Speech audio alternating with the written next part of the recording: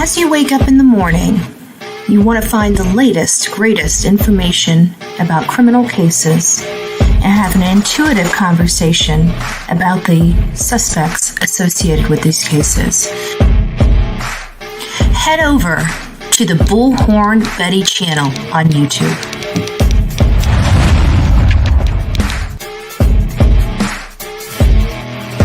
Get breaking news right here on the Bullhorn Betty channel. Welcome to the Bullhorn Betty Coffee Club. Enjoy your stay and enjoy your day.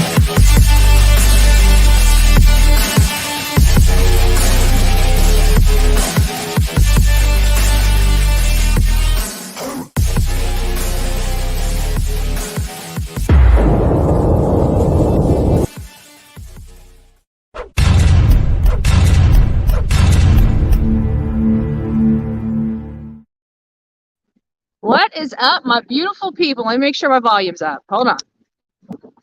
I think the volume's up. Can everybody hear me okay out there in YouTube world? I gotta take these plugs off. Good morning, everyone. Can you guys hear me and see me okay? Just want to make sure. I brought my other light and I realized the stand's too short, so I gotta change the stand out. I got the stand at the house. I just grabbed the wrong one. So we're going off one light, even though we have three going right now. Turn this one off. I hope everybody's doing good. We are out here in front of Richland County Courthouse. We are going to be covering the Alec Murdaugh motion for new trial. This is where Alec Murdaugh says that Becky Hill, the clerk of Colton County, put her hands on the scales of justice in an effort to get him convicted of a double homicide. A lot of people are on the fence with this case right now. So some people believe Becky Hill did this. Some people adamantly believe that she did not. I personally am on the fence for a few reasons. I'm interested in hearing what happens today, what the jurors have to say, and more importantly, what Becky Hill has to say. So good morning, everyone. Let me see who's all in the chat this morning, bright and early for this show. Whew.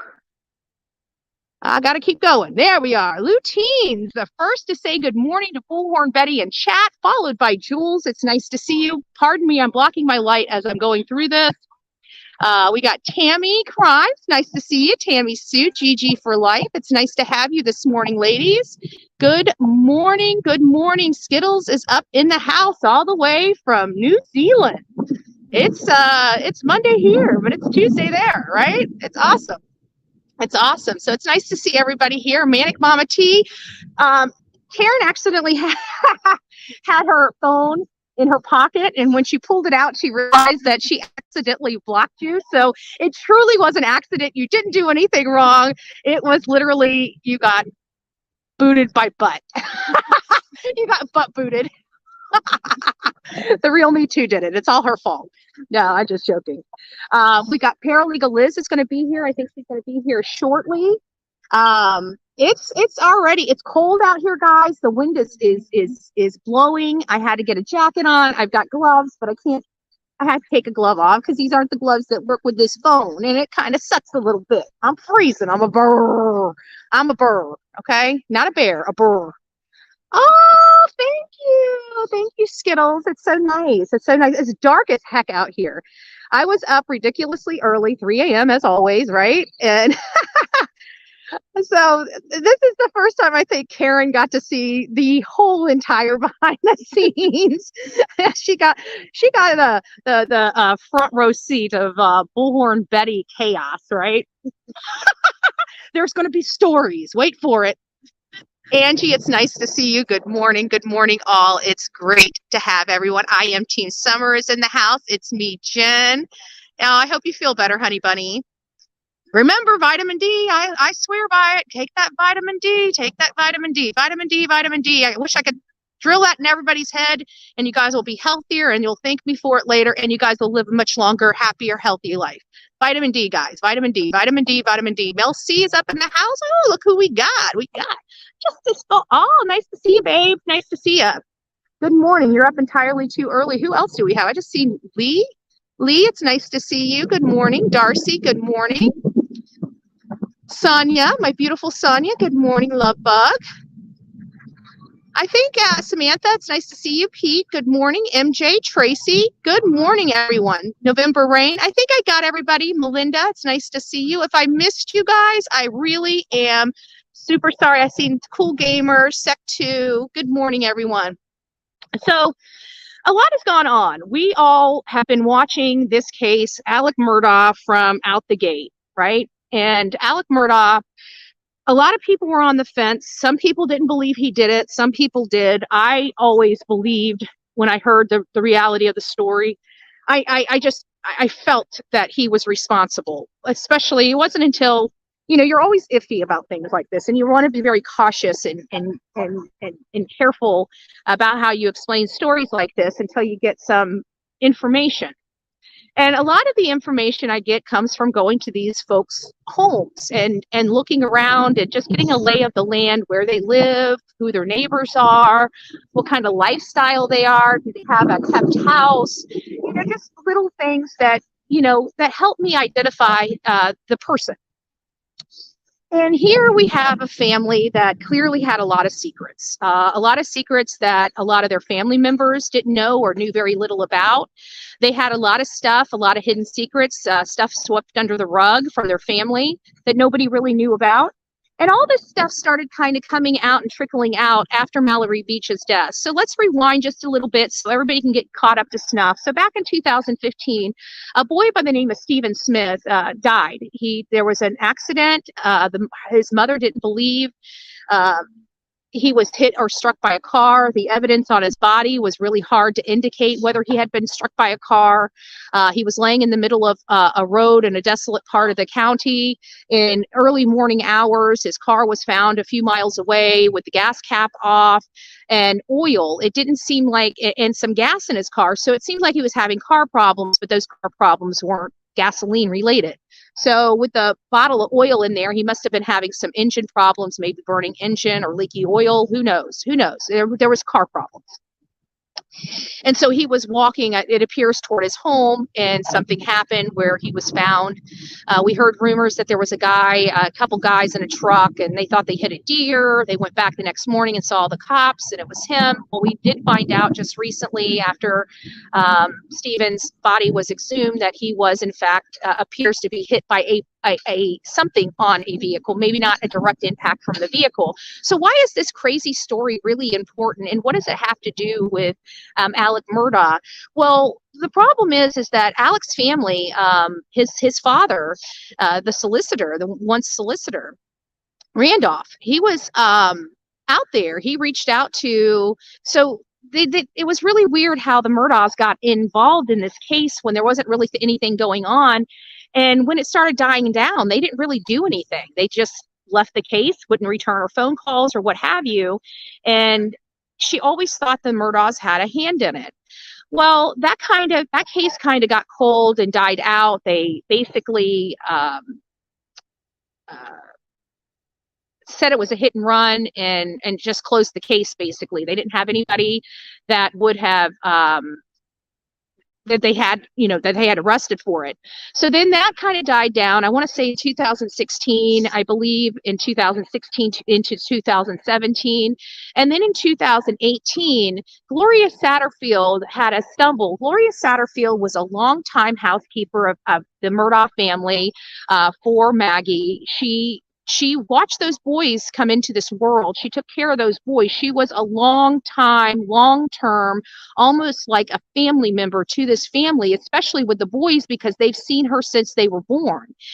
And she took the stumble down the stairs, and she didn't die right away. She went to the hospital, but she did eventually succumb to her injuries. And so Alec reached out to her sons, which, they look like they may have some type of disabilities.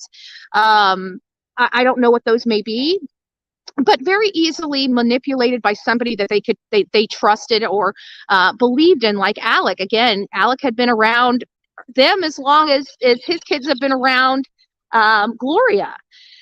So at this point, nothing still caused alarms, nothing raised alarm bells in any way, shape, or form. And all of a sudden, he reaches out to the family and says, "Hey, you know what? Let's sue me. I don't, your mom's passed away. I know you boys need help. I'm your friend. I cared about your mom. I care about you boys. So let's go ahead and just sue me. We'll sue my insurance, and it'll get you, some money." Well, Alec ended up toying with these kids and telling them that they weren't settling, or they were only going to get $750. And there were some stories going out that he was settling. And so the family reached out to him and said, "Hey, what's going on here?"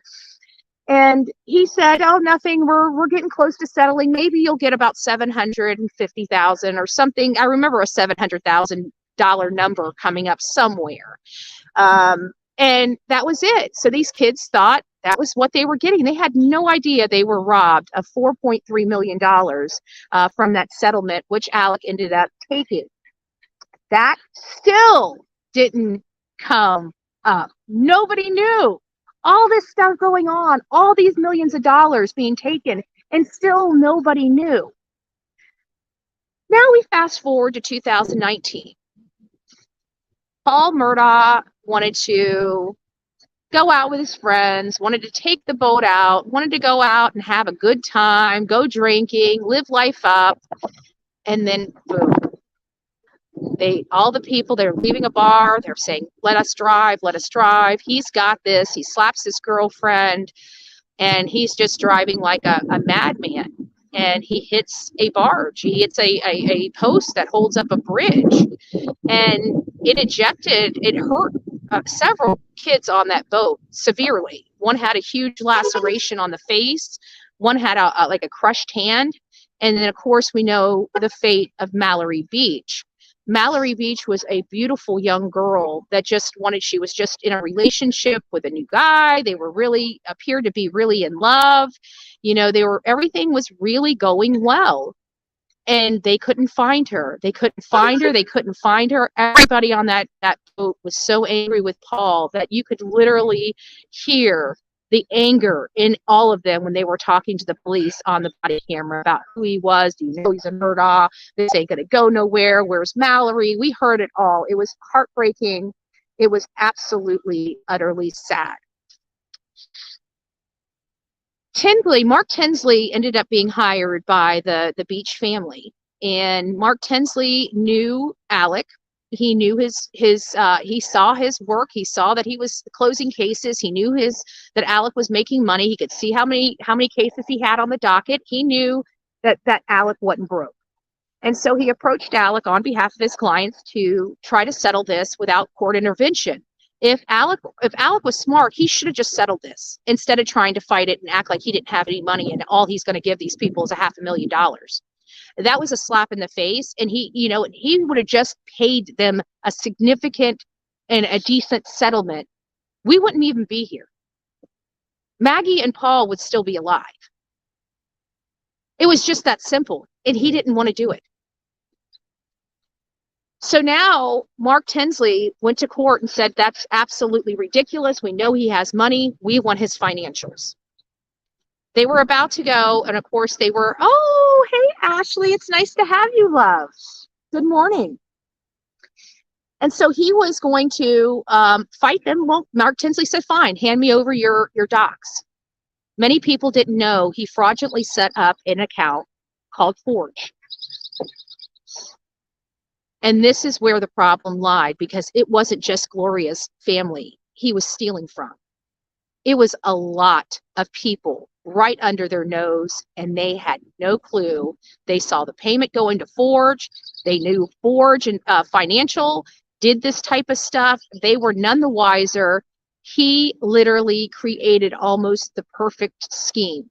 At some point, it was going to be well known. There's no way you can hide millions and millions of dollars into perpetuity. At some point, the house of cards were going to eventually fall. But this is what made his cards fall quicker than he needed them to. They were just about, Mark Tinsley did a motion to compel, so they were just about to go before a judge to have those financials turned over, which would have required the bank to turn over even that other account that was attached to Alec, because it was for Alec Murdaugh doing business as a Forge. So they were going to find out that he had been stealing millions upon millions of dollars. And although he was looking like he was normal and everything was okay in everybody's face, he was freaking out. He knew he was about to be exposed. And so what did he do? He calculated a dangerous and deadly plan, and he executed it. And when he executed it, he executed his son and his wife. And I got to tell you, what makes me lose sleep at night, honestly, is the fact that I feel like Maggie saw her son die. That's really the most heartbreaking is knowing the few moments before the end of her, that horrible sight she had to see, and that pure agony that a mother must have felt in those seconds and moments before. And those are the things that keep me awake at night. Just the pure evil.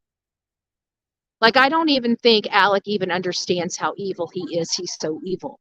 I don't think he gets it. I don't think he knows. I think he's totally 100% in the, I'm here at the court. We're right where where the court TV van is. So Liz, if you want to come over here, I got a couple extra chairs in the car too, if you want to, chill. I'm standing up though. It helps keep me warm because I can move. I can move and groove, right? I can move and groove. So then all of a sudden this happens, and everything in that case just stops. And this is a perfect out for Alec, because now he can kind of allege that it might have something to do with Mallory Beach, that it might be some retaliation from Mallory Beach, that his son had been bullied or picked on. And when you ask them, there was really no phone calls. There was really it was just when he was out and about, people making statements. Sorry, it's getting my ears are starting to get a little cold, so you guys have to bear with me. Ugh. There we go. Now I feel better. I gotta get these ears covered up.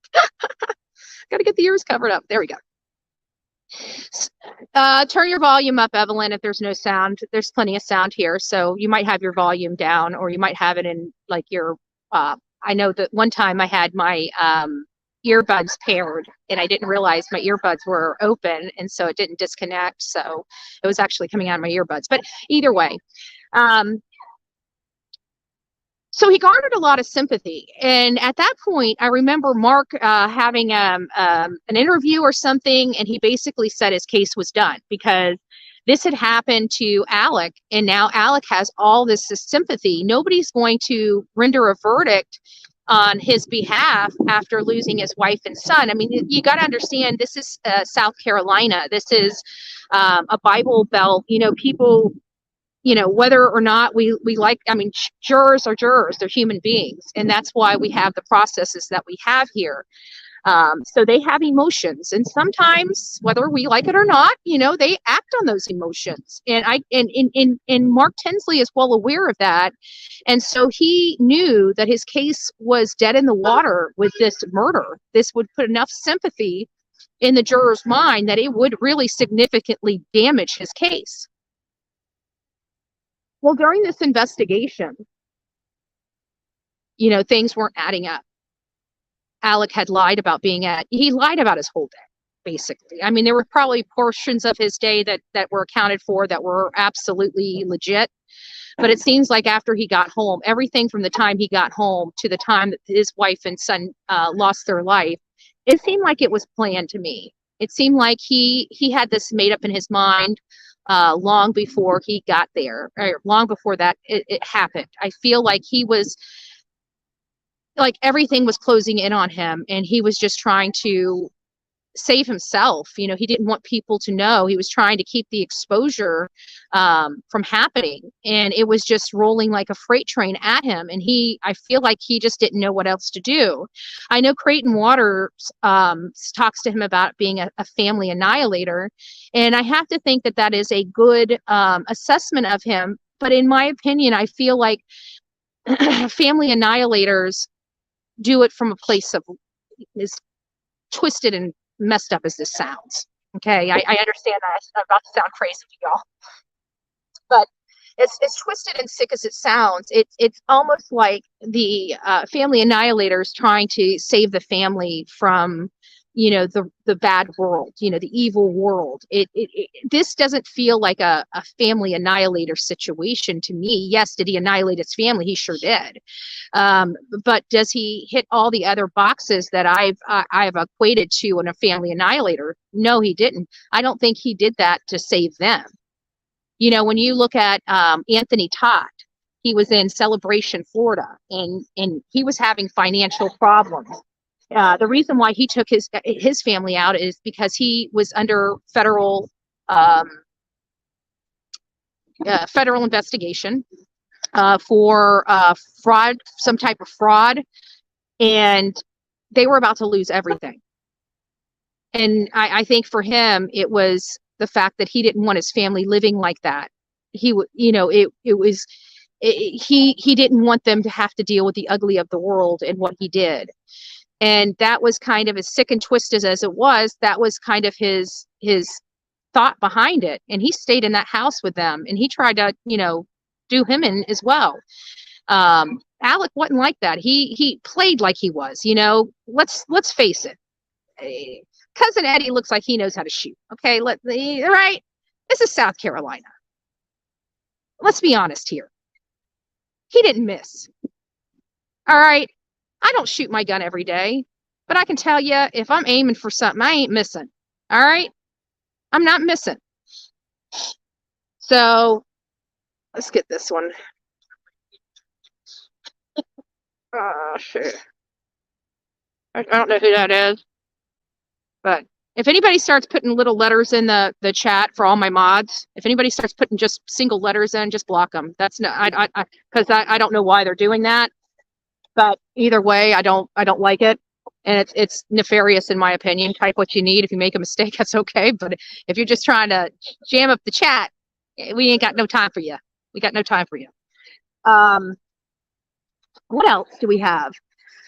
So now we're past this. So now we got this going into court. Alec was caught lying. We caught him on the stand. He admitted on the stand that he lied about everything related to the day that his son and wife were murdered. Why?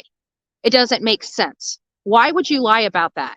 Of all things to lie about, why would you lie about where you were and why you were there? He lied because at the end of the day, the only person in and around that area was him. They live on 1,700 acre land. There's not really anybody really close to him. There's nobody on the other side of the street of him. It's all woods. On his side of the street, they have that whole area. Who else would have been out there? Did they prove that he was holding the gun and did it?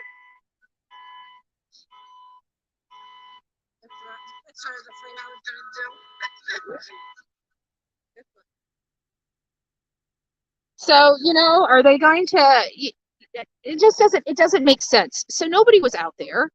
And he was the one lying about being at the dog kennels, right? Which just moments, literally moments before they're gone. If somebody was out there, they would have killed all three of them. He was there moments before they come on. It doesn't take a rocket scientist, and that is beyond a reasonable doubt, in my opinion. Good morning, Turkey Man. It's nice to see you. It's nice to see everybody. Good morning.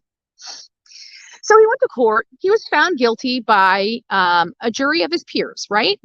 Found guilty. Or did he? This is why we're here today. Because according to the defense, Becky Hill put her hands on the scales of justice by going in, talking to the jury, telling them that, hey, you need to watch his body language. He's a sneaky SOB. I don't know if she said that verbatim, right? Or if that's what's alleged, she said verbatim. But apparently she, according to the state, did multiple things. So what they accused Becky Hill of doing is putting her hand on the scales of justice for one. And there's several reasons that they have listed. One is the book deal. Okay. They said that she wanted a guilty verdict because she wanted her book to sell, that she had this contract and she was going to make a killing off this book. Well, that was the first problem, because then we learned that, wait a minute, Becky Hill, funded this book herself along with her colleague or her partner, which is now that's a problem, right? But it all comes down to this book. It comes down to this book. When she did this, she went to the ethics department, made sure that she was able to write this book. She got approval, so she was going through the right chains of command. But what they're trying to say now is that she almost felt rock starry, right? That she was, using her office to benefit her and letting certain journalists in and not letting picking and choosing people. Now, I don't know if there's any truth to those allegations. I wasn't in the courthouse when I was out there covering the case. I was outside of the courthouse the entire time, just like I am here. I'm going to be running back to Karen's going to take over just for a little, like a half hour, so I can run back and get you guys started on the court proceedings, which reminds me, where is my pulse? Somebody wants to know why you don't have your heated jacket on. Oh, I brought it with me. I don't know how to work it. So I brought it with me. Is that, you said Sonia? Yeah. Yeah, Sonia, I brought it with me so when I see you in Tennessee, you can show me. I got it. I brought it with me, but you gotta show me how it works. I don't do instructions. But you told me you were going to be here, not here, but in Tennessee. So I figured it's on a hanger right in the back. I figured once I get with you, you're going to show me how to rock it out, right? Where's Liz? Are you here? Like, I'm here. Let me just show you where I'm at. Hold on a second. Let me turn this around if I can without. This is where I'm at, Liz. So I'm like literally right in front of the courthouse. So if you're here somewhere, that's where I'm at. I'm right across. I don't know. I don't know. I don't know where the heck I am today. But as soon as I get a feed, I'm going to run back to the room and get the feed up and running. Let's see what I got going on here. And where was I in my story? Sorry, I got sidetracked. All right, so now we're kind of at the court hearing. Alec is found guilty. They're now accusing Becky of this whole book thing. And then it's not just that. Now it's not just the book. It's that she wanted to put her hands for the book, and that she told the jury not to be deceived or fooled, not to be fooled by Alec Murdaugh's testimony. That is highly, highly problematic. Anybody that's in the legal realm or even covers this stuff knows that you can't do that, okay? So it really does sound absolutely horrible, right? It absolutely does sound horrible. But when you look at it, the jurors that came forward with the affidavits were ones that seemed like they were, maybe off-put by the process. Egg Lady got tossed off the jury. It was probably a little embarrassing for her, or she felt embarrassed. So it was like, the ones that did say something seemed like they had a bone to pick, or they felt jaded somehow, So it just felt unfair. So I noticed that right away when we were talking about the affidavits. They were supposed to keep these jurors confidential, and one of the affidavits was not redacted properly. So one of the jurors' names have been exposed in a public document. It was an alternative. It wasn't a deliberating jury. And again, they're just going to be speaking. Judge Toal has set the tone for this hearing. She doesn't appear to be willing to entertain Egg Lady at this point. She wants to talk to the deliberating jury body, and whether that deliberating jury body was swayed by the Clerk of Court, Becky Hill. Now, as long as she keeps that narrow scope in this hearing, I truly believe Alec will not get a new trial, because I don't believe the deliberating body was swayed in any way by anything Becky Hill did. I think this is an opportunity for that there was enough stuff created that they could have an argument. And this is the argument they chose. And it's a good argument, okay? Becky Hill is under ethics complaint. They've got SLED involved. And when SLED got involved, they did go after her for the ethics complaint and the one wiretapping charge for her son, Colt. He was obviously listening to it. It had nothing, from what we're understanding, nothing to do with Alec or anything. It was just, he was wiretapping related to her ethics. Does this look good? Of course it doesn't look good. Okay, anybody can say that this ethics complaint, having Becky Hill's son arrested for wiretapping, and them taking her phone, confiscating her phone on the day that they arrested her son, does not look good. We get that. We know it doesn't look good. But what she did with the ethics has nothing, and I mean nothing, to do with this trial. But they're trying to make it as if it does. So will they be successful?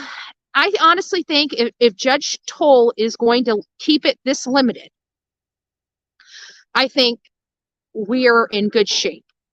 Because I tell you what, if this man has another trial, if he's rightfully owed it, I'm a law and order person. I don't want anybody's, especially when you're going of all charges, life imprisonment or the DP, you should have a fair trial, and you should not feel like somebody has their hand on anything.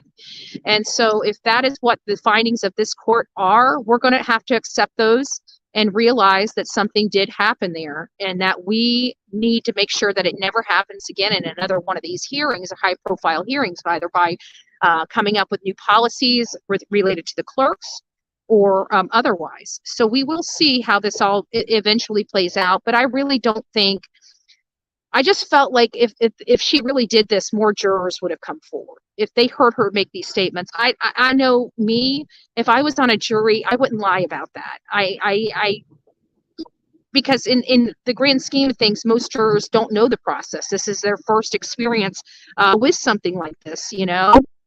So until they know something's wrong, they don't know it's wrong. And so at this point, I think all those jurors know if she did say those things, that it was wrong. And I pray that the truth comes out. And if she did say these things, that one juror, at least, at minimum, does have the fortitude and the grace to speak the truth. If she didn't, again, I hope they have the fortitude and grace to speak the truth. At the end of the day, I think we all just want the truth, and they hold the key to the truth. I don't think it personally, the way I'm looking at this and Becky's behavior, it's hard for me to believe, and I said that from the beginning. I've had to put myself on the fence because I was really a strong supporter of Becky Hill up until the wiretapping. Once the wiretapping happened, it did give me pause. I won't lie. Many of you guys watched me, and I've been very honest and open about that. So, you know, it is what it is. Guys, we have 111 people in the chat right now. If you guys could please go out and give me a thumbs up, I would greatly appreciate it. I would greatly, greatly, greatly appreciate it. And we're going to be here. I'm going to be leaving here in just a little bit to run back to the room to get the live set up, because we still have a video that we must do. So I'm going to probably leave Karen here for a little bit. I'm going to see if anything's been set up. I don't think it's been set up quite yet. I think you guys got me for at least another hour, but we will check to see.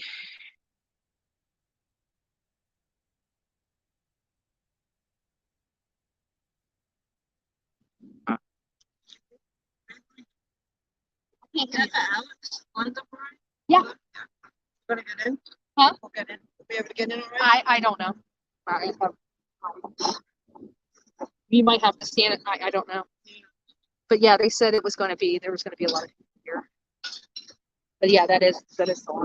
Yeah, I can't imagine them having lining up for any other case. Yeah, we already got a line. They're like turning us around here.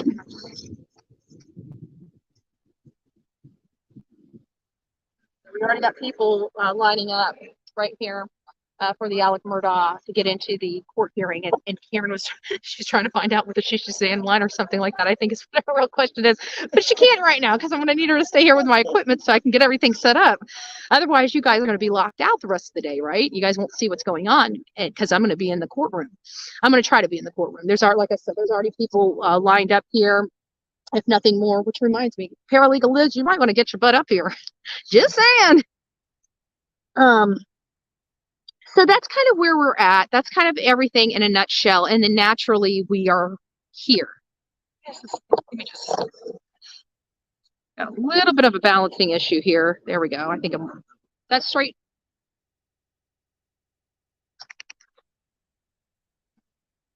Is it? Yeah. Well, it was kind of down before. There we go. Where's Liz? Did I just hear Liz? Oh yeah, I did hear her. I told you I heard her. I heard somebody say Bullhorn Betty. I'm like, look at us. Is Liz here? Don't walk through. Yeah, don't walk through here. All right, love. So paralegal Liz is here. We've got a little entourage out here for the Alec Murdaugh hearing. Again, it's pretty cold. I'm excited to hear whether she, because this has been. I think we've all been really emotional with this. Many of you know how I feel. It breaks my heart to know that Maggie and Paul, 3 years later, still doesn't even have a headstone on the grave. It does upset me so. It really does.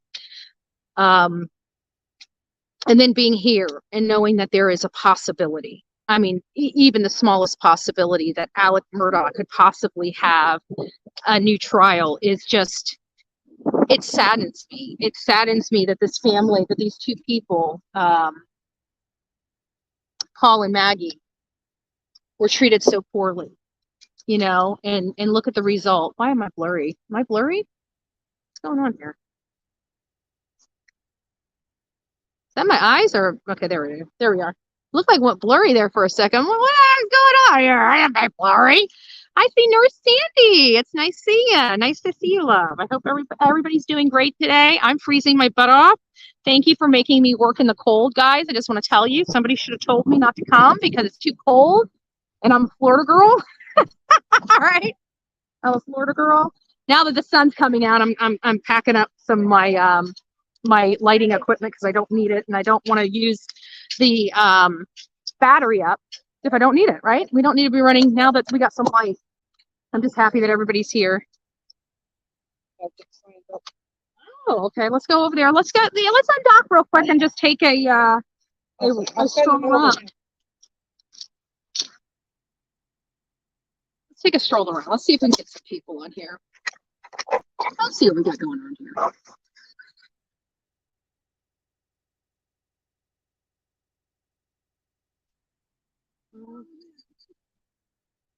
Okay.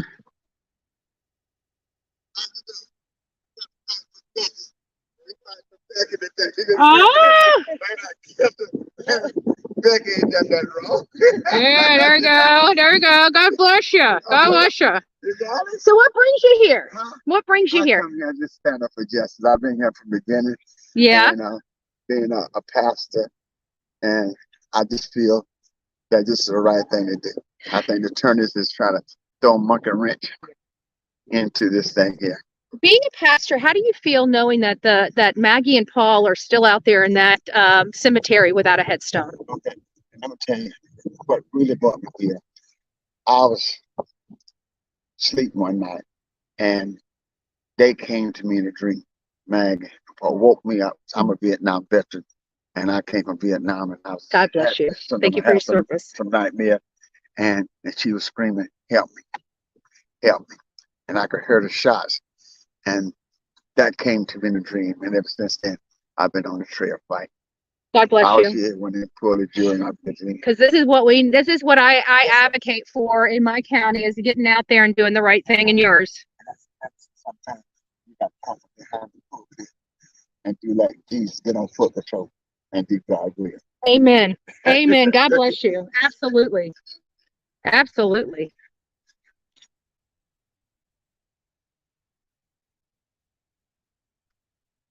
Hi guys. Would anybody like to explain why they're here? I'm on a live. I didn't want to put you guys on here and let you guys but anybody willing to give me an interview about why they're here? You want to come? Yeah, come on.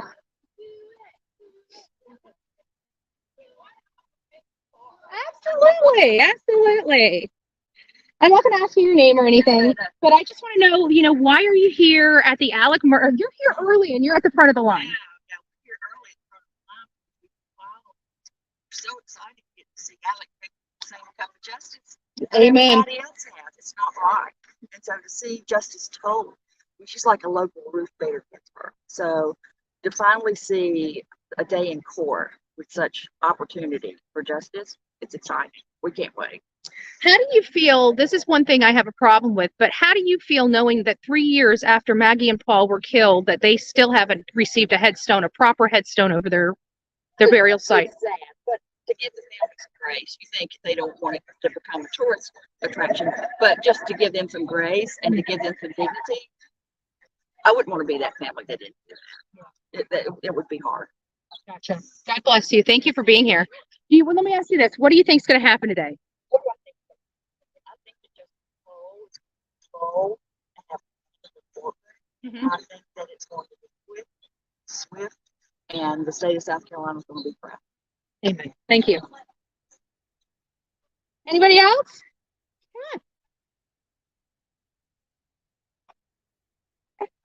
Hi. So we're just on live. I'm just going to be asking you, like, why are you here? Why are you here? What you think is going to happen, and how you feel about the them not having headstones on their graves. So that's basically it. I'm not going to ask you your name or anything like that. Okay. So explain why, because you're here awfully early. You're standing in the front of the line, so you're obviously excited about being here for him to be served a cup of justice. That's exactly right. I was at the other trial, the very first one, but the murder trial. I went to most of the day's fit. I went to the auction. I went to the last court hearing he had. So I've been following him for a very, very long I'm time. surprised I ever ran into you. I've been to every single one of those places. I have. That is cute. So, how do you feel to know that 3 years has passed and Maggie and Paul have no headstone on their That graves? is so sad. I mean, if he's got money for an attorney, he's got money to put to headstone for them. That's just a disgrace. And what do you think is going to happen today? I am hoping, fingers crossed, that he will not get a trial. I don't think South Carolina needs this. They don't. And do you think they're speaking truth or fiction about Becky Hill in that courtroom? I don't know. I think that Becky is innocent. I really do. I think they're fabricating a lot of the stuff. You know, I agree. I feel sorry for her. Yeah. Well, I appreciate your time. Thank you so much. Would you like the interview? Well, it's just going to be much of the same. So you're here awfully early. What brought you here? Well, we've been to all of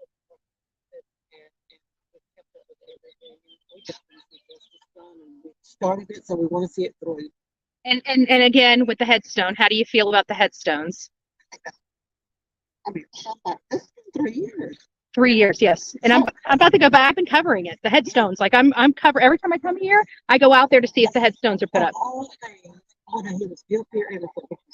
Actually guilty. That should have had a headstone. Yeah, It should have. I mean, why haven't the kids put a headstone there? my question too. You know? What do you think? What do you think is going to happen here today? I truly believe it's not going to get a replay because I don't think and I could be wrong, but I don't think she did the jury tamper. I know that she's pled guilty to the plagiarism. Yeah. So I think there was some things done wrong, but I don't think Not to this degree. Gotcha. God bless you guys. Thanks for being here. Absolutely. Thank you guys. So, ma'am, why are you here? Where? Yeah.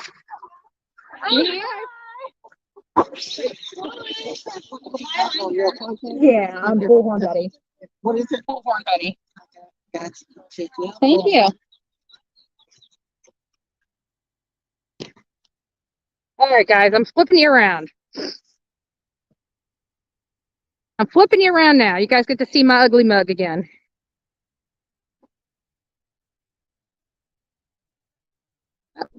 There we go. There I am. I'm back. See, those are the things that you're not going to get sitting at home, right? We're not going to know why people are here, what the land is. These people, these are the community. This is the community right here that wants to see the justice finally be served. They want to make sure he doesn't. And I think that a lot of people are like me. You know, yeah, did Becky Hill make some mistakes? Yeah. We can say she made some mistakes. We can say that she may have not done the book exactly the way the ethics board wanted her to do. Okay, we can say that she took a little slice out of somebody else's thing and plagiarism. But that's not what we're here for. We're not here for any of that. You know what we're here for? We are here to find out if she tampered with the jury. Just because she wrote a book and it sounds great that, oh, she wrote a book, she did it for the book. She wanted us. Honestly, I think that book would have sold 10 times more if he was found not guilty, because people would want to know what the heck happened in that courtroom. How in the world did they not find him guilty? So I really think that even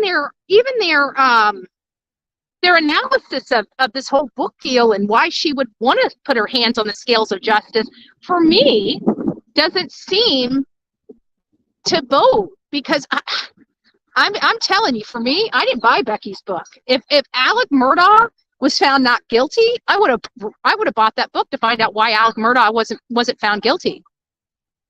But I have not bought that book. There's some excerpts in the let me see, did I bring it?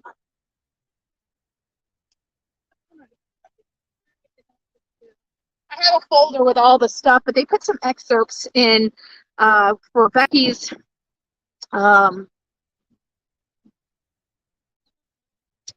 book, and some of the excerpts of inside the courtroom. I still can't figure out how that was bad. You know, again, these are her thoughts, her collection of notes throughout this process, and I don't see where she's not entitled to take notes or write a book. She's an American citizen just like the rest of us, but she has to understand when she's on the clock for the county or the people that she can't be doing stuff in her personal capacity. Again, what does that have to do with the new trial? When you look at all this and you start breaking it down, I have to agree with some of the people out here that are just, you know, wanting to find out whether or not he's going to get a new trial. You heard from the locals. They said that that this community doesn't need this. They believe he's guilty. They believe he deserves the same cup of justice as the rest of the people.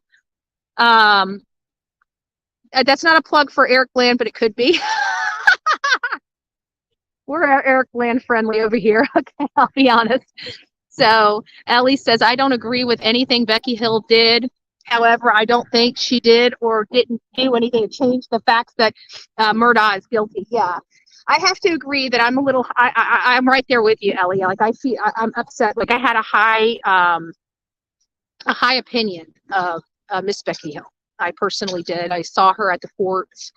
I thought she was a really pleasant person. I didn't speak to her or anything like that, but she appeared to be a very pleasant, happy, dutiful person. Nothing that I got a vibe that she was this devious, delirious, you know, witch hunt person, you know, that wants to get Alex at all costs. You know, she didn't for me, she didn't appear to be that way for me. And that is the problem I've been struggling with, because even with the whole wiretapping, it was such a disappointment, you know. It's just like, I know when things are just breaking off, it's so easy to want to do bad things to find out information, or sometimes it's just best to step out and just let whatever is going to fall just fall. You know, don't do anything to make it worse. And I feel like she thought that they would never find out that she was, you know, in the know behind the scenes. That wasn't her place to be. She knew that was wrong, that they have a job to do, and she should have let them do the job unobstructed. And she didn't. She had her son listen to find out so she could know what she was facing. She wanted to have the edge. And that is what her fatal flaw was for her and her son. She wanted that edge over that ethics complaint. And look at the mess it's caused. Look at the mess this has caused. Look at the mess that this has caused for the state of California, the Colton County residents. I mean, for, like Judge Toal said, like, these 12 jurors they deliberated. They spoke their conscience. back in March of 2023. And here we are right before February 2024, and they're still tied to this. There's no other juror in across America that's dealing with this. They go in, they give their verdict, they go home. That's the way it's supposed to be. They were supposed to be anonymous. People weren't supposed, if they wanted to be known, they could be known, but it wasn't going to be forced down their throat. They did everything they could to make sure that these people's identities were kept out of the limelight.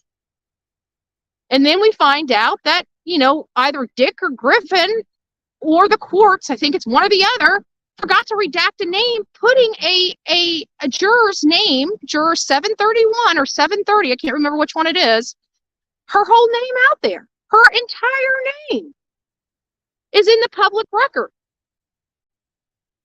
So I'm a little, and I think that's why Judge Toal said no more affidavits, because the more you put in the public record, the more that person is exposed. And if you're trying to not expose the jury, especially, the ones that don't want to be bothered, that's their right.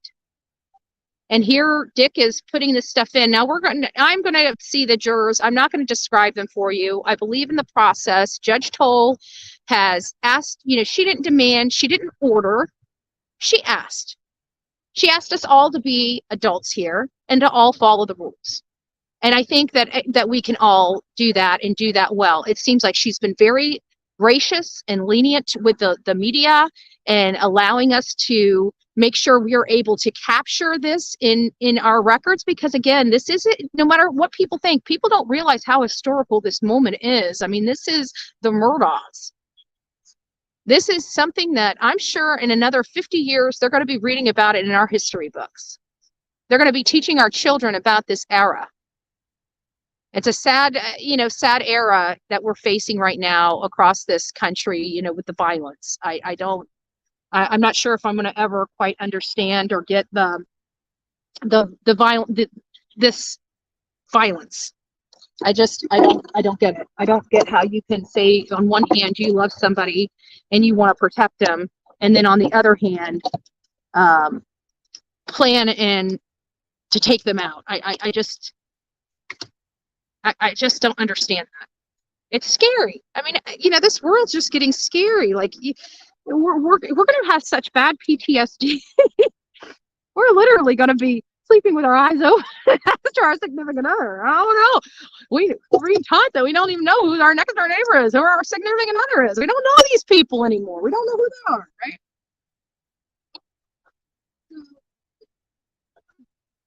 So I'm trying to pack up while I'm getting all the stuff down, because like I said, I got this battery, and so as soon as the battery's done, we're going to be doing that. We're going to be taking that down. So we got some people standing in line. We got a line. Got a line behind me. And it seems like the majority of the people believe Alex toast. They think Alex is toast. I hope they are right. I mean, it sounds sad that why would you hope they're right? It's because I truly believe he hurt two people. I believe he hurt two people to death. And if I believe that he hurt two people to death, yeah, I want him punished for that. But Buster is definitely an Alex Jr. I feel like there is a reason why Buster wasn't part of this. I feel like there's a reason why he left Buster so much money.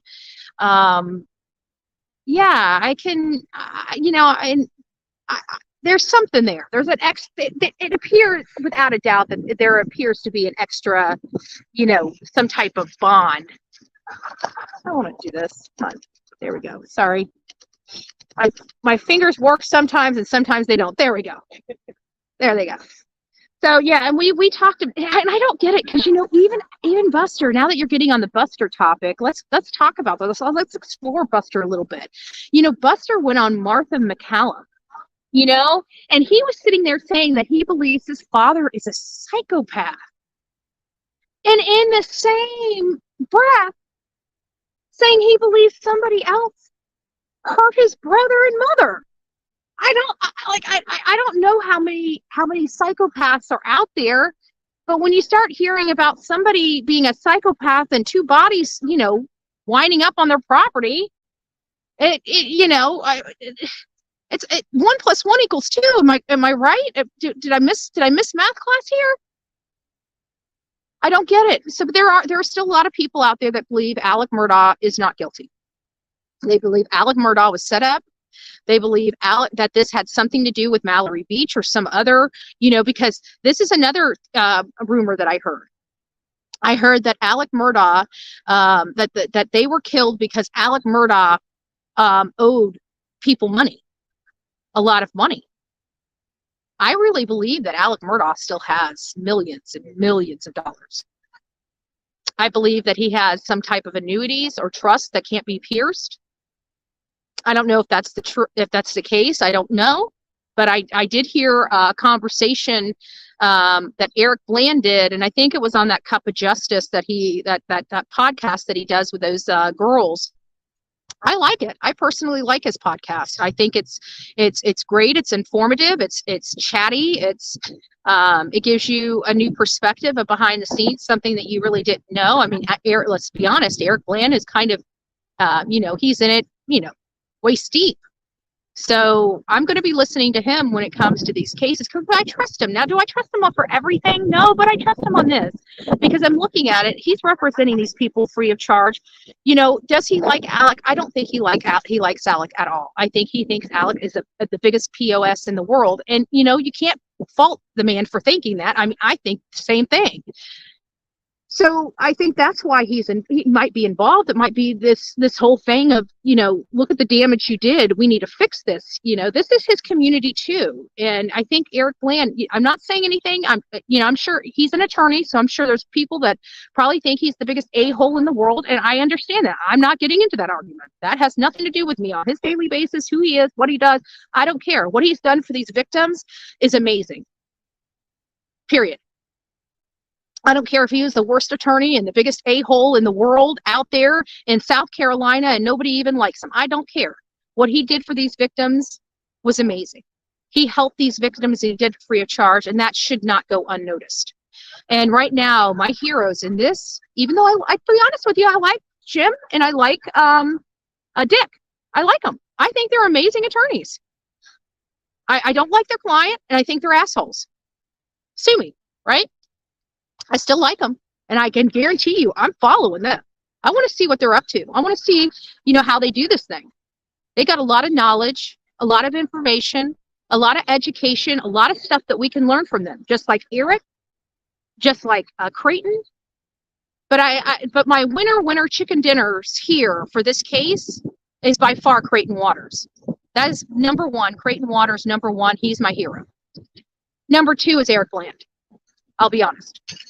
But Creighton Waters by far is, and not only that, the man jams, okay? I've seen him on a guitar, okay? I'm sorry. I am a little bit of a metalhead, too. I'm a little of an everything head. I'm a chicken head. I like rap. I like R&B. I like country. And I like my rock, right? I like my rock. He's actually pretty decent. He's pretty stinking good. I got to be honest with you. I'm highly impressed. Creighton, you got Bullhorn Betty a little impressed over here, okay? I to be honest with you, I'm a drummer girl, okay? My ex is an ex-drummer, right? So you got me lost there. I'm not with the guitarist. Nah, I'm a drummer. I'm a beat girl. So sorry, I don't mean to break your heart, Creighton. I know you're probably already happily married, but who's your drummer? I need to stop. Yeah, this is the next question. I'm just joking. Stop. You guys make me blush. So, there is that. And I have no doubt that Creighton Waters is going to come in here and walk them like a dog. He's been doing a great job. I got to be honest with you. I'm impressed with the legal arguments that Alec's defense team have come up with. Just turning all of this nothing into something. I mean, look at the something they were able to create out of nothing. They were the book. And they got me out here in South Carolina They got all these people out here in South Carolina. They're about to do a motion for new trial out here. They were literally able to take nothing and make something. Look at the something. Now that is impressive. Okay, I don't think the world quite gets how impressive that is. They are amazing at what they do. Okay, I don't know if any other attorney would be able to take this book and turn it into this. I really don't. They were very creative. They were very calculated. They knew exactly what they needed to do. They knew exactly what questions they needed to answer. They knew exactly what they wanted people to say. And they put this all together, weaved it up, and today, right?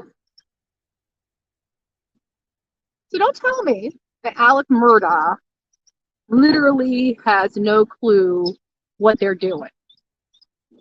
Dick and Jim, they're going to lose. I'm putting money on this. They're going to lose today. But they already won. You get it?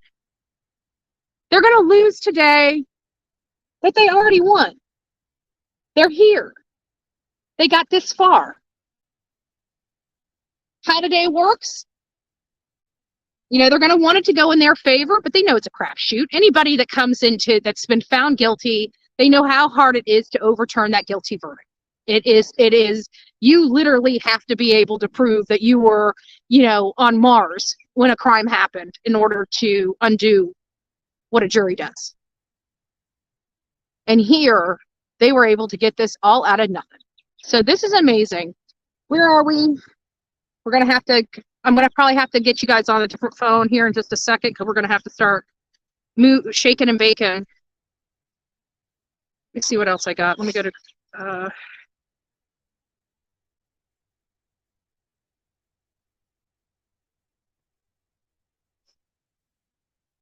Sorry, guys, I'm really trying to monitor this so I don't leave you guys hanging. I want to make sure that when we're in the courtroom, you guys are seeing what's going on.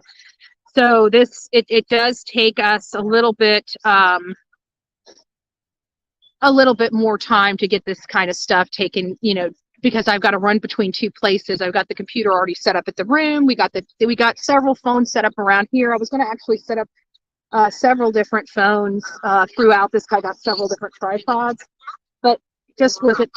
Oh, I'm on my screen. Apparently I love myself so much. Even when I put myself in my pocket, I like screaming at myself. Oh, Kylie, can you record in the court? Well, see, it's kind of weird. I think I'm going to be able to record audio. I won't be able to record audio live. I might be, but I don't want to take away from you guys being able to see what's going on in the courtroom. So I might go ahead and record if they allow us, but it sounds like they are allowing audio recording, and they were going to allow me to bring my computer in. I know that, and I could have really ran the live right from there and turned it down so we didn't hear it, but at least you guys could see it and stuff like that. But the problem is if I don't have internet in there, then you guys, the show's over. So in an abundance of caution, I decided to make myself have to work a little bit more. So I got everything set up at the room where I know we have good solid Wi-Fi. Oh, great. I'm glad you're watching from Australia. Yeah. But if you stay here, I'm going to be going back to the room and setting up the pooled camera. We have a pooled camera inside, and I'm going to pull the video from the pooled camera so you guys can watch that. And then I'm going to be in there so I can get the real stuff. And then we're going to talk about it. If I can record in that courtroom, I'm recording.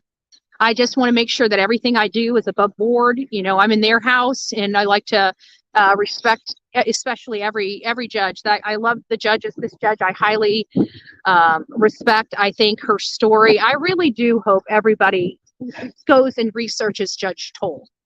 Her story's amazing. She's an amazing lady. She comes from a different era. She was an attorney when it wasn't popular for women to be working. She climbed the top of her profession when it wasn't a popular thing to do for women. She truly is an amazing woman. Just knowing that there was only 1% of female attorneys when she started out, that she ended up being the Chief Justice of the Supreme Court. This is an amazing woman that worked very, very hard, very, very tirelessly, and she wants to uphold the law. And she has a huge and amazing path and background that shows she does just that. If I have an opportunity to shake her hand, I would love to. And I would love to ask that judge, what is the single most important piece of advice that anybody's ever given you? I always ask people those types of questions when I meet them, because I like to always improve. I like to always be better. And you're not going to be better unless you're around people that are better than you. And when you're around people that are better than you, you want to be a sponge. You want to know how they think, what they do, how they do it, why they do it, right? The why factor is important.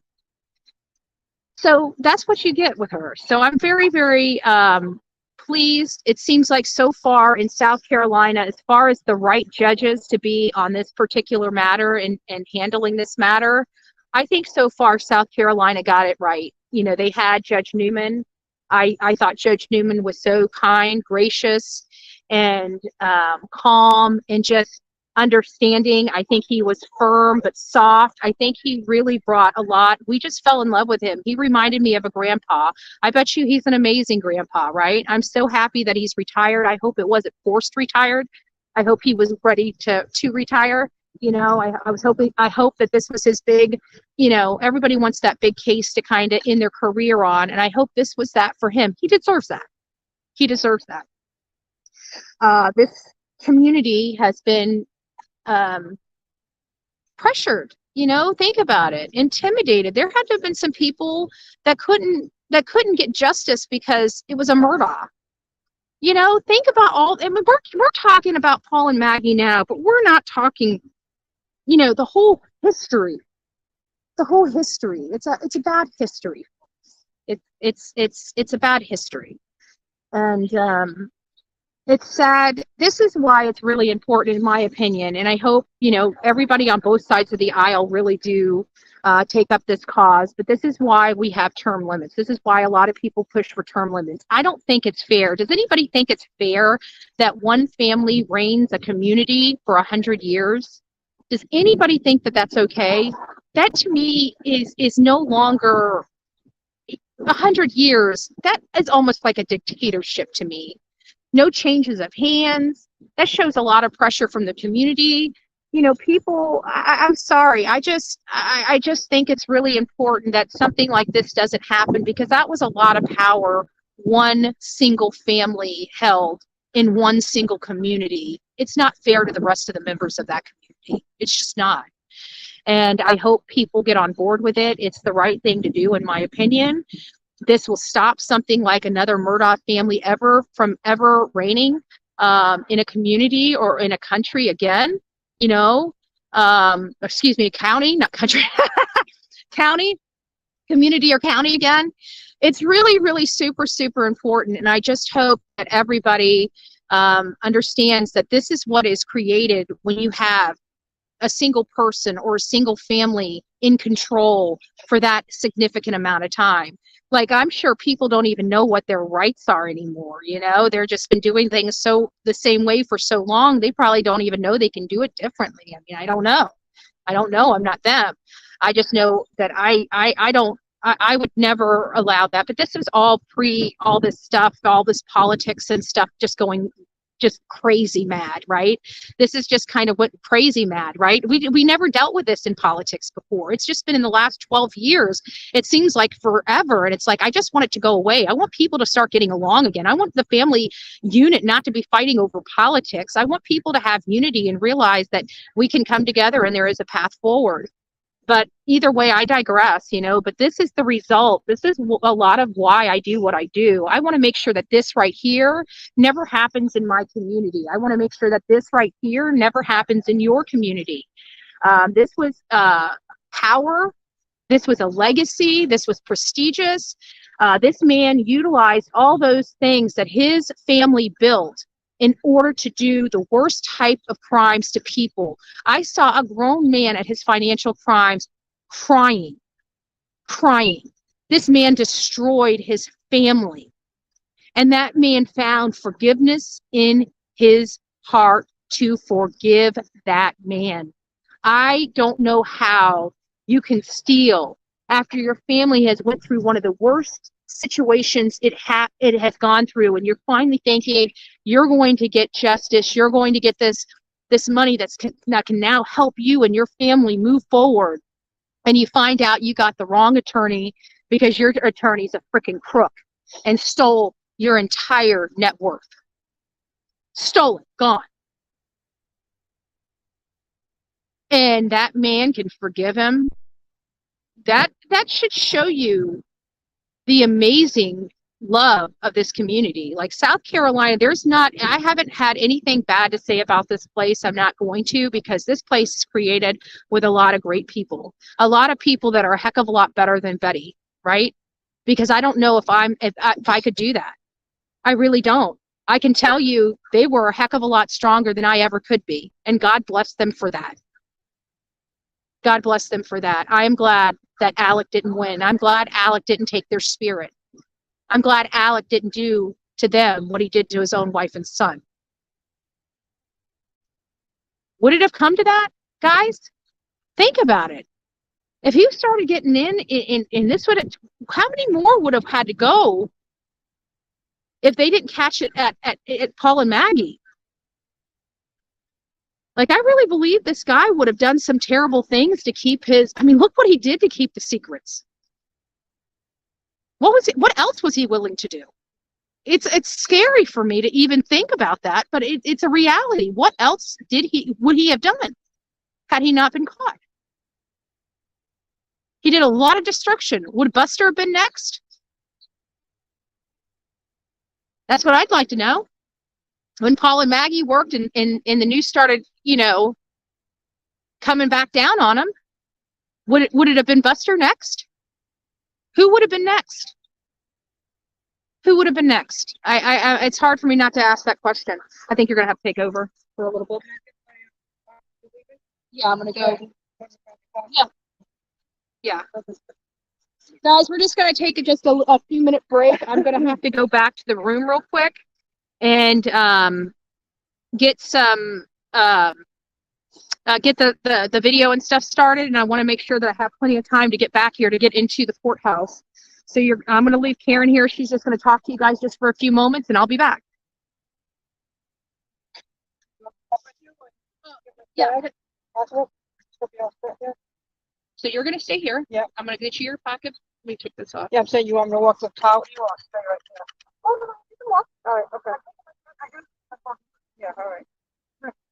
I think that's the author of the book over there in the jacket. The author of the book with Becky. Is there? Isn't that him in the blue blazer? The class. Yeah. So they were taking pictures. Let me get my camera.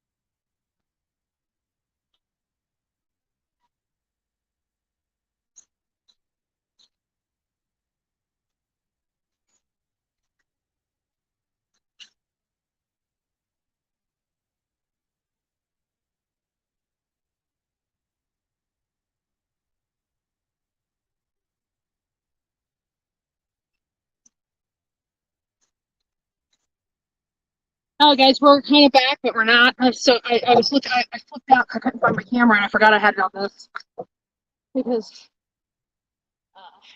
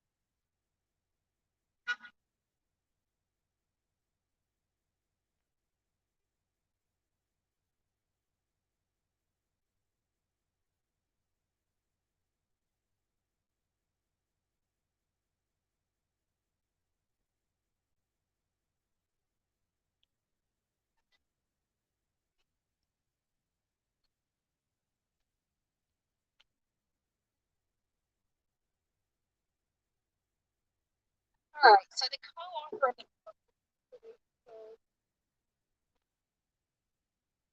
Karen is back, I think. Oh, I might. I don't know. All right, guys, give me just a few moments. I'm sorry, it's starting to get down to the wire, so I need to start making some moves here and figuring out what we're going to do with you guys. Okay, so just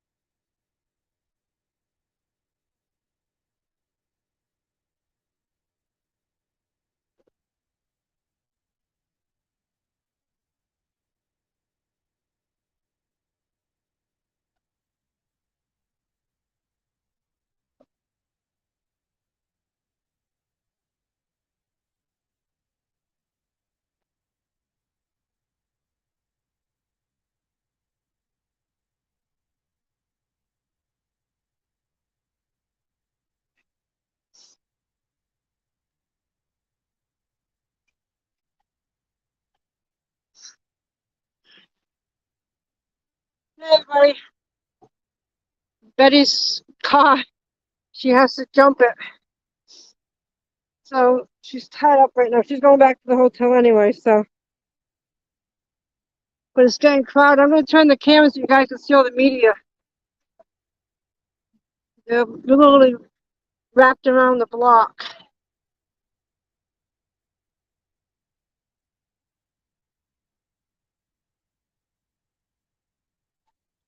I hope we get in. The line's getting long.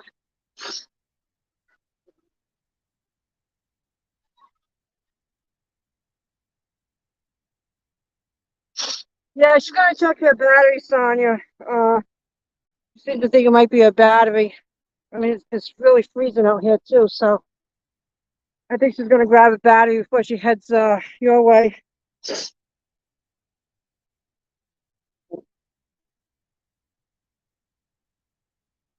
I believe it's starting 9:30, somewhere 9:30, 10 o'clock the latest. I'm pretty sure. I just can't wait to get inside because I am so cold.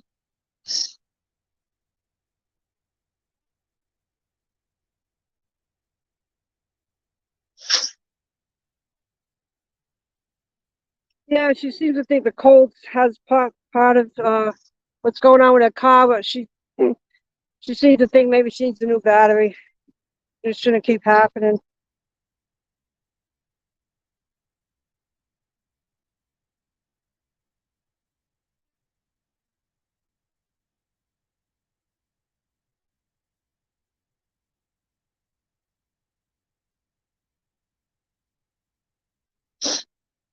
Hey Jen, how you feeling?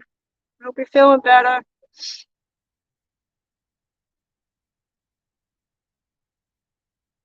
Can you guys see? Yeah.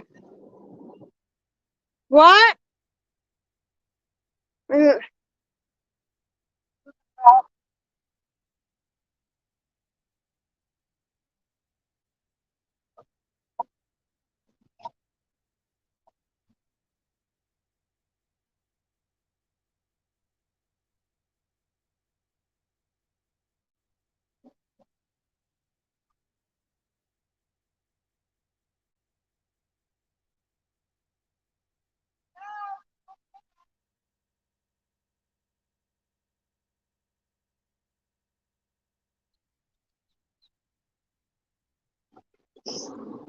Everybody wants to see what Betty has to pack when she comes out.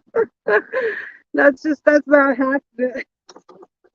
She's looking for the phone right now. She's looking for the phone now.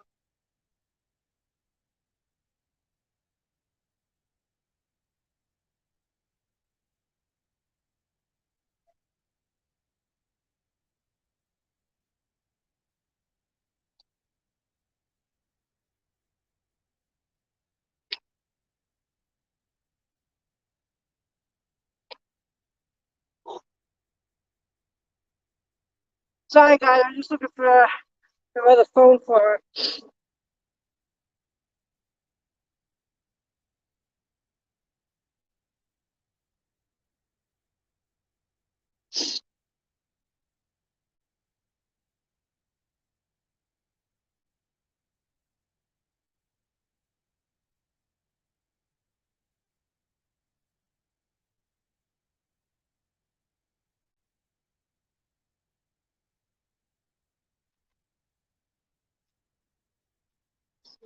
Yeah. So you have to see it. The line's getting longer. I hope we make it inside. I hope when she goes to the hotel, just shuts the car if it doesn't die again on her. It was fine yesterday when we were out.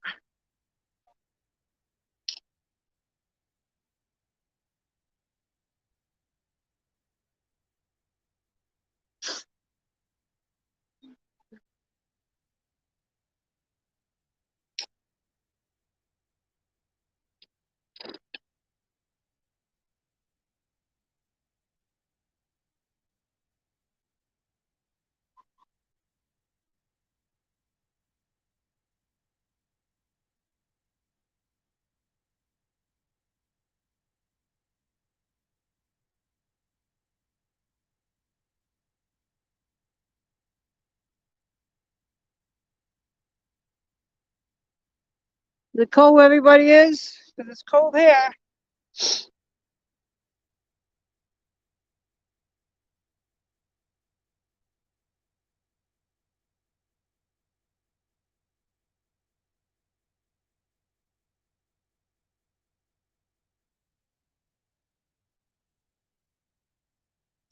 Yeah, Jen, she's gonna check. I think before she heads to Tennessee, she's gonna have to stop and get a battery, maybe later on today. That's what she said she's gonna do. And she does have your jacket that you guys sent her in the car. I just saw it.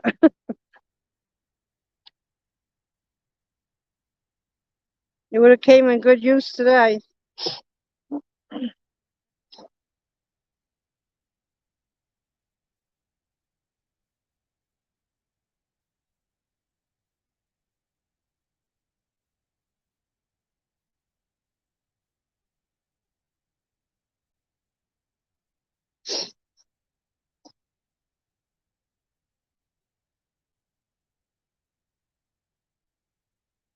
It started all right when we left the hotel this morning.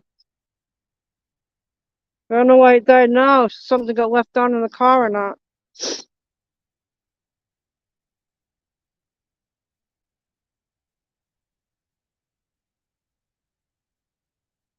I hope we make it inside here. This line is getting pretty long.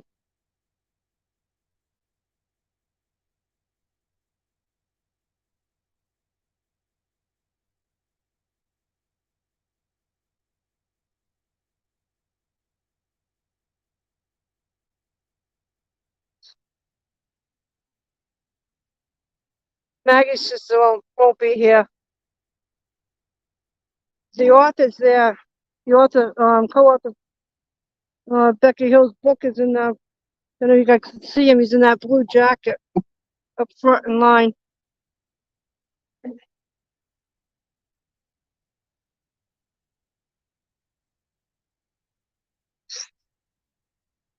Somebody's got to put a headstone up there, Mike.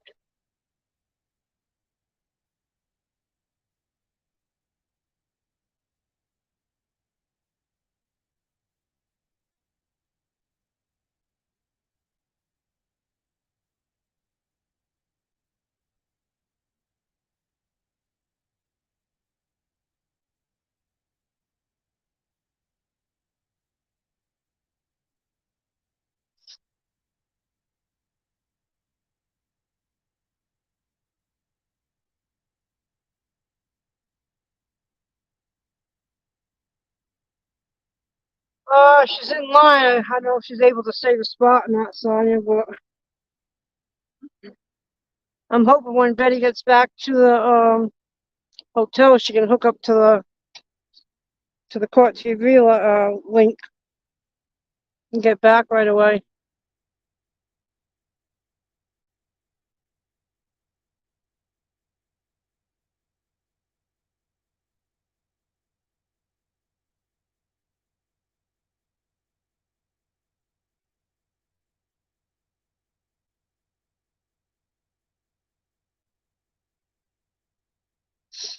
I think it's a federal courthouse, if I'm not mistaken.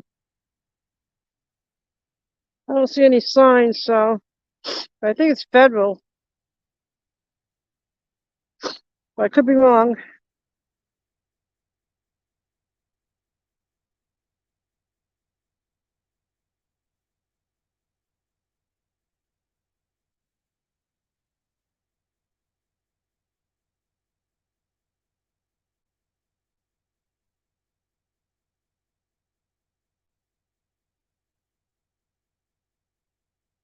There's really a lot of media here. I don't think there'd be that much, but there is. They're all the way around the building.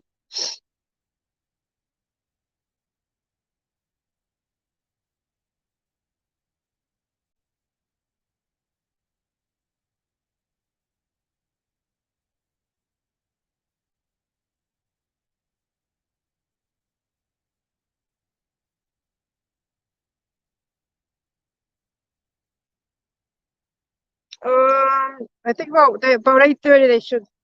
The doors open now, but I think it's just for employees and camera crew. But Liz said 8:30 they opened it yesterday.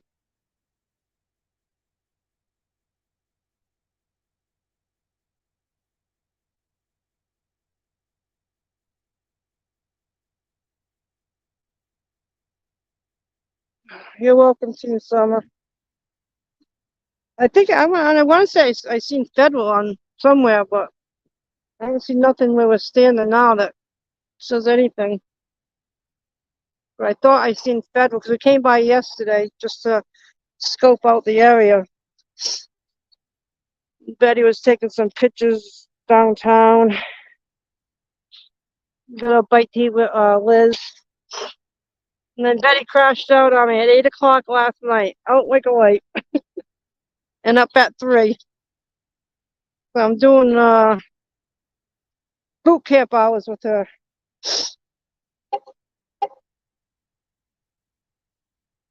Nobody from the family's here so far, and I don't think they will be. They haven't come to any of his hearings.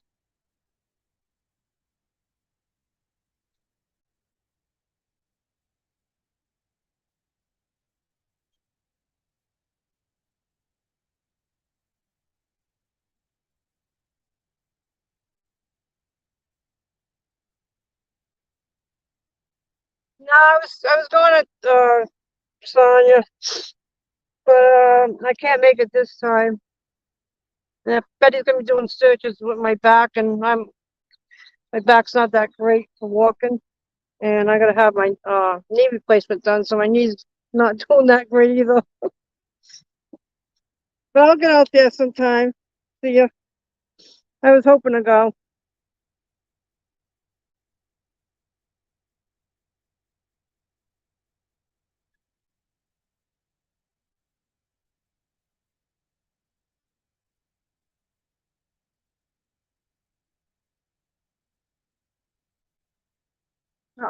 I hope we get inside here after all this, being out here early in the morning and then not getting in.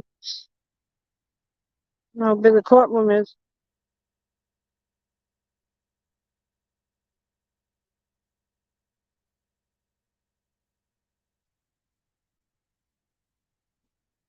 Just hope that Betty can get right on the link right away. She's got it set up already at the hotel, but there was no link to hook up to it.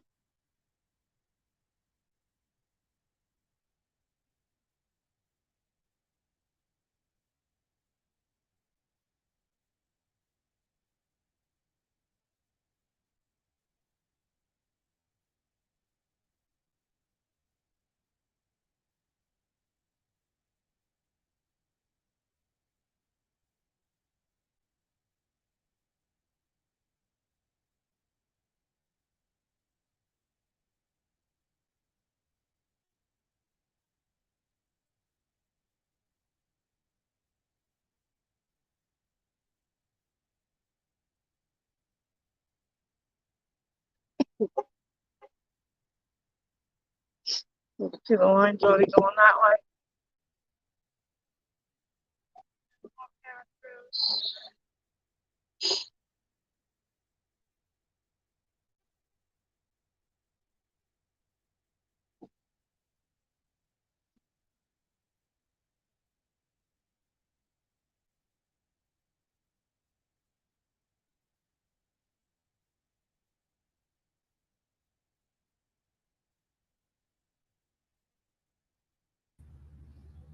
Well, hey guys, I am back in the room. It's nice to see you all. I know everybody's kind of wondering what's going on. I'm still trying to get one of the links set up. We do have several, but just no links are actually just set up yet that we can live stream from. And this is the only way that I can get you guys in the look at that. We got some light. We got light. Just won't turn it. The line's very long. Huh? The line is very long. Is it? Well, good. Oh, wow. It's getting there. So, well, we got Paralegal Liz is already in the line. So we'll just we'll go up there to her. I don't know when hopefully they'll start letting some people in. I don't know if they're going to. We'll try to get in, guys. This is one of those things where I'm kind of, at the end of the day, we want to be inside. We want to hear everything. I'm pretty sure we're going to be able to be there. Again, it's just going to be a little bit of time because I would have hoped, especially in the future, court TV being pooled camera, they have these things set up. I mean, Bullhorn Betty would already have the live ready to go, right? So this is something that everybody is like waiting on with bated breath. And again, Alec Murdaugh, we've heard from some people. Let me get this off there. We heard from some people out there. And what we heard is that they believe Alec Murdaugh is guilty of this crime. These are the people of his community. This is not me saying it. This is not anybody else saying it. This is them saying it. They believe he's guilty. They don't believe. They know Becky is. And it sounds like there's a lot of people that are similar with me. They think Becky, has acted inappropriately in some respect, but that has absolutely nothing to do with whether she tipped the scales of justice for Becky Hill, or for Alec Murdaugh rather, and for this book deal. Again, it comes down to this. They were able to make something out of nothing. Do I honestly believe that this book deal would cause Becky to throw her entire career down the drain? I just don't see it happening. It's like, you just don't change your spots overnight. Okay, guys, you just don't. And I just don't see her doing that in this case. And like I said before, many, many, many times before, it seems to me that this book would have sold, I would probably say 100 times over, if not more, if he was found not guilty. Because everybody under the sun would be like, how in the world was he found not guilty? He was there moments, seconds before they were gunned down. How could he not hear the gunfire? How could he not hear this? How could he not hear that? Why did he lie about being down at the dog kennels? Why did he tell everybody for over a year he was not there? That's what he said. And then when he gets on the stand, he sings a different tune. He acknowledges him lying.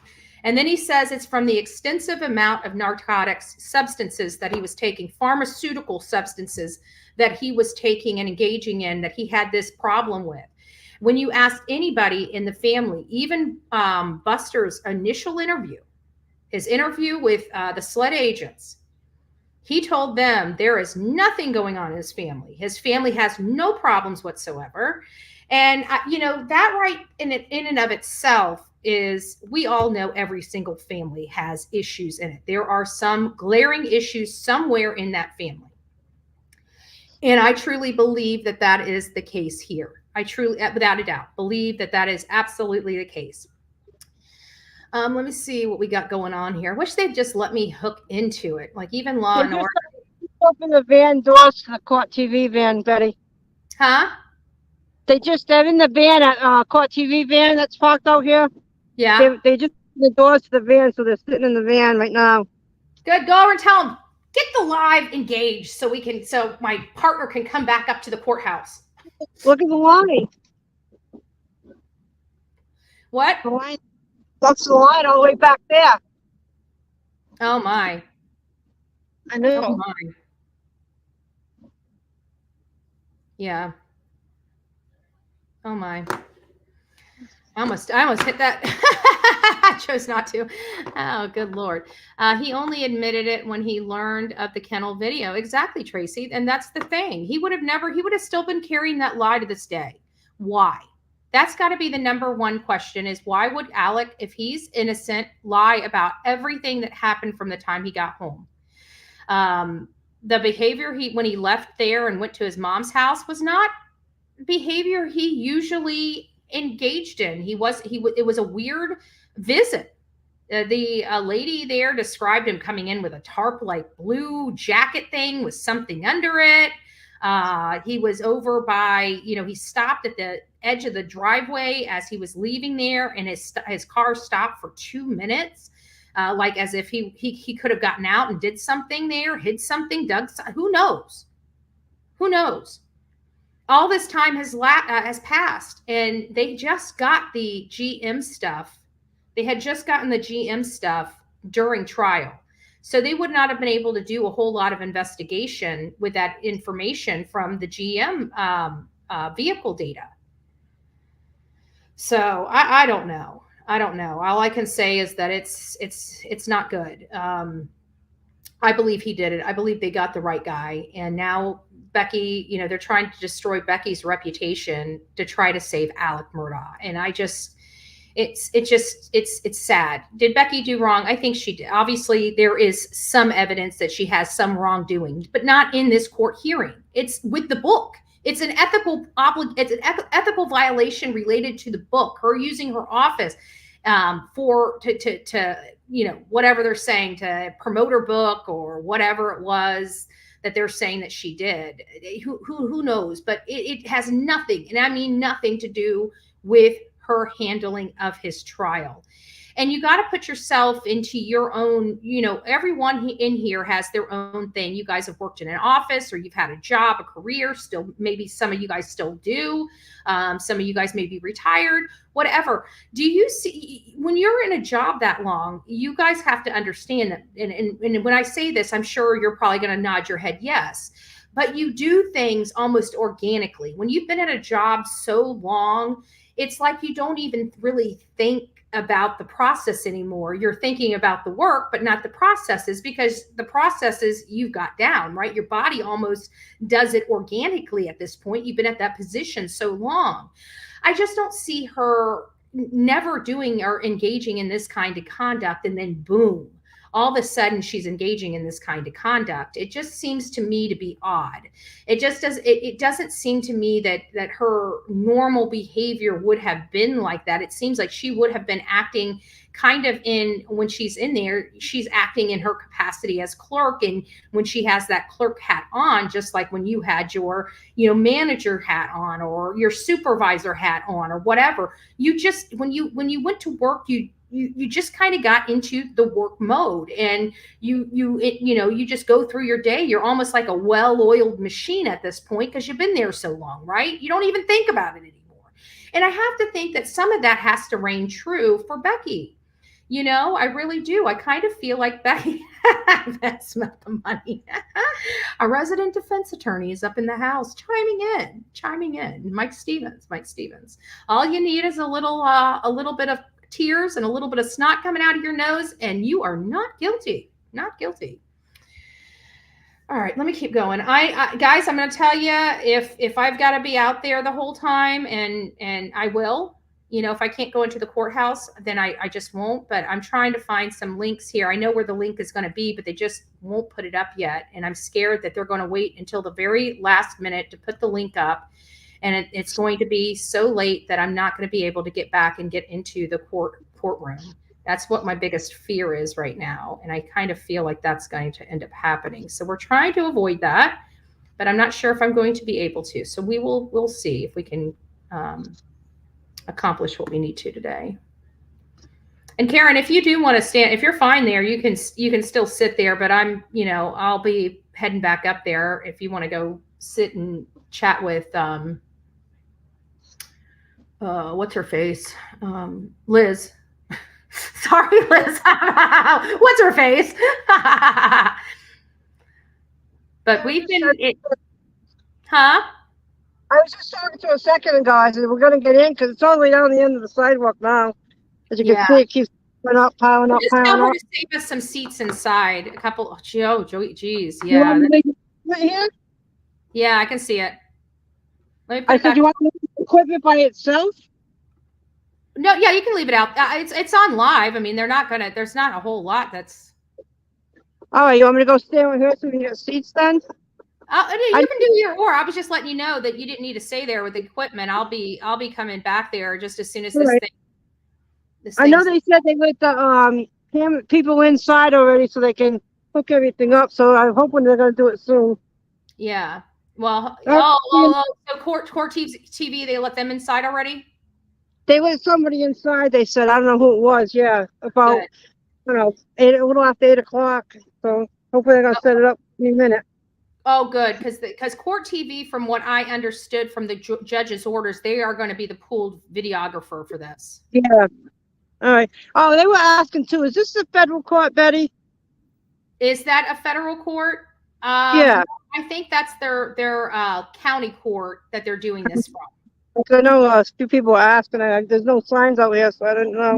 No, I think they're utilizing the county courthouse to run this trial, but it doesn't, or this hearing rather. It's not a trial, but it doesn't appear that that is the Supreme Court or yeah. I don't think it's the Supreme Court. I thought maybe the federal court, but yeah, no, it's a county court. It's Richland County Courthouse. So that's. I know they have a Supreme Court here. I was actually surprised. I think the reason why they chose not to do it in the Supreme Court is that there's different rules, and this is a high profile case. So I have a funny feeling that they are doing it in these the courthouses that have the ability and the capacity to handle the volume. okay. Yeah, Because they were asking. I know in a federal court you can't record. You can't record anything in federal courts. Oh, I see the sun coming out, Betty. I know. Hopefully it's warming up. Yeah, the wind's dying down, so. Yeah. Okay. So I hope everybody's having a good day. I did have my folder. I had all the stuff that I was going to do. You know, it's one of those things that every time you plan something, this is what I always talk to people about. Every time you plan something, nothing ever goes as planned. So for me, I was up. Why am I not coming up here? Hold on a second. I should do my second. No, I don't like that one. I don't like that one either. I don't like that one either. I don't know which one I like. I don't like any of these. I need to make my own. Hold on. I'm gonna make one. I'm gonna make one. Hold on. I don't like this one either. Do I want to add an item? I want to remove an item. I don't know if you guys can see what I'm doing.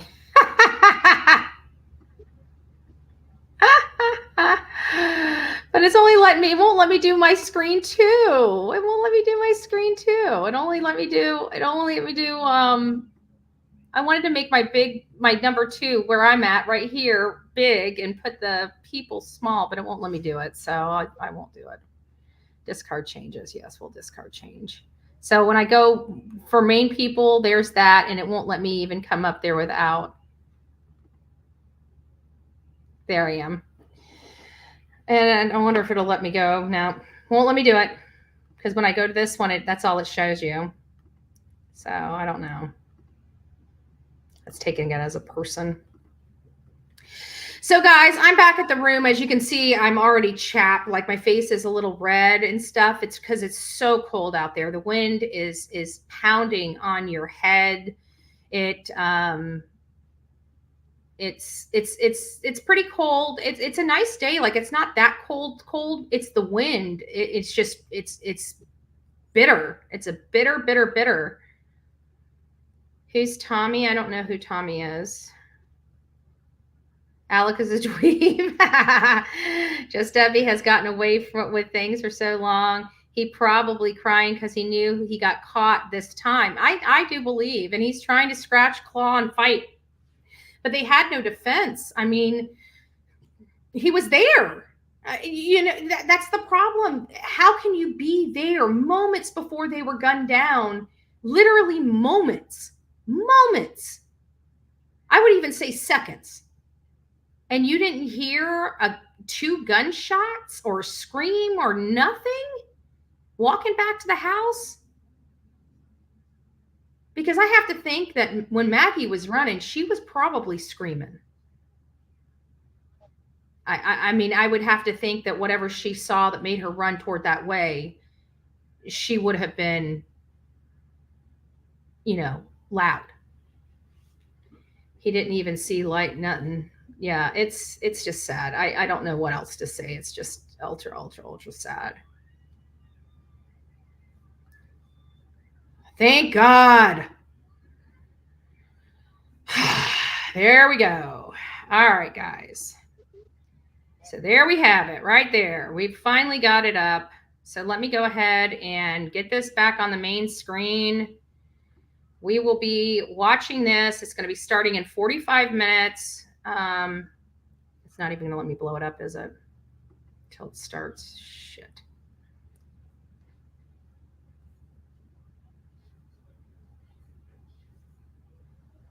Yeah, let me just give it. That's about as much as I'm going to be able to do without being here until it starts, because they won't let me adjust this until it starts. I wonder if they'll let me go into the room. Let me pull this down just real quick and you guys can see me while I adjust it. But thank God we finally got it. But it won't let me put it in full screen. That's the only bad thing. And once I leave here, I'm not going to be able to put it in full screen. So we're just going to have to try to modify it to make it a full screen right here. Hopefully it works, guys.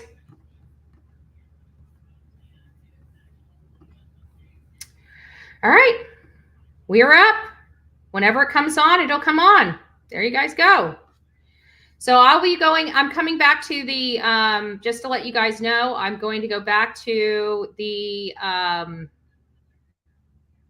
meeting, the court hearing, and we're going to go inside. So you guys will be able to watch the live. I'll get it all set up before I go inside.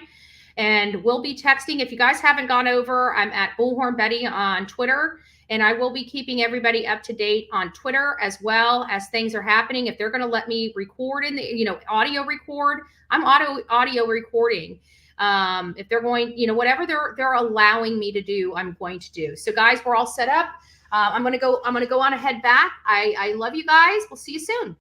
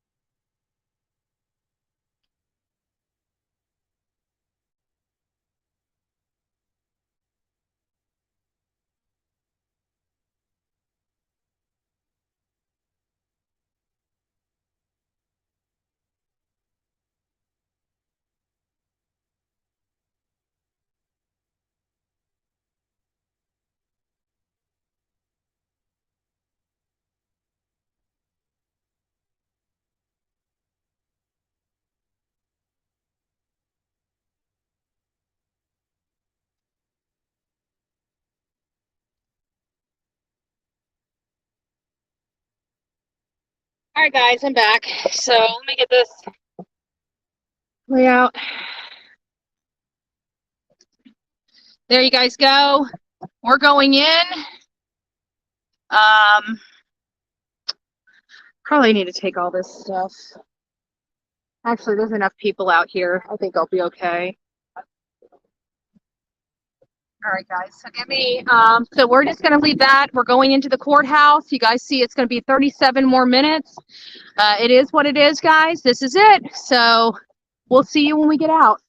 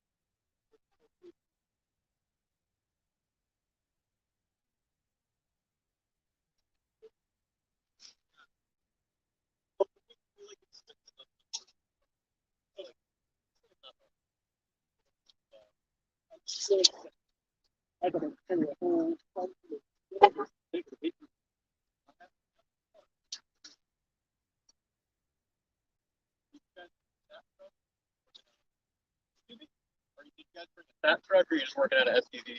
Oh, I've got a.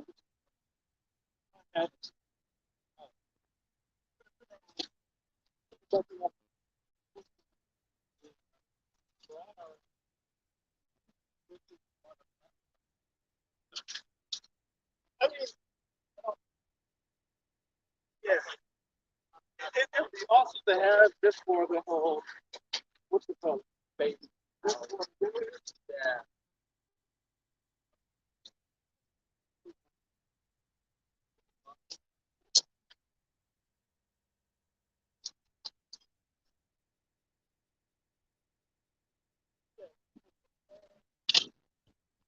That's the whole thing. I don't have it.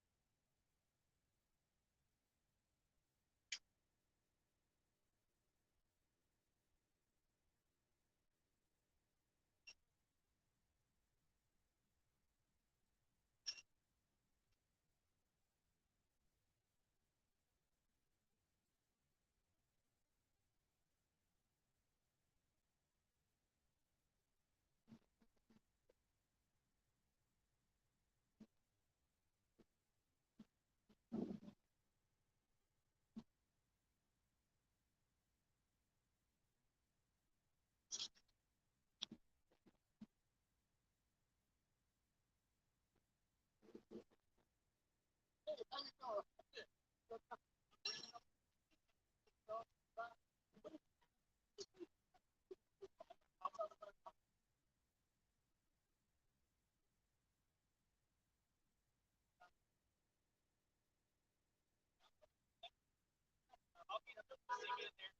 give me a card when you get a minute.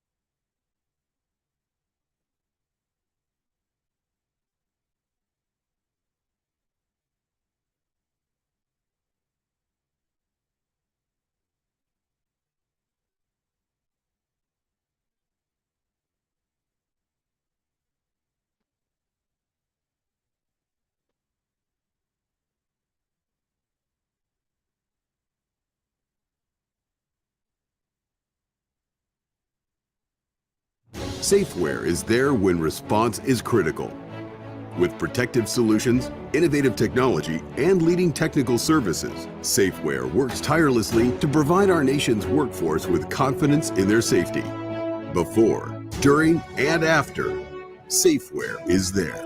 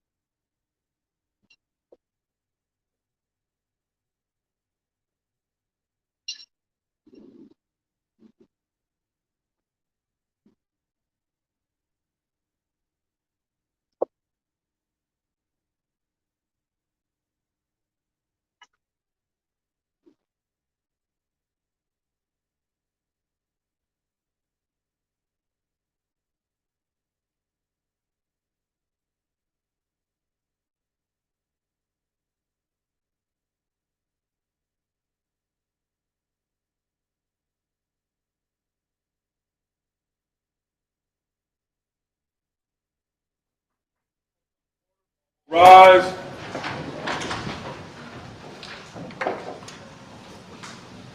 Good morning. Please be seated.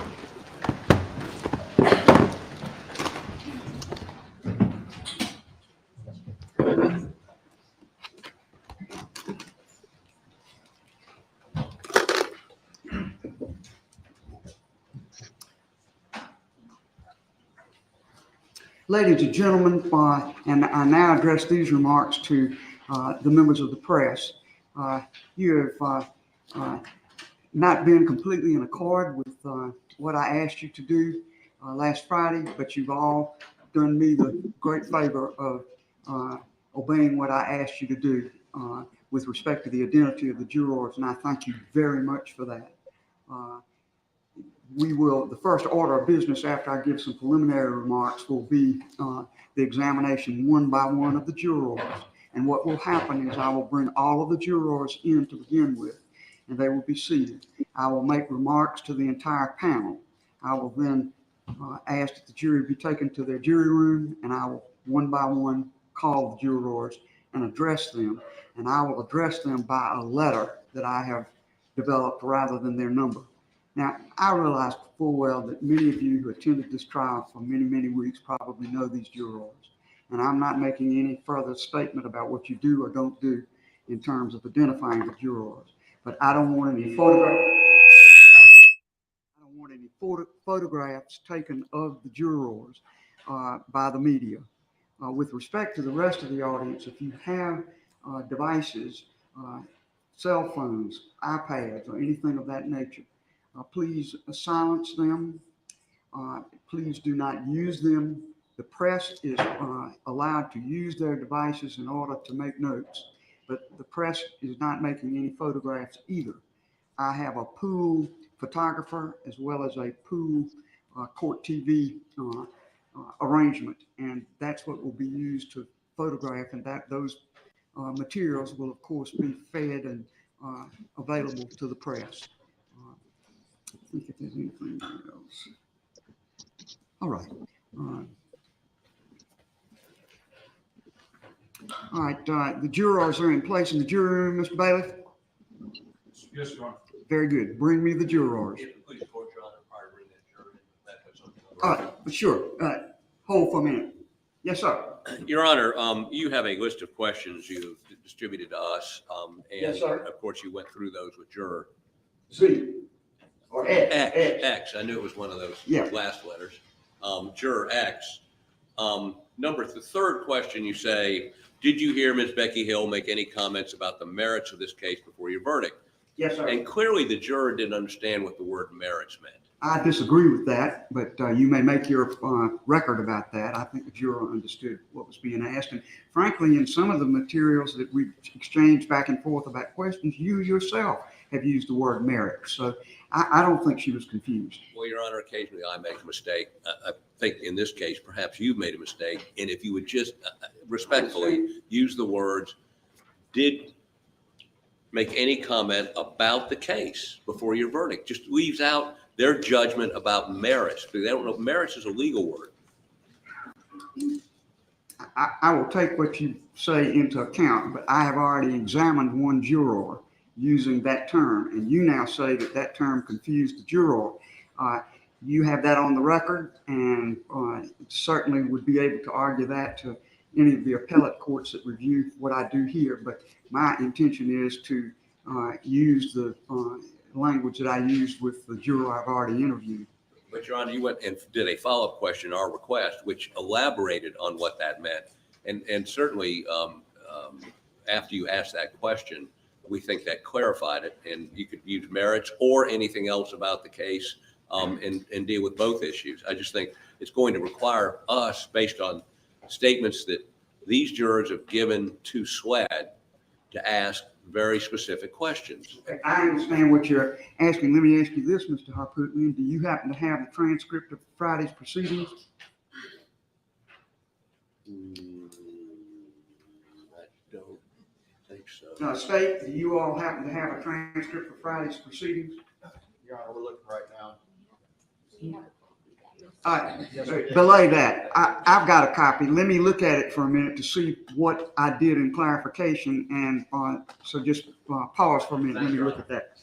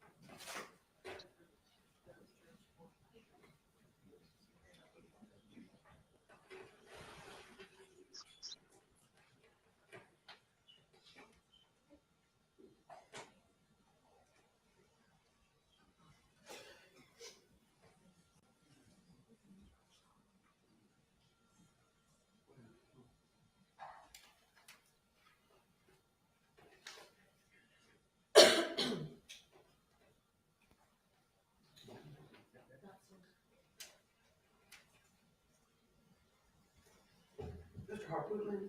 Yes, Your Honor. I look at this transcript and the only thing I note. Wait, there's. Hang on. Okay. Okay, these were the hang on. follow-up questions. Okay, all right. I said this. I asked the attorneys for any further commentary about the questions I asked, and I have been asked to ask one more question, and I'm going to do that. I'm going to read you a memorandum by the state to counsel for the defense and then ask you about it, all right?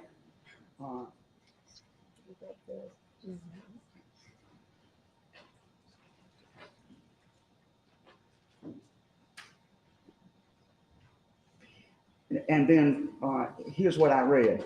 Per Chief Attorney Waters, please be advised that the attorney for Juror X has told us that his client says that prior to the defendant's testimony, his client did hear Clerk Hill say words to the effect of, quote, looks like the defendant is going to testify. This is an important day, close quote. Or, quote, this is an epic day, close quote. And that there was some statement that it was rare for a defendant to testify. And then I said, Juror X, can you verify that what I've read is something you heard and told your attorney? And she says, yes, ma'am. Very good. Do these statements have any impact on your verdict? No, ma'am. Very good. I will ask that question. I didn't change well, I've read you what I asked. I will be glad to do that again. Your Honor, different jurors say different things based on the memorandums we've received. I won't say you told your attorney or anything like that, but I will ask about that statement having been made.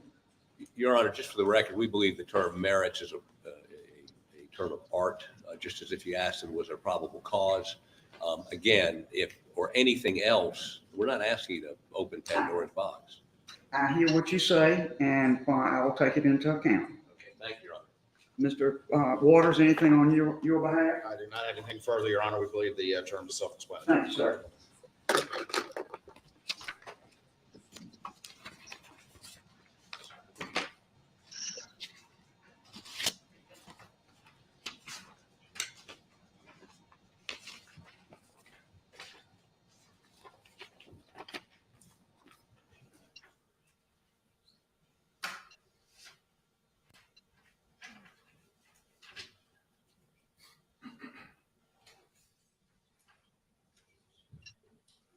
Just so you know, Mr. Harpootman, I'll have to go to my screen to do this other, but the third question will read, did you hear Ms. Becky Hill make any comment about this case before the verdict? Yes, sir. Okay, that's what I'll ask. All right.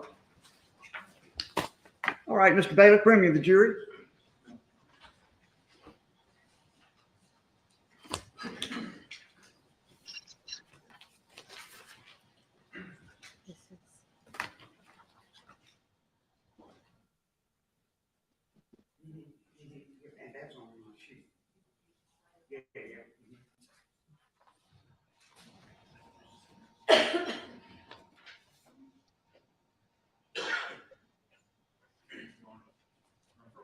Yes.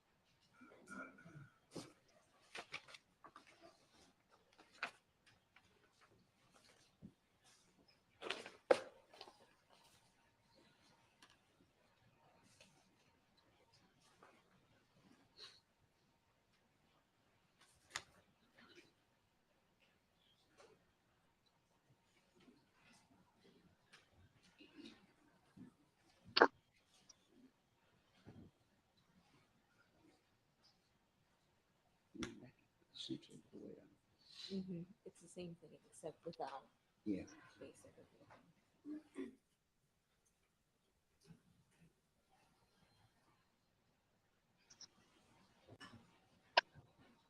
Jury seated, Your Honor. Thank you very much. Good morning, ladies and gentlemen of the State versus Murdaugh jury. I wanted to make a few opening remarks to you before I question each of you about the matter. You have done absolutely nothing wrong. None of you, not any of you. You didn't ask to serve, but you served and did your duty. This was an unusually difficult trial because of its length. 6 weeks is almost unheard of in South Carolina as the length of a case. It was difficult because of the intense publicity and public interest in the case. It was difficult because of the complexity of testimony and exhibits in the case. And you acquitted yourself honorably. So this question today is not about anything you did wrong. Please be assured of that. I respect you and I respect your service. Today, I'm going to ask you to do something that's difficult. This case is unique. Most of the time, if there's some issue about improper conduct or contact with a juror, it comes up immediately. The judge puts questions to the juror and perhaps to the person who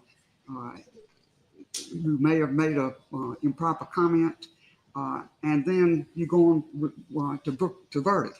Or sometimes it's very shortly after the verdict is rendered. And again, the judge questions the affected jurors and the supposed interference and makes a ruling right then and there on either a new trial or a mistrial. Now here, we are almost a year after your beginning of service on this case. And that makes it mighty difficult for you to do something I'm going to ask you to do, and it's this. Today, I ask you to focus your attention. What is that?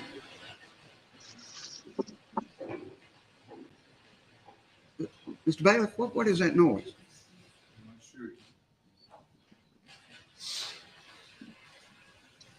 Is that the sound system doing that? I believe it's the court sound system. This is the funkiest sound system in the world, so you just have to keep up with it. I've had trouble in every case I've ever tried with the sound system. So Jurors, if something happens and the sound system goes haywire, we'll stop for a minute until it stops.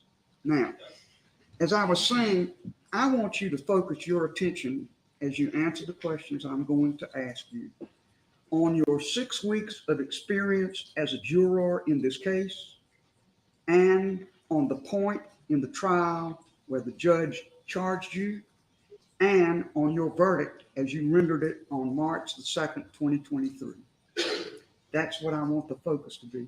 Again, I know I'm asking a lot to have you cast yourself back into that time, but that's what the questions I'm asking are about that time and not about this time. There has been so much drama about this matter since the verdict was rendered, and my heart goes out to everyone, the lawyers and you who are in this trial. That I can't help. But I've been asked by the Supreme Court to take a look at this issue. The appeal is on pause until I do, and I've got to do my duty as I see it. And you do yours as I know you see it. So I thank you very much in advance for, again, the terrible inconvenience of calling you all back together now. But it's very essential to completing the record about this case and placing it before the appellate authorities as it needs to be.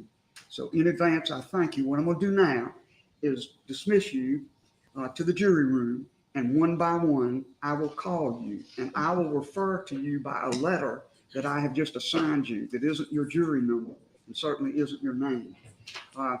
You know, these people in the media saw y'all all through the trial. They probably know who you are.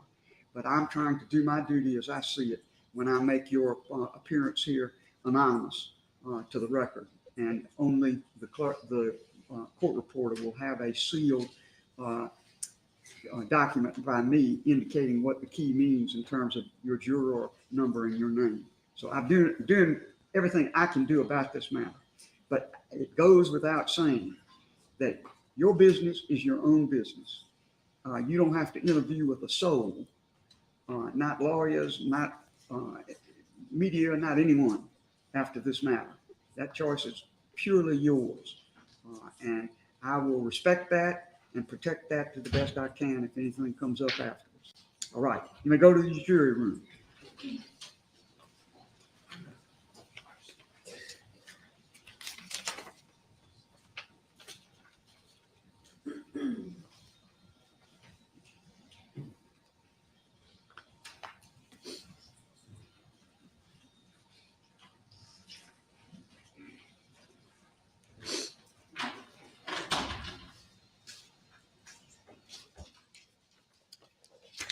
All right, Mr. Bailiff, bring me Juror Z.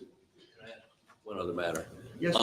One of the individuals sitting in the jury box called this, the next jury, liar publicly, and asked that that be Mr. Bland and his partner, cohort, not sit behind her or near her while she's testifying. I object. Well, just Your Honor, I object to him speaking. One moment. We're not going to have a big colloquy about this. Keep your seat for a moment, Mr. Yes, Harper. yes, Your Honor. Mr. Bland, you do the same. Mr. Bender, is there a seat over next to you? There is. Mr. Bland, will you go over and sit next to Mr. Bender, please? Thank you. Thank you, Your Honor. For the record, I have some people in the jury box. Two of them are SLED agents. One of them is the media consultant, and one of them is attorney for several of the jurors, Mr. Bland. And that's being done at my direction. And Justice Toal, you have Scott Mongillo, Blaine Richter, also in the jury box. Very good. Yes, sir. That's fine. All right. Bring me Juror Z.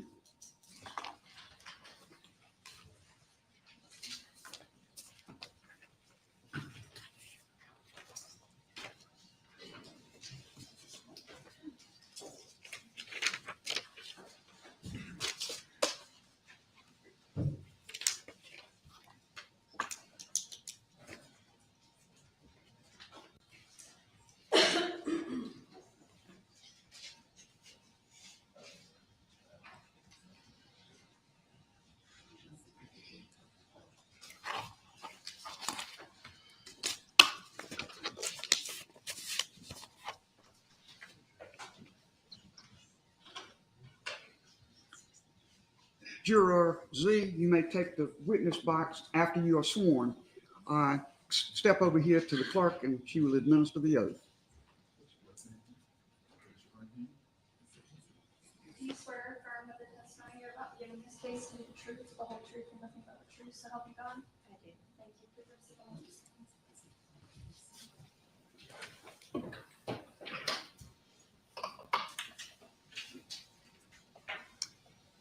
Juror Z, I will ask you some questions, and there are no right or wrong answers. The truth is what I seek, and that is the truth of what you experienced in relation to these questions at the State versus Murdaugh trial. You rendered a verdict on March the 2nd, 2023. That verdict was read in open court by the foreperson of the jury. And then the court said this: Madam Forelady and members of the jury, if that is your verdict of each and every juror, let it be known by raising your hand. The transcript then indicates that the jurors complied. The jury was individually polled, and each was asked, was that your verdict? Each juror answered yes. Each juror was then asked, is that still your verdict? And each juror answered yes. Was that an accurate statement about your verdict at that time?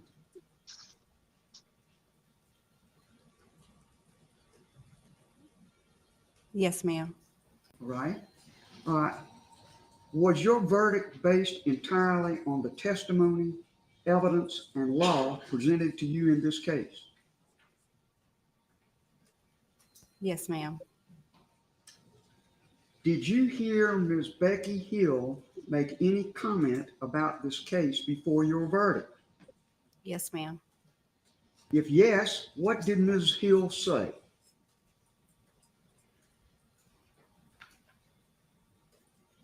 To watch his actions. To watch his actions. What else?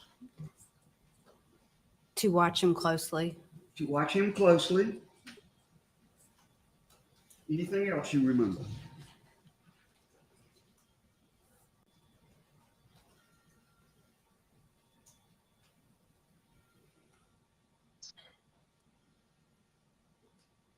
There is, but I can't remember. Okay, that's fine. Was your verdict on March the 2nd, 2023, in any way with any influenced in any way with any communications by the Clerk of Court, Becky Hill, in this case? Yes, ma'am. Yes, please. All right. Was your verdict influenced in any way by the communications of the Clerk of Court in this case? Yes, ma'am. And how was it influenced?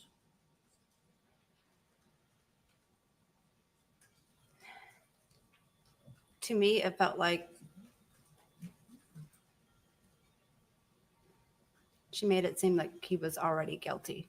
All right. And I understand that, that's the tenor of the remarks she made. Did that affect your finding of guilty in this case? Yes, ma'am. All right.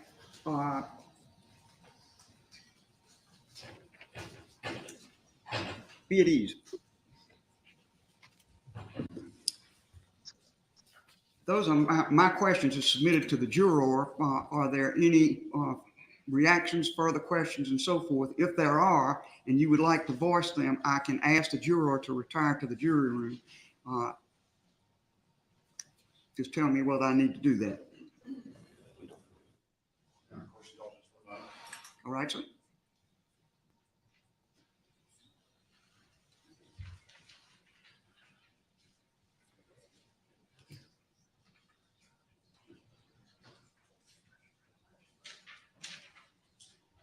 Your Honor, can we ask the juror we need to put some things on the record. All right. Take the juror to the jury room, please.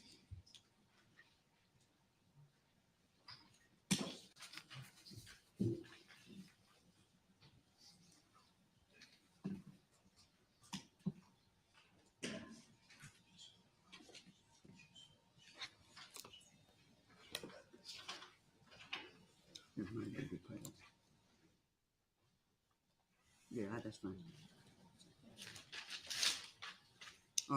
Mr. Waters. Yes, ma'am. Your Honor, in the affidavit that was given by this particular juror, paragraph 10 said, I have questions about Mr. Murdaugh's guilt, but I vote guilty because I felt pressured by the other jurors. We would request an inquiry as to that, which is how, when this motion was filed, she expressed the basis for her verdict, which obviously this answer is a little different now. So we would request a brief inquiry from the court as to that specific issue. All right.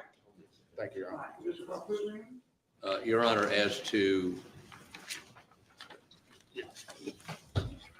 two things. The first thing is, he is correct. She gave an affidavit. We would ask Your Honor to let her read her affidavit to refresh her memory of, she said other things. They're very detailed in here. We'd ask you to, and let me hand up to the court a copy of her affidavit and ask you to have her read it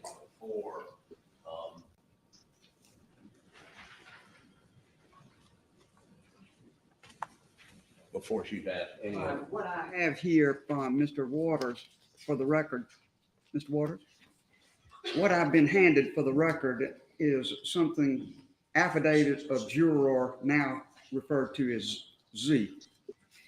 It was taken August the 14th, 2023. It was sworn before Holly Miller, paralegal for Mr. Harpootlian, and he would like for me to give that to the juror and ask her to read it and then ask her about it. I'm inclined to do that, but I want to hear from you first. Your Honor, again, if they want to refresh the recollection, that's fine with the state, so we have no objection to that. Very good. It will be done. Your Honor, also we would ask that you not ask the question that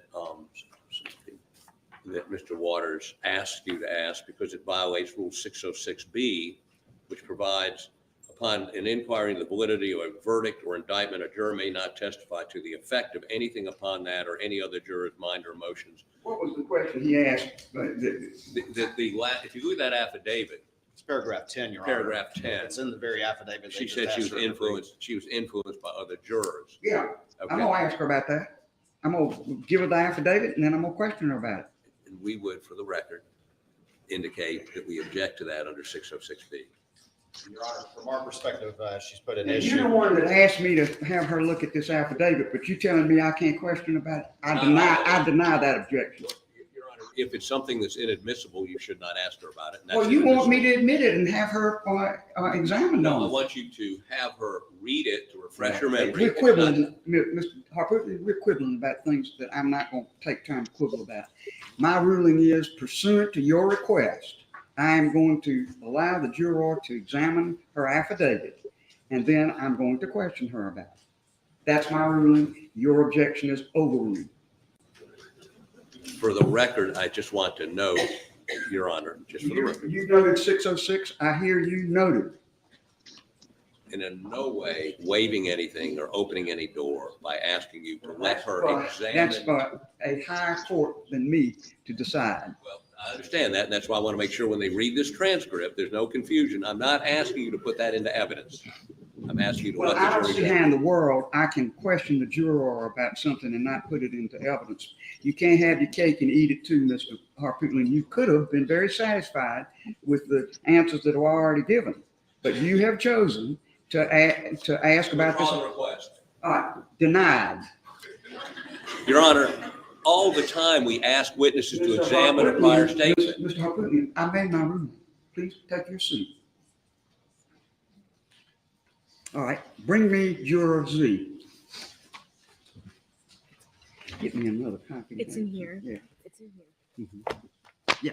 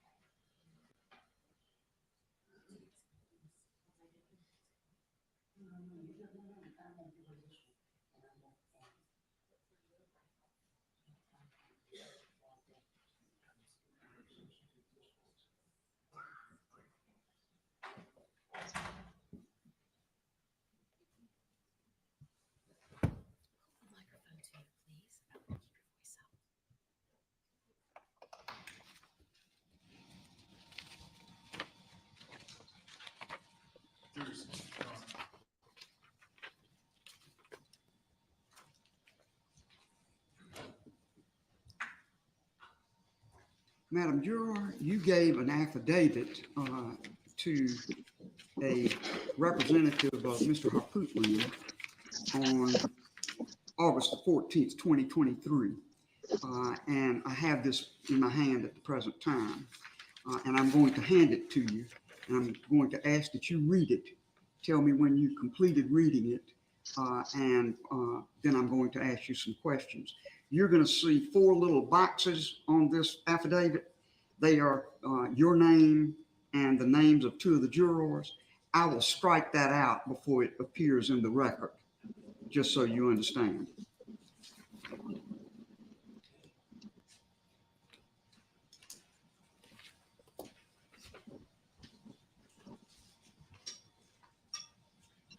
Mr. Baird, please pass this to the juror. Take a moment to read this for me when you have it. Yes, ma'am.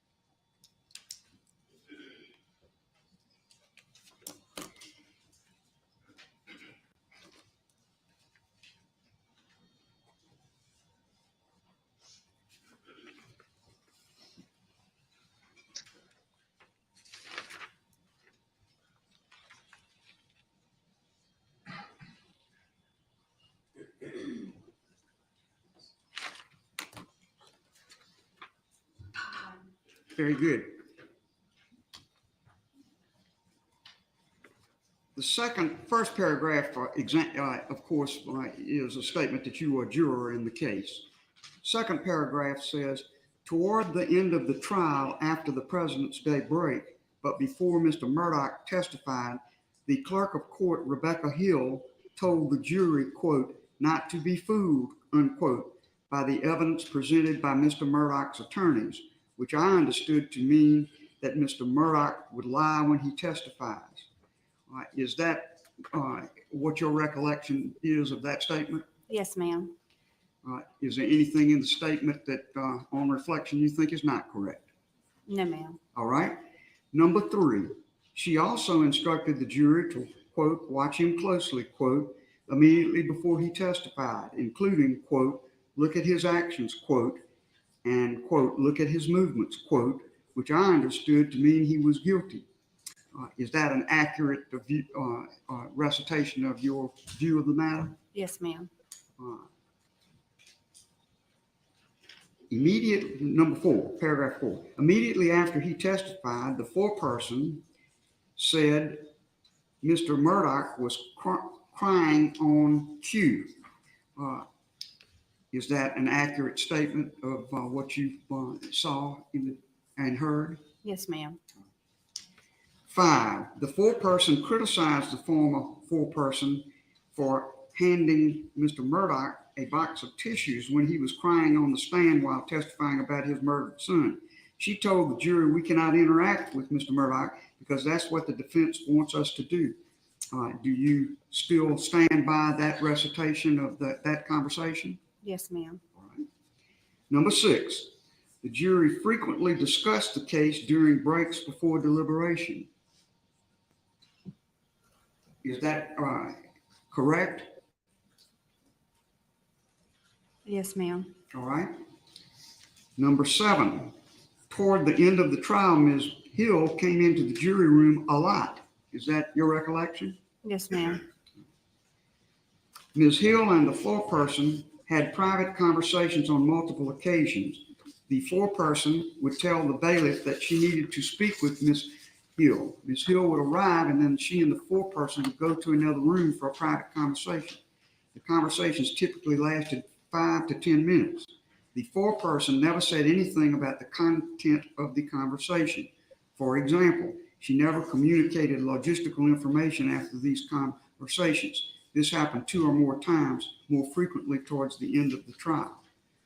Is that still your recollection of the interaction? Yes, ma'am.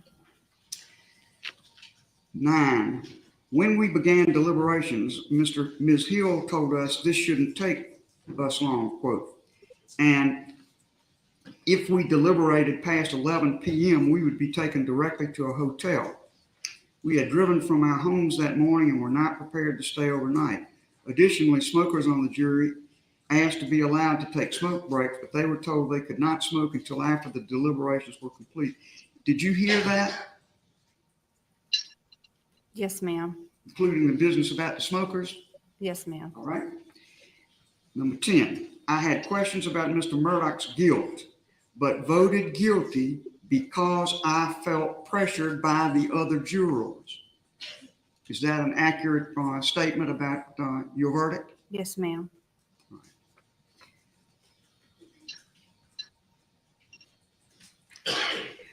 After the verdict and immediately before sentencing, Ms. Hill pressured the jury to speak as a group to reporters from a television show. Is that an accurate statement of what she said? Yes, ma'am. And did some jurors decline to do that? Yes, ma'am.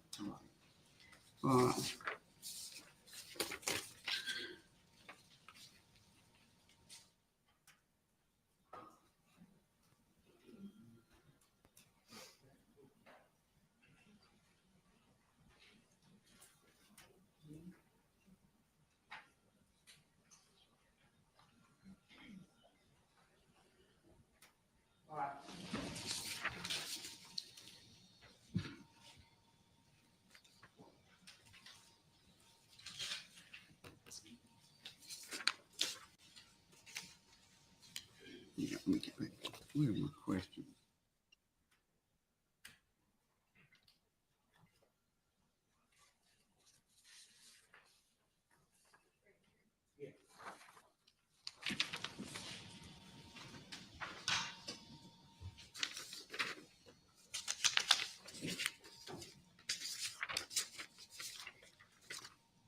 Juror Z, I asked you previously, was your verdict on March the 2nd, 2023 influenced in any way by communications from Becky Hill, the Clerk of Court?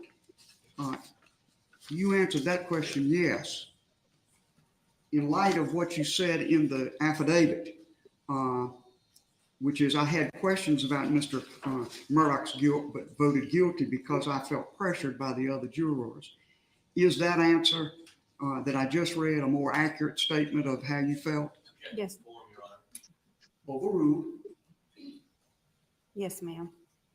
All right. So you do stand by the affidavit? Yes, ma'am. Very good. Thank you. All right. You may go to the jury room. And let me just explain to you what the procedure will be. I'm calling the rest of the jurors, of course, one by one. When I'm finished with that, I will bring you out as a group one more time, and then you're free to leave. You don't have to stay. Okay? Very good. You may go to the jury room. What's that? Before this juror is excused, but after she steps out, I'd like to address All the right. court. All right. You may be excused.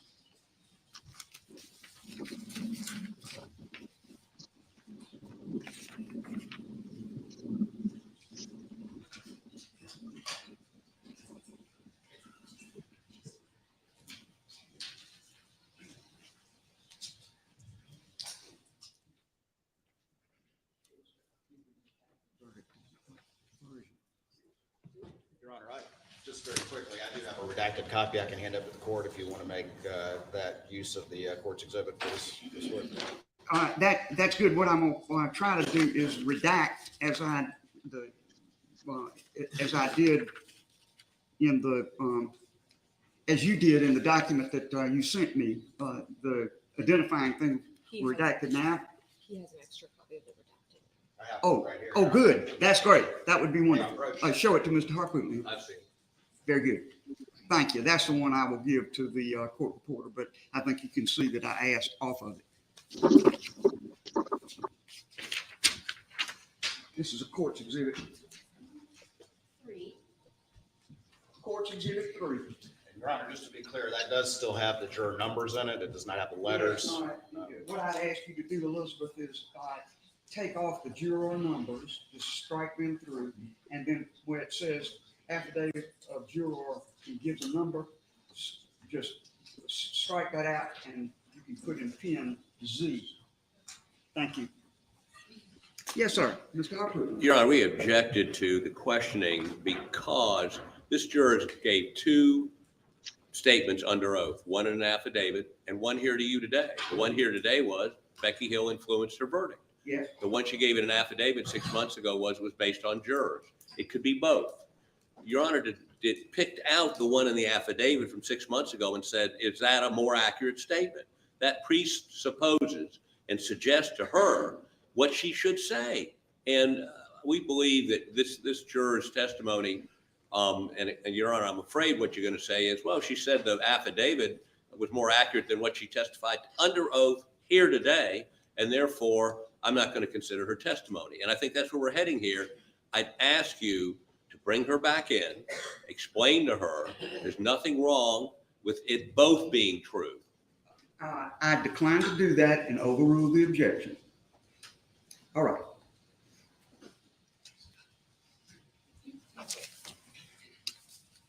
Mr. Bailiff? Yes, sir.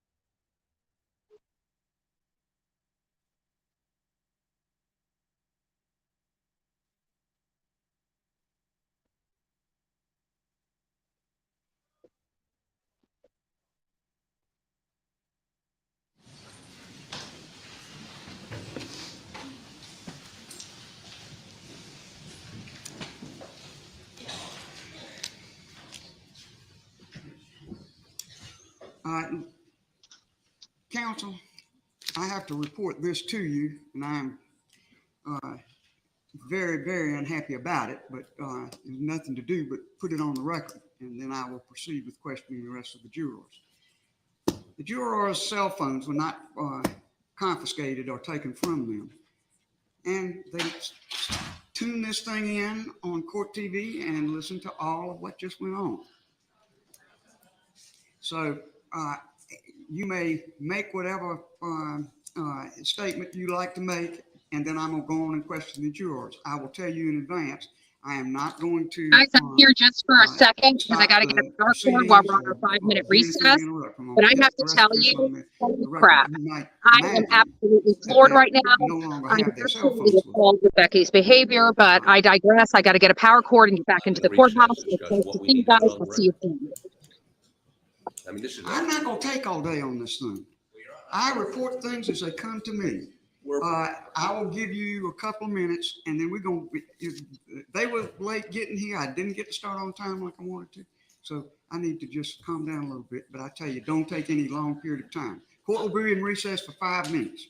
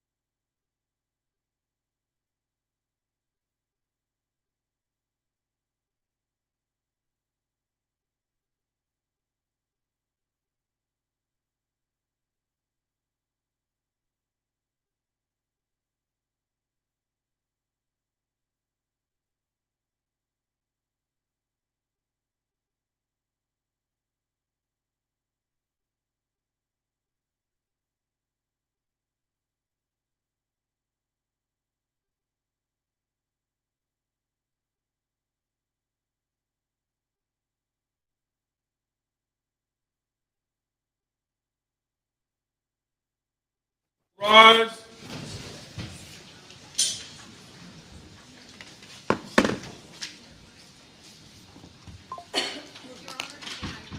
Just a minute.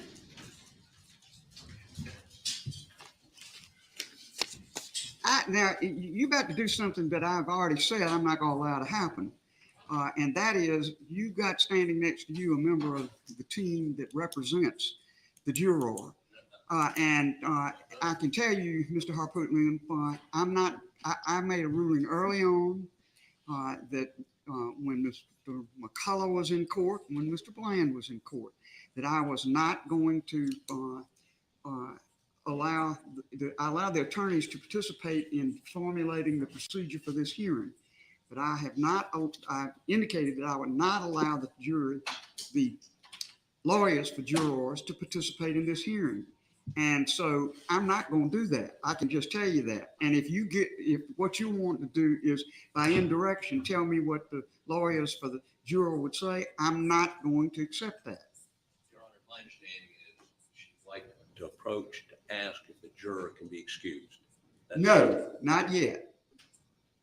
Your Honor, I actually approached, Now, Mr. McCullough can be excused. There's still plenty of you lawyers and you can do it. I didn't want him to come to begin with, so I love him dearly and he can go anytime. And I speak on behalf of Amy McCullough, his wife, when I tell you that.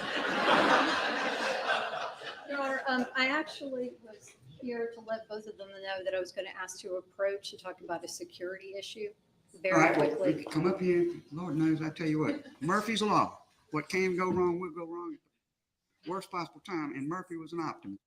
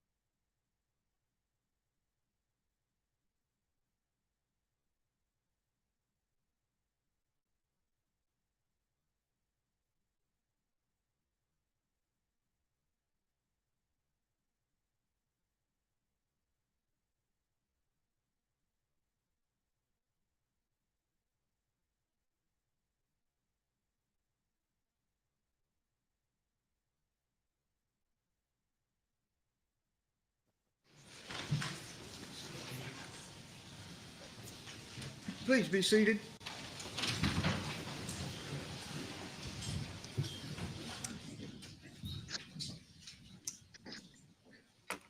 Let me place upon the record two things. First of all, I have made certain now that a bailiff will be in the jury room with these jurors. Why that, I announced that many times, that is the way it was to run. Why there wasn't a juror in the jury room is something I don't know, but I have asked that that be followed rigidly. I've also asked, I don't go into jury rooms, never have and never will, but I asked the bailiff to tell the jurors that they are not to discuss any testimony that any of them are giving. I asked Juror Z whether she was comfortable, because I would be glad to place her in a separate room so that she's not set upon by the rest of the jurors. She gave me a big smile and said she was perfectly comfortable. And I said, at any time you're not comfortable, you simply tell me and I will have you placed in either my office or another jury room. So that's where I left it with Juror Z. I think she's fine, but I just wanted to make sure of that. And again, on the record, the conversation I had with her was outside the jury room. I don't go into the jury room for any reason. Very good. Mr. Bailey? Yes, sir. For the record, Your Honor, we would ask, as jurors are brought in, we would ask that you ask them if they watched or heard anything this morning from their cell phone or other jurors about what occurred in here this morning with Juror Z. And if so, what was it? I'm going to say, ask each one of them something about this. Whether it's exactly what you want, I don't know. But I will ask them something about this or make some direction to them about it. I'm not going to get into who shot John about what they said in that jury room today. I'm not going to do that. But I will try to, as best I can, deal with this question of of them hearing parts of the examination of Juror Z.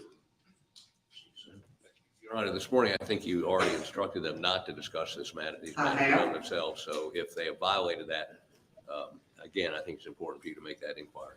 I'm going to make it as I see fit. Thank you, Your Honor. Yes, sir. All right. Bring me Juror C. C.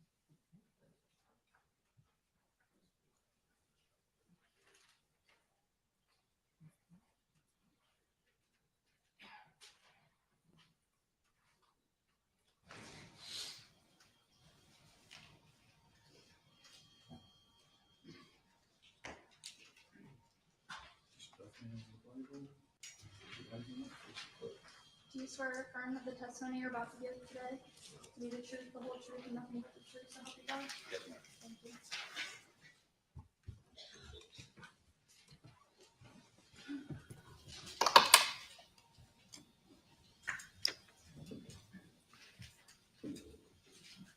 I will address you as Juror C because I've designated from your juror number at Colleton to letters of the alphabet. I am trying to protect the anonymity of the jurors as best I can. I can't promise you with all the time that they spent seeing you all in the trial of the case that they won't figure out who is who. But on my record here, which is all I can control, I will address you as Juror C. Yes, ma'am. And before I begin, I understand that there may have been some cell phones activated in the jury room and the watching of the questioning of Juror Z. Did that take place? I know people were on cell phones, but I'm not sure of what they were watching. Were you on a telephone? No, ma'am, I was not. Very good. I don't think I have to go any further then. Thank you, sir. You rendered a verdict on March the 2nd, 2022. The verdict was read in open court, signed by the foreperson of the jury, and the court then said, Madam Forelady and members of the jury, if that is your verdict of each and every juror, please let it be known by raising your hand. The transcript then indicated that the jurors complied. The jury was individually polled, and each was asked, was that your verdict? Each juror answered yes. Was that an accurate answer about your verdict at that time? Yes, ma'am. Was your verdict based entirely on the testimony, evidence, and law presented to you in the case? Yes, ma'am. Did you hear Becky Hill, Clerk of Court of Colleton County, make any comment about this case before your verdict? No, ma'am. I wasn't privy to any of that. All right, sir. Was your verdict on March the 2nd, 2023 influenced in any way with any communications by the Clerk of Court, Becky Hill, in this case? No, ma'am, it was not. Very good. That completes my questions. You may retire to the jury room.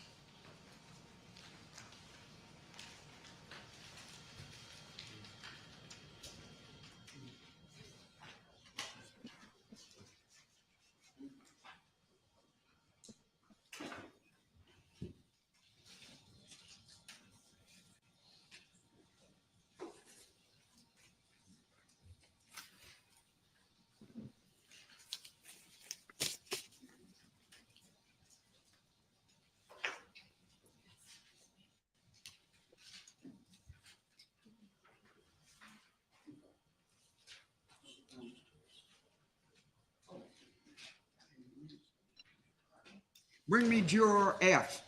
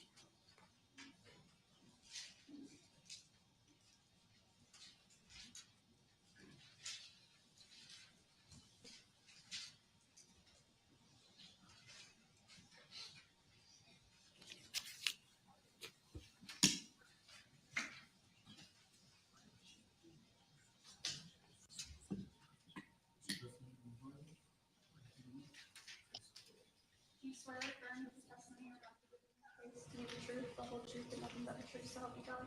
I do. Thank you.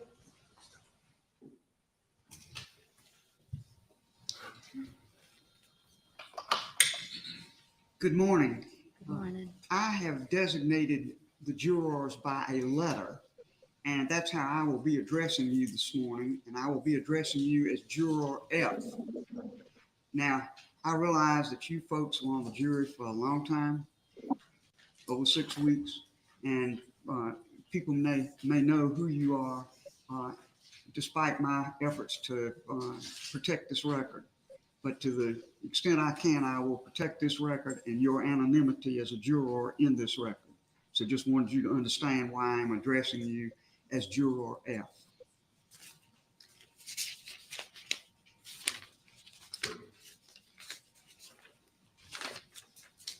This morning, it was brought to my attention that some jurors were perhaps on their phones listening or looking at a broadcast of the questions to the first juror I examined, Juror Z. Is that something that you know anything about or experienced? Yes, ma'am. Did you activate your own phone? Another juror did. All right. And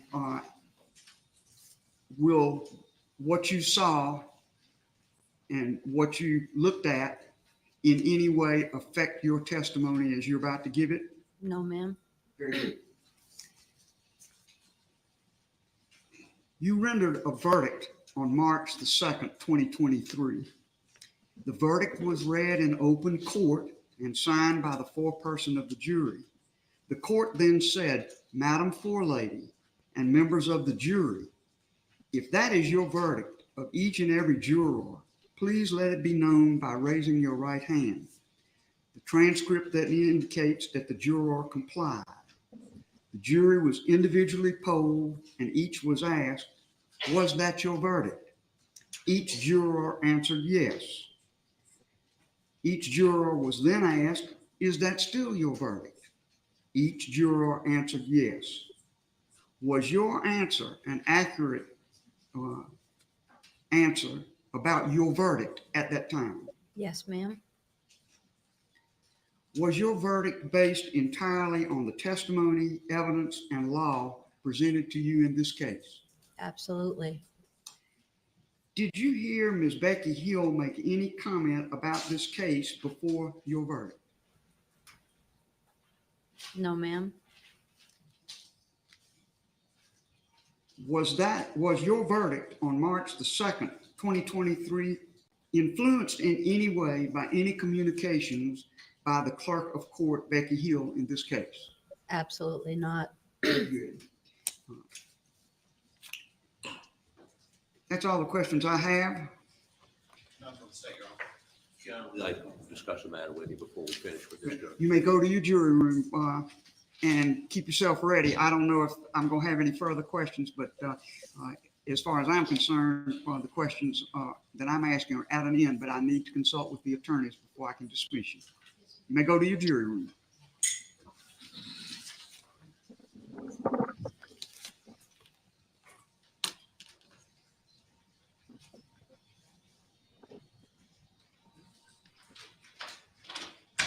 Yes, sir. Your Honor, in interviewing the Clerk of Court for Barnwell County, who worked as an assistant to Ms. Hill during this trial, and interviewing the alternate juror who was not, wasn't needed, wasn't dismissed for any particular reason other than wasn't needed. Both of them indicate they believe that Ms. Hill transported this juror by her personal vehicle or a bailiff's vehicle at least once during the trial. So I would ask you ask her, during the trial, did Becky Hill either drive or ride with you in a vehicle before or after court? If so, what, if anything, did Becky Hill and you discuss? All right, what's your position on that, Mr. Waters? Your Honor, I have no objection to that, Your Honor.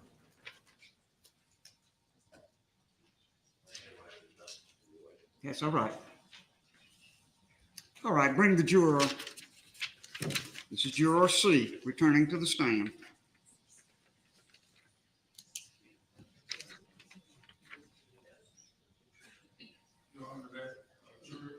The same juror. Yes.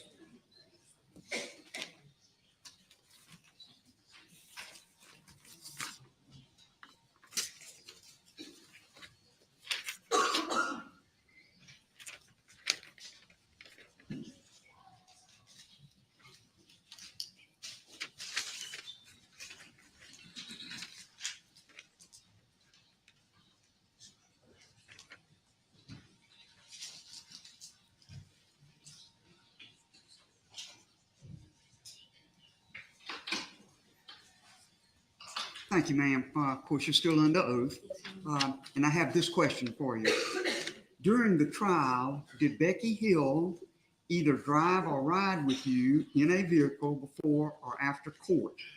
If so, what, if anything, did Becky Hill and you discuss? Do you recall that at all? Could you please ask that again? Ma'am? Could you please ask the question again? Sure. Sorry. During the trial, did Becky Hill either drive or ride with you in a vehicle before or after court? No, ma'am. All right, then I don't need to ask the second question. This will conclude your testimony. You are dismissed. I'm going to ask the jurors to stay with me until I've completed this process, and then you are free to go. Thank you so much.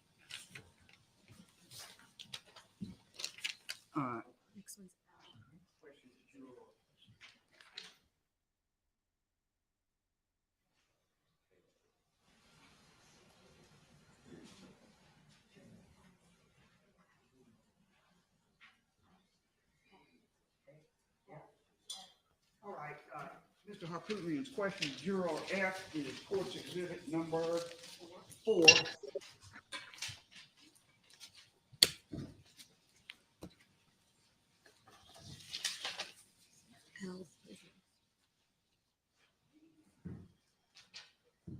right, bring me Juror L. L as in Lima? L, as in Lima, yes.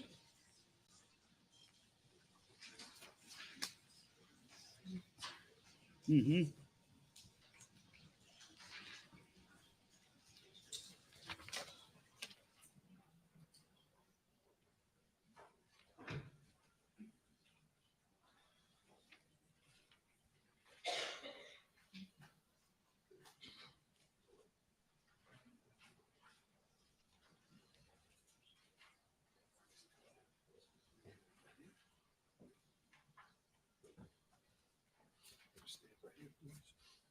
Place your left hand on the Bible, right hand up, and face the court.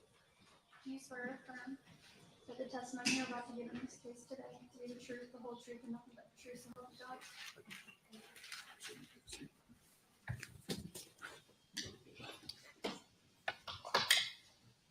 Thank you so much. I have redesignated each of the jurors in the record for this case. And so I will be referring to you as Juror L as in Lima. You know, y'all are all on this jury. If these people saw you for 6 weeks, they may know or be able to identify you, but I'm trying to, as best I can, protect your anonymity. You don't have to talk to anybody about this at all. It's purely your prerogative.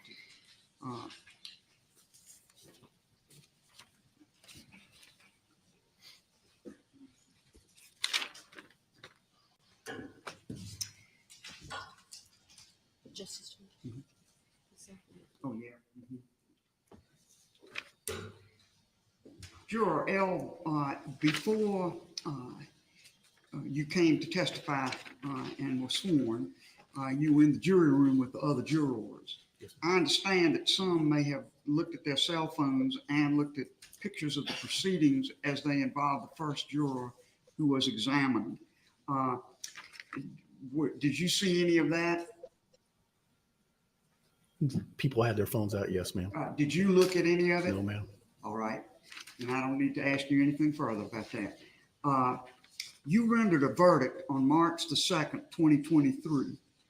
The verdict was read in open court, signed by the foreperson of the jury, and the court then said, Madam Forelady and members of the jury, if that is your verdict of each and every juror, please let it be known by raising your right hand.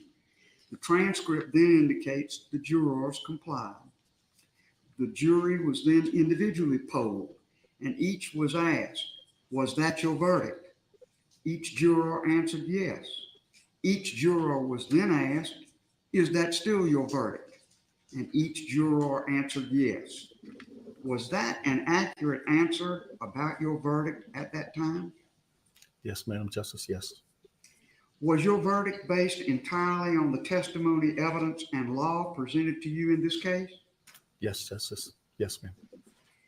Did you hear Becky Hill, the Clerk of Court for Colleton County, make any comment about this case before your verdict?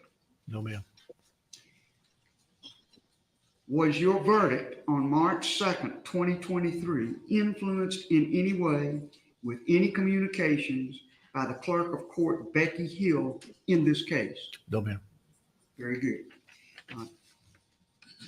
Juror L, thank you, and you are dismissed. I will send word back by the bailiff if there are any further questions. I always ask the lawyers that before I dismiss the juror completely and go to the next one. Please know that I will keep you in case there's anything I need to have the whole jury for at the end of this proceeding. Then you're free to go, and you don't have to speak to a soul about any of this. Thank you, sir.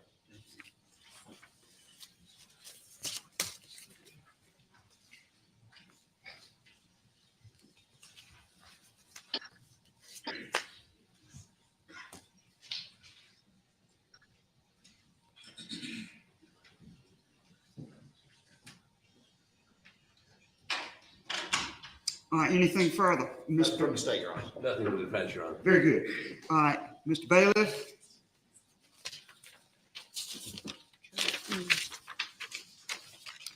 Bring me Juror E. Yes.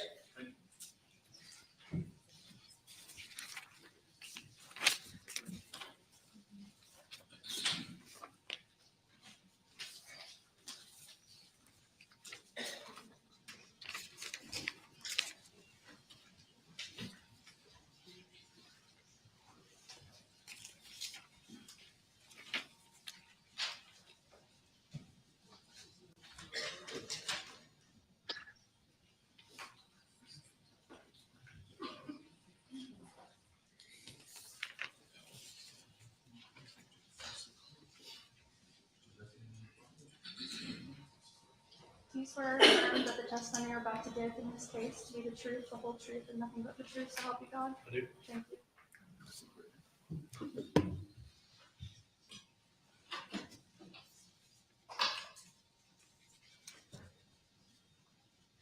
Sir, I will be addressing you as Juror E this morning. I've designated the jurors by letter.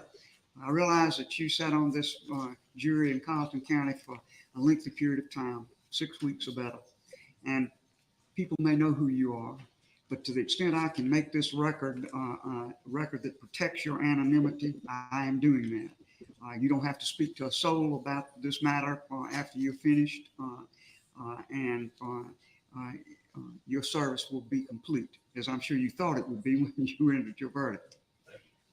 I have these questions. You rendered a verdict. Oh, yes.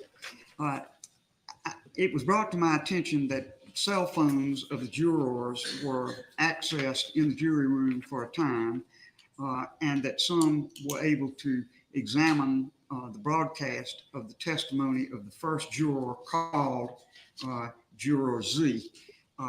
Was your cell phone one of those activated to look at the proceedings? No, ma'am. Did you look at the proceedings on any other cell phone? No, ma'am. Thank you. Now, you rendered your verdict on March the 2nd, 2023. The verdict was read in open court, signed by the foreperson of the jury. The court then said, Madam Forelady and members of the jury, if that is your verdict of each and every juror, please let it be known by raising your hand. The transcript then indicates the jurors complied. The jury was individually polled, and each was asked, was that your verdict? Each juror answered yes. Each juror was then asked, is that still your verdict? And each juror answered yes. Was that an accurate answer about your verdict at that time? It was. Was your verdict based entirely upon the testimony, evidence, and law presented to you in this case? Yes. Did you hear Ms. Becky Hill make any comment about this case before your verdict? No. Was your verdict on March the 2nd, 2023 influenced in any way with any communications by the Clerk of Court, Becky Hill, in this case? No. Thank you, sir.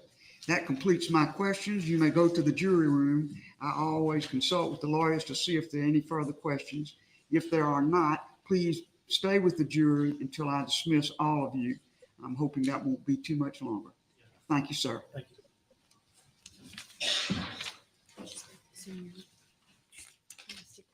right?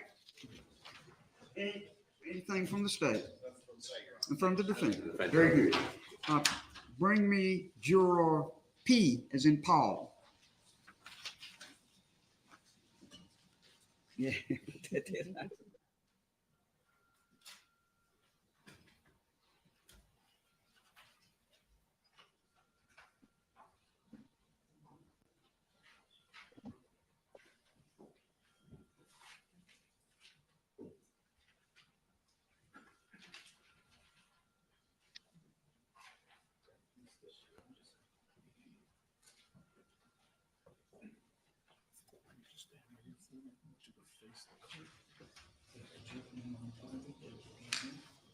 Do you swear or affirm that the testimony you're about to give in this case to be the truth, the whole truth, and nothing but the truth, so help you God? I do. Thank you.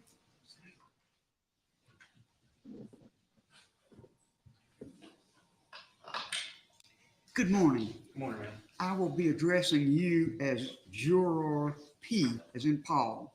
I've tried to redesignate the jurors without their number and of course without their name. Now I realize you spent 6 long weeks hearing this case in open court in Colleton, and many people may know who you are anyway.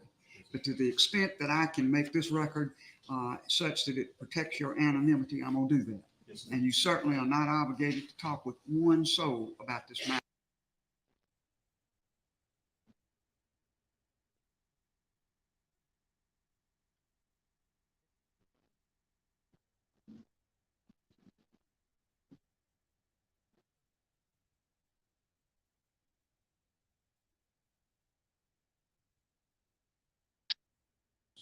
Did you have your cell phone? No, ma'am. Did you examine any cell phone broadcasts? There was a couple people, but I have no clue what they were viewing. Yes, sir. Okay. Did any of this activity by other people in viewing this material have any impact on you in terms of your testimony today? No, ma'am. All right. You rendered a verdict on March the 2nd, 2023.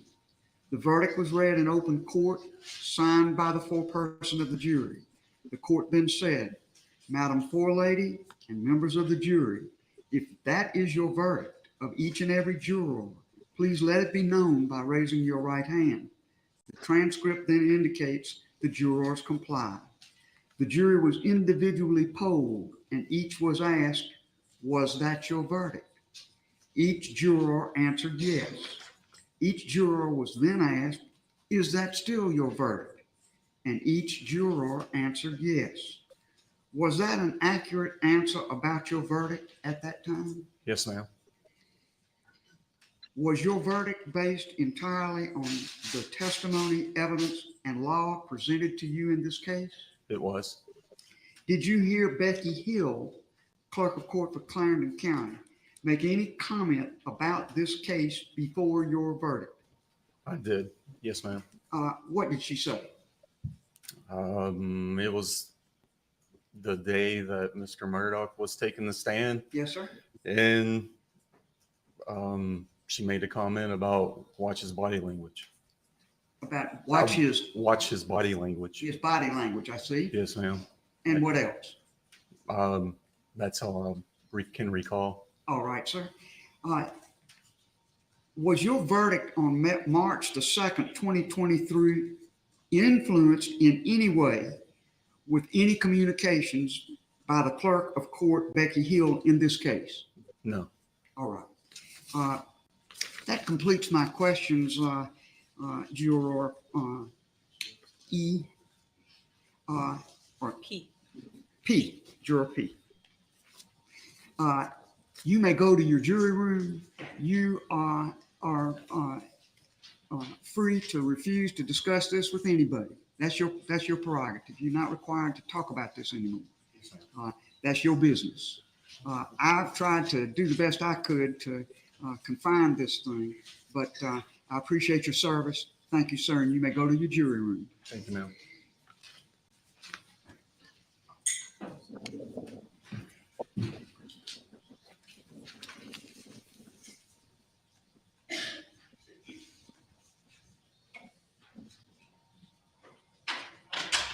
Any questions by the state? Nothing from the state, Your Honor. All right, by the defendant? Nothing, Your Honor. All right. Bring me juror O. O.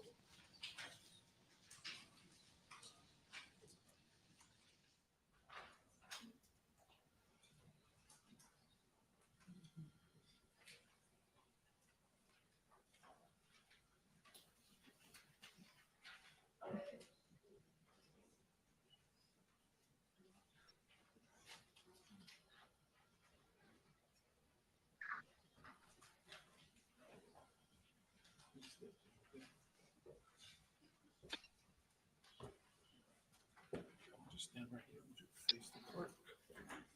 Put your left hand on the Bible and raise your right hand. You swear or affirm as the testimony you're about to give in this case to tell you the truth, the whole truth, and nothing but the truth, so help you God? I do. Thank you.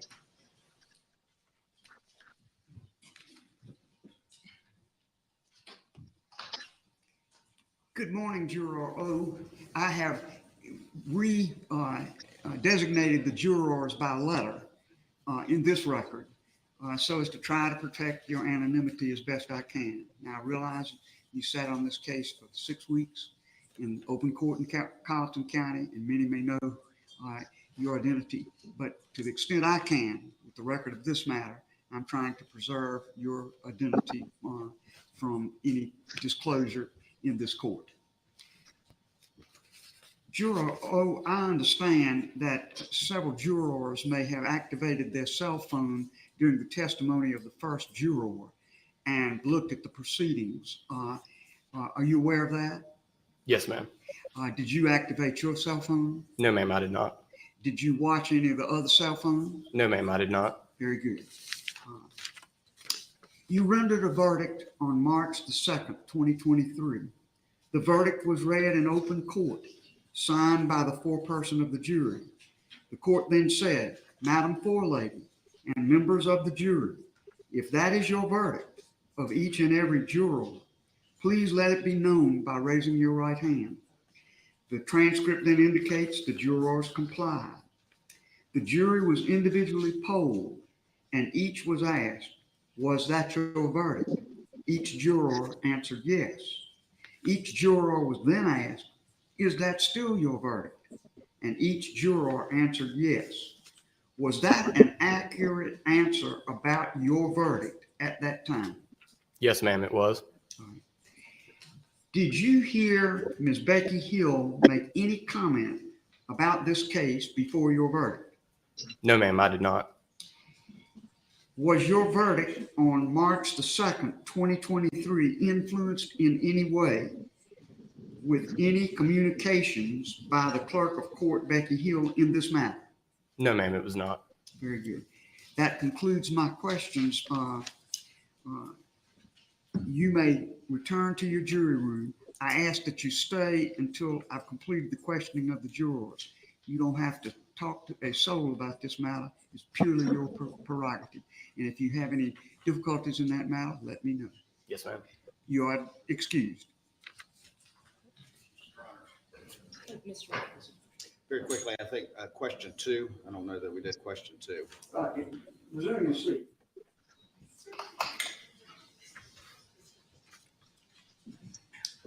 Was your verdict based entirely on the testimony, evidence, and law presented to you in this case? Yes, ma'am, it was. Very good. You're excused. Thank you, Mr. Water.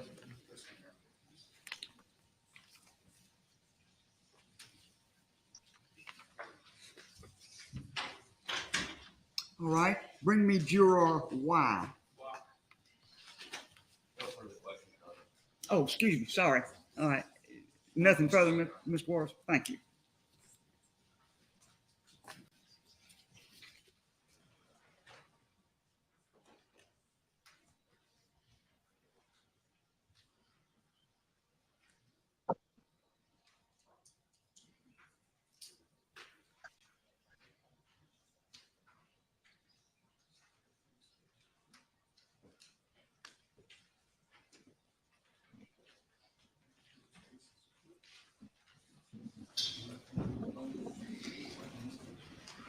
you swear or affirm that the testimony you're about to give in this case to be the truth, the whole truth, and nothing but the truth, so help you God? Thank you.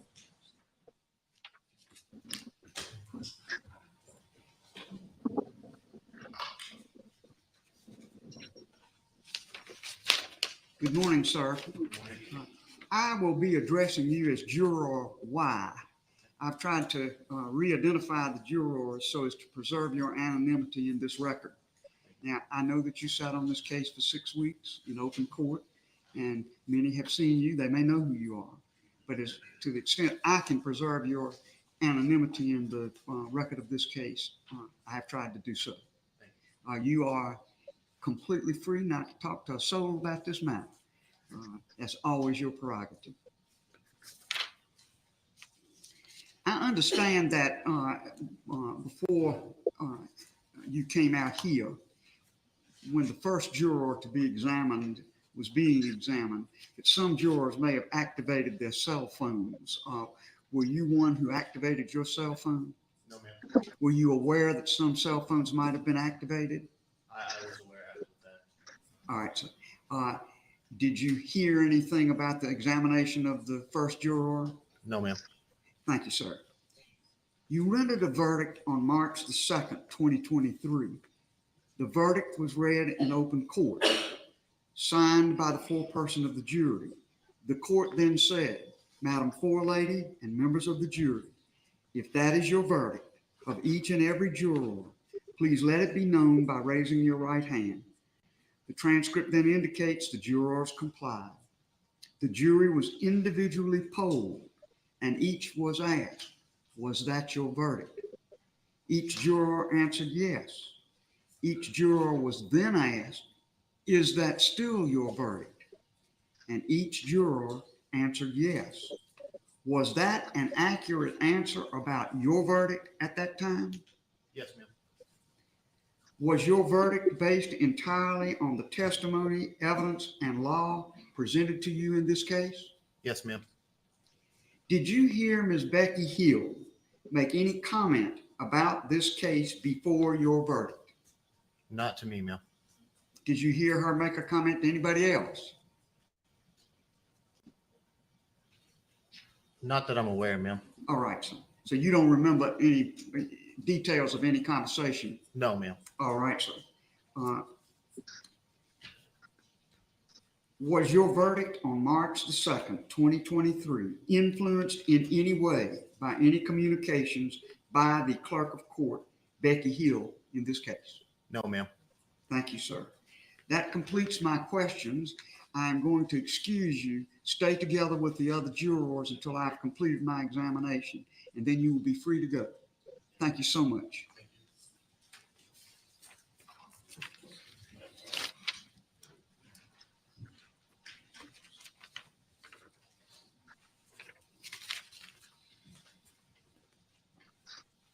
Anything further from the state? From the defense, Your Honor. Very good. It's this one. Bring me Juror W.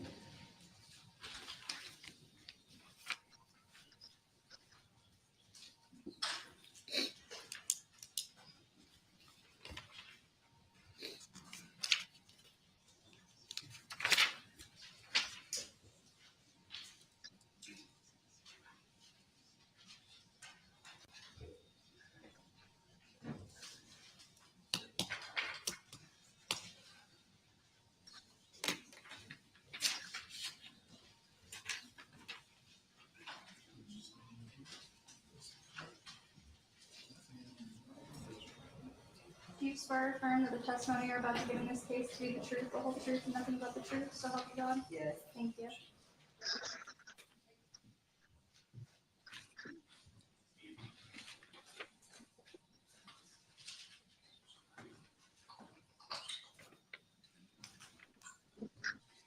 Good morning.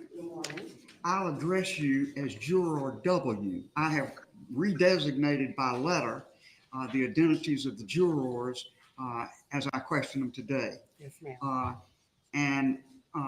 You know, you sat on this jury for 6 long weeks, and I'm sure that those who were there in the trial for a long period of time may know who you are. I'm just doing the very best I can to make your participation in this matter anonymous, and I will preserve that anonymity. You are free to not talk to one single soul about this if you don't want to. That's purely your prerogative. Yes, ma'am. I understand that when the first juror was being questioned, some members of the jury, as you were back in the jury room, may have activated their cell phones. Were you one who activated your cell phone? No, ma'am. I left my phone in the car. And did you hear any information coming from anybody else's cell phones about that examination? I did. All right. Does that have any impact on the testimony you are going to give today? No, ma'am. Very good. You rendered a verdict on March the 2nd, 2023. The verdict was read in open court, signed by the foreperson of the jury. The court then said, Madam Forelady and members of the jury, if that is your verdict of each and every juror, please let it be known by raising your hand. The transcript then indicates the jurors complied. The jury was individually polled, and each was asked, was that your verdict? Each juror answered yes. Each juror was then asked, is that still your verdict?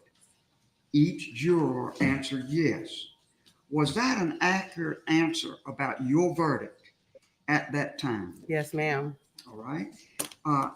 Was your verdict based entirely on the testimony, evidence, and law presented to you in this matter? Yes, ma'am. Did you hear Ms. Becky Hill, the Clerk of Court for Clarendon County, make any comment about this case before your verdict? No, ma'am. Was your verdict on March the 2nd, 2023, influenced in any way with any communications by the Clerk of Court, Becky Hill, in this matter? No, ma'am. Very good. That is the end of my questions, Madam Juror. You may go to the jury room, stay with the jury until I've completed the questioning, and then you're free to go, and you're free not to say anything you don't want to say. And if anybody upsets you or bothers you in any way about that, you just let the court know. Yes, ma'am. Thank you.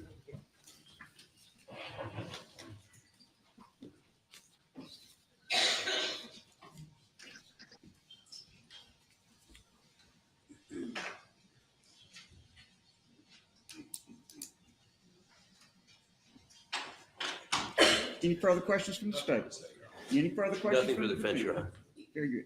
All right. Bring me juror Q.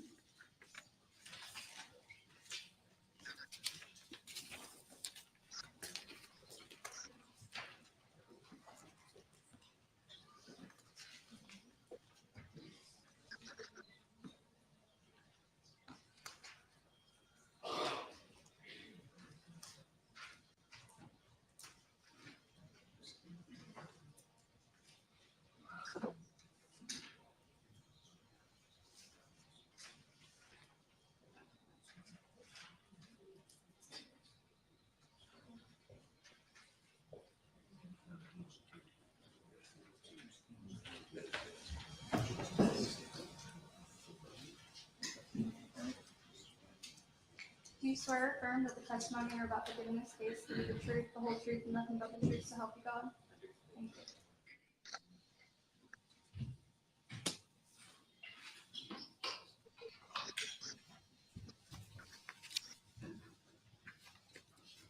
Good morning. I will be referring to you as Juror Q. I have redesignated every one of the jurors by a letter. And in that way, I'm trying to protect your anonymity in these proceedings. Now, I realize that you spent 6 long weeks hearing this case in open court in Colleton County. And some folk may know who you are, but I'm trying to protect your anonymity in these proceedings as best I can. You don't have to speak to a soul about these proceedings after you have completed your testimony. That's purely up to you. And if anybody hassles you about anything, the court stands ready to assist. You rendered a verdict on March the 2nd, 2023. The verdict was read in open court, signed by the foreperson of the jury. The court then said, Madam Forelady and members of the jury, if that is your verdict of each and every juror, please let it be known by raising your hand. The transcript then indicates the jurors complied. The jury was individually polled, and each was asked, was that your verdict? Each juror answered yes. Each juror was then asked, is that still your verdict? Each juror answered yes. Was that an accurate answer Yes, ma'am, it was. about your verdict at the time? Yes. All right. Was your verdict based entirely on the testimony, evidence, and law presented to you in this case? Yes, it was. Did you hear Ms. Becky Hill make any comment about this case before your verdict? No, ma'am. Was your verdict on March the 2nd, 2023 influenced in any way with any communication by the Clerk of Court, Becky Hill, in this case? No, ma'am, it was not. Very good. You may be excused, and if you'll just stay in the jury room till we've completed examination of all the jurors. Thank you, sir. Thank you. Your Honor, very briefly, I know we were doing the cell phone inquiry. Yes. With various jurors. Yes. I don't know if you wanted to have that with this particular juror as well. Sure. I understand that before I began questioning you or the other jurors on the questioning of the first jurors, some jurors in the assembly room may have activated their cell phones. Were you one of the jurors that activated your cell phone? Yes, ma'am. All right. And was anything that you heard at that time something that has any influence or effect on the testimony you now give under oath? No, ma'am. All right. Thank you. Anything further? You may go to the jury room.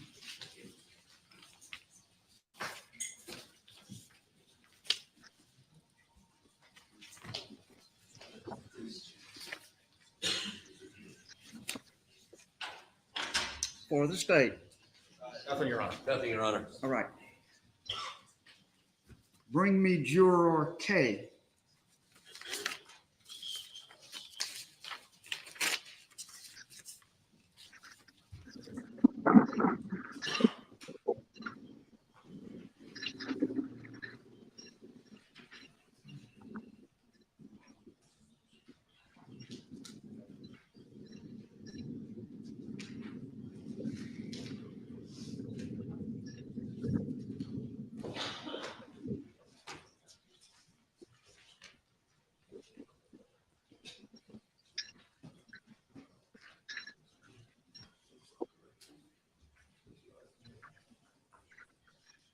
Do you swear or affirm that the testimony you're about to give in this case to be the truth, the whole truth, and nothing but the truth, so help you God? Yes. Thank you.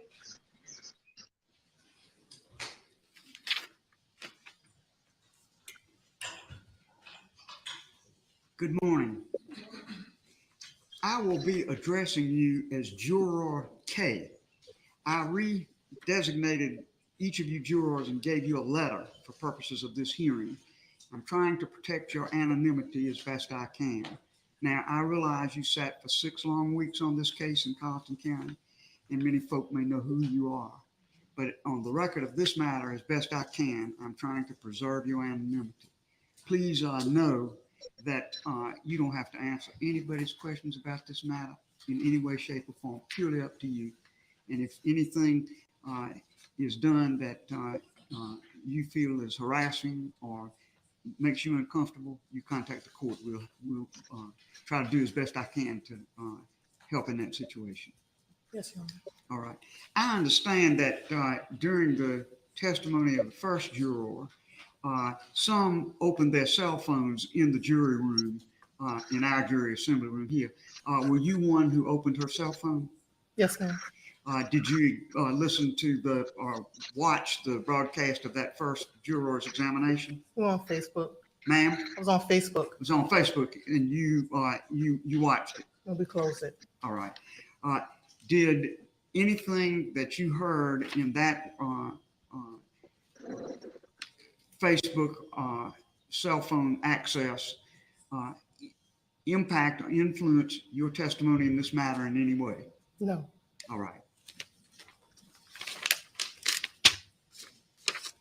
You rendered a verdict on March the 2nd, 2023. The verdict was read in open court, signed by the foreperson of the jury. The court then said, Madam Forelady and members of the jury, if that is your verdict of each and every juror, please let it be known by raising your right hand. The transcript then indicates the jurors complied. The jury was individually polled, and each was asked, was that your verdict? Each juror answered yes. Each juror was then asked, is that still your verdict? Each juror answered yes. Was that an accurate answer about your verdict at that time? Yes. Was your verdict based entirely on the testimony, evidence, and law presented to you in this case? Yes. Did you hear Ms. Becky Hill, the Clerk of Court for Colleton County, make any comment about this case before your verdict? No. Was your verdict on March the 2nd, 2023, influenced in any way with any communications by the Clerk of Court, Becky Hill, in this case? No. Thank you, ma'am. That completes my questions. I'll let you go to the jury room now. I'll then ask the attorneys whether there are any further questions. If there are not, please just stay in the jury assembly room until I give you the word that you are all to come out one more time and I dismiss you. Thank you, ma'am.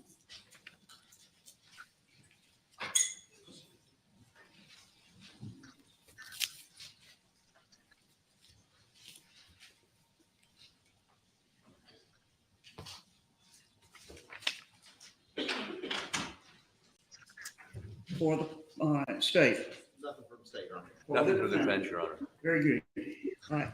This then completes the questioning of the jurors. I will ask the jurors to come into the open courtroom again, thank them and dismiss them. Anything further before I do that? None from the state, Your Honor.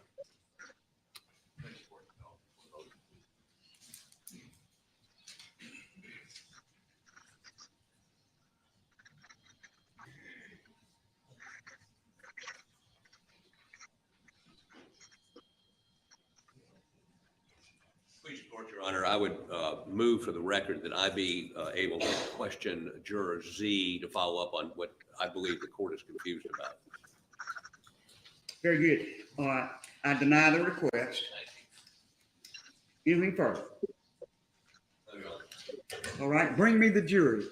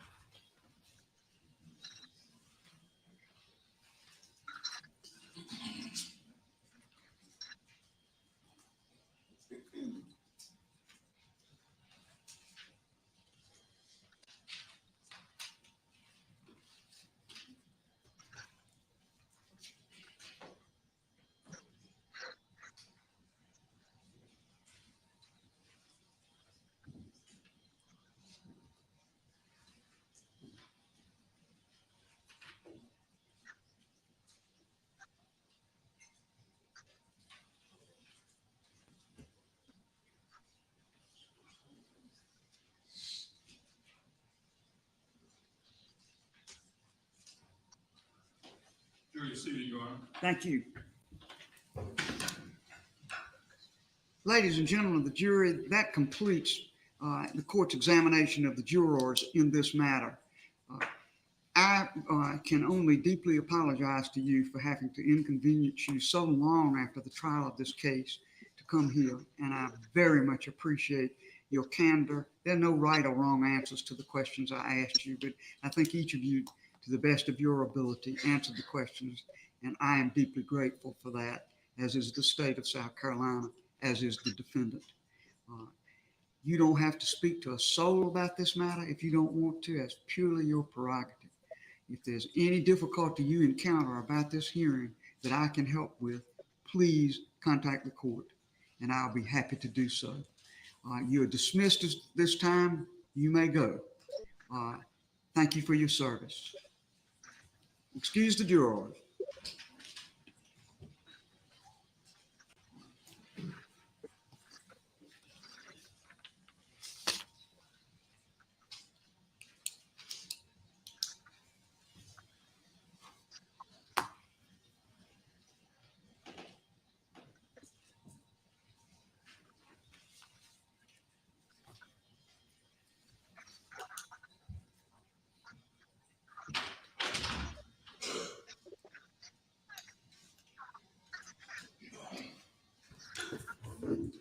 All right, Mr. Waters, is the clerk of court available?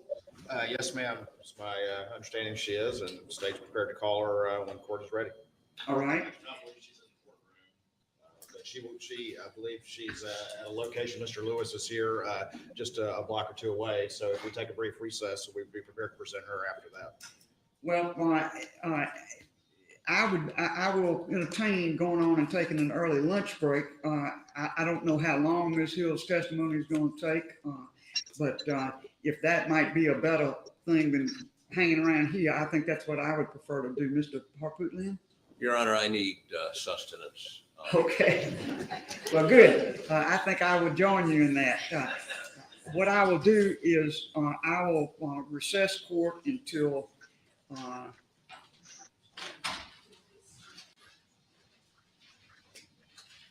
1:15.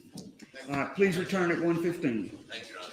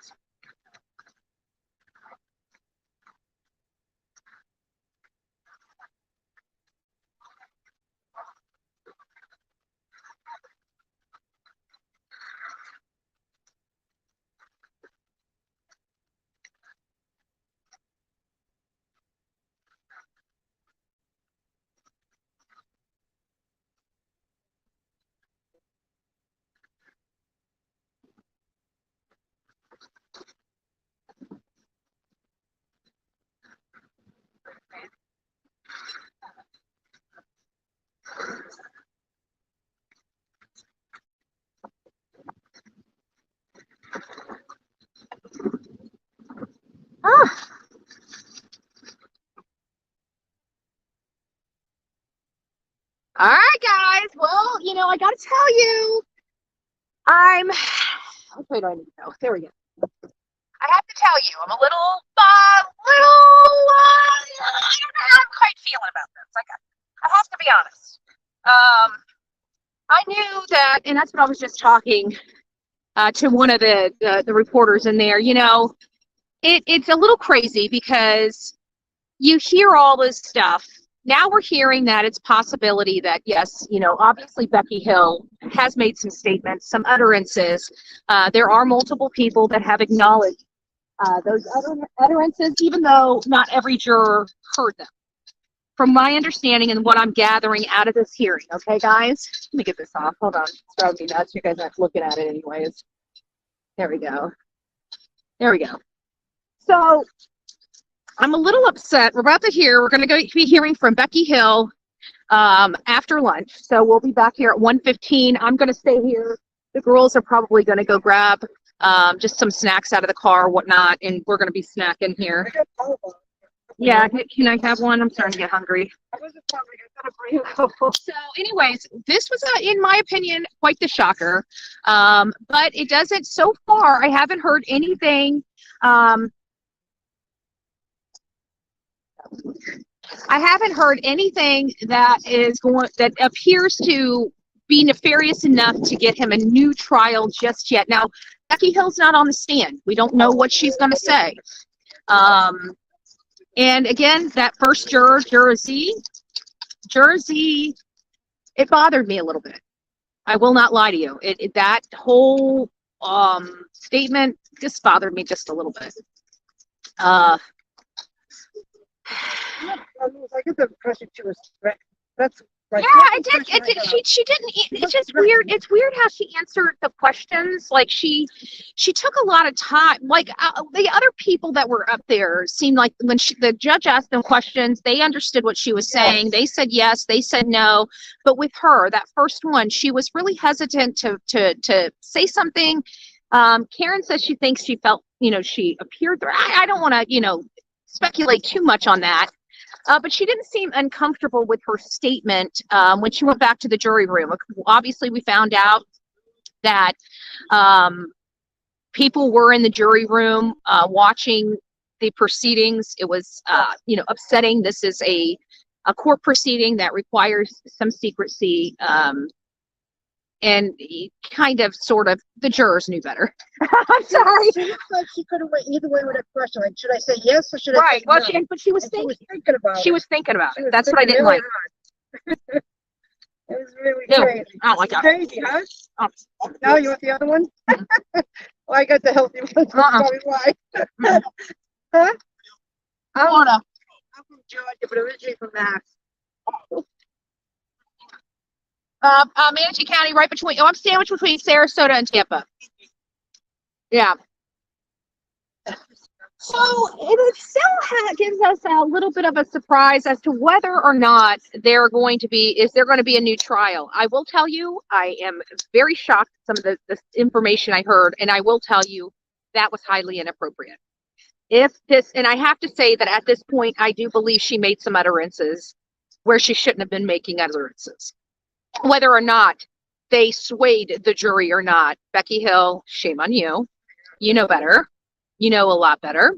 And yes, I do believe them. Again, it's coming back to did they influence the jury? I honestly really just don't know. It appears that many of the jurors, I was actually kind of surprised, many of the jurors didn't even hear these conversations. Yeah, that's what's funny to me. So it obviously wasn't a hugely broadcasted. It almost sounds like maybe she uttered it under her breath, or maybe on her way out, because there were so many people that didn't hear it. I think out of all the deliberating body people, so far we've only actually let's look at the notes. I think we only have 2 people. Let's go through the jurors here. I did take some notes while I was in there because we weren't supposed to be tweeting, but then I saw people tweeting, and I'm like, well, if everybody else is tweeting, I mean, why is Bullhorn Betty the only one back here not tweeting? I'm not going to tweet. I'm going to. Oh. Yeah. I kind of figured Betty wanted to go say hi. That's Stephen Smith's mom. I seen him in the courtroom. And Betty didn't know she was in there, so she's just coming out. I figured Betty would want to go talk with her. Can you guys see? I gotta put my phone on so I can read the chat.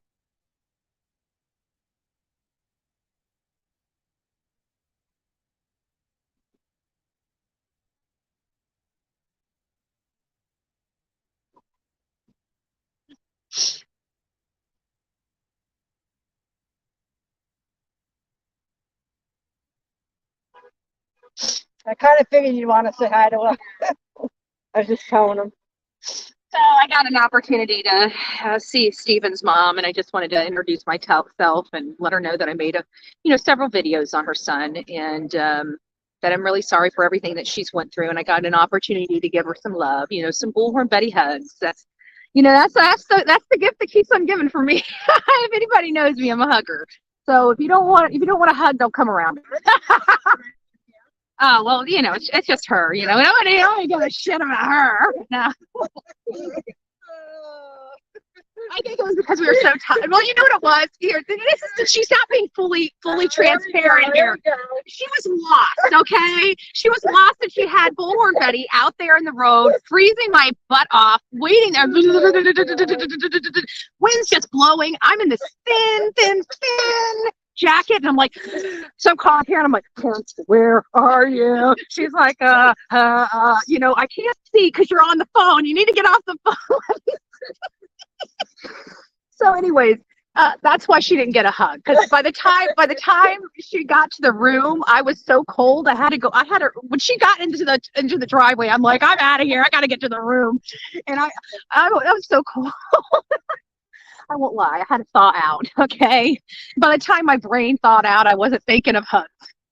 I was thinking of food. You went to bed on 8 o'clock on me last night. She knew that was coming, and I woke up on her at 3 a.m. She did get up with me, and she's like, "Did your alarm clock go off?" I'm like, "No, it's not going off until 4:30." I told her, I joke to her all the time. I said, my alarm clock's late. My alarm clock is literally late every day by an hour and a half, because I'm up at 3 a.m. It starts going off at 4:30. Okay, so. But, you know, Stephen Smith is an important part of this case. I will say this. You know what? His mother just happened to say something to me. She said, "This is going to be our year." That's what she just said to me. This is going to be our year. And so, you know what? Let's say a little prayer for that. Let this be her year. Good Lord, this lady has gone through pure hell, you know, for this long of time. You know, it's time for her to have her year. And I'm so thankful. You know what? I always talk about the silver lining and how, you know, things happen for a reason, how things have a way of having to be set up in a position for things to happen. For example, if this right here did not happen, okay, if Maggie and Paul did not lose their life, if this whole situation did not happen, Stephen Smith would have been just a memory. There would be no fight. There would be nothing. There would be a cold case with another mother beating her head against the wall, trying to make law enforcement listen, and law enforcement unwilling to listen. You know? So we have to remember that. You know, there are I think because we watch it online. I mean, I'm out here, I see these people, I know it's, you know, this is real life. I feel it, you know, I personally am affected by the stuff that I cover. So I know it's real life, but sometimes I feel like people on the other end of this that watch it day in and day out, you know, sometimes forget that these are real life people. These are real life, you know, victims. These are real life criminals, you know, like Alec Murdaugh went from being this South Carolina lawyer that people drooled over, just wanted to get next to, wanted to do work with, wanted to associate with, wanted to be this guy. Think about how many people literally wanted to be this guy. And he peed all over it. He had opportunities that he would have never had. He has opportunities and had opportunities that I've never had, that you've never had. And this is how he repays. He kills people and robs them of their money. Well, I shouldn't say it like that. He robs people of their money, and then whenever he's out, he kills people. And these people happen to be his son and wife. And I just never understood that. And I think I was just talking to Neil inside the courtroom before court started, and this is the co-author with Becky Hill. And we were just kind of getting into this conversation, you know, about, because he's like, you know, I've always kind of been into all this, you know, true crime stuff. And I'm like, yeah, I said, you know, and we were having a conversation about it. I was telling him about a conversation I was having with a friend. Was it with you? Where we were talking about the morbid curiosity and stuff like that. I can't remember. I was talking to somebody. Maybe it was Jen. Maybe it was it's Jen in between when I was visiting with her. I know this was a conversation I was just having with somebody like in the last week or in the last few days. I don't know. They're running together. But I was saying, what gets us all into this stuff? What makes us interested? What keeps our attention when it comes to this true crime? And I think it's a little bit of the morbid curiosity, but I think more so it is the fact that we as a society, we get angry. We say things like, I'm going to kill you. And we have rages and just bad days, really, really bad days. We've been at the top of our game. We've been at the bottom of our game. We've had good days and we've had just things that nightmares are made of. But we've never gotten so out of control that we have taken somebody out because of it. And I think that's the part we don't understand. That's the curiosity. The curiosity kills the cat. I think we're always so nosy to find out what in the world could push somebody this far. And I think that is the crux of this story. That is what keeps me, like, how can a man do this to his wife and son? How can a prestigious man do this to his clients? How can a man destroy his entire reputation, his family name, his legacy, his own dynasty? Those are the things that make us go, And I really think that is really what the problem is. And so I'm going to try to keep it down because somebody's next to me talking. And I know I got a big old mouth because of Bullhorn Betty. So, shh, gotta be quiet a little bit. Then second, she is asking if that would have been based on the testimony of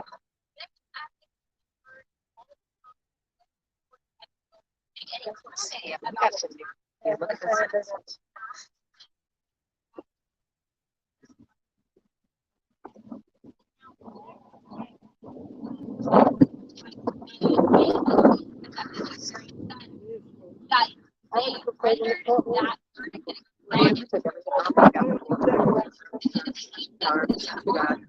So that's kind of where we are right now. I have to be honest. Let me do a poll here. How many of you guys were shocked by what you heard? If you guys were shocked, let's do it like this. If you guys were absolutely floored, let's do 1. If you were, okay, let's do 2. If you're like, that's nothing burger, let's do 3. And absolutely, this is a joke of a trial, let's do 4. So anywhere between 1 and 4. Let me know how you feel. Surprised. Well, no, you're actually, I'm surprised you didn't say Becky did all. Our resident defense attorney in-house. I don't think she is. It seems like they're prepared. Yeah, because the way Creighton Waters, or the way he was talking, everybody's been speculating that they think Becky Hill's going to plead the 5th. Now, I don't think she can blanketly plead the 5th in these types of proceedings. I think she can specifically, like, if she feels that she, when I met Miss Mike, you can't change your vote now. I wasn't shocked because I think she's lying. I don't know. I didn't get that vibe. I think for that first one, for Z, yes, but there was another, I was iffy on her. I didn't know where she was coming from. And when she started out, I thought all the other jurors were going to say about the same thing. And I was like, when you first hear her statement, you kind of think, oh my gosh, this is really bad. And it is really bad. But then when you realize that she changed her testimony, like she has one thing in the affidavit and she stated another thing on the stand, it makes you wonder why she changed so much. She went from saying that in her original affidavit that she felt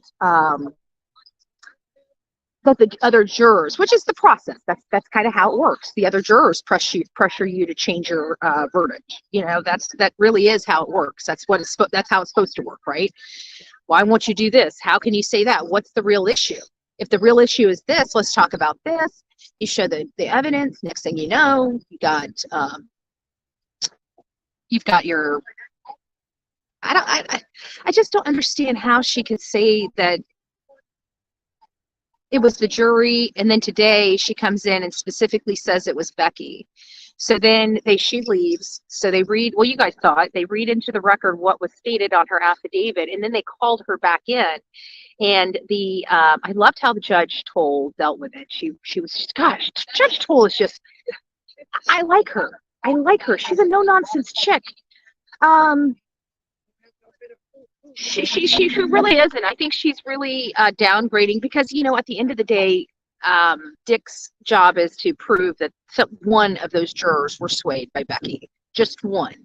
And I have a problem with the way the affidavit was written closer to the time frame of when all this stuff happened, and then of course what her statement happened to be thereafter. Turn this around. Turn around. The wind's not blowing you. And so that's really what I really truly think is going to happen. I don't know if she's going to get, if they're going to do a mistrial or not, or not a mistrial, but a new trial. I really don't. I have a funny feeling that we're going to go ahead and I think he's going to be denied. I just have a feeling that the judge is not really entertaining it. She knows that nobody was really influenced, or at least she's getting that picture that nobody was really influenced by Becky. With the statements that were made, I'm not sure, you know, even though they weren't influenced by that, I still feel that her statements to a juror, to the jury in that capacity, now that I heard it directly from witnesses, and I heard it from multiple witnesses today, not just this one girl, I've got some problems. I have to be honest with you. I have some problems with her behavior. I really do. So I don't understand how anyone can think this man is not, well, and I get that. And that's why I really don't think he's going to get a new trial, because nobody's really came out and adamantly stated that, yes, her statement changed my, I wouldn't have voted this way had it not been for her. I mean, we had the one Juror Z.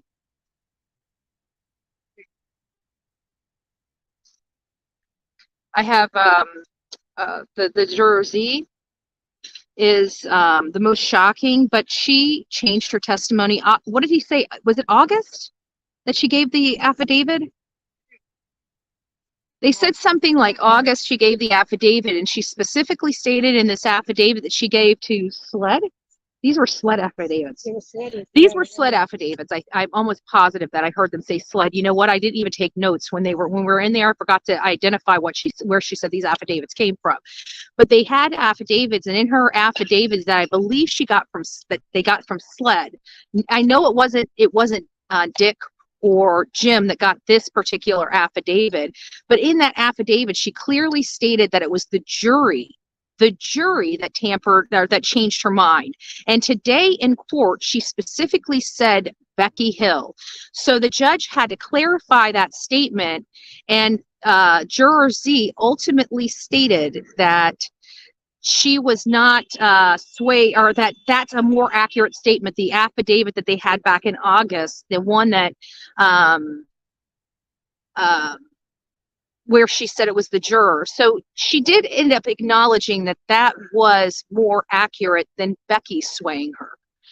So I don't know how the judge is going to feel about that. And I can tell you, Dick saw that, and he addressed that with the judge, and the judge really wasn't trying to hear it. She's been kind of going to the mattress with Dick in a professional way there publicly. He keeps bringing up these objections and stuff like that, and she's having to overrule them. And you can kind of see that she's getting, there was a couple things where you can see her get a little frustrated and irritated with how Dick is kind of handling himself in the courtroom. I think, but he has a job to do, and his job is to protect Alec. And I do believe that whole situation,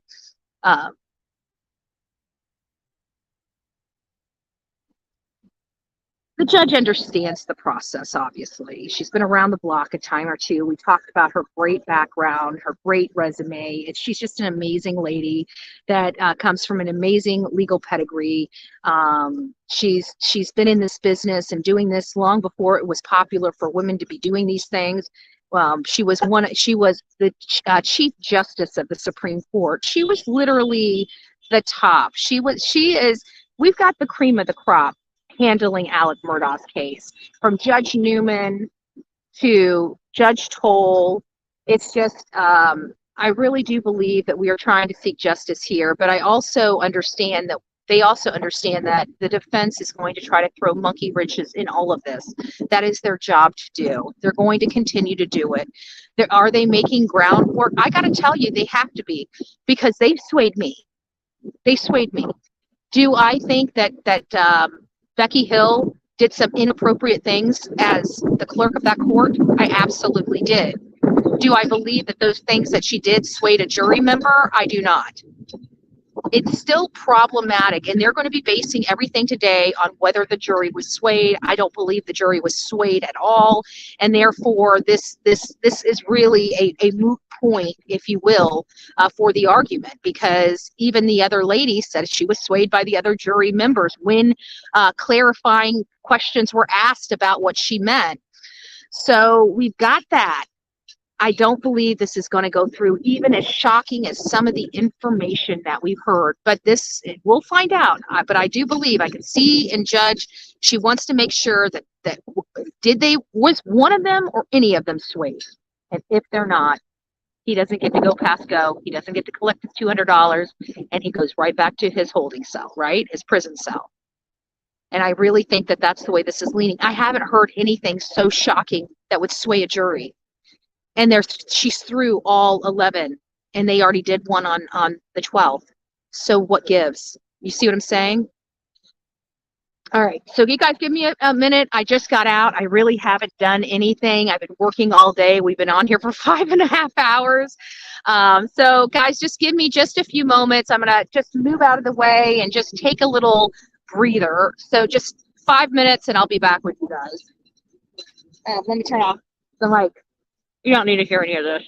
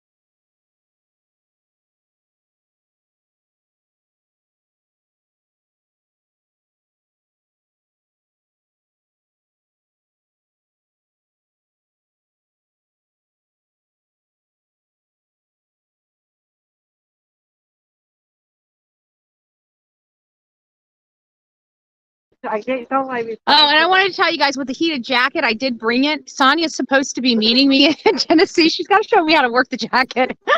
I brought it with me. I did bring it with me, but I didn't wear it because I'm at the, I like the nice, pleated, the real nice, fleece, or this is not fleece. This is wool jacket, right?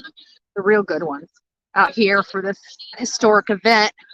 Not that the pink one's not really good, but it's awfully bright. And I think I'm bringing enough attention to myself out here in media. I don't want to drink too much, right? I don't want to drink too much. So, but there is media, and they're going to be doing, and they're going to be breaking here for a little bit. Listen, guys, I know you guys are probably been here for a while. We're going to just kind of chill for a second. I'm going to put the thing back up, and I'm going to just, I think I'm going to try to go find me a cup of warm coffee. That's really what I need more than anything right now. And then I will be back, and we'll get started on our lunchtime session, just discussing what we learned, discussing more information about the case, and seeing if Becky, I think in my mind at this point, my mind's made up that I feel Becky did some inappropriate things while she was the clerk, and I was in denial of that for a while. I'm not willing to be in denial of that right now from what I heard, but the good news is it doesn't appear to be so damaging that it swayed the jury, and that's really why we're here. Did any of her conduct sway the jury's verdict? And so far, like I said, Juror Z is really the only person that kind of flip-flopped on their statement from when Sled got it a few months ago to now. You know, it went from it being the jurors to it being Becky. So what caused that to happen? It seemed to me the way she was answering the questions, and we can clearly see the significant pauses in her testimony. You know, we can see her pause and think about how she wanted to answer that. And that's a problem for me, because when I'm there, you know, you answer the questions. You don't want to elaborate when you don't have to. You know, you're taught when you prep a witness, you always tell them to you know, obviously tell the truth, but keep the answers short and sweet. Keep them to what they're asking, right? So if they're asking a yes or no question, you want to answer yes or no. If they're asking an open-ended question, for example, an open-ended question. So a yes or no question is, do you like me? Yes or no? Now, the open-ended question would be, why do you like me, right? Why do you like me? Do you like me? Yes or no? Why do you like me? That's the open-ended question. Why? Because it's not giving you the answer. You have to answer it. You don't get to get a multiple choice, you know, selection. So in those open-ended questions, you want to be as short and concise and sweet as possible. Short and sweet, right? So why do you like me? Because you have a boisterous personality, right? You had a bold personality. You want to keep it sweet. You don't want to go on, well, you know, back in 2021, you know, when you were out in front of Gabby's, I kind of liked you then, but then I watched you for a little bit. I kind of think you kind of got off the rails a little bit, and then you kind of pulled yourself back on, and then, you know, you've been doing this. That's what, you don't need all that. Why do you like me? Because you got a bold personality. Okay, there you go, right? So you want to make sure that you're consistent, you're concise, you're short on those open-ended questions. But she specifically stated it was the jury that swayed her, that made her feel uncomfortable to change her vote from a not guilty to a guilty. So then, again, she gets on the witness stand and she lies. I don't want to say lies. I don't want to say that. But she misrepresented what was put in her affidavit. So much so the judge had to have her read her affidavit and then asked her if it was true or still true and correct. And she said yes. And she said, and then she specifically brought up the line item where it said jury. And she said, is that more correct than what the statement you gave up here earlier? And the juror said, yes. Yes, that statement is more accurate than the one that she had just given on the stand. So in her statement, she said jury. And as soon as she made that statement under oath in that courtroom, all of a sudden, that one juror that could have changed this for Alec to have a new trial, it wasn't as strong of a testimony as we thought it was. So it sounded like a bombshell, and then when it was clarified, and the girl was really sweet. I just want to let you guys know that the girl that was up there, she looked really kind, really sweet, and there were jurors in the back that actually had their camera on. This was a big hoopla when we first got there about this camera. I wanted to read some of the notes I had that you guys may not have been privy to from inside that courtroom. Give me just a second. I did take some notes. I'm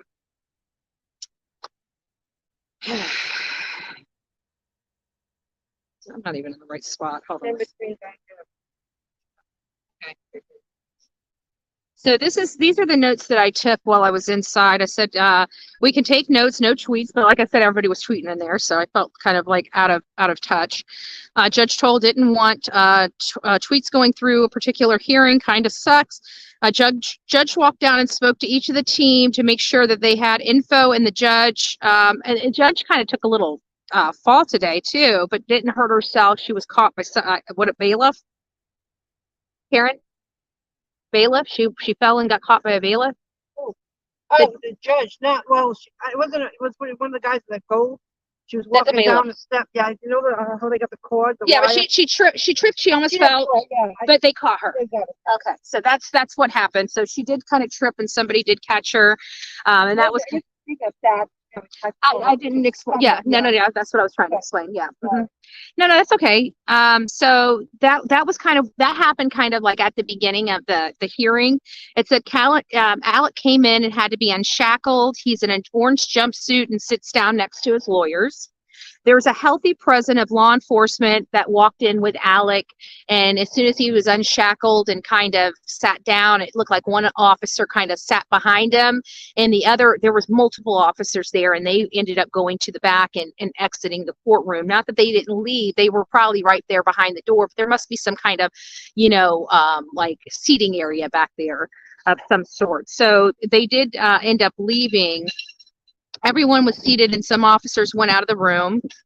The bailiff was kind, and the guys that there was a guy that came in there and caused a slight commotion right before the hearing was going to go on. And he was like, he had his phone on. He wasn't, we're not, unless you're in the media, in the back with the media, you can't really have your phones on. They require all the audience members that are sitting in the general public to turn their phones off. So whenever you turn the phones off, you're not supposed to be on them, looking at them or anything. So this guy was, when he first came in, he was on his phone, and the bailiff walked up to him and said, you can't really have your phone on. And he's like, well, am I the only person that's not allowed to have my phone on? And it's like, well, you're not media. You need to go down here and the audience member. And they said, and then he tries to move back with the media so he can use his phone. And the bailiff came and got him and said, you can't be here. And so there was just a slight commotion that kind of kicked off. Everything was respectful, though. There was no like major screaming or anything like that. Before court started, the judge called all benched lawyers into her chambers, and they had a little conversation. The chambers door were then shut and locked. One of the attorneys and a deputy sheriff came back in. Alec is still sitting with Jim and the third attorney. I always forget his name, and I don't know why. The attorney for the two jurors, including the egg lady, had just walked out of the chambers. I didn't see anybody in there from his, for his clientele that was here, but he was still here back there behind the, in the area where the lawyers are to go. And those were the attorney for egg lady and the other juror that Murdaugh's team has in affidavits. Court was called to order at 9:48 this morning. The judge is present. She gave us, the media, all kinds of instructions. She also said, I wasn't here Friday, and I thought media did really, really well. They had a little more latitude and a little more liberties because I had one of, Liz was up here on Friday, and so she was filling me in on the processes on Friday, and she said that they were able to, and I kept looking on social, I wanted to make sure that nobody violated the court's order, and I'm like, I hope she lets us have, our stuff and lets us still continue to do stuff. And she thanked everybody. She was a little upset. She said, we didn't really follow all of her instructions on Friday. I wasn't here, so I wasn't part of that. But she did kind of smack us around a little bit and then say, but I do appreciate you keeping the questions and the jury information off. We kept it off social media. We kept it off mainstream media. Like, everybody did their part in making sure that stuff didn't get leaked out. And kudos to everybody involved, because I know, especially with social media, that is very, very hard to do. People like to talk and they like to spread stuff like wildfire. So, and that's where I kind of come from, is social media, and why I don't say everything to everybody all the time about all my cases is because some things just aren't up for a discussion. One of the first issues raised inside that courtroom, that you guys may remember, is the fact that Dick Harpoolian was bringing up the word merit. Apparently, there was a juror that had to come here Friday. We all learned of that. And the reason why this juror had to come here on Friday is because they weren't able to make it today. They weren't able to make it this week to this hearing. And so the judge gave them an alternative, and the alternative was to come in on Friday and to be put under oath and questioned. It wasn't the best situation. Nobody wants to do it like that because you have so much concern about whether that stuff's going to be leaked. It's just a lot harder to deal with. So it's not really the preferable method of dealing with it. But he tried to argue that this juror on Friday did not understand what the word merit meant. appeared to be confused. So he was arguing with the judge about using the word merit. And merit is a legal term that has been used in these court proceedings since I can remember, even long before I ever even got into the legal profession or anything like that.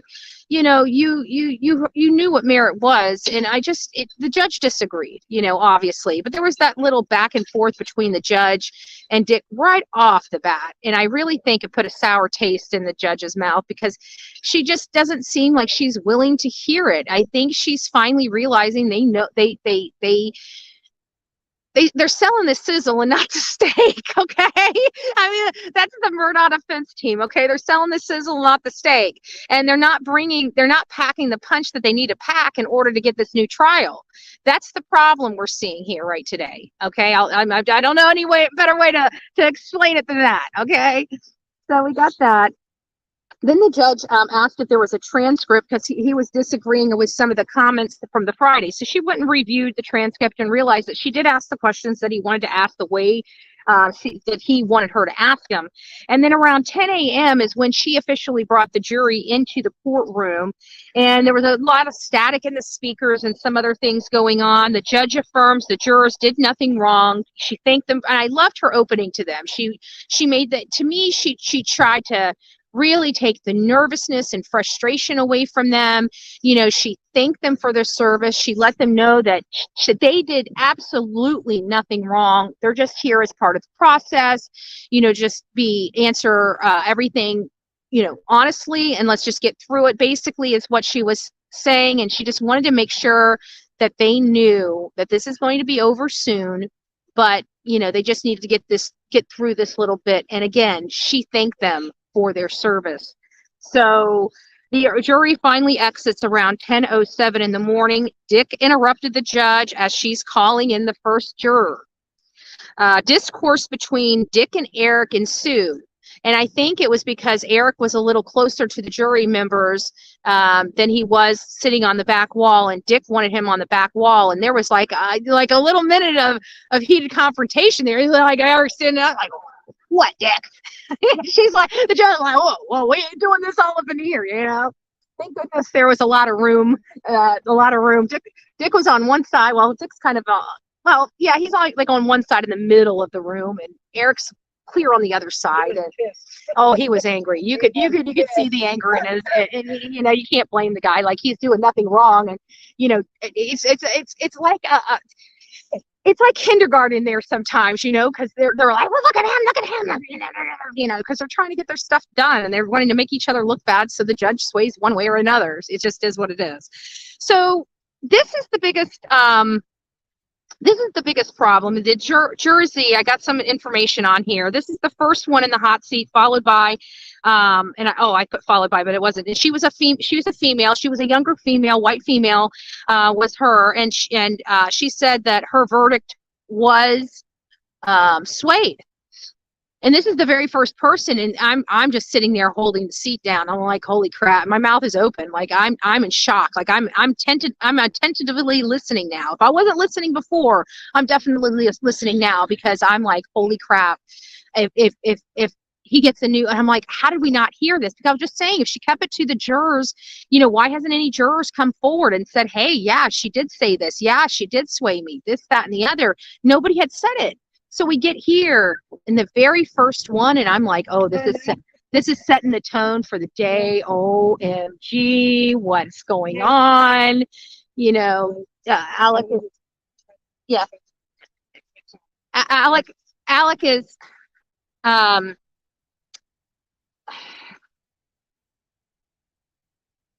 it doesn't matter. So getting back to this, so Z did, she said that the verdict was changed. It was tested on every case. Why it says is BH, so that means Becky Hill, She said Becky Hill told her to watch his actions, to watch him closely. Was it influenced? And she says, yes, it was influenced. This is the one that felt pressured by other jurors. On August 14, 2020, so it was August, they asked jurors and read it into the record. And she did make a statement that it was the jurors that swayed her. But today, again, we're not going to keep hitting the dead horse, but Dick asked CW Creighton Waters not be asked, objected, and the Dick Harpoolian was overruled. She said because there was something about the questioning. They were having an argument about the questioning. He wanted her to bring up the affidavit. Dick approached the judge and said, hey, you need to bring up this affidavit because he wanted a point in there. And she said, okay, I'll bring it up. And she's like, but she can't respond. And she's like, Dick, you can't have your cake and eat it too. She's like, I'm going to read it like you asked me to, but I'm going to ask it. So she did bring the juror back in, and it made her, I even put it here, made her rolling, take your seat. She made him take a seat. And then juror Z comes back in. Z asked her to read her affidavit. She felt pressured by the juror ultimately. That's what they ended up finding out. It was not Becky Hill. It was ultimately the jury she felt pressured from. Two statements, it could be both. Dick Harpoolian says it's more accurate. That's where we are heading. I declined. I overruled that objection, the judge says, and the judge immediately leaves the courtroom.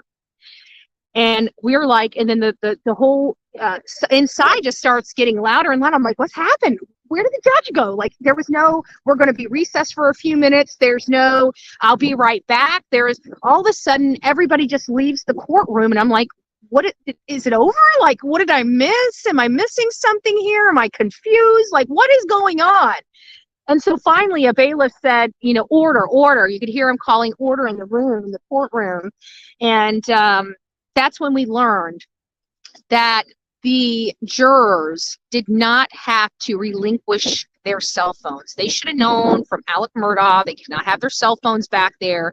They cannot be in possession of their cell phones, but still a few jurors brought their cell phones with them and apparently was watching the testimony of Juror Z. And so then the judge had to obviously confiscate all the cell phones, put a bailiff in the room because we don't have jurors acting right. I don't know if they get how this works, but I digress. So now they got the phones, the bailiff is back there, we're learning of this, and now we have to ask new questions for every single other person that comes up there. Did you see the video? Did it sway your testimony? Right now, this just caused a little bit of a hiccup. So she wasn't there. She, and what I mean by is Toal. I need to say Judge Toal. Judge Toal, Bullhorn Betty, yeah. So Judge Toal ended up confiscating the phones, putting the bailiff there, and then coming out and asking her if she felt comfortable being in the jury box, with all the other jurors after her testimony. And I think the jurors were very friendly. It sounded like even during the deliberation and through the court hearing, it sounded like they were praying together. It sounded like they were, it's really all they could hang out with for those weeks. They were there all day, every day, except on weekends, for 6 solid weeks. You got to think that you do make connections and you do get emotionally involved with people. So it's just that's just the name of the game. So I think she did feel comfortable. However, the next juror, which is Juror C, came out and basically he was like a nothing burger. He didn't hear anything.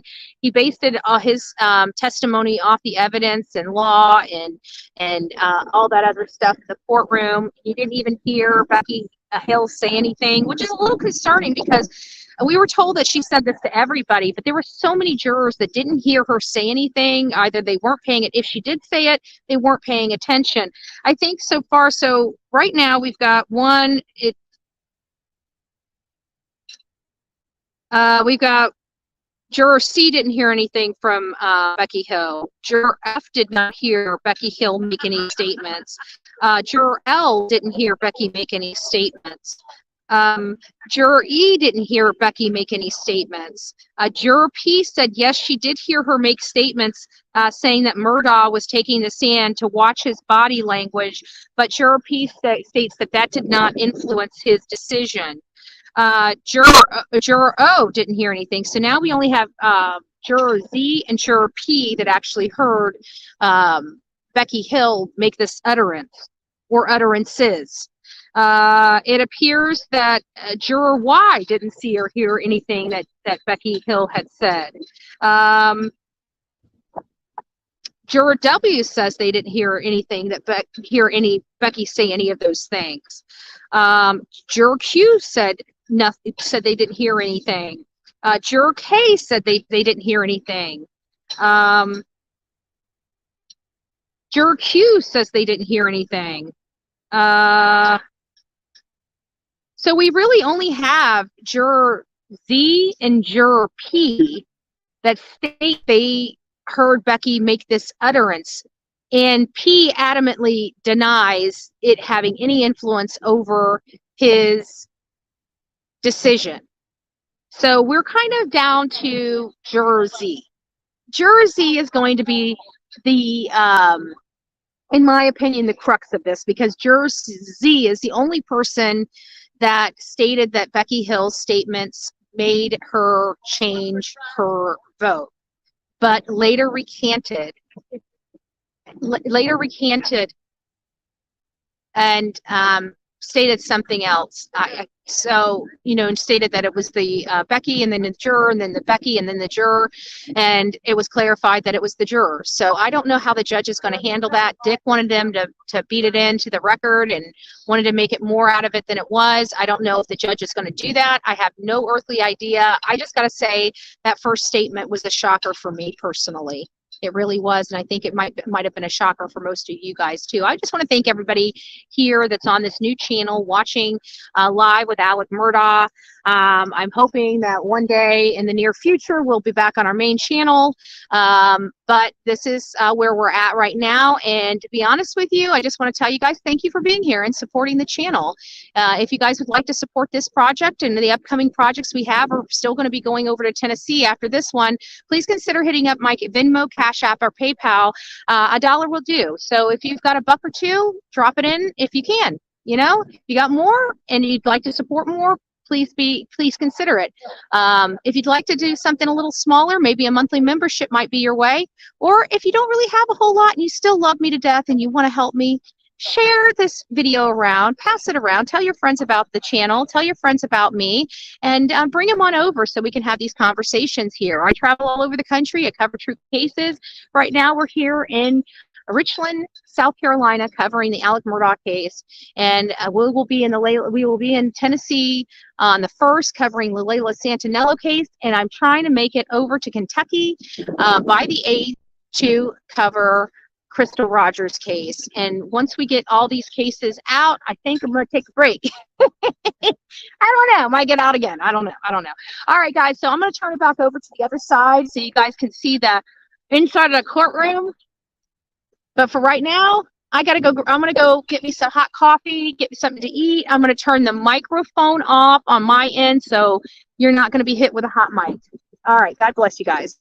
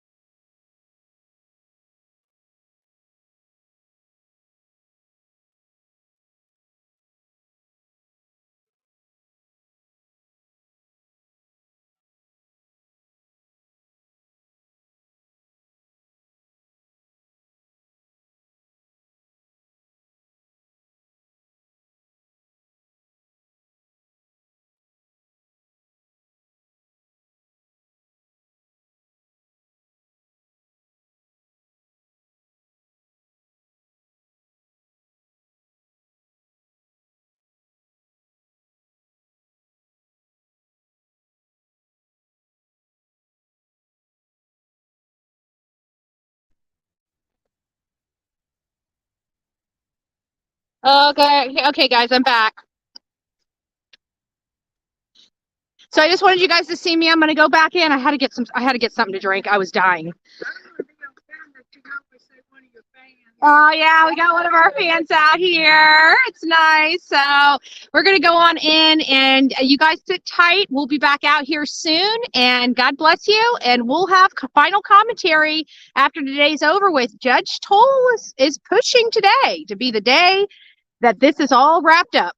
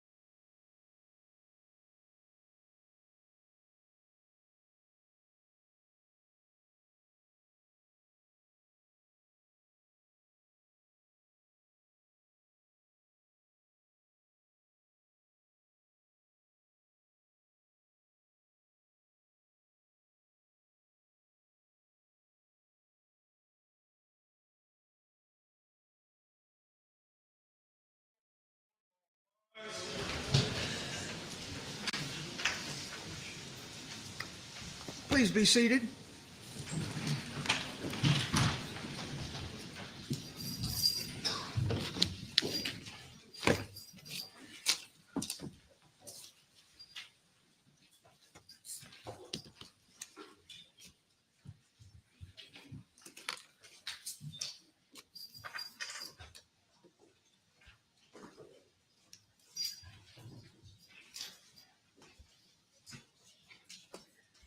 All right.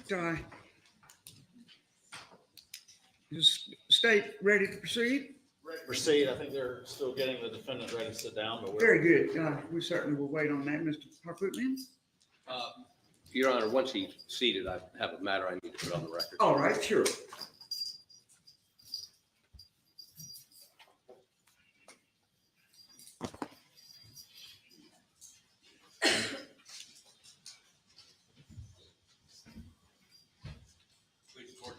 Yes, sir.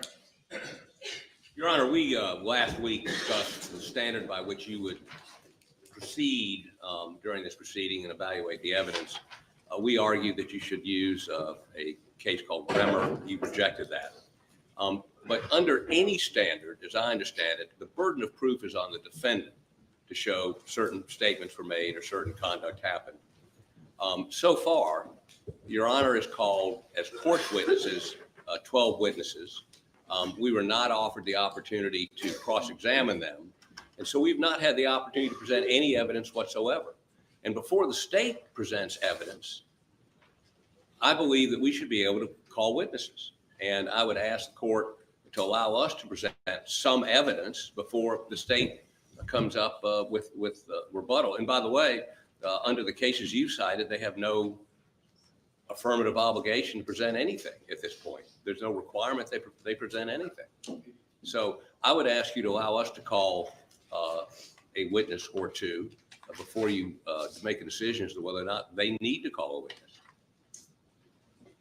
The state? Your Honor, we obviously have argued very extensively some of the cases, and I think the South Carolina jurisprudence is very clear that while an evidentiary hearing is appropriate, and that's what we're doing here, that manner of inquiry is purely within the discretion as the trial judge sees fit. This is not a criminal trial where we're here with a jury to present the normal criminal trial process. This is a inquiry that is very much directed by the trial court and what the trial court thinks is appropriate. And so the state certainly is comfortable with the inquiry the court is conducting. And my understanding is, as far as putting up Ms. Hill, this is the manner in which the court wanted that evidence presented. And so we're happy to comply in that regard. But we think that this inquiry is within your discretion, and we have no issue with the manner in which Your Honor's proposed to conduct it. Please, the court, Your Honor. Certainly, the conduct of this hearing is within your discretion. What is not is who has the burden of proof. We do. And we can't meet that burden if we can't call witnesses. And so I'd ask the court to allow us to call witnesses. And if at the conclusion of us presenting those, you believe the state is required to present evidence to contradict that evidence, or in some way, I'm not quite sure, since Remmer is not the standard, I'm not quite sure what they have to prove, but that's an argument down the line. I believe we ought to be able to call witnesses now, and we have witnesses which would substantiate the burden we have to show you that statements were made by the Clerk of Court, and that those statements had impact on a juror or jurors. All right. I've got a couple of reactions to that. Number one, the pretrial was the time to figure out exactly what we were going to do here. And I think it comes at the last minute for you to now come and say, we want to present witnesses. You briefed the matter of witnesses. We had a long pretrial. After I made my rulings on what I thought the scenario was that should be used based on State versus Green, you lodged objections to that, but you did not offer at that time any information about who you wanted to call, other than this lengthy filing in one of your briefs. It comes pretty late in time for, in my view, for you to do that now. Second thing is, I gave the defense a big break when I allowed you to be the cross-examiner and the state to be the presenter of Becky Hill. She's really a witness that each side needs to prove their view of what happened in this matter. The state puts her up to try to show that there was no impact by anything she said, and that some of the things your witnesses say were said, she says were not. So there's a conflict in the evidence there. I'm not going to rearrange the situation and go to any witnesses of yours right now. I'm going to see what Ms. Hill has to say. And then afterwards, we can talk about whether there's any need for any other witnesses. Your Honor, just factually argue this with you. We did not understand. We assumed you'd adopt Remmer because that was. Well, I don't know why you assumed that. Because when the that's South Carolina Supreme Court said very clearly that we do not go by the guidance of the 1950s case of USB Remmer. We do not believe that's what Justice Kittredge has said. He said it straight out, as clear as a bell can be, but I've ruled on that. Yes, ma'am. And, all I'm saying is, and the South Carolina Supreme Court's going to have plenty of chances to decide that they want to modify Green. well, when we were somewhat taken aback by a ruling as a result, and that ruling came at a point where we didn't know what these witnesses were going to testify to. So we now, and by the way, you've set aside 3 days for this. What's the hurry? This gentleman is facing life with no parole. We should take this in a very deliberate way. He's got a 14th Amendment right to ensure that he had a fair trial. All these arguments should have been made before this time, Why? Mr. Mark. Well, Mr. Harcourt, I've told you how I'm going to handle this thing. Your objections are noted and that's on the record. But right now, what I'm going to do is what I said I would do. We're going to call Ms. Hill and see what she has to say. I have no idea who all you want to call as witnesses or whether they're here in the courtroom at the present time. But we'll get to that after Ms. Hill testifies. Yes, Your Honor. All right. Just let me bring to your attention this email.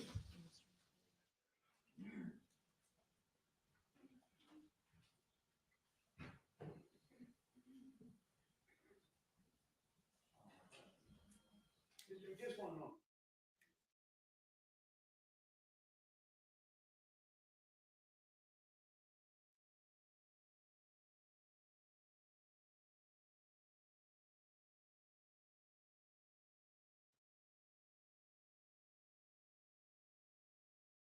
Let me go to a little something here that I'm just getting an email on and put this on the record right now. I have a communication from Mr. McCullough that's only that is copied to Mr. Harpootlian, Mr. Griffin, Mr. Waters, and Attorney General Wilson. And basically says his client, Juror Z, wants to enhance the testimony she gave with some sort of affidavit that he wants me to look at, and I have looked at. I want to hear from the state and the defense, but I can tell you, I'm not inclined to get back into the testimony that's already been taken by these jurors. Her inconsistencies, whatever they are in the record, and she now wants to have another bite at the apple. I'm not at all enthusiastic about that, but I will hear from you, Mr. Waters, first. Your Honor, the jurors testified. The court conducted the inquiry that needed to be conducted. She answered the questions. I would agree with Your Honor that multiple bites at the apple are not warranted. So we believe we should proceed forward as the court has indicated. All right. Mr. Harpootlian?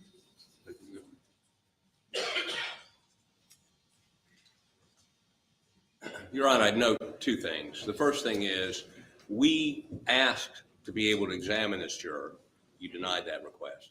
Number two, she's not our witness. She's not Mr. Waters' witness. She was the court's witness and a juror that, and you commended all of them on their honesty. She's attempting to be honest. This process we're going through is an effort to seek the truth. This is the truth. I don't understand why it can't come in. I think I understand what your position is, Mr. So we'd ask you to make it a part of the record. You can say you're going to consider it. You're not going to consider it, but it should be a part of the record.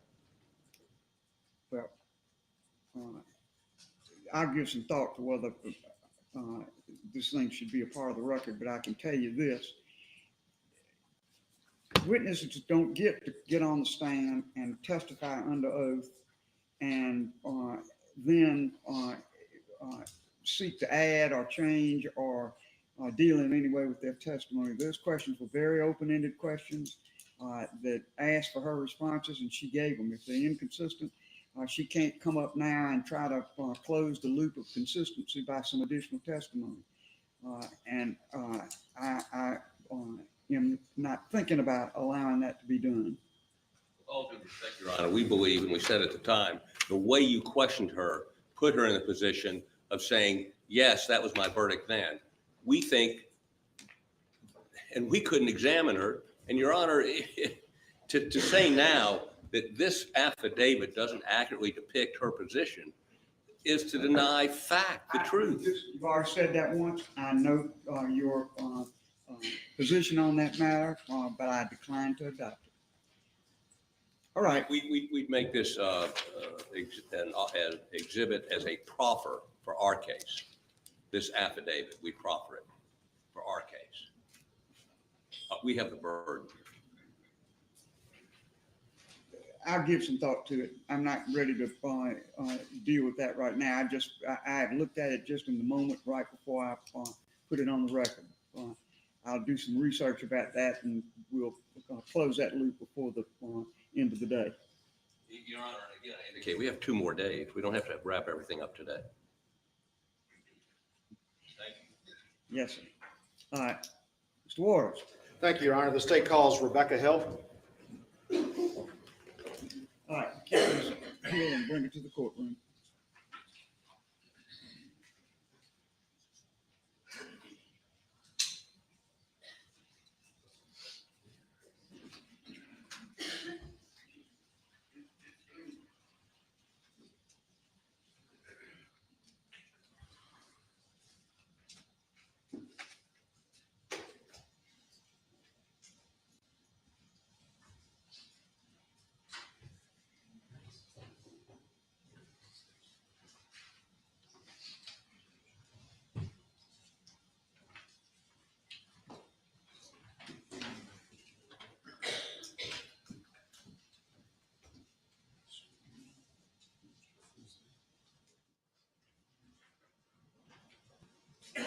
Do you swear or affirm that the testimony you're about to give in this case to be the truth, the whole truth, and nothing but the truth, so help you God?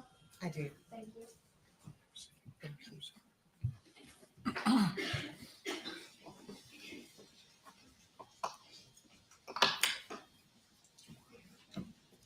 Good afternoon, Ms. Hill. How are you? I'm fine. I want to get started, if you would, if you could state your full name for the record and spell it for the court reporter, please. My name is Becky Hill. Last name Hill, Hill. All right. And if you would, just give us, you're currently the Clerk of Court for Colleton County, is that correct? That's correct. And just very quickly, if you would, what year were you elected as Clerk of Court? At the end of 2020. At the end of 2020? Yes. And prior to that, did you have any involvement or experience with the state judicial system? I did. And could you tell the court what that was, please? I was a South Carolina official court reporter for about 14 years. All right. And were you, in being an official court reporter, you would serve in the courtroom, which is Ms. Harris is here today, is that correct? That's what correct. Was your, and was that primarily in the 14th Circuit? It was primarily in the 14th Circuit. However, I did travel throughout the state. Did you have any other experience in professional experience prior to becoming a court reporter or Clerk of Court? I was a court reporter freelance for 2 years before that. Okay. And then any other professional pursuits you've had over the course of your career? I was able to be a middle school teacher, and I worked for the Board of Disabilities for a few years as well. Let me go ahead and just kind of get straight to it. In your capacity as clerk of court and in your previous experience being a court reporter, were you familiar with the rules that apply to court staff as it comes to interactions with jurors in the course of a criminal trial or a civil trial for that matter? Yes. All right. And could you tell the court generally what those rules are as far as what contact is permissible and what contact is not permissible, just very quickly? The judge gives the law and gives the instructions for a jury, and the attorneys will state their opening statements, their closing arguments, and basically the clerk of court and anyone else, court reporter, we're there to, my understanding would be to make sure that everyone's taken care of. Do you need some Kleenex? Do you need some water? Different things like that, just to make sure that they're taken care of. Is it common for clerks of court to have interaction with jurors during the course of a trial to see to those various logistical needs that you just described? Yes. And did that happen in the Murdaugh case? It did. And can you give us an example of some of the logistical things that you or other things that you would see to deal with any needs that the jurors may have? I mean, did you provide them food, coffee, make sure they were comfortable, things like that? Yes, all of that. Provide blankets for them if they were cold? Our courtroom was very cold in Colleton County, yes. Did you provide them with aspirin or Tylenol if they needed, make sure coffee and snacks were available? Yes. Did you take lunch orders for them so that they were fed each day? Yes. At any time, did you interact with any juror in an attempt to influence their view of the facts in the State v. Murdaugh case? No. All right. Now I want to ask you some specifics about that and some allegations that have been raised. At any time, did you tell the jury not to be fooled by evidence presented by Mr. Murdaugh's attorneys? I did not. At any time, did you instruct the jury to watch him closely and look at his actions? I did not. At any time, did you instruct the jury or tell the jury to look at his movements? No. At any time, as the jury moved to deliberate, did you tell the jury this shouldn't take long? No. At any time, did you tell the jury that the defense case, watch out for the defense case, they're going to try to throw you off, or anything along those lines that was meant to influence the jurors against Mr. Murdaugh? No.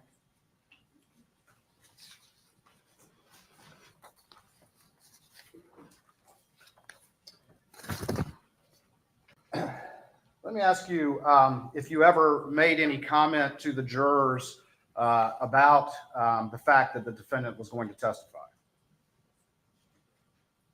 Did you have a conversation in the presence of the jurors prior to the defendant testifying about the fact that he was about to testify? It wasn't directly related to the jurors. I was talking to Mr. Bill, who was our bailiff foreman, our bailiff over the jury, and I was talking to him about that. All right. And what did you say? I told him what I had just come from downstairs telling my security and bailiff office, that Judge Newman had allowed more testimony in regarding the financials, and that also the defendant had decided that he may testify. All right. And where were the jurors at the point that that conversation occurred? There were a few jurors standing in line, and there were some in the bathroom, I'm sure, because they said they were waiting on jurors to get out of the bathroom. And there were some in the jury room just milling around from what I could see, looking down the hallway. And again, what were the words that you said during that conversation? What were the effect of them? To Mr. Bill. Yeah. And what did you say? I told him that that Judge Newman was allowing more of the financial evidence in, which would prolong the testimony in the trial a little bit, and also that the defendant had decided that he was going to testify. Did you say anything about this being an important day? Pay attention. We'll get coffee for you. Things like that. I usually give a little pep talk to the jurors. It's sometimes hard sitting a long time, but my usual, and I do remember saying, pay attention, it's a big day today. Whatever you need, let Mr. Bill know or one of the other bailiffs, and they'll be glad to get it for you. Did your comments or were your comments in any way phrased in favor of one side or against another side? Or were they more of a neutral comment about paying attention? No, it was not for one side or the other.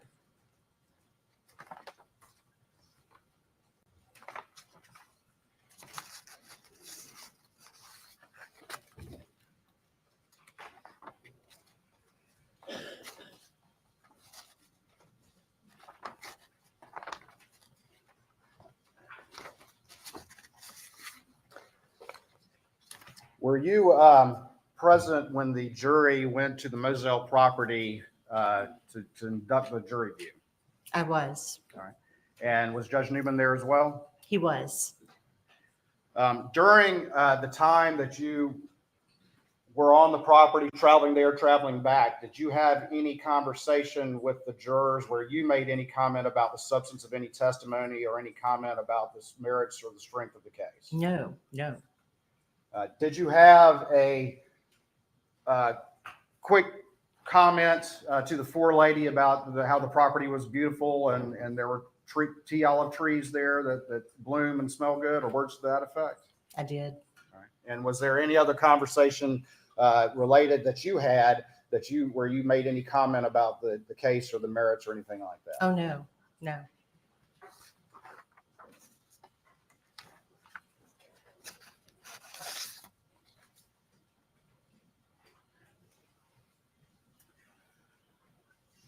During the course of this trial, did you have a bailiff employee whose primary job it was to see to the jury and their security and to keep them separate from everyone else that was involved in this trial? I did. And who was that? Mr. Bill Polk. All right. And he was ultimately the jury coordinator in this particular case? That's correct. During the course of the deliberations, once the jury went back there, did you have any contact with the juries or have any substantive discussion with them? Not at all. Did you have any discussion with them about logistics, about staying in a hotel or anything like that? I did not. Did you have any interaction with the jurors or anything to do with them having smoke breaks or anything like that? I did not.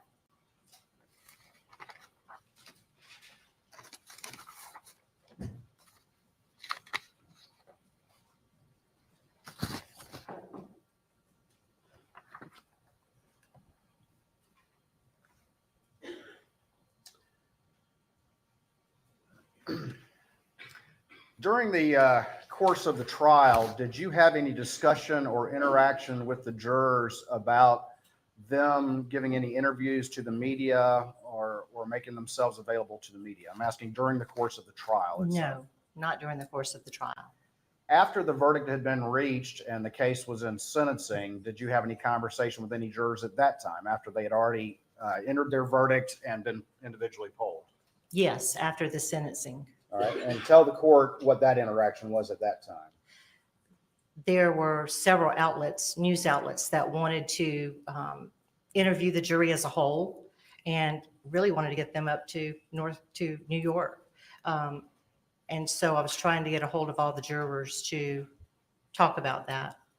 That was something we had not prepared for.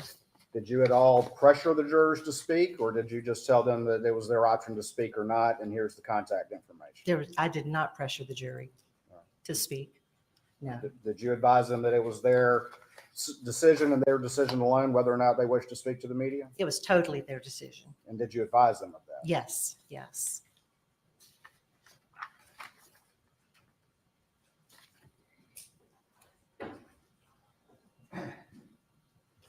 I'm going to ask it again, but I just want to be sure. At any time, did you make any comment to any juror or in the presence of any juror in which you at all tried to influence them in favor of one side or against another? I did not. Did you understand, being a longtime court employee and clerk of court, that that is outside the boundaries of what is appropriate interactions with the jurors during the course of the trial? Absolutely. And at any time did you violate that rule that you understood? I did not. Court's indulgence, 1 moment.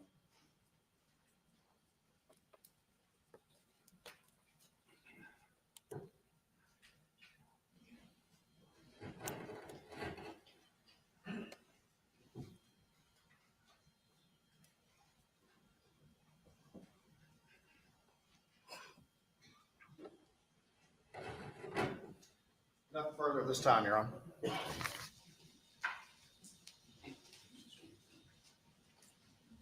Please, Court, Your Honor. Mr. Harpootlian, on cross-examination.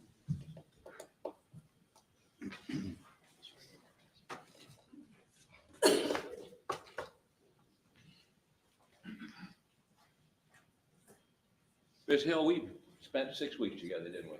We did. And during those 6 weeks, you were as helpful to me as you could be, correct? I was. Accommodated just about every request I made. Yes, sir.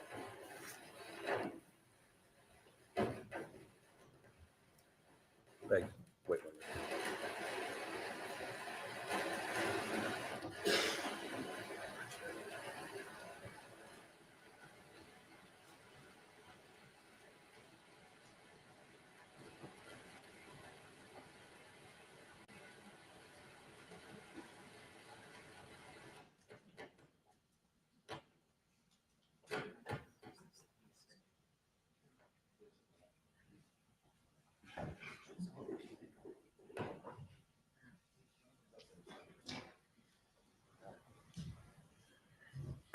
Where were we? Oh, yeah, we're old friends. I want to be sure you can be heard. That was the microphone that was supposed to, you're fine where you are, absolutely fine. Yes, ma'am, it was a stage microphone. It was obscuring my ability to question a witness. Yeah, well, what I'm wondering is whether you can be heard without a microphone. Do we need to try to get a microphone up on this podium? Yeah, that would be good.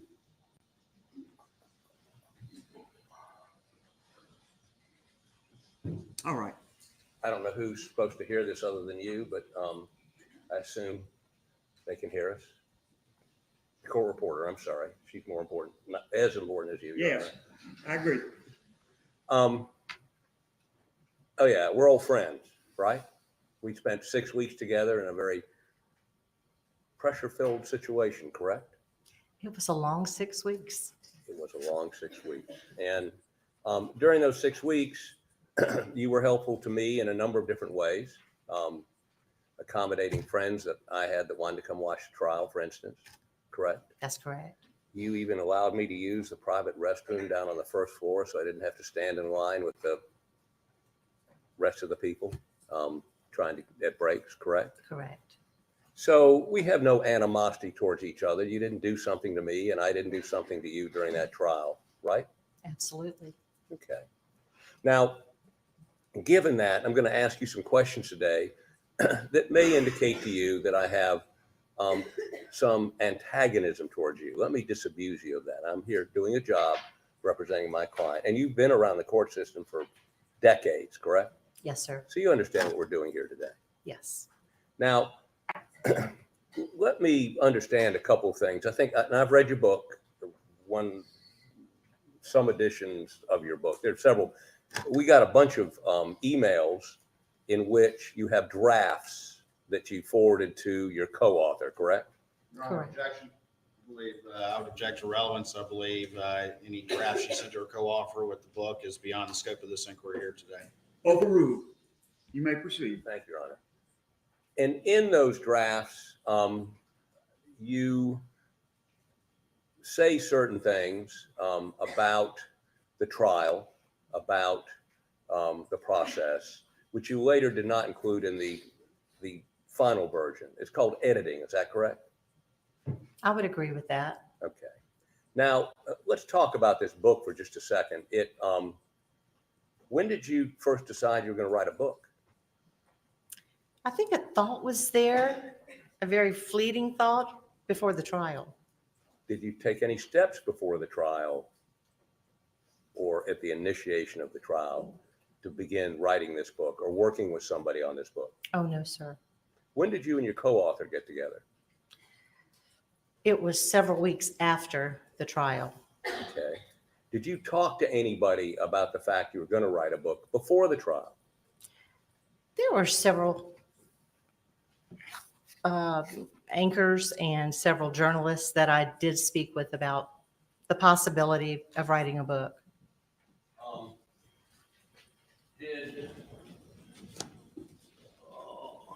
so disorganized, I apologize.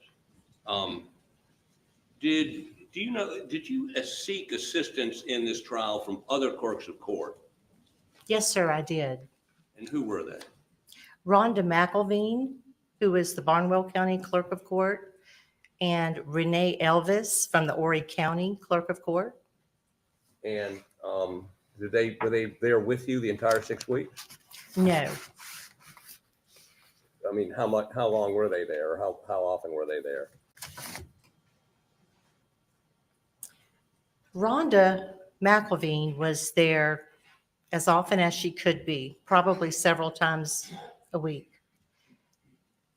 Renee Elvis helped me during the jury selection.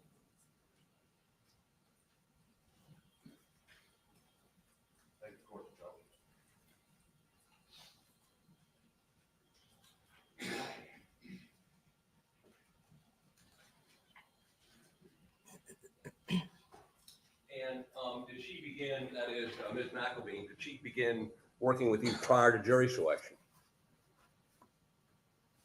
Can you repeat that question? We began jury selection, I think, on January 23rd, correct? Correct. Was she working with you or consulting with you prior to the 23rd? No, sir. Did you have any conversation with her about the trial? Not until she got to the trial on what, I can't remember the exact day she came. Okay. Now, is she a friend of yours? She was a friend, yes. Was? Well, she is a friend. Okay. Yes. But she's done nothing to make you any less a friend. No, sir. Now, did you tell her about the time of the trial that you were going to write a book? That you had thought about and were going to write a book? I can't remember exactly. I think we did have a conversation about a book possibly in the future.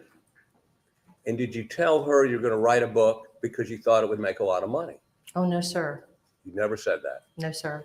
And did you tell her that you were going to write a book to make a bunch of money so you could buy a lake lot and build a house on it? No, sir. Okay. Now, did you ever tell her that you had given a juror a ride home, that you had accompanied Mr. Bill, what's his last name? Bill Polk. You're right. That you and he took a juror home one night? Did you tell her that? Did you take a juror home one night? I didn't take a juror home one night. Did No, Mr. sir. Polk and you take a juror home one night? No, sir, we Okay, you didn't. never gave a juror a ride in a car with Mr. Polk or without? No, sir. Okay. Now, also, during the trial, your daughter ended up on the Venari, is that right? She did.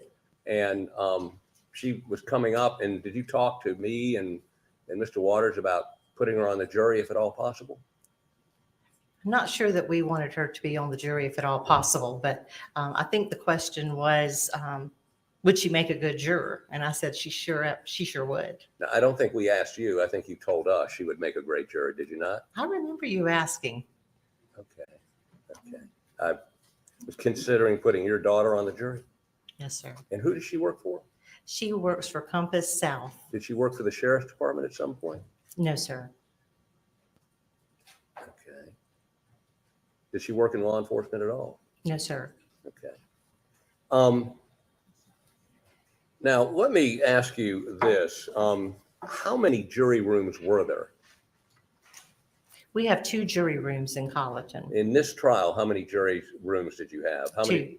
Okay, so the entire jury wasn't together at any one time? They were separated into 2 rooms? Yes. Okay. And when they're separated into 2 jury rooms like that, are they next door to each other? Are they down the hall from each other? They are next door to each other. Okay, so, but if you close the door to one, can they hear what's going on in the other one? Some women probably have very good hearing and men too, but I would say probably not. Okay, are there restrooms in both of the jury's rooms? There are. Okay, I mean, are there two restrooms or just one? There's one restroom in each jury room. Okay, were either one of those restrooms designated men and women, or did everybody use the same one? They were unisex. They were unisex. Okay, now, prior to your testimony here today, have you met with the Attorney General's office in Swed? I have. On how many occasions? I want to say twice. Okay, and remember when the first time was? I think the first time was in September. Okay, and the second time was last week? Yes, sir. And that was in Walterboro? Yes, right. And y'all spent about 4.5 hours together? I want to say maybe 2 hours together. Okay. And in those 2 hours, you went over your testimony here today? They asked me questions. Did they ever correct your answers or suggest you answered differently? Oh, no. No. Oh, So no. you just went through what you went through in 20 minutes here. It took 2 hours to go through when you were with them. There were times when I would step out of the room and come back in. But I would say we were there for about 2 hours. Now, you have described in your book your role as Switzerland. Is that correct? Correct. Okay. And that is that you should not be in any way opinionated about what's going on in the trial. Is that correct? That's true. Okay. Yet in your book, you indicated a number of different points during the trial. You had concluded he was guilty. Is that correct? I think, Your Honor, I object at this point. I don't know if her conclusions in the book are in any way relevant to what occurred during the trial and whether or not there was any communications with the jurors, which is the sole issue that we're here for today, is whether or not Ms. Hill had any extraneous influence on the jurors. And so I think this is going a little far afield. We object to the relevance, Your Honor. Overruled. You may continue. Let me give you an example. You indicate riding back from Moselle that you and 3 other people were in a car and you all decided adamantly, I think was the word you used, that he was guilty, that he had killed his wife and son. Is that what you put in the book? I can't remember if I put that in the book, but if you say I did, then I will Did agree that with happen? you. We did have a conversation about what each of us thought, And they all 4 agreed that he was guilty, correct? and none of us were jurors. No, trust me, I know that. But you had an abiding conviction, at least by the time of the Moselle visit, that he was guilty. And the other people in the car with you were bailiffs, were they not? No. Who were they? Some were not bailiffs. One was a court reporter. One was our security officer, head security, and another was a deputy sheriff. Okay. But the 4 of y'all rode out there, and based on what, and I mean, you want me to read to you how chilled you were and how you felt that poor Paul and Maggie been executed by him on that scene, that visiting the scene convinced you that he was a horrible, horrible murderer?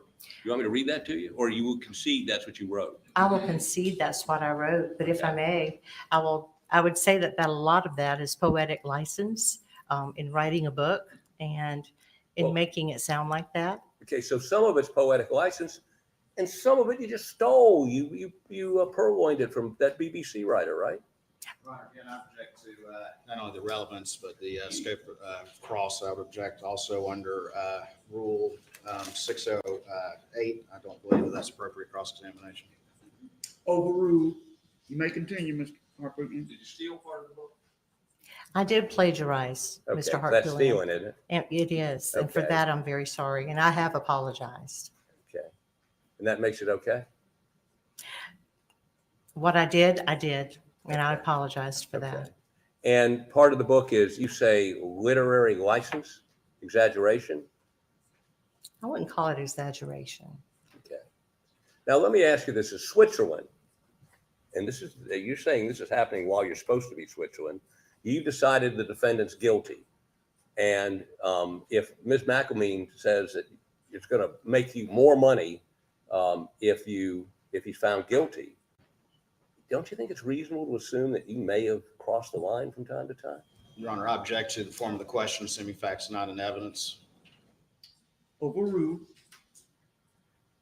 Can you repeat that question one more time, I'm Mr. not going to Hartwell? repeat it. Let me just move on to something else.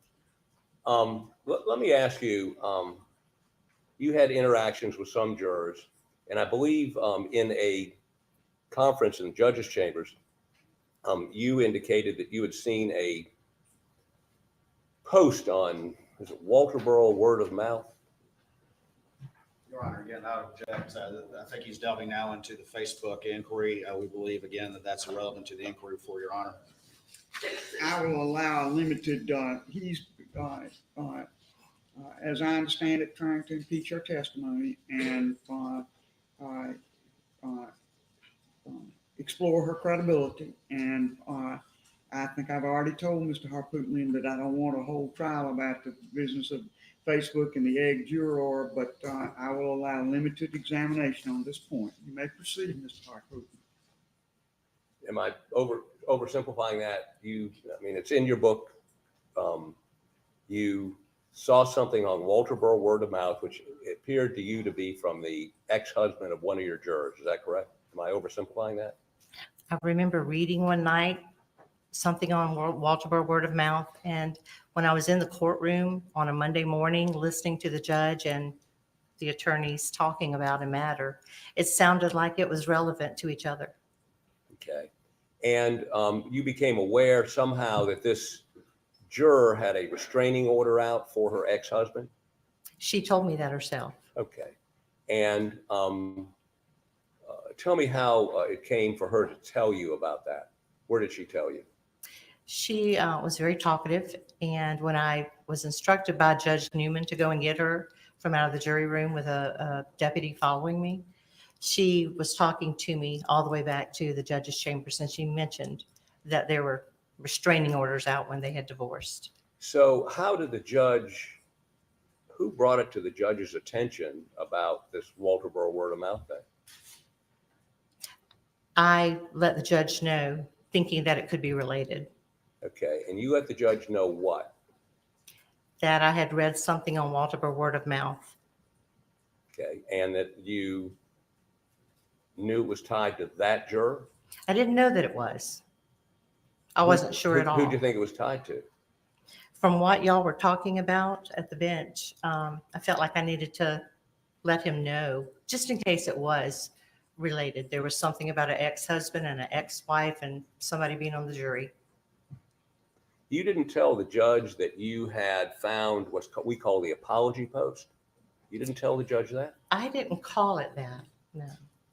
You don't remember producing it, saying producing it to the judge, saying this is a post in which the guy that posted it on Friday night says the devil got in him and drinking and he apologized for what he posted? You didn't produce that? My staff did, one of my staff. But you gave that to the judge and gave it to us, did you not? Yes, we did. As if it were from that juror's ex-husband, correct? Correct. And you know it wasn't? I don't know that, Mr. Hartwellian, no. So, and this, you did not take that juror out and talk to her before you took her to the judge? Is that I never talked to that juror about stuff like that. Okay. Did you ever talk to the forelady of the jury, separate from the jury? I did. Okay. And tell us, where did that occur?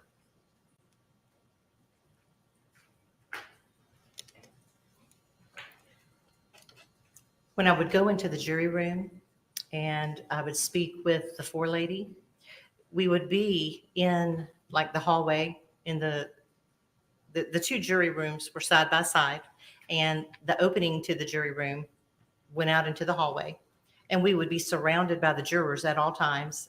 Mr. Bill would be very, very nearby, or another bailiff as well, when we would speak. And what did you speak to her about? There were several instances. One was There was a juror who needed some feminine products. There was another time when Band-Aids were needed. There were times when Tylenol would be needed. Other than items that were needed by the jury's health object, did she ever discuss with you some issues jurors had emotionally or some issues with dissension in the jury room? She only told me that there were some loud jurors and it made some of the other jurors a little upset. But other than that, What did you tell her to do? I told her if it got out of hand to write a note to the judge and that she could sign the note and get Mr. Bill to give it to the judge and the judge would handle that for her. Okay. Now, you did publish a book after this trial, is that correct? We did. And you went to New York and took some of the jurors to the Today Show? The Today Show did invite us, yes. Now, one of those jurors that went up there with you, the day of the verdict, wore, for the first time I can remember, wore a suit to court. Do you remember that? Your Honor, again, I would object to discussion of the jurors wearing a suit or a post-trial trip to the Today Show. I don't believe there's any connection to the inquiry that's focused for Your Honor, and that is whether or not there was any extraneous influence during the course of the trial. I'm going to connect it, Your Honor. All right, overruled. You may continue, Mr. Albuquerque. Did you text, email, or communicate on the morning before final arguments were completed that to people that this was on a Thursday, that they probably, if they're going to see the trial, should come on that Thursday because it'd be over by the next day? The jury would not be out very long. Did you ever communicate that? Email, text, or verbally? I do remember saying that, yes. And why did you think the jury would not be out very long? Had you communicated with jurors? I had not communicated with jurors about anything related to this trial at all. I've been a court reporter for at least 14 years. I was clerk of court for 3. And you just get to where you kind of see things happen as they progress. And it's a guess, it's a gut feeling. And that's all that I meant by that. Well, why are you telling this young man who wanted passes for the next day in an email, it won't be happening tomorrow? That was or did you say, you didn't say, I don't think, you just said, you better come today if you're coming. Remember doing that? I don't remember that.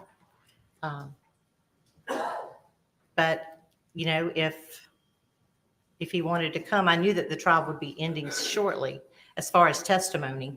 So if he wanted to come, he needed to come. Why wouldn't the jury have been out a week on a 6-week trial? They could have. But They could have. you apparently were telling the press and others that there'd be a quick verdict. Were you not? That was just a gut feeling that I had. Okay. And that was my opinion. Okay. Your opinion, you were right. Jury was out 3 hours on a 6-week trial, correct? That's true. How much money did you make off that book?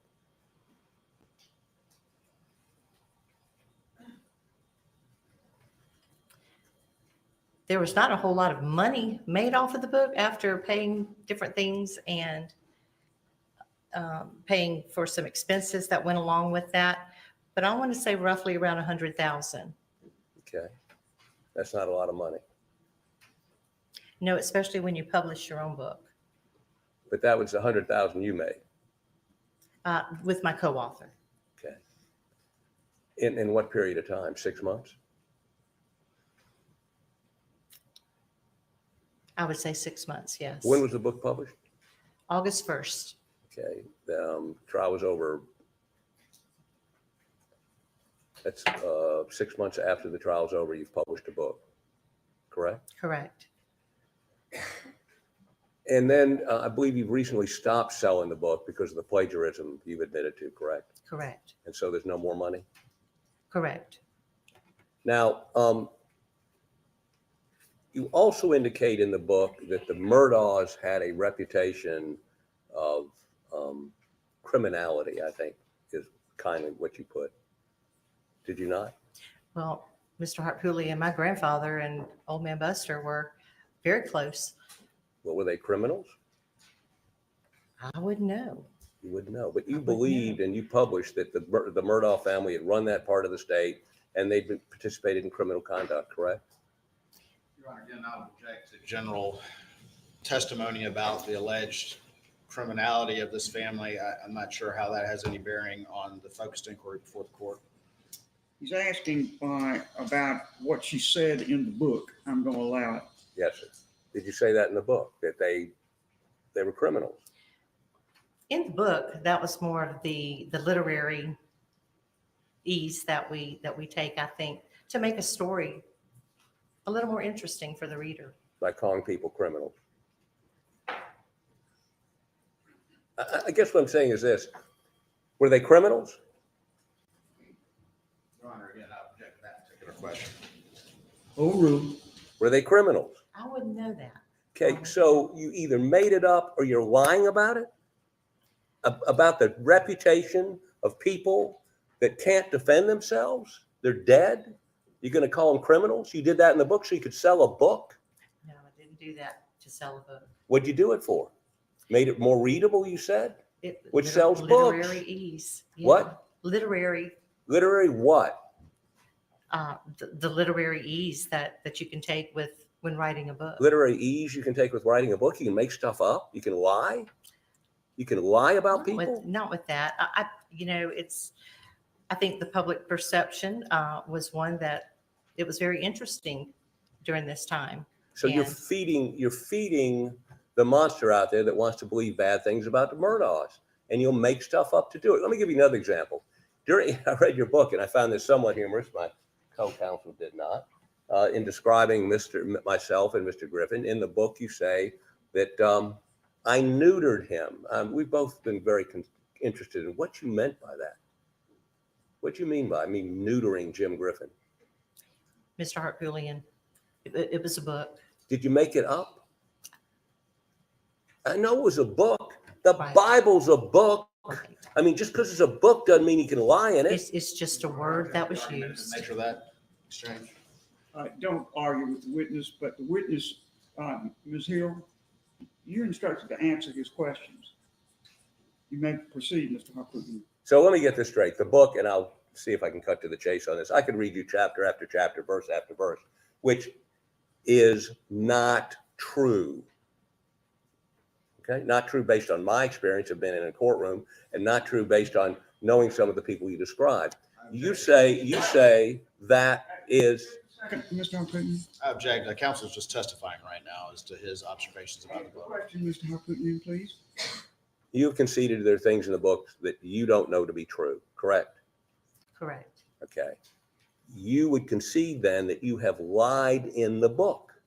It's only because I wasn't there at the time. I can't interview my dead grandfather. I can't interview Mr. Buster.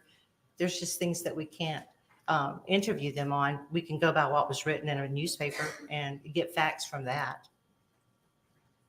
And take the inference that one of the Murdaughs was a pedophile. You could have printed that, and they're not here to contradict it.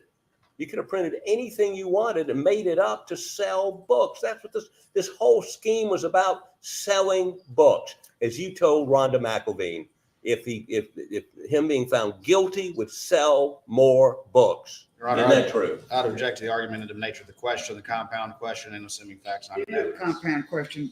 If what you're asking is what she told Ms. McElveen, go on and ask that, but don't precede it with Yes, Your Honor. testimony. Beg the court's indulgence for just a moment.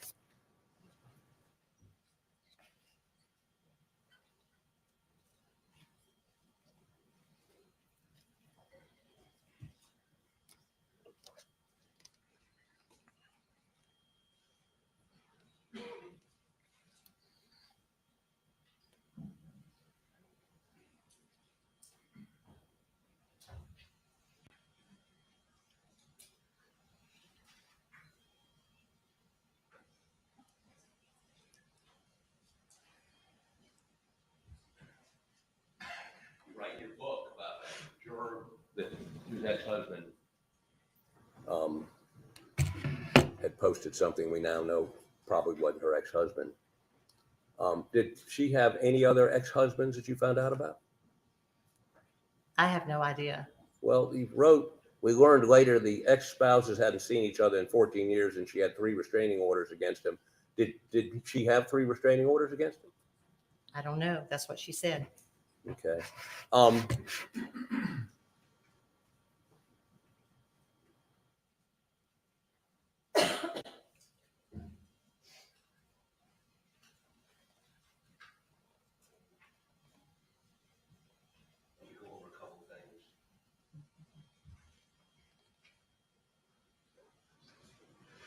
Did you tell jurors at the end of the trial after President's Day break? President's Day break would have been a Monday, correct?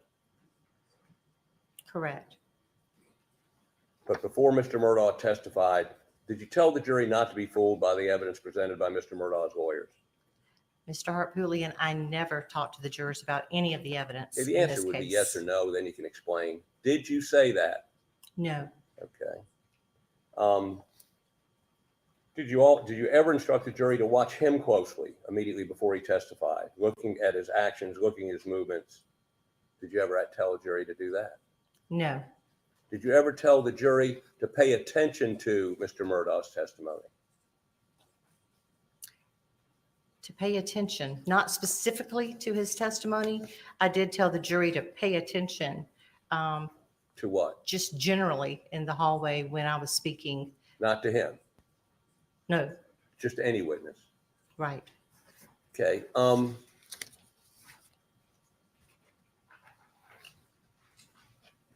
Did you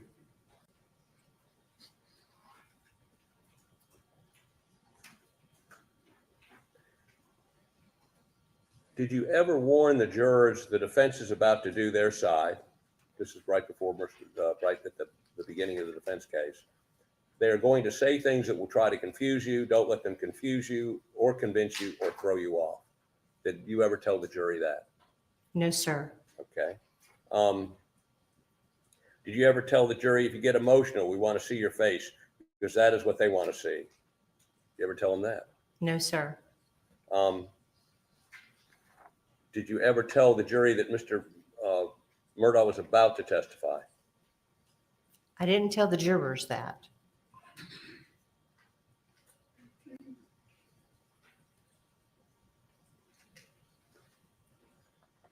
Now, did you tell the jury that if they didn't reach a verdict by 10 o'clock, they were going to have to spend the night?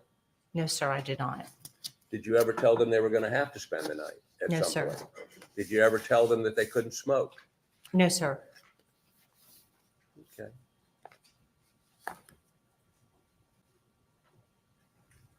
You got any other books in the works?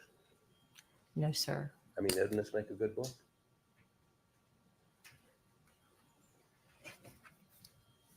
Thank you.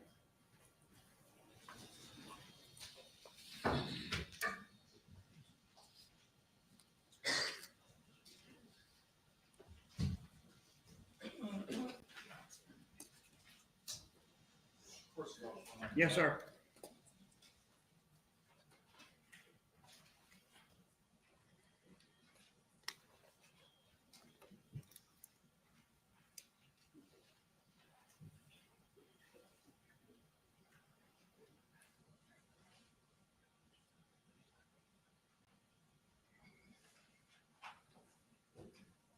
Your Honor, there were a few matters that came up on cross, obviously, that I'd objected to. You won't waive your right. You may reserve your rights to object to the entire line of testimony, but you may offer cross-examination subject to the assertion of your objection about the testimony. Thank you, Your Honor. One of the things you were asked about is finding this Facebook post, and you brought that to the court's attention after a different issue had already arisen related to a juror. Is that correct? Correct. All right. And are you technically capable of manufacturing a Facebook post? Is that anything that you have any capability to do? I'm not. All right. And did you ask your staff member to go see if she could find this post? I did. Did you tell her just generally what you recalled reviewing? Yes.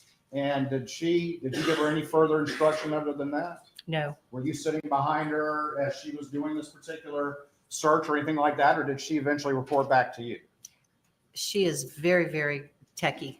And then she reported back to me. All right, so you weren't there when she was searching anything like that? No. She was like, I couldn't find that post, but I did find this, and handed you the Facebook post. Is that Correct. correct? And then Correct. you provided that to Judge Newman, and ultimately it was provided to the parties. Is that correct? Right. Correct. You were asked about conversations that you had with the forelady. Did those involve logistical issues and things like that for the jury? The conversations with the forelady was everything. There was nothing regarding the defendant and this trial. All right, so they were logistical issues, not anything to do with the substance of the trial. Is that correct? Absolutely, yes.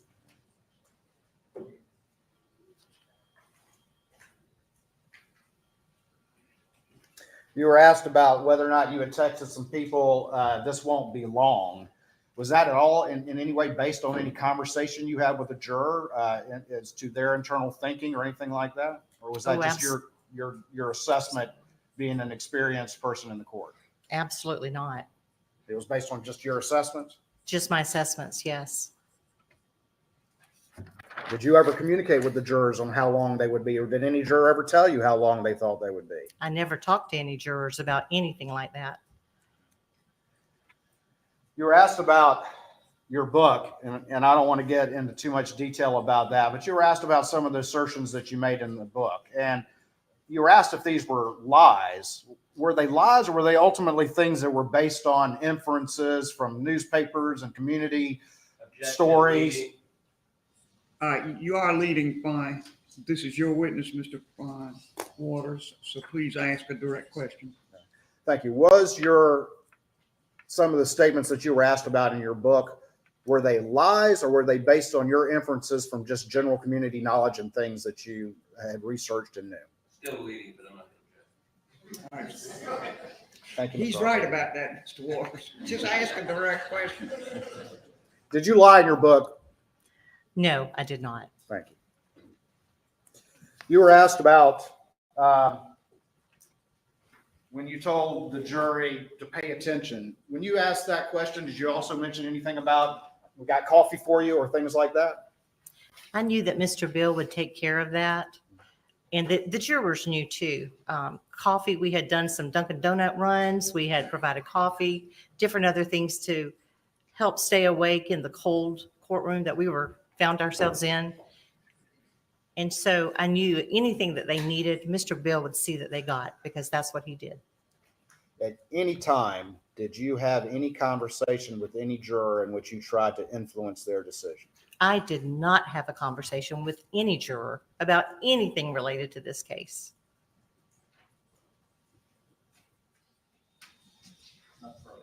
Nothing further, Your Honor. All right. Ms. Hill? I want you to turn your attention to a hearing that Judge Newman had about the alternate who was dismissed, sometimes called the egg juror. Do you recall that hearing? Yes, ma'am.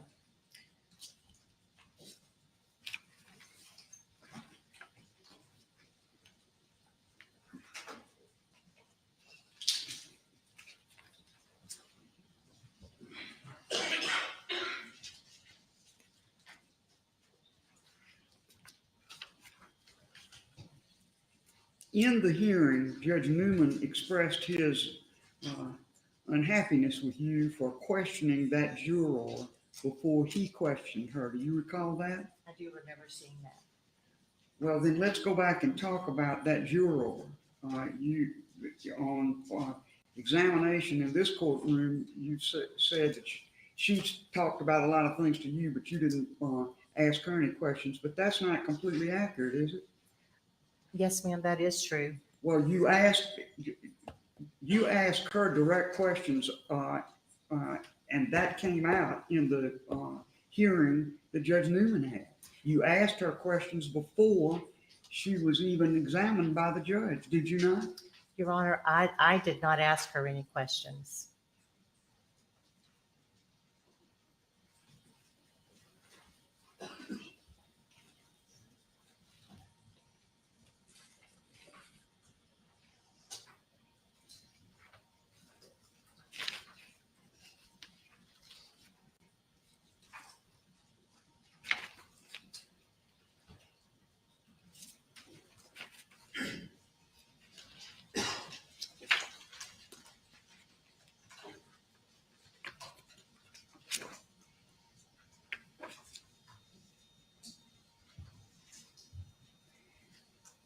The juror was examined by the judge in a hearing. Do you recall that hearing? It's the second hearing on this matter. I do recall that hearing, yes. And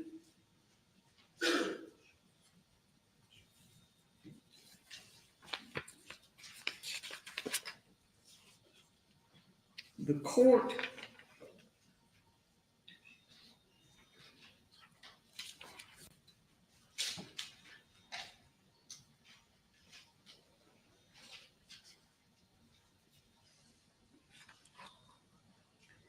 asked you about, the court asked this juror about postings on Facebook, did he not? Correct. And the juror said she gave Miss Becky my full access to my Facebook. And I put positive posts on it. I've done that for the past 3 years. Do you recall her testifying in that regard? I do remember reading that. And the judge said, has anyone posted anything on Facebook about you? And the juror answered, I was not aware of it until Miss Becky told me today. Do you recall that? I do remember her saying that. And do you recall the judge saying, what did she tell me? And the juror said, she asked me if I had an ex-husband, and I said, yeah. Did you ask her that? I remember her saying this, Your Honor, but I did not ask her any of these questions. And she further says, she asked me if I had talked to him about the case or being on jury duty, and I said no. I had questioned her about why she was asking me that. I haven't seen my husband since 2014. Do you recall her testifying to that? I do remember that, yes. And with that, having jarred your memory, do you recall asking her about her husband and his post? Your Honor, I don't remember saying anything about that. Well, what was the post that you read in the Walterboro Word of Mouth? What was the nature? You read that, did you not? I did. What did it say?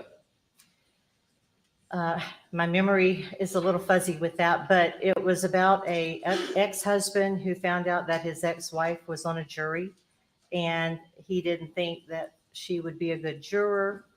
And it just sounded very similar to what I had heard the judge and the attorneys speaking So about. you then went to that juror and questioned her about that, did you not? I did not, Your Honor. Well, she says in this testimony that she didn't know about the Facebook until Miss Becky told me. Was that incorrect? I'm not saying some kind of conversation went between the two of her for her to know about that post, correct? that's true. And I'm thinking that it could have been someone, it wasn't me. I just know that it's not me that she talked to about that. Well, when the judge, the judge was questioning the juror about this,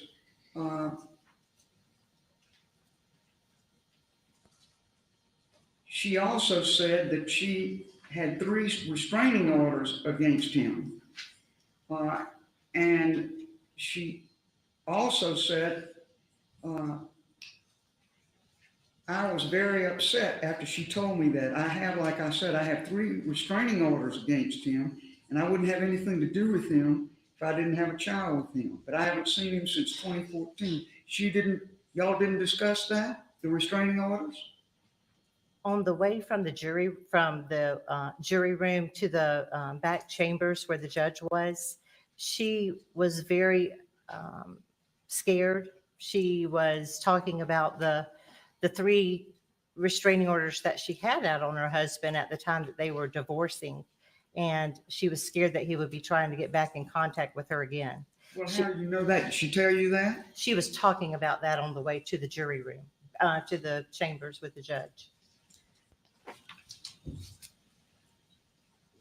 And in the court, in this hearing now that I'm looking at, that the court is conducting, she said, they're asking about this Facebook post, and she said, Miss Becky said she went to look for the post again and that it had been deleted. I don't know who she talked to or anything else, but she said apparently, do you recall her saying that? I do remember her saying that. And the court then said, what did she tell you about that? And the juror said, it was after you let us go on the last break. I was very upset. This is what you're talking about. And she came down and talked to me and said that apparently, I don't know who talked to him, but he said he was drunk and he removed the post. Do you recall that? Well, she didn't tell me that, and I didn't talk with her about that. Well, you saw that post, the so-called apology post, did you not? Right, I did. And you assumed that was a post from her husband, did you not? Right. And then you talked to the juror about that, did you not? I did not talk with the juror about that. Well, who did you talk to about it? Did you bring it to the judge's attention? No, we didn't get a chance to talk to the judge about that.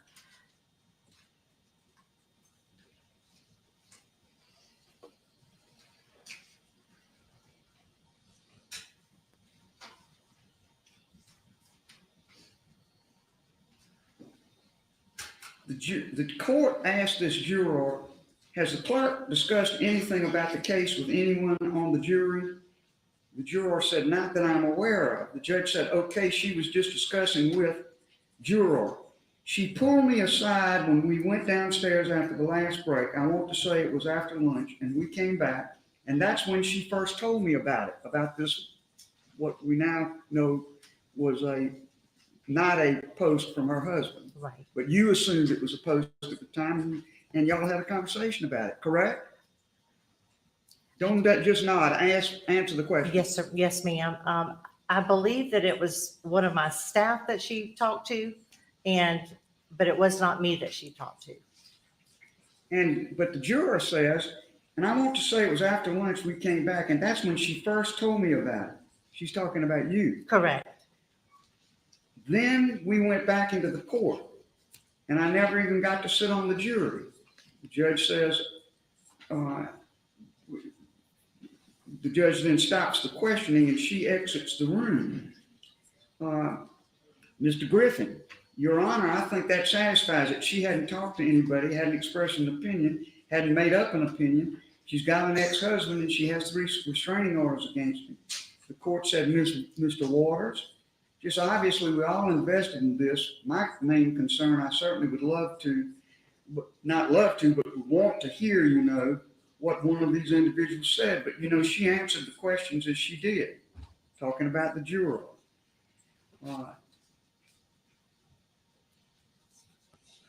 They then have a colloquy about this juror and whether this was really her husband that put this post in that you talked to her about and apparently talked to the court about at some point. Am I right? That's right.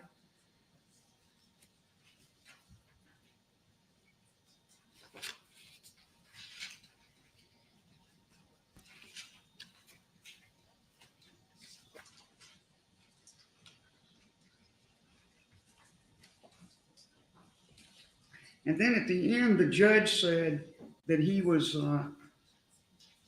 not too happy with your having talked to the juror before you talked to him. Do you recall the judge saying that? Yes, ma'am, I do. And did you pop right up there and say what you're saying now, that you never talked to her? We never talked about it after that. I wasn't in the room when he said that.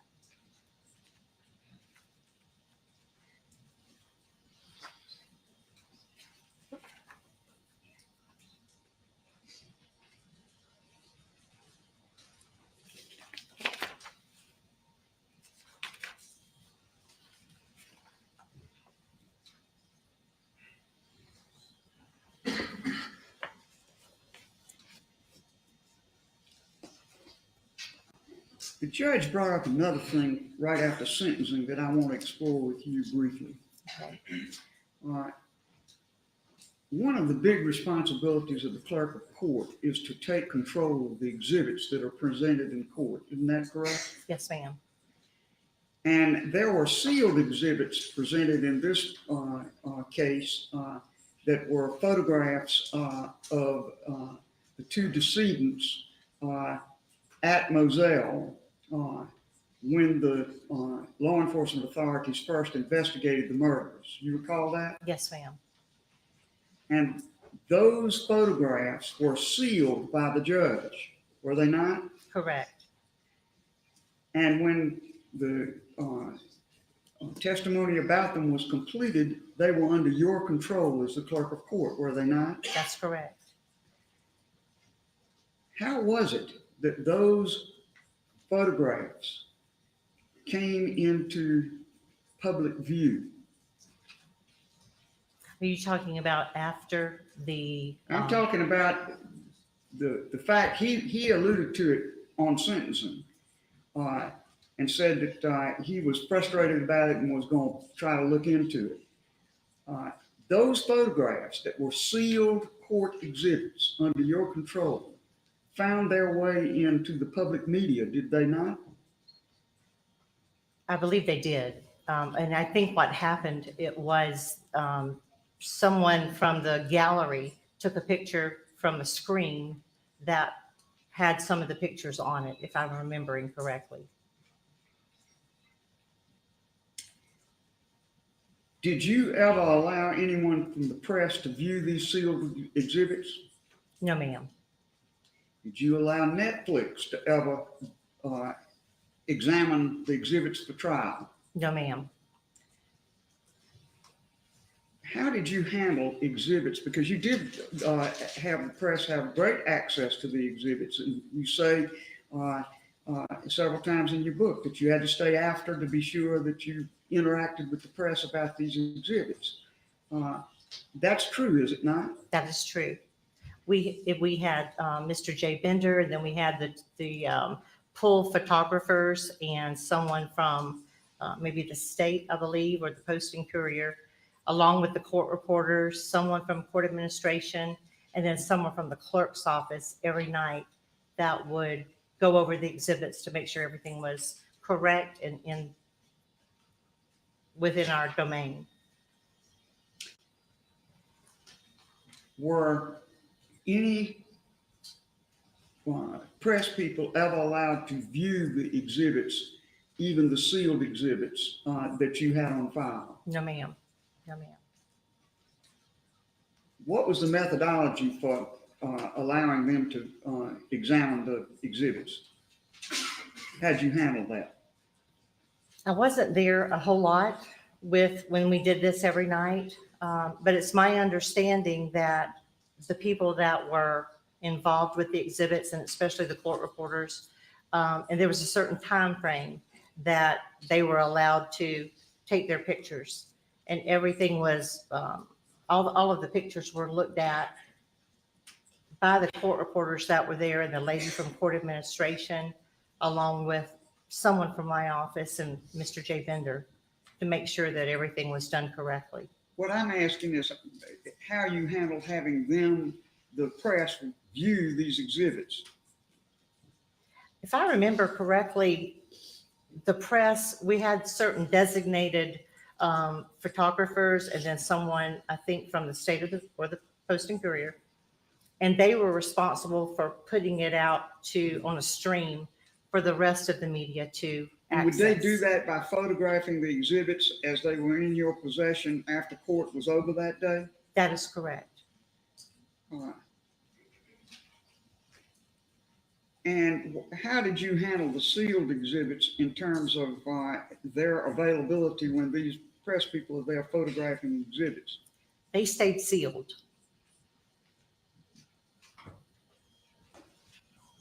And so you think that you're aware of the fact that some of these on the scene photographs of the two decedents found their way into the public press. You're aware of that, are you not? Yes, ma'am, I am. Yes.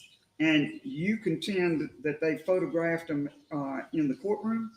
That is what I heard.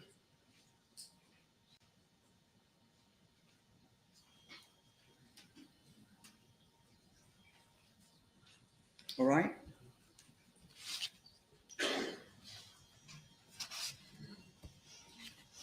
If Finally, you had indicated about your book that some things that you put in there were, you called it literary license, not literally true, correct? Correct.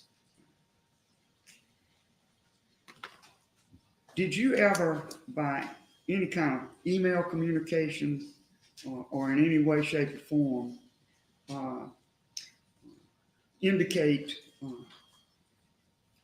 or state that you wanted a guilty verdict because it would increase the sales of the book?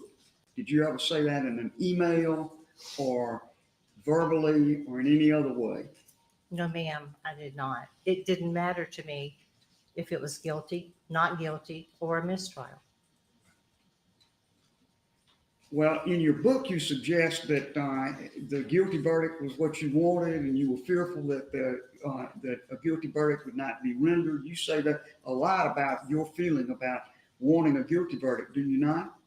I do agree that that is said in the book, and part of that is because I think it was a guilty verdict. Well, this is that you were describing a time way before the verdict was rendered. When you wrote about those things in the book. Isn't that correct?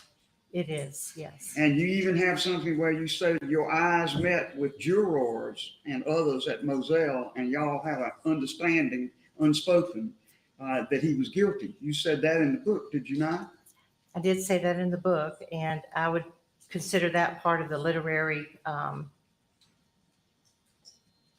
word that we just said. But there was nothing spoken with a juror at all at Moselle or anywhere else at the courthouse or anywhere. I think that's part of that poetic license that we write to make something more apparent. But at no time did I read or try to read someone else's eyes, and that was just one of those gut feelings that I wrote in the book.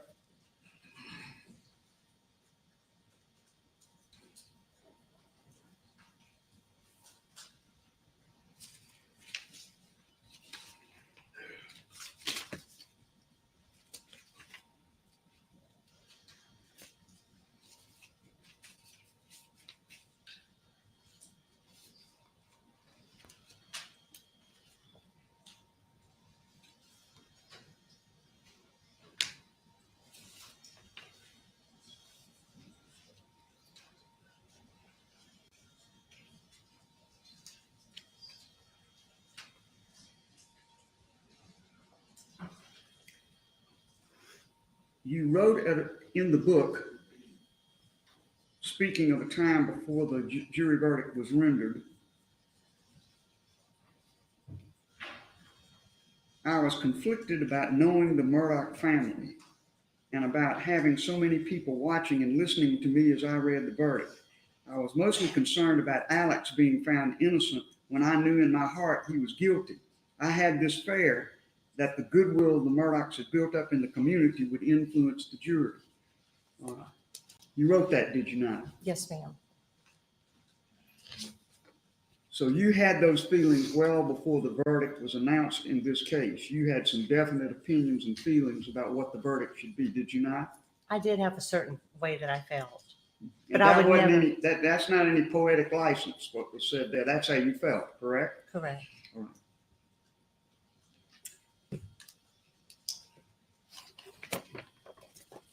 Those are my questions. Anything further from the state, Mr. Waters?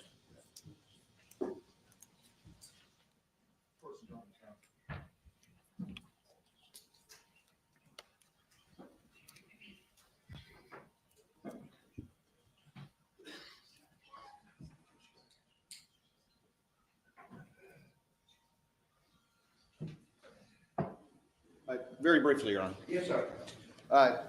You were asked a number of questions about the interactions during the in-camera proceedings with the juror who was excluded. Were you in the room during the entirety of those interactions, or just were brought in here or there as those occurred? No, I was only brought in for my asking of my questions from Judge Newman. And you were asked a little bit about sealed exhibits and about Judge Newman's comments at sentencing at the end of trial. And just to clarify, Those were not pictures of any sealed exhibits. It was a picture that someone had taken in the gallery that had actually been disclosed. And that's what Judge Newman was talking about, to your understanding? That was my understanding, yes. And then after the trial, there was even a post-trial hearing or some discussion about the fact that some body cam videos had not been sealed, and Judge Newman fixed that problem after the trial. Is that correct? Correct.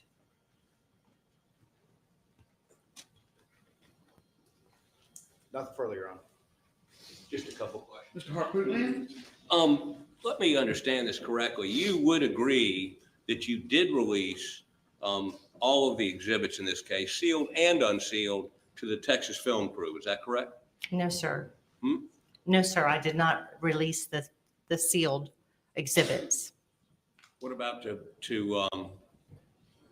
Netflix? Didn't you indicate to the judge they'd been mistakenly released and you're getting them back? As an error, before, when we realized everything, yes, those two did go, and Netflix had not even, they said they had not even looked at them. Did you get them back? We did get them back, yes. And what about a Japanese film crew? Did they get exhibits, the sealed exhibits? They did not get any sealed exhibits. What about NBC Universal? No sealed exhibits. But you do concede that Netflix did get sealed exhibits. They did it as an error. It wasn't Whose listed. error? Well, I would say the court reporter didn't mark it on the listing. Well, why were you so accommodating to these national documentary folks? I mean, is this good for the book? I mean, the more documentaries out there about the Murdaugh thing, the better your book sales are. I mean, there was money in this for you, right? Again, it's about the money, right? What's your question now?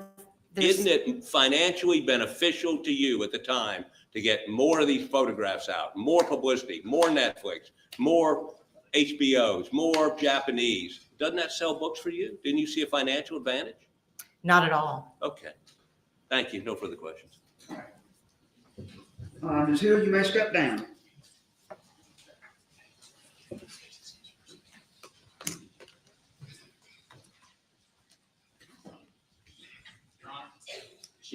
Let's hang on for a moment. Mr. Lewis. She's using her subpoena.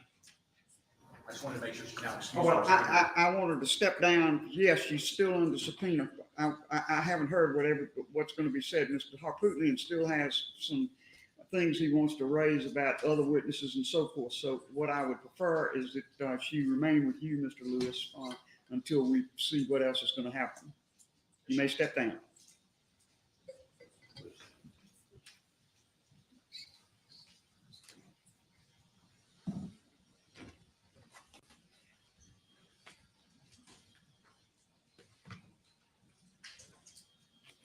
All right, Mr. Harpootlian.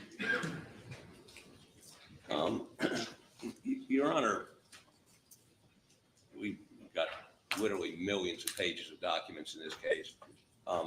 Ms. Miller just uncovered an email relevant to what you asked. We don't have it printed out. But what it is an email from Rebecca Hill to Miho Takachuchi, something. Miho, first name, the Buford McDowell body cam should not have gone to you. Please get rid of it. Do not use it. The Judge Newman specifically ordered that body cam not be used if it got out. Apparently it's still on the videos we were saved. I appreciate your attention. What about the other body cam video we could see on many news documentaries? Can you provide it? It seems the camera was on the other police personnel. I mean, here she's having emails between this Japanese production company about body cams telling them to get rid of it. I think that's important, and I can have a copy of this printed out for you when we can get it to a printer for you for the record. That would be fine, but do you want to offer it as an exhibit? I do. All right, Mr. Waters? I have no objection. If I could just ask the date of that.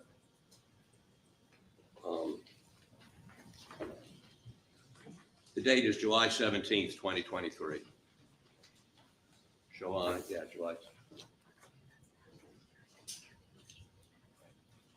All right, that's one thing. What else?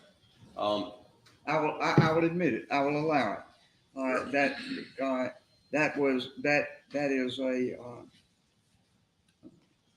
impeachment of her testimony to me that she did not send any emails or release anything. In fact, she changed that testimony on redirect when she said she did, so-called by accident, release some things. That doesn't appear to be by accident. So we'd like that made part of the record. Secondly, I have sitting outside the courtroom the Clerk of Court for Barnwell County, Ronda McElvey. She specifically denied saying certain things to the Clerk of Court of Barnwell County and denied doing certain things. I think you're going to find her testimony extraordinarily instructive and educational. And it shouldn't take, I would be shocked if it took 20 minutes.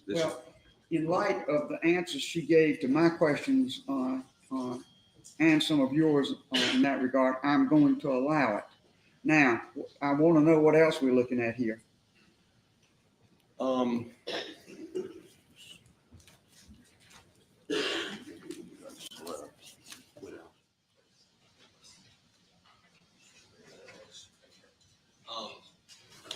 Do we have only one copy of this? You have the original.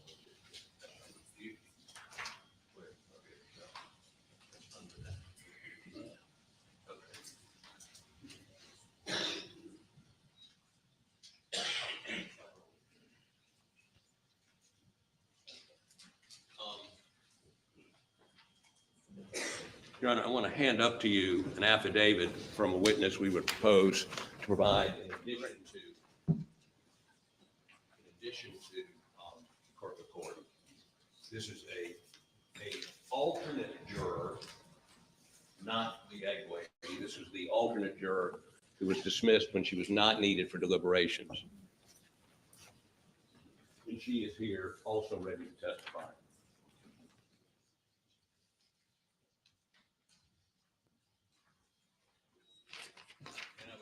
Testimony would take about the same time as one of those jurors this morning.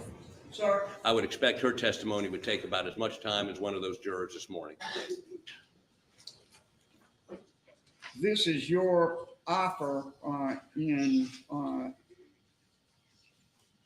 refutation of the testimony Ms. Hill has given today? She denied saying any She of this. denies saying anything. That's correct. Yes, Your Honor. Now, is this juror, alternate juror, going to testify? She's here. Yes, Your Honor. She's sitting. Well, you just say she's here. She's available. Yes, ma'am. All right. Mr. Waters? Your Honor, a couple things on this particular alternate juror. We've just been handed this particular affidavit. Your Honor, I believe that Your Honor had correctly ruled that the focus again was on those jurors, and the inquiry has been made to those particular jurors. I don't know why we would go into detail with an alternate juror that ultimately did not sit in any deliberations and cannot testify as to any effect on the verdict, which is the ultimate inquiry before Your Honor. And so we would object to this particular testimony as far as it relates to the alternate juror. Here's the one thing that gives me some heartburn, and you can help me with this, please. I stand by the rulings I have made that only jurors can be questioned about the effect on their verdict. And that is why I did not allow the testimony of the egg juror in that regard. He is now offering this testimony, and it's testimony of certain things that were said to the jurors as a whole, rather than just to this particular juror. And I would, as I say, I would ordinarily not allow this, but Ms. Hill testified several times during the course of her just concluded appearance that she never told any jurors anything along the lines of what has been asked here, particularly the comments about they're going to say things that will try to confuse you or throw you off, things of that nature. She was asked about that, and she denied she ever said anything like that. So this is an attempt to impeach as I see it. And that's what's giving me a little heartburn about just turning him down flat. Well, a couple things as to that, Your Honor. First of all, I think that we have some very specific statements and a specific individual that's mentioned here. And so if we're looking at Rule 613 B, which is essentially where they're operating, I don't know that there was an appropriate foundation laid as to the specific time and to whom these specific statements were made. I think that it needed to be cleaner with regards to that as to, you know, mentioning this particular person and as much as you can, the time and place and the very specific statements that were made. I think Mr. Harpootlian, again, we had these general allegations and kind of went through those, but I don't know that now that we've just been handed this affidavit, that they were set forth as appropriate clarity that's required by 613B. So I think there's a failure there. Mr. Waters, look for a minute at paragraph 3, 4, 5, 6,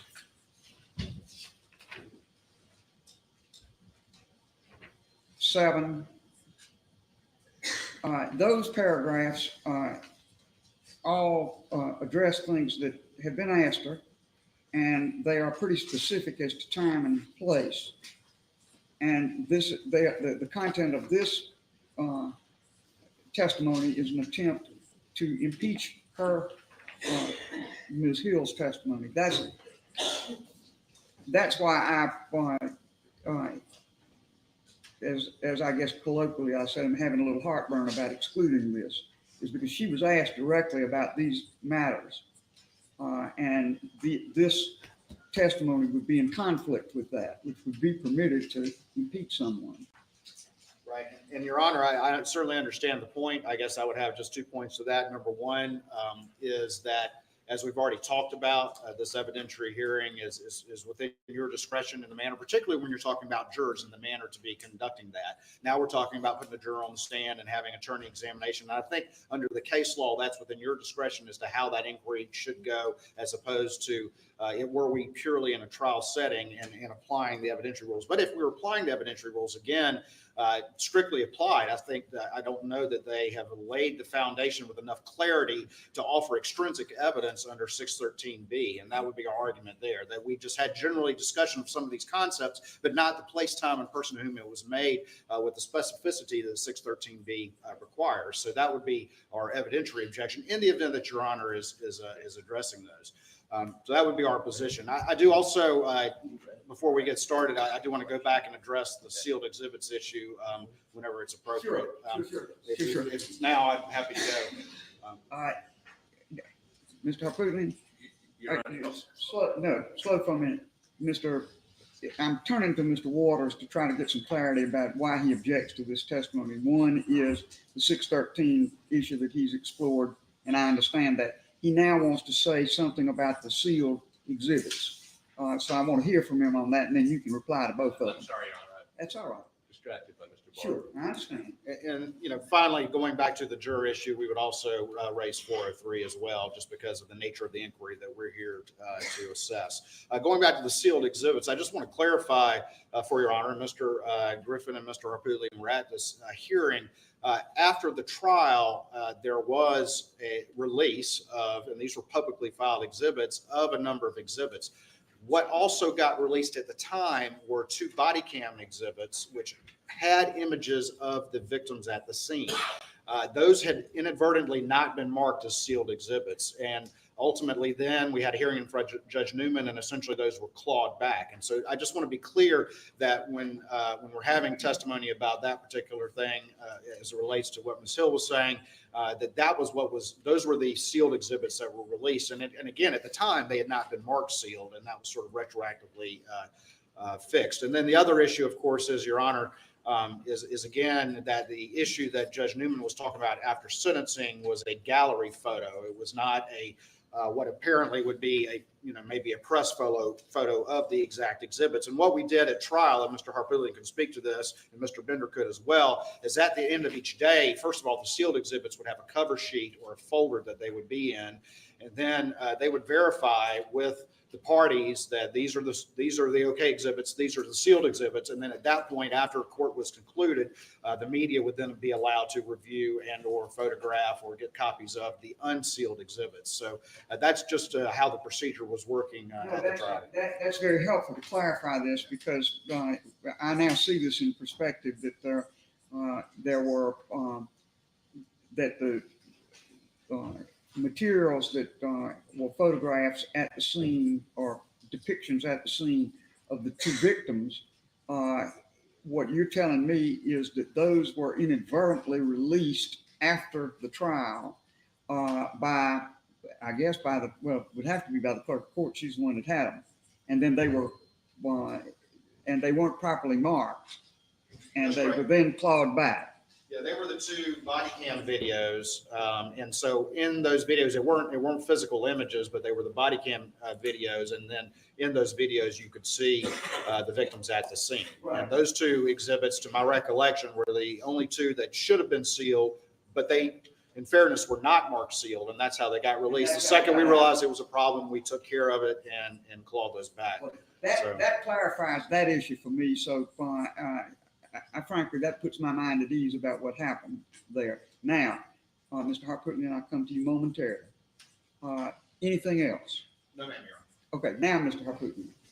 A couple of things I'd point out. The first is this: in terms of the statement by this alternate juror, she was interviewed by SLED on video, said exactly the same thing as she's saying in this affidavit weeks, if not months ago. So they know exactly what she said. I can assume they reviewed it. By the way, I asked, basically read from this affidavit as I cross-examined the court, and she denied each one of these statements. The second piece of that is this. I know it's on that basis that I'm even pursuing the idea of you're offering something by way of impeachment. So I understand that. And secondly,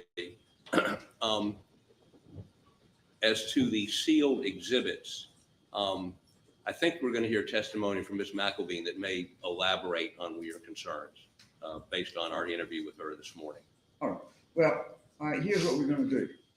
It's about 3 minutes of 3, which is when I generally take my afternoon break. I'm going to adjourn the court or recess the court, and we come back at 3:15. And I will allow you to offer Ms. McElveen and the alternate. I want to make it clear that they will be offered on what we've talked about, matters about which Ms. Hill testified that you think are impeached by Ms. McElveen's testimony, and that you think are impeached by the alternate juror's testimony. So and the alternate juror's testimony, as I look at it, is the part about which impeachment would lie would begin at paragraph 3. So do you understand what I'm saying? Yes, ma'am. Can I make you one other offer? Yes, sir. Today and today only. Egg Lady is across the street. Well, no. If you want to put her on the stand. No. I've made my position quite clear about that. I think we've got in the record what is needed in terms of what she says, Ms. Hill says, and what Ms. Hill says she says. I agree. We did not intend on calling her. I just didn't want you to miss the opportunity if you wanted the opportunity to examine her. Thank you, Mr. Harputney. All right, court will be in recess until 3:15.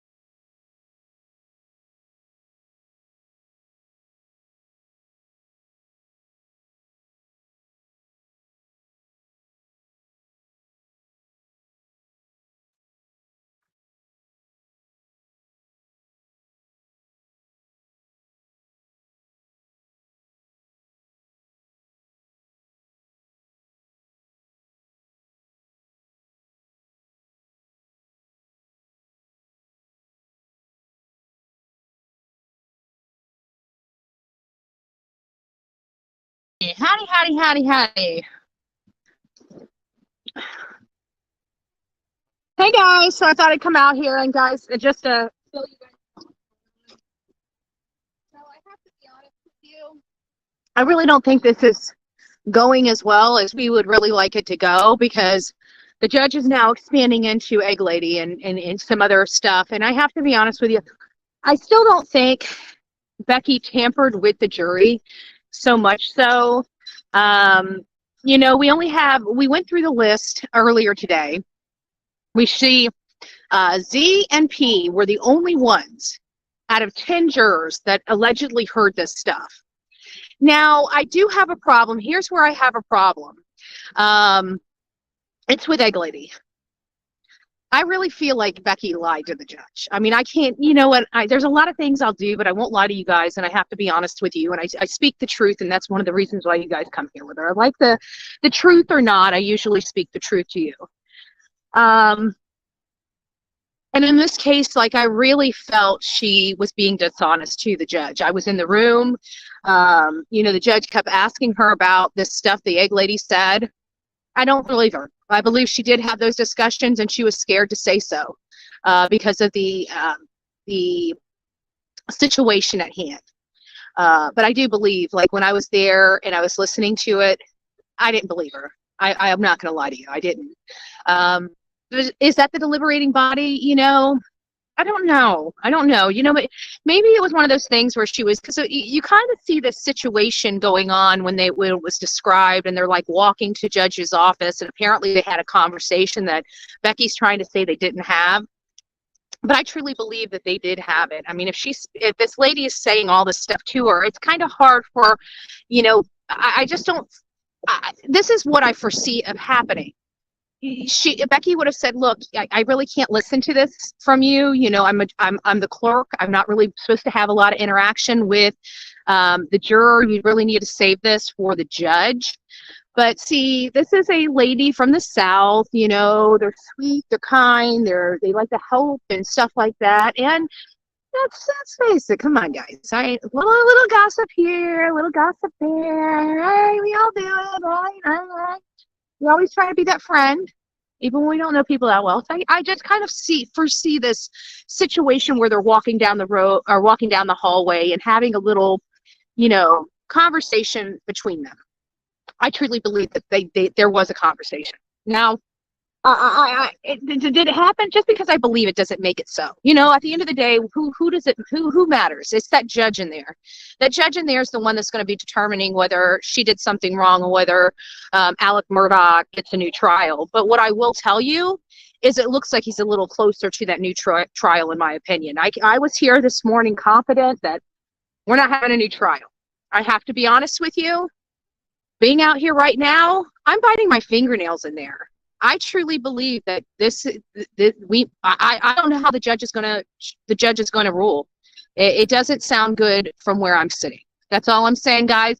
Stick around. We'll be back out here for some more commentary just as soon as we can. Right now, I'm going to get back on upstairs so we can watch this show go on. But I just want to let you guys know I am here. I'm just inside the room. We will have some conversations later today. We're still doing good on power. We're still doing good on internet, and I'm going to get my butt back in there. All right, guys. God bless. We'll see you soon. Stick around.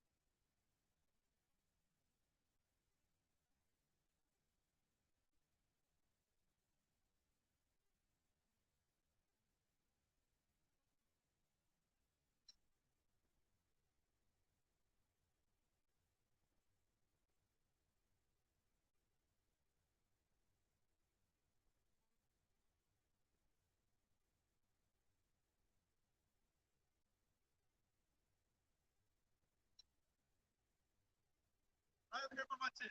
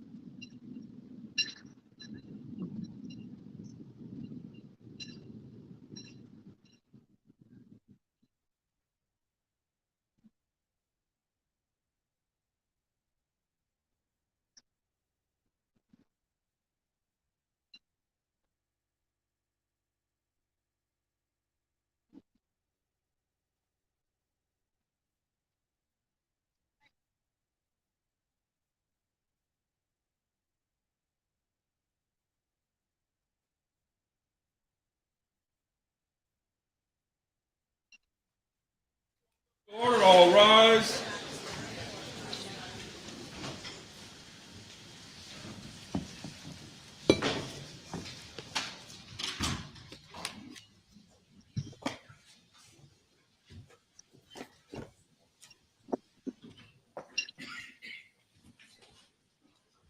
Please be seated.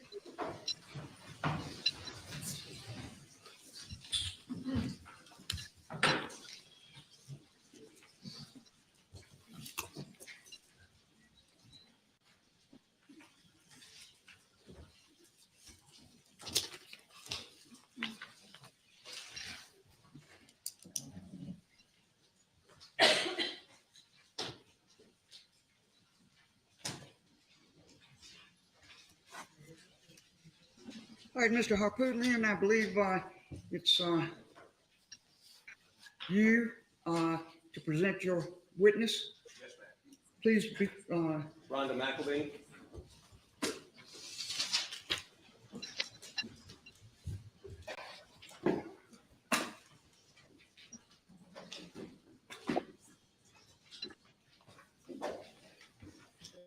You know how this works?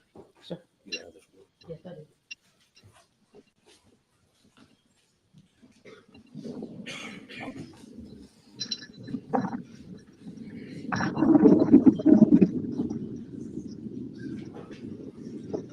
Do you swear or affirm that the testimony you're about to give in this case to be the truth, the whole truth, and nothing but the truth, so help you God?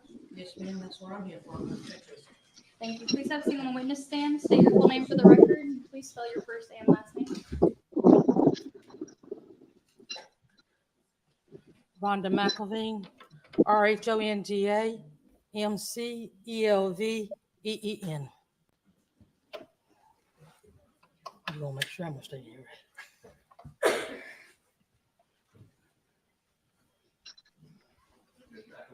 Yes, sir. Say your name for the record again, please, so I can make sure I can hear you. Rhonda McElveen. Your Honor, can you hear? Okay.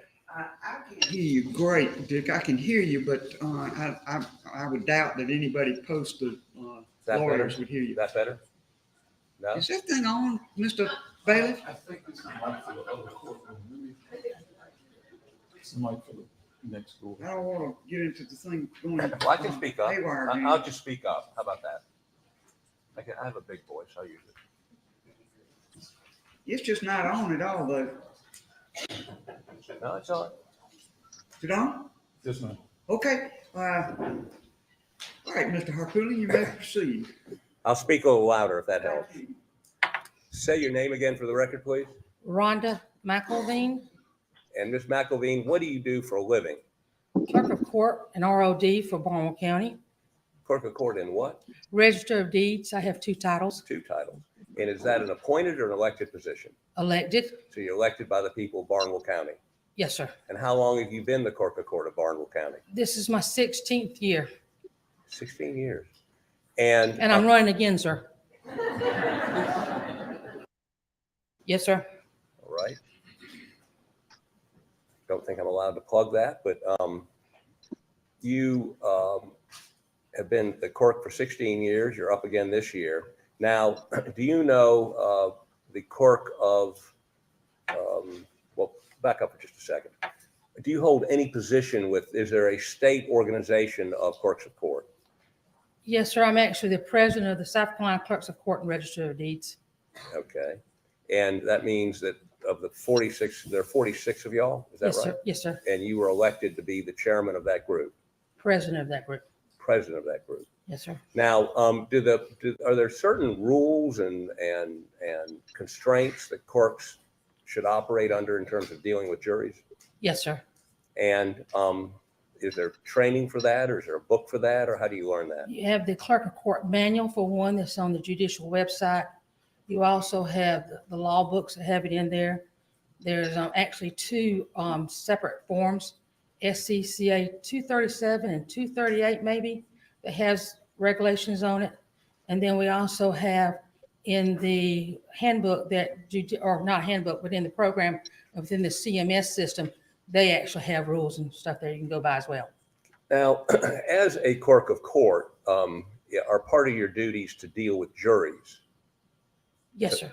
To once, I mean, we understand there's a jury venire that's brought in at the beginning of a term, and then individual juries are picked for both civil and criminal cases. Is that correct? That is correct, unless it's a non-jury trial.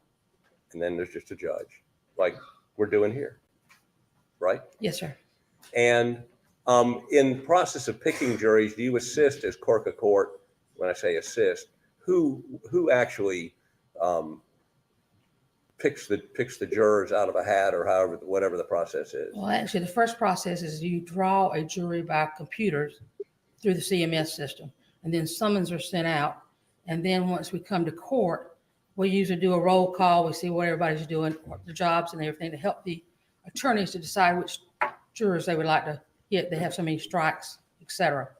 And then you call the names, and they have the strikes, and then that's your jury pool. And then the judge will seat a jury in a jury box, like, although I've never quite seen a jury box that looks like that, but a jury box in a courtroom, right?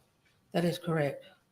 Your jury box in Barnwell County is a little, like 2 rows of 7 or 8 people. Well, I actually have a jury box on both sides of the courtroom, because I have the grand jury on one side when they convene, and then I have the petit juries on the other side when they convene. Okay. And the jury, they're sworn by the judge, and then they're put in the jury box, and they begin to hear arguments and testimony and jury charges by the judge. Is that correct? Well, actually, sir, where we do it, the clerk of court usually swears them in with the judge presiding over the whole deal. Okay. Once that jury is sworn in, what is your role in terms of dealing with those jurors individually or as a group? Are you allowed to talk to them individually, to pull them out, to converse with them about your opinion about the case? To pull them out of the trial while we're going on? Yes, ma'am. No, sir, we're not.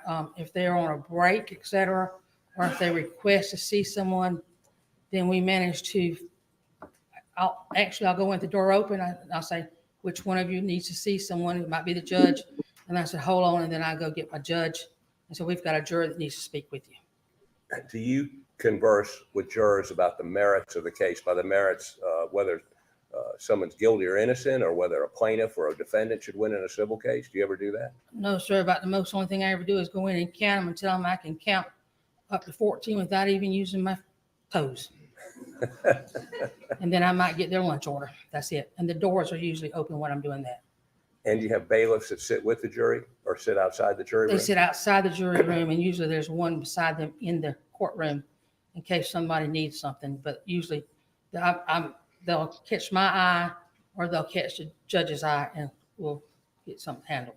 Okay. So did you have any contact with the clerk of court of Colleton County prior to her being elected the clerk of court of Colleton County? Did you know her before she was clerk of court? No, I did not. Did you come to know her once she was elected clerk of court? Yes, I did. And was it a pleasant relationship? It was. And how did you come to be, and to cut to the chase, you ended up being in the courtroom during the Murdaugh trial for part of those 6 weeks. Is that correct? Yes, sir. How did you come to be there? When Becky and I met each other at a conference, clerk of court's conference, where she was discussing that she had that trial coming up, and I knew that she was relatively new, and I said, I'll offer to come help you if you would like. And I think she ended up talking to Judge Newman about it, and they both said, yes, it would be good that I was there.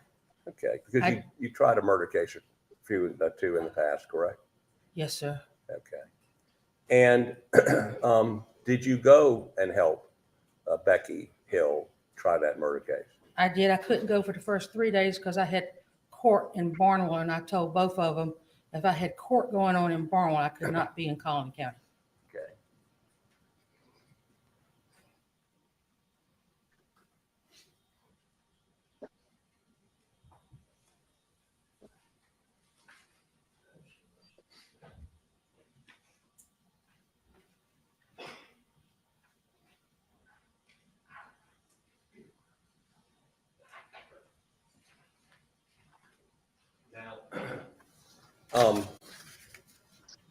To your knowledge, had Ms. Hill ever been the clerk of court that managed a murder trial prior to this? Not that I'm aware of, sir. So this was her first murder trial, as far as you know? As far as I know of this magnitude, I don't know if they had one before then or not. Okay. Now, when did y'all, I mean, initially, what were you talking about in terms of logistics and how you did it and all those sorts of things? Yes, sir.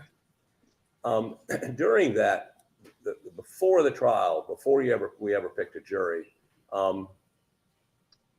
did she ever discuss with you that she was going to write a book? Yes, sir. And She did wanted to write a book. Yes, sir. wanted to write a book. Did she indicate what the book was going to be about? About the trial?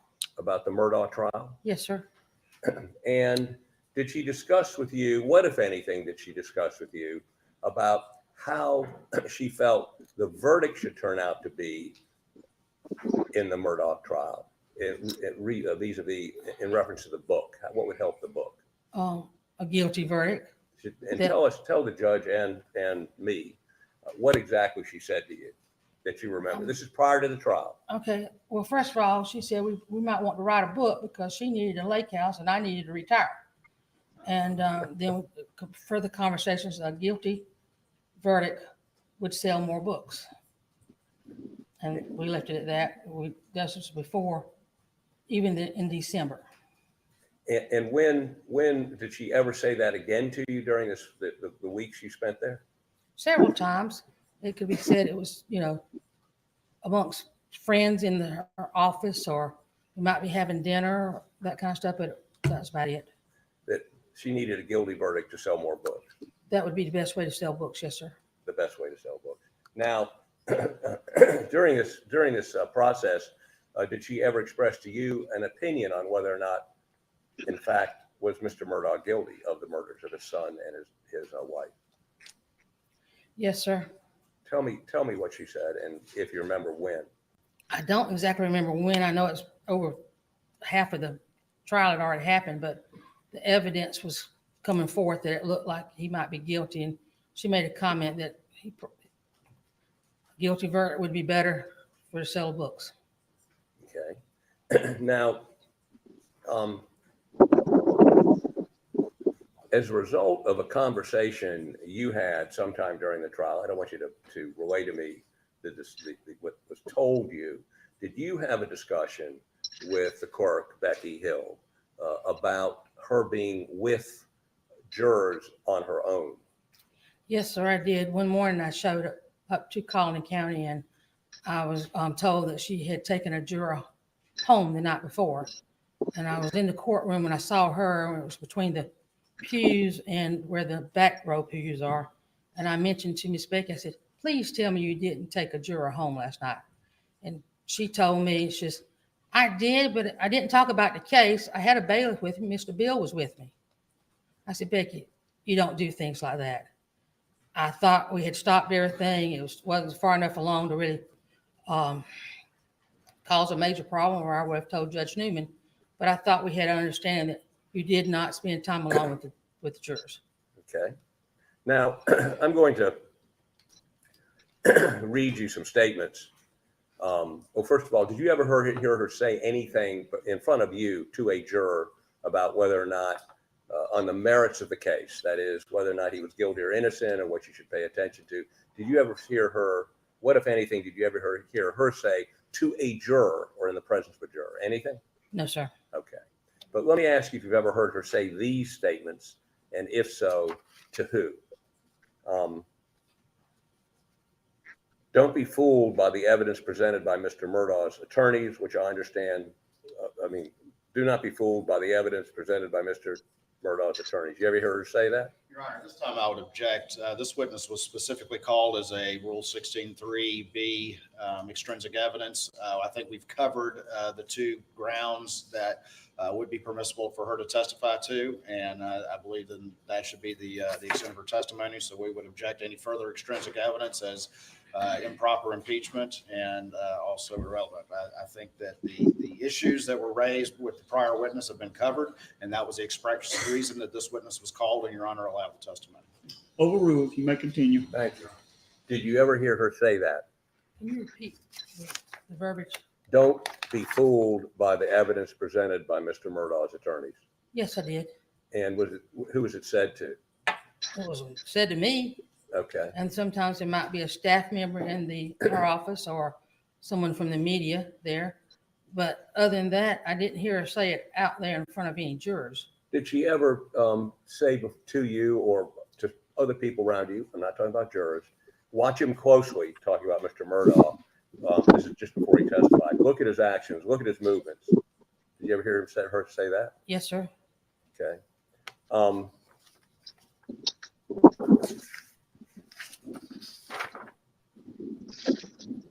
Did you ever have any conversations with the bailiff, Mr. Bill? Yes, sir. Did he ever discuss with you the clerk's contact with jurors? No, sir. Okay. Did you ever hear her say that the defense is going to try to confuse the jurors? Did you ever hear her say that? No, sir, I don't think so. Okay. Now, let me deal with one last area. Let me see if I can simplify this. There was a setup in the courtroom. Pardon me, I've got a little frog in my throat. I'm fine, thank you. I think I'll share my bottle over here if he wants part of it. Once a clerk, always a clerk. So, and I was there, you were there, this judge was not there. And prosecution tables over here, defense tables over here, judges up here. And then there's a rail behind which the clerk was. And because of all the massive electronic equipment we had there with big screens, there was an area over on my right facing the judge. And then I think you were located in that area right between the judge and that area. Is that correct?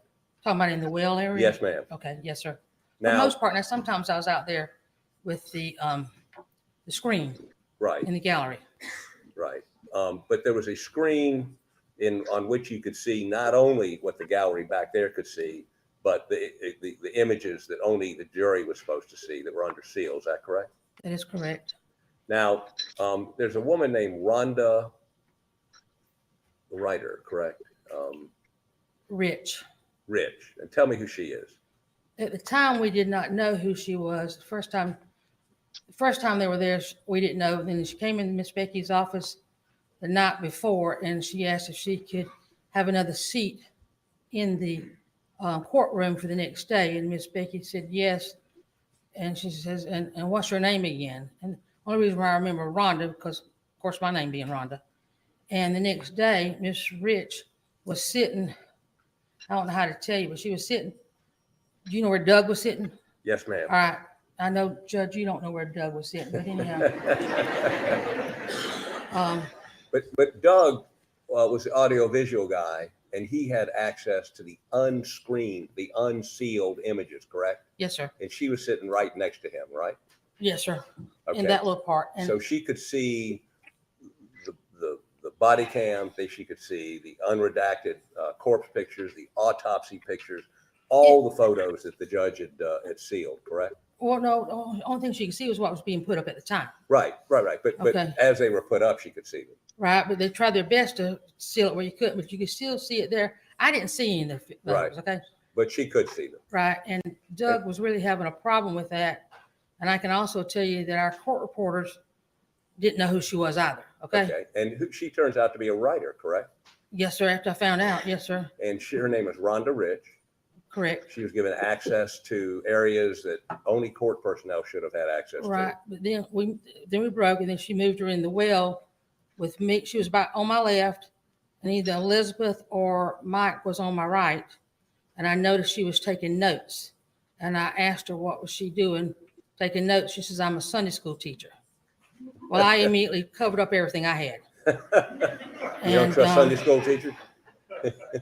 So, You don't trust Sunday school teachers? let me just, there's too many preachers in my family on both sides, okay?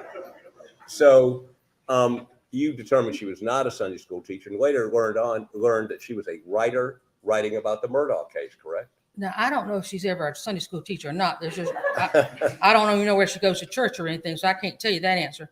But I did find out that she was a writer because shortly after she was put there, and evidently after I covered everything up, shortly after that, Judge Newman asked for a recess so we could find where people were going to be working. And that's when she put Miss Rich out in the gallery in control of that screen. And she ended up writing the foreword to Becky's book. Is that correct? Yes, sir. Okay. And Becky gave her access to area only court personnel should have had. Is that correct? That is true. But now I'll be honest with you, sir. There's been a couple times when we had other people that were sitting on that side of the door. We weren't planning on seeing sealed documents that day. Right. But there were some other people that sat there, but nobody that actually sat in the well that wasn't court people. Okay. Thank you, court's indulgence. Mr. Waters, on cross-examination. Thank you, Your Honor. Just like that. One second. Oh, okay. Judge, do you have an extra bottle of water up there by any chance you're willing to share? Oh, Miss Elizabeth Scott's one. Thank you.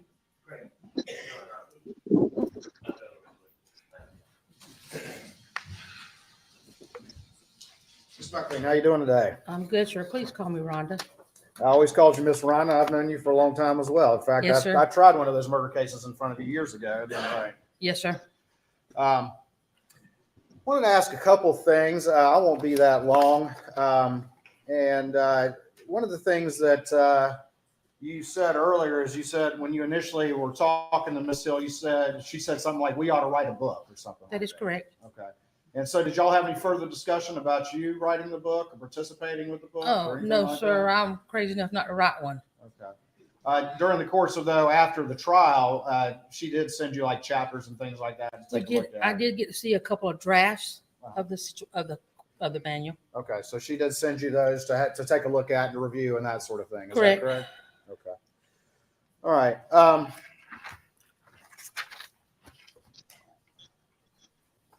And you were asked and again, Your Honor, just to be clear, I've made some objections. You do not waive any objections by cross-examination. They are all preserved. You may proceed.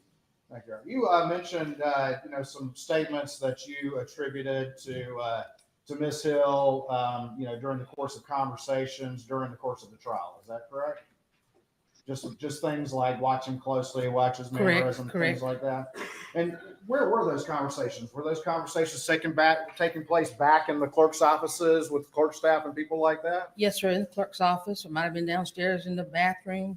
Okay. Some of us had privilege to go to. All right. So you and Miss Becky and other court staff maybe just discussing the case and that sort of thing. Is that correct? That is correct. And people were expressing their opinions about what was going on and that sort of thing. Is that correct? No, when we were having those discussions, there weren't more than one or two, maybe three people there. Okay. But just a few people there just talking back behind the scenes. That's what I'm Correct. driving at. Yes, sir. It was behind the scenes, and it's not uncommon for clerk staff behind the scenes, not to the parties, not to the litigants, not to the jurors, but among themselves back in in the hallways back there to talk about the day's activities and things like that. Is that fair? That's correct. Okay. And that's a big difference between the natural conversations that people that work together, court staff and the like, have with each other and actually having those conversations in front of the jurors, right? There's a big difference between those two, correct? Yes, sir. Okay. And it's not uncommon for you. You're a clerk of court. You got people that work for you. Y'all are going to have private conversations about what's going on that are not to be shared, particularly with jurors, but with the public as well. Is that fair? That is true. Okay. All right. And so there were conversations like that going on that you were privy to and part of. Is that correct? That is correct. Okay. All right. And you mentioned a little bit about, well, let me ask you this. So there are all these conversations going on, and that's natural. That happens, private conversations with court staff behind closed doors. But you never once saw or observed or had anyone tell you that any of those conversations were being shared by Miss Becky with any juror. Is that right? That is correct. All right. And if that had happened, if you had observed anything untoward or improper going on at this particular trial, you would have immediately gone to Judge Newman as part of your obligation. Is that correct? That is correct. And you never did that because you never observed anything like that. Is that correct? That is correct. Okay. All right. Now, you were asked a little bit about Ronda Rich, who was a member of the media, and how she was placed kind of back where the defense IT guy was. Is that correct? I didn't say she was part of the media, sir. Okay. Well, she was a writer. Yes, sir. Okay. All right. And then you said that eventually, though, Judge Newman stepped in and then she was moved out into the gallery in charge of the screen out there. Is that- Right, but I don't know. I thought Miss Becky moved. I'm not saying Judge Newman did. Okay. All right. And over there in that area of the, if we look in the courtroom, there was sort of the grand jury box over here, and that was where court TV was and media was stationed and that sort of thing. Is that correct? That is correct. All right. And inevitably, there were media members that could view some of the images that were being shown. They were just not able to report those just because of the nature of where the courtroom was. Is that accurate? Well, I was told they couldn't see it, so I don't know what they actually saw because I didn't discuss it with the media. All right. You never had a conversation with court TV or anything like that? Other than the fact that be careful what they put on my front page of the New York Times on me. All right. All right. And you're not aware of any image or confidential information or sealed image or anything like that was ever made privy to Miss Rich that was put in any sort of publication or anything like that. Is that correct? None I'm aware of, sir. Okay. Because if you had found out about that too, you would have immediately gone and reported that to Judge Newman because you would have said, that's improper. That I need to go report to the judge, correct? Correct. And you never once saw anything during the entire course of this trial that caused you to say, you know what, I got to go talk to Judge Newman. Something ain't right about what's going on here. Is that correct? That is correct. And you would have done that without a doubt if you had seen that, correct? Yes, sir. All right. Now, in looking at, back at this trial, you mentioned that there was a few days at the beginning of trial that you weren't there because you had your own court to take care of back in Barnwell County, correct? All right. And then pretty much after that, I guess you were pretty much present the majority of the remainder of the time. Is that fair to say? I was. I had one medical procedure done. I missed 2 days, but basically other than that, I was there every day. And there was a period of time, though, during the middle of the trial where Miss Becky had a medical issue and had to be absent from the courtroom for about a week or something like that. That is correct. Okay. And during that period of time, you were present and functioning as the lead clerk of court during that period of time. That is correct. All right. So the reality is that you were present for probably as much, if not more than anyone in the clerk's function during the course of this trial. Is that fair? Yes, sir. Okay. And again, just to reiterate, there was not one time that you observed or came in possession of any information that you were like, I got to go talk to Judge Newman about this. No, sir. Court's indulgence, 1 moment.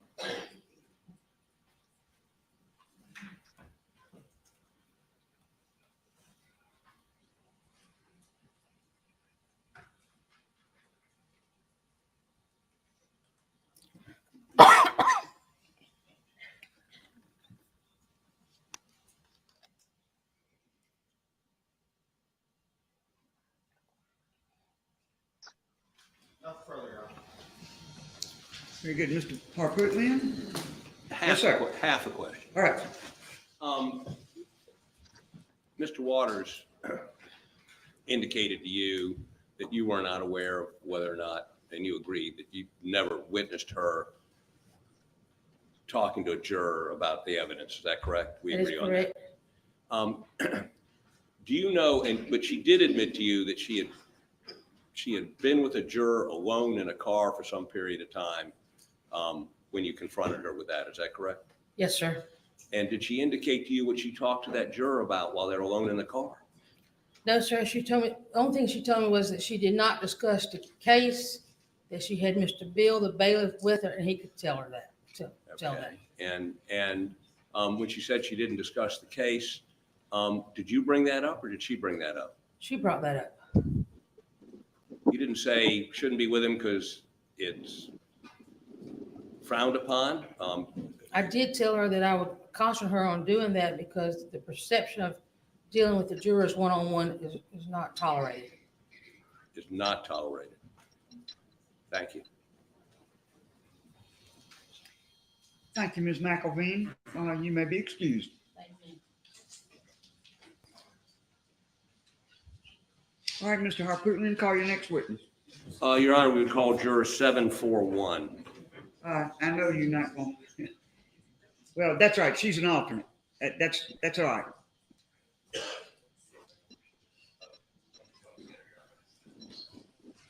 We're not going to sign her a letter. We'll go with 741. I got you.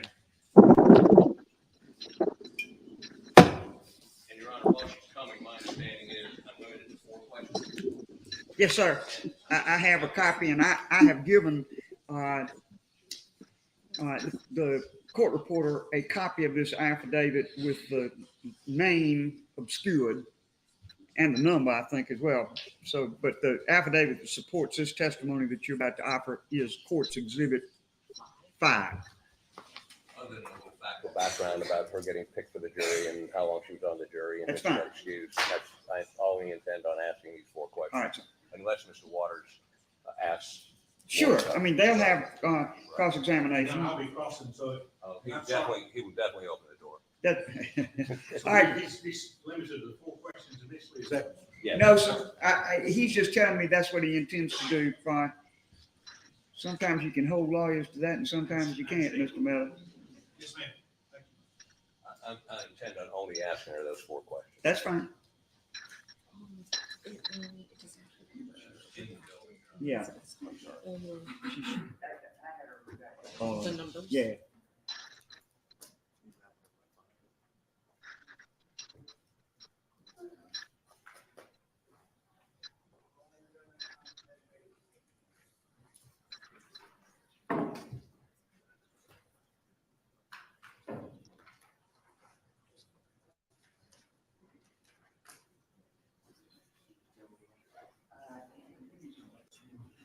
I'll talk with the lawyer.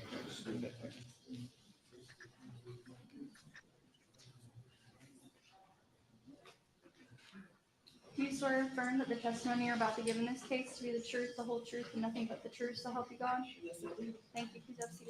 Please stand. Your Honor, I assume the same rules apply to her that apply to the other jurors in terms of her image appearing. That's correct. There'll be no photograph made of this particular witness who was an alternate juror in the matter. Thank you. You're welcome. I'm going to refer to you as Juror 741. It's what we got to do here, so we don't use your name, so people don't know who you are. Is that okay with you? That's fine. And you and I have met before. Correct. I came to your home one Sunday afternoon. I believe you're cooking Sunday dinner, and we talked. Is that correct? Correct. And then you were interviewed by SWED. Correct.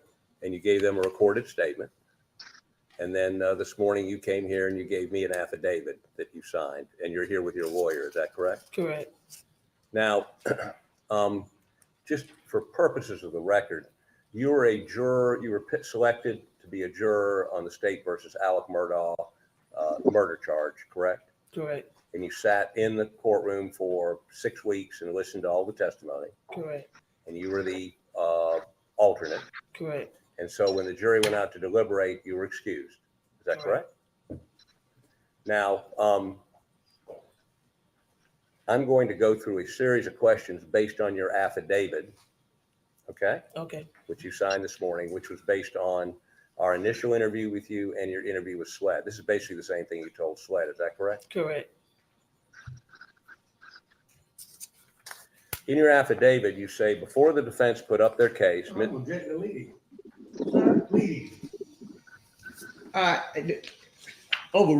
Go ahead. Thank you. In your affidavit, you said before the defense put up their case, Ms. Hill told the jurors, quote, the defense is about to do their side. They're going to say things that will try to confuse you. Don't let them confuse you or convince you or throw you off, unquote. Is this true? Did Ms. Hill Accurate. say That's that? exactly what she told us. I'm sorry? That's exactly what she told us. Okay. The next thing you say is Ms. Hill made the above statement warning the defense would try to confuse us in the presence of all the jurors as we assembled in the same jury room. Is that correct? Correct. Now, y'all were initially in two We was jury. in 2 separate rooms, and when she came in, we all went in 1 room. Okay. Paragraph number 5, Ms. Hill said, if you get emotional, we want to see your face because that is what they want to see. What does that mean? She said, don't get nervous. Don't be afraid to show your emotions because that's what they want to see. Who wants to see? I don't know who she's speaking of. I'm assuming the court. Okay. And then number 6, Ms. Hill also informed us Alex Murdaugh was going to testify, but I don't recall exactly what she said. All the jurors were assembled in 1 room when she made that comment. Exactly. She told you that Alex Murdaugh was going to testify. Exactly. Did you know before that he was going to testify? I think we knew that he was gonna come up.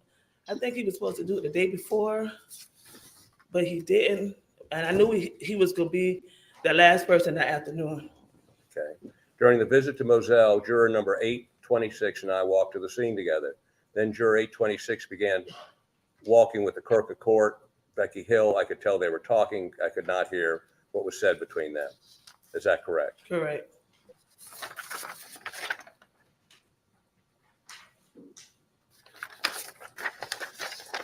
Is what you put in this affidavit truthful?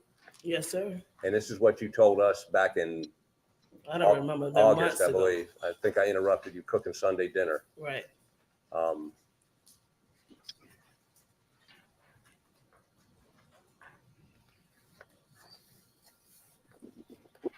All right, thank you. Please answer any questions defense may have for you. Mr. Waters, or Mr. Meadows. Thank you, May please, Your Honor.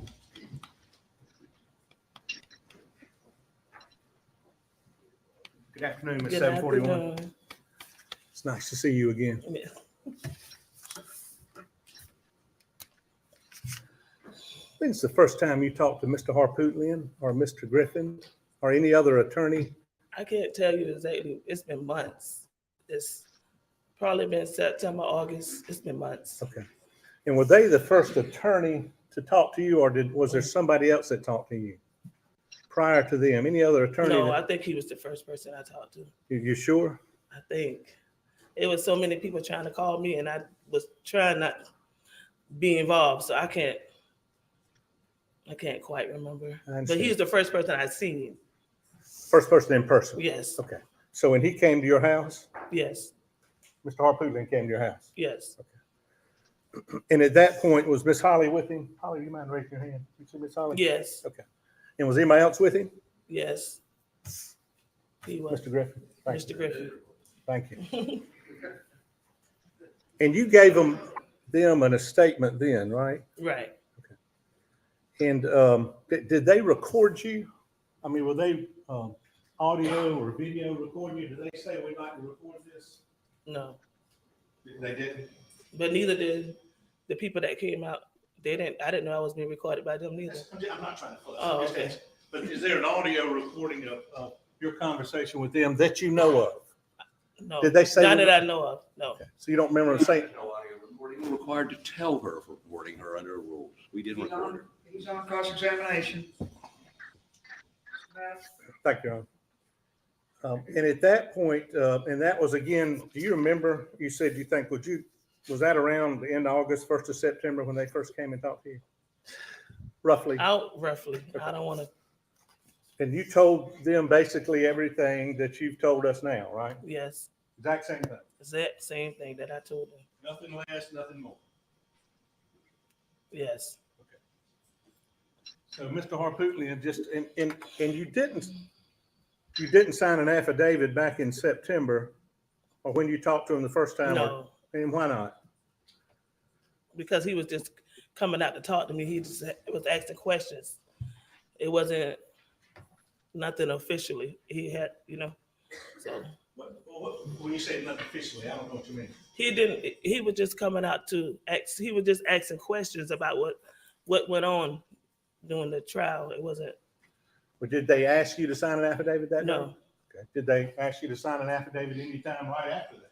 No. They never asked you to sign an affidavit until this week? No, I was supposed to meet with them a couple of occasions, but I was having my own personal issues and I couldn't come. Okay. Well, I'm sorry about that. No problem.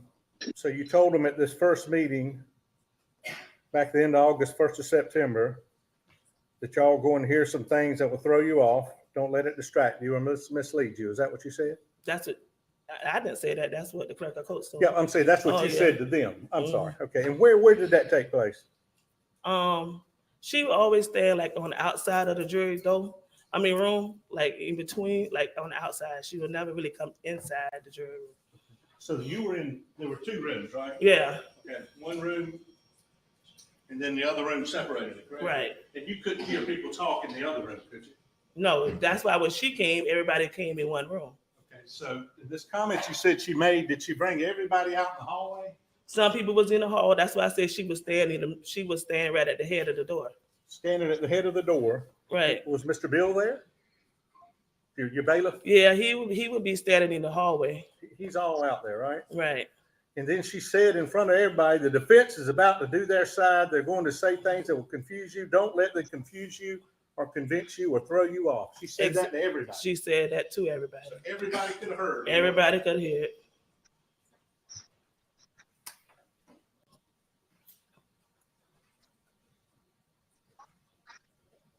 And you said you were all in the same jury room.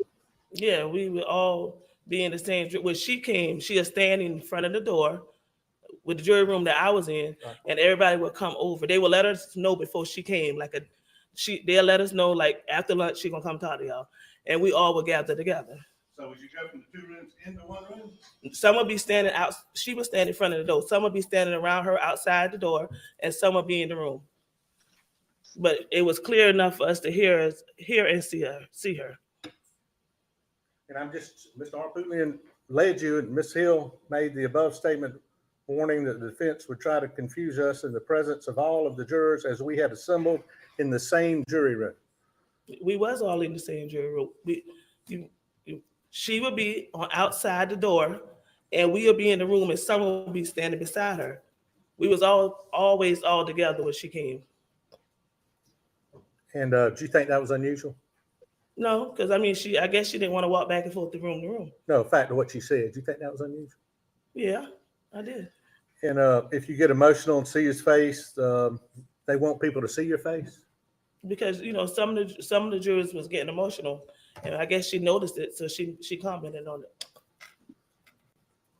And you said you didn't. The statement he read, she informed you that the defendant was going to testify, but don't recall exactly what was said. After, When was that? That was, I think he came in that afternoon, like at 2:33. So that was before he testified, I think. And where was it? Oh, in the jury room, where we were all, like I said, we were all meet. And I guess what I'm saying is you're in two different rooms for a while, right? When y'all get up there, you split, don't you? Yeah. The people that talk loud in one room and the others in the other. Pretty much. No, it's not like that. It was just, they just split it off. They just asked us what room we wanted to go to. So when you were fixing to come back to the jury room, to the box, you tell us you'd all go into one jury room together? Only when she came to speak to us.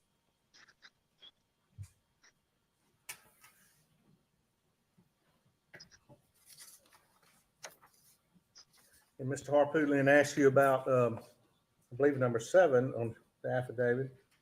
And when did you sign this affidavit? This morning. Okay. And when's the last time you had talked to Mr. Harpootlian? No, I haven't talked to him since he came to my house. Or any of them before today? No, I haven't talked to him since he came to my house. Talked to anybody else involved in this case before today, since then? No, he was talking to my lawyer. Okay, and who was that? Sean Wilson. Okay, and when had Sean Wilson talked to you? He's been my lawyer. Since when? Since 2021. Okay. When Mr. Wilson talked to you about this case and what you told Mr. Harpootlian prior to. All right. They apparently don't object to this, but I am very uncomfortable with your asking what her lawyer told her. And I wasn't going to time test. I was just looking for timing. Well, she's told you a couple of times that he was her lawyer since 2021. Well, see, you're a lawyer for this. For what you mean for this? Well, like being a juror. For being a juror? Yes, ma'am. I didn't have he was always my lawyer. You didn't hire him for this. No, I didn't hire him for this. But he had talked to Mr. Harpootlian about your affidavit and your testimony today, hadn't he? Is that a yes? Yes, he was looking over the paperwork. He was looking out for me because he's my attorney. When was he looking over the paperwork? Oh, I guess ever since September, October. I wasn't really keeping up with it, to be honest, because I'm. So do you know if he's talked to Mr. Harpootlian this week? Yeah, he talked to him today.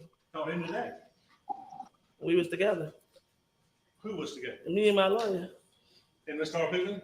Yes, when I went to go sign the affidavit. Okay. Where did you sign it? At his office.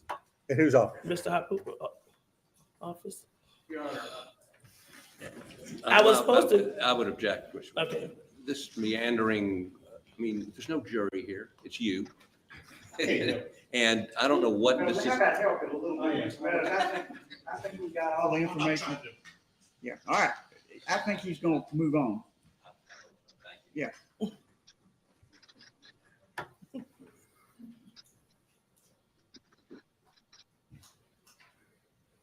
And that's the last question Mr. Harpootlian asked you about this affidavit, isn't it?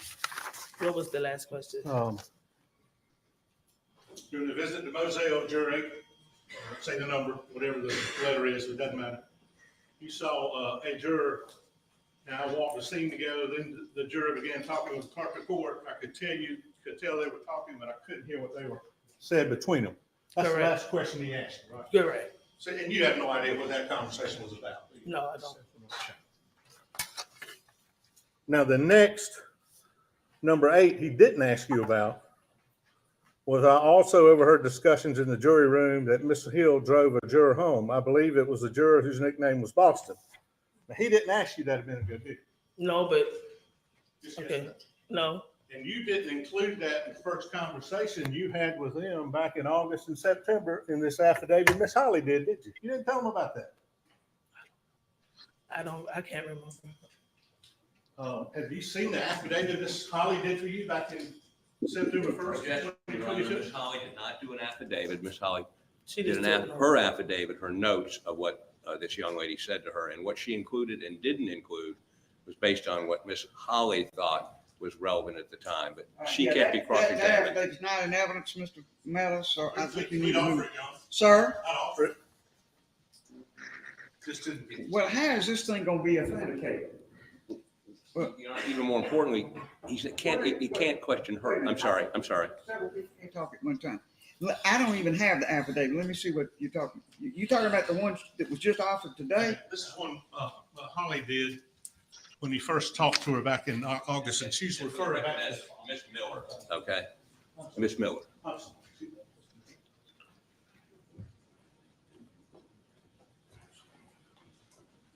This is Ms. Miller's affidavit about what she thinks this juror said. Yes. I'm not going to allow this, Mr. Meadows. I don't see a whole lot of difference between this and what's been said in the affidavit that has been offered by Mr. Waters, but I'm not going to allow that. Okay, thank you.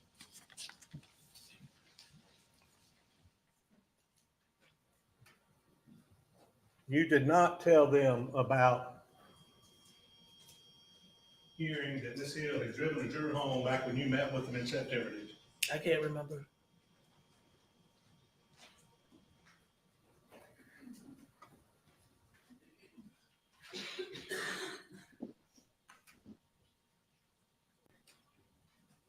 Very course of those, I'm sorry. All right.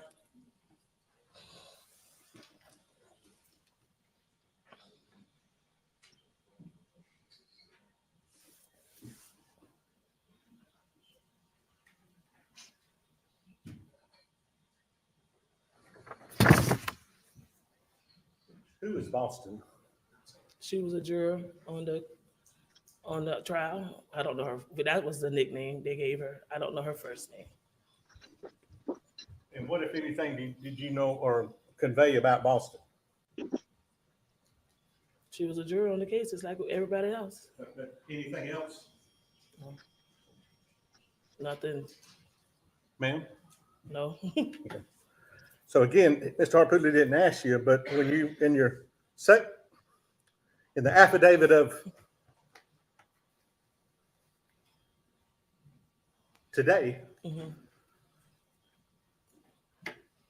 I also overheard discussions in the jury room that Miss Hill drove a juror home. I believe it was a juror whose nickname was Boston. Is that something was added after your lawyer was with Mr. Harpootlian today? I don't know if I added. We talked about it today, but I don't know if I mentioned it in September or not. But I know it. You've ever talked about it, wasn't it? Your Honor. No, it's not. No reason to raise objection. The first thing is, Mr. Meadows, I'm going to caution you one more time about this. You cannot talk over a witness. The second thing is, you don't need to be marching all back around here. You talking only to me. not jury or anything else. So let's slow down and, this is repetitive of questions that have been asked before. If you want to take this tone with her, I don't know exactly what you're trying to accomplish.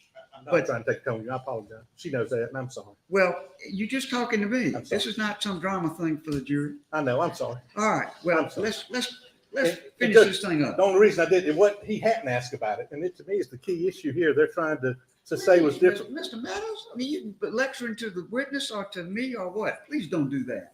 Strike that from the record, please. Don't strike. I'm Let's so line sorry. it- I'm Let's sorry. line this up. Hang on. All right.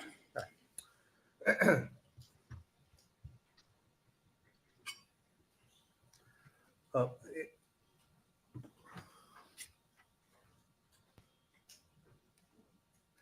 in number 9 in the affidavit, that before the jury began deliberating, I heard a member of the court staff say the deliberation shouldn't take long. I don't remember specifically who made it, but it was made in the presence of the entire jury right after closing arguments in the jury room. Correct.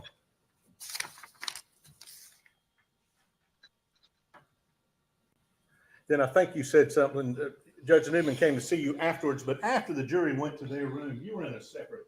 No, when we first left out the courtroom, we all went in the same jury room, and then they separated me. Miss Simply, when I didn't mean to raise my voice. Oh, that's You know, okay. I apologize. That's fine. But when they started deliberating, were you in a separate room? Yeah, when they started deliberating. So you had no involvement in the deliberations or verdict of Richard Alexander Murdaugh? at No, all, sir. did you? No, sir. You didn't get to come back to the verdict, did you? No, sir.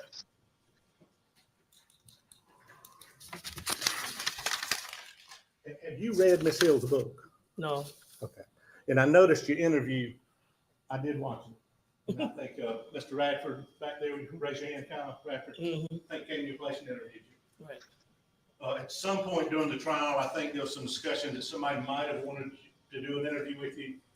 Yeah, that's what she said. Okay. And then after the trial, I think there was some discussion. Somebody, since you weren't on the jury, they may not have wanted to interview you. You remember that, roughly telling an officer that? Yeah, that's not what she said.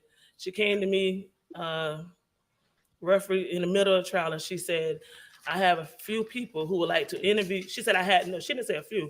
She said, I have a lot of people that's inquiring to interview with you. She said, but I'll have to get with you after the trial. But after the trial, she came back in the jury room, and she started handing out cards. And she handed everybody cards but me. And she was like, I don't have any cards for you for an interview because no one wants to speak with you. That's what was said. And did, I mean, you weren't happy with that, were you? Yes, I was. You were happy with that? I don't need to be interviewed. Take court to go.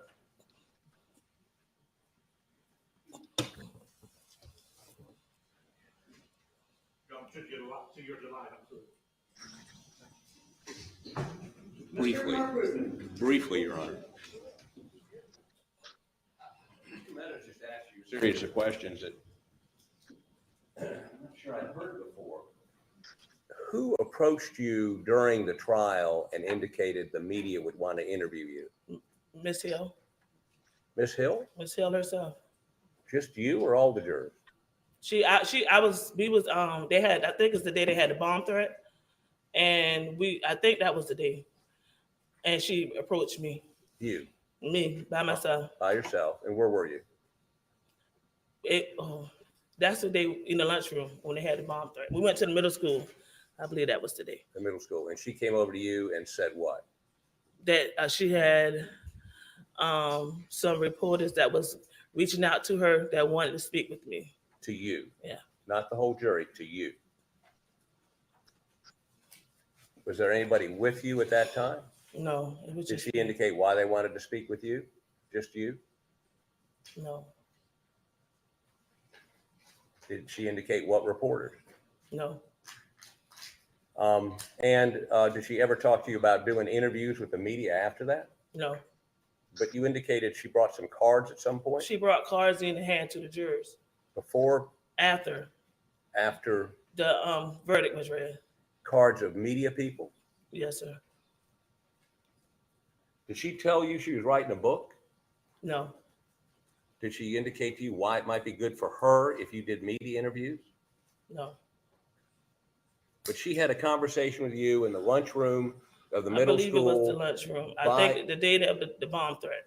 The day of But the bomb threat. I'm 100% sure she came to me and she told me that in the middle of the trial. Was there a bailiff with her or just No, her? it was just her. Pulled you over and said, hey, I can make you famous. I can put you on TV. She said she had media that wanted to talk to me. That's what she said. Okay. I hyperbolize. I apologize, Your Honor. Yes, sir. That's all I have. All right, no further questions, Mr. Harper? No, Your Honor. Very good. Thank you very much, ma'am. You are excused.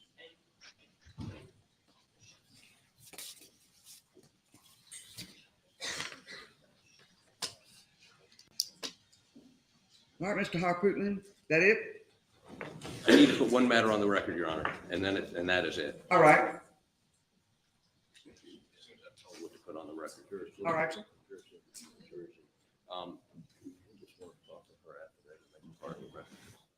Your Honor, earlier today, you received a very short affidavit from Juror Z. We'd like to proffer that and make it part of the record.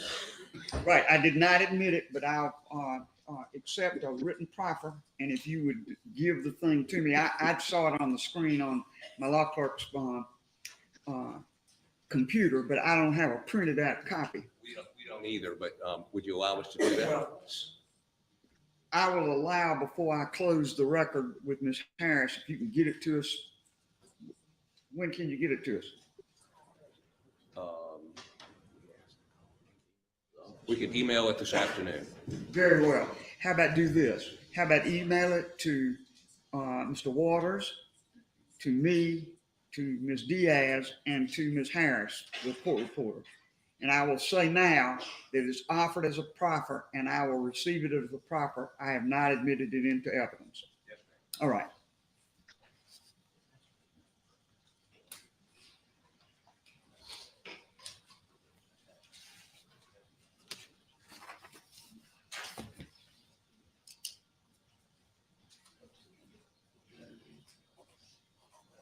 Your Honor, we referred to earlier on a email to the Japanese television folks.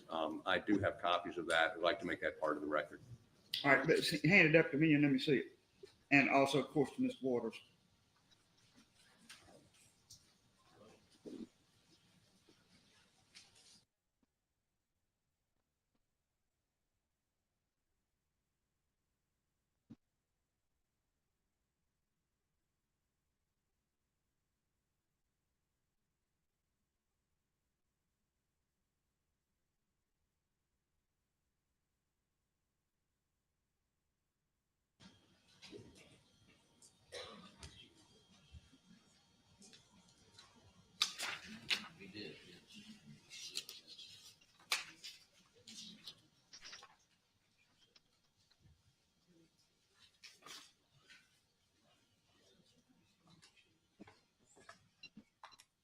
All right.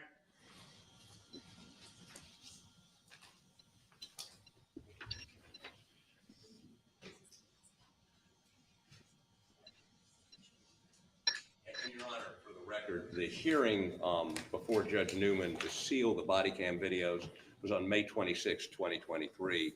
This email is in July, just to give you the context of All what's right, going and on. this is being offered as a after the fact email to Rebecca Hill, and her replies garnered from the emails that were released by Cotton County at a certain point.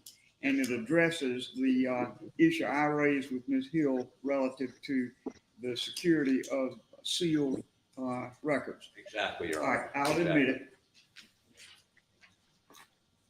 Mr. Waters? As to this specific exhibit, Your Honor? Yeah. Your Honor, I mean, we don't have any objection other than the ones we've raised just generally to the testimony. But I have no further objection to Very Your good. Honor. All right. Your Honor, that's all we would have. All right, hang on. All right, have you got a copy of it there? I got you. This is his next exhibit.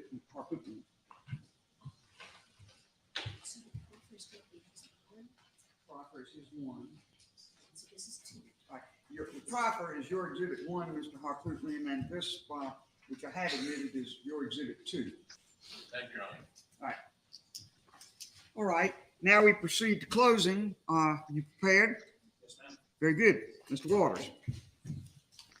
Thank you, Your Honor. Just to go back and reiterate as to the standard, and ultimately, we've of course argued that the defendant has the burden. We've also discussed that the standard for Your Honor, of course, is first of all, was there any misconduct that occurred? And then regardless of that, whether or not there was any effect on the verdict. And the standard has been expressed in multiple cases is whether the verdict is solely the product of honest deliberation or the product of outside influence. And that inquiry fundamentally, as the court recognized from the very beginning, focuses on the jurors themselves, because it doesn't necessarily matter what was said as much or what was intended or what was inadvertent, even assuming that those existed. What matters is what the jurors heard, what they perceived, and whether or not it had any sort of effect on the verdict. And Your Honor went through that inquiry with these jurors.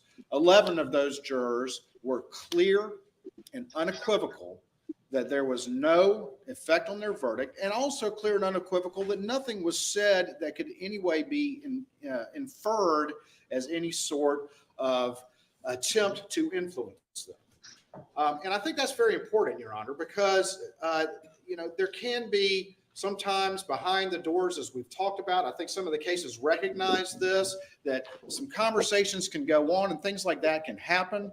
But ultimately, and while I think there were some cases cited in some of the various South Carolina decisions, that's unrealistic and not surprising to think that sometimes things like that can happen, an untoward comment or something was said.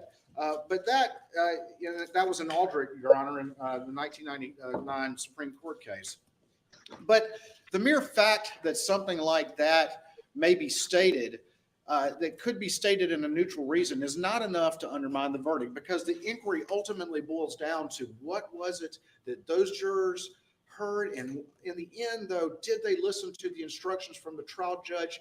Did they come to a fair and honest verdict? And Your Honor, the evidence here is overwhelming, I would say, from the people that matter, and that's those jurors. And that is, there was no effect on the jurors. And you saw every single one of them very clearly and strongly looked you in the eye, all 11 at least, and I'll get to the 12th one in a second, but looked you in the eye and said, no, that didn't happen. No, I didn't hear anything like that. No, there was no effect on our verdict. No, this was our verdict, and it was based solely, which was Your Honor's question, solely on the evidence and the law and the testimony at trial.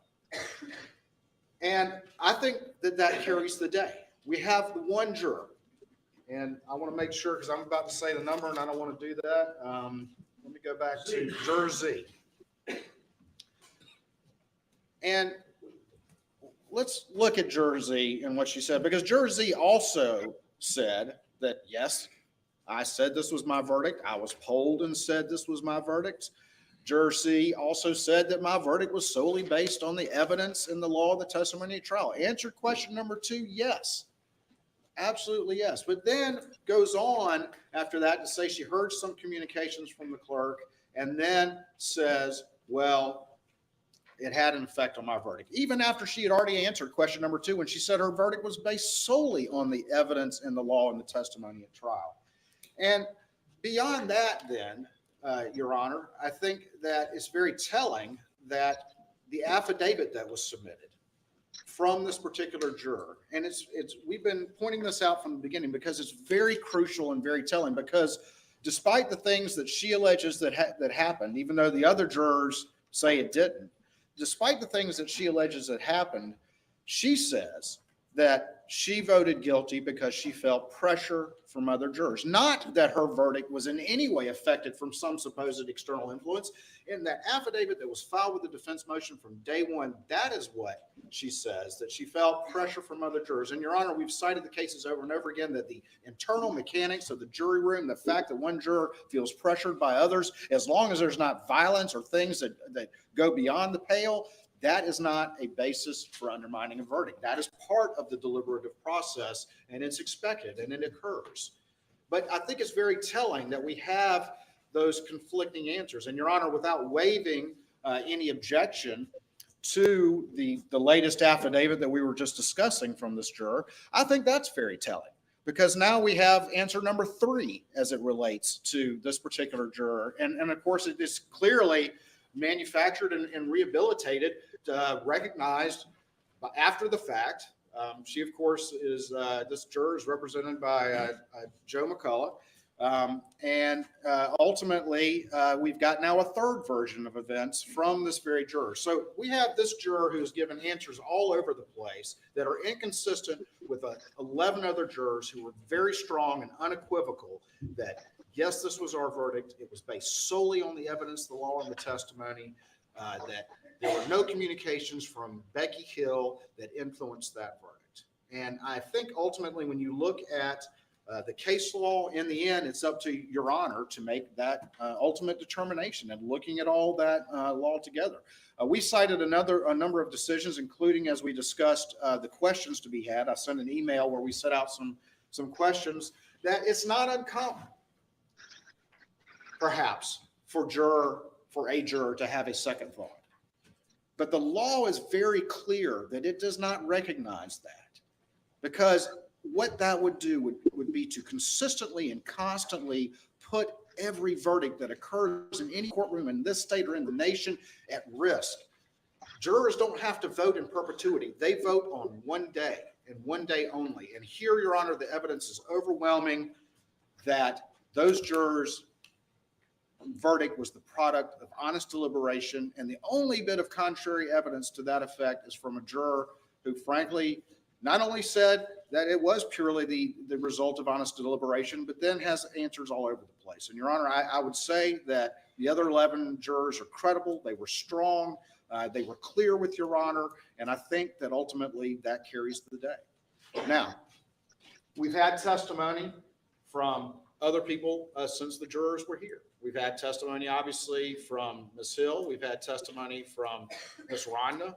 And we've had testimony from this alternate juror. But again, none of that testimony at all goes to what is the ultimate test for Your Honor, and that is whether or not this verdict was the product of honest deliberation.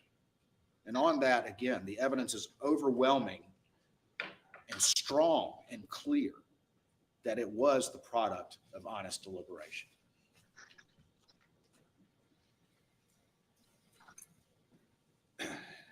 It's very interesting as we look at some of the testimony from the other witnesses. And obviously we have Miss Becky, and as Your Honor has pointed out, we're not here to go through some of the issues that have been alleged or are percolating out there. That's not the point of this proceeding here today. But Miss Becky is a court reporter and then became a clerk, and was clear to you that she never made any comment in an attempt to sway the jury one way or the other. We have Miss Ronda.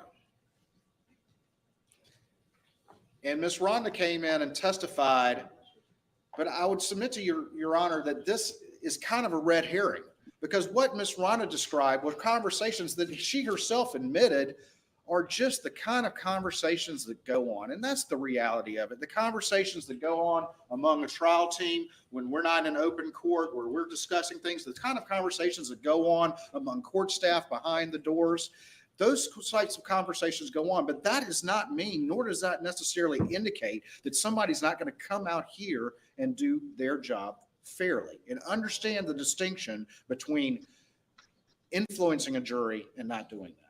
And one thing that I think is very important is Miss Ronda was at that trial more than Miss Becky was. And she was very clear.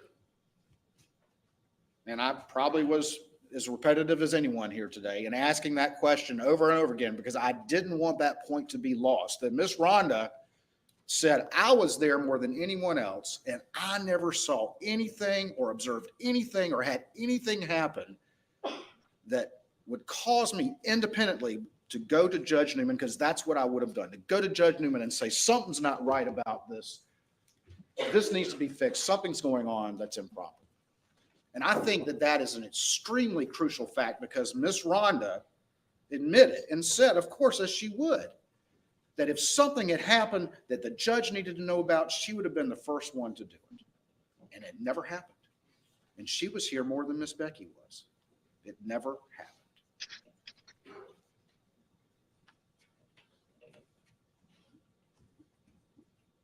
When we look at the balance of those facts, when we have the clerk of court come in and testify that, you know, maybe I did this or maybe I did that, maybe I plagiarized the book, a portion of it, maybe I did this, maybe I wrote in things in there that are based on community knowledge or newspapers or poetic license or whatever you want to call it. I don't care about the book. And I would submit that Your Honor doesn't need to care about the book either, because the book and what happened with the book afterwards is not what is relevant to the inquiry. But she was clear that she did not have any attempt to influence that jury. She was clear about that. And Miss Ronda was clear that she was not aware of anything like that either. And what does that do but corroborate the most important witnesses here? The defense, I think in one of their letters, tried to say that Miss Becky was the state's star witness, and that's not what this inquiry is about. It's not what this inquiry is about at all, because as I've said from day one, if there were not facts to be litigated, if we had not done an investigation and had those 11 jurors say, that didn't happen, there was no effect on our verdict. This was the product of honest deliberation, we would be the first ones here standing here to say that. But what we do know, Your Honor, is that what Miss Becky said and ultimately what Miss Ronda said corroborates who are the true, if you want to say it, and I'm only using this term because the defense accused us of Miss Becky being our star witness. There are no star witnesses here. This isn't about stars. But what Miss Becky and Miss Ronda do is corroborate who are the most important witnesses. And that are those jurors. And you have 11 of them strong as a rock saying this verdict was not influenced. Nobody tried to influence. And regardless, it was the product of our honest deliberation. And you have one juror who said that too, but then has answers that are all over the place. And if you go back to her original statement, what she says is not external influence anyway. It's not sufficient under the law. So I think that the proof here is overwhelming. I think the proof here corroborates what those jurors say. I think the only juror that we have to contend with, her testimony is compromised. And I'm not saying that that person is in here maliciously lying. I just think that this process is a lot. But it's clear that if there was any attempt to influence this jury, those jurors who sat in that box, every single one of them, you saw them, and we saw them for 6 weeks. They are conscientious. They take their obligations seriously. They were not here to reward friends or punish enemies. They were here to do their job appropriately and fairly. You saw that in their eyes. You saw that in their mannerisms. You saw that in their demeanor.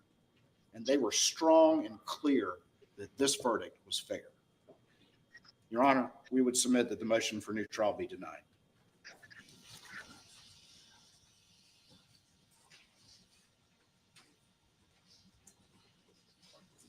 Mr. Harpootlian. Mr. Griffin will be arguing. All right. That's it.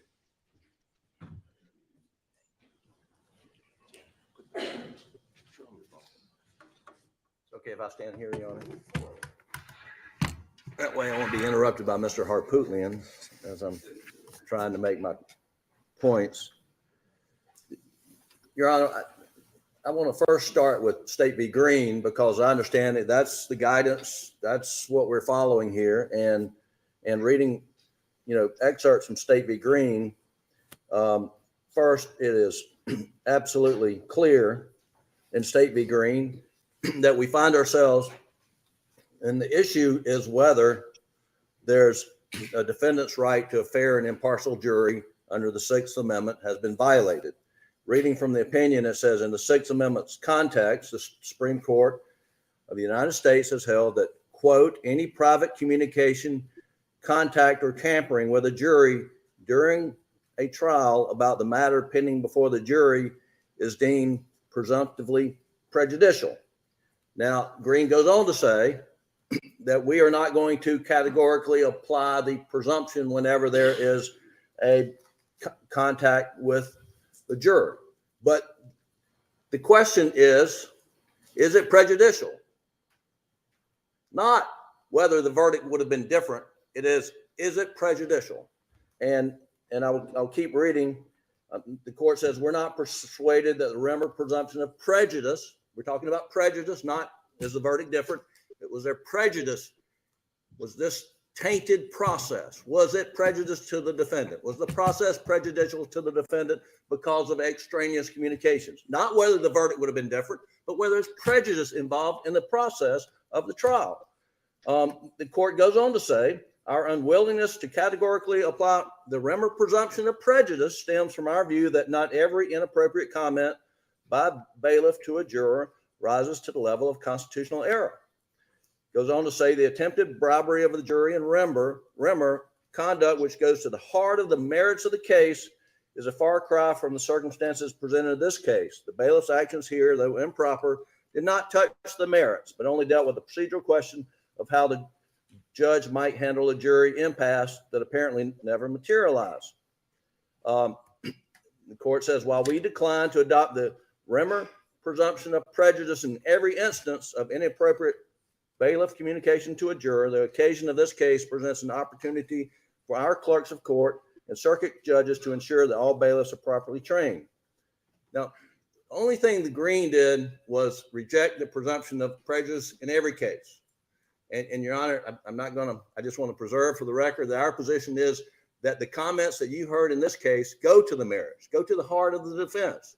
And if you find that those comments were made, and I'm going to establish for the record, we clearly have proven that then we do get the Rimmer presumption, that we do get the Rimmer presumption if we have proven these comments were made. But I'm going to argue that we prove prejudice also in this case.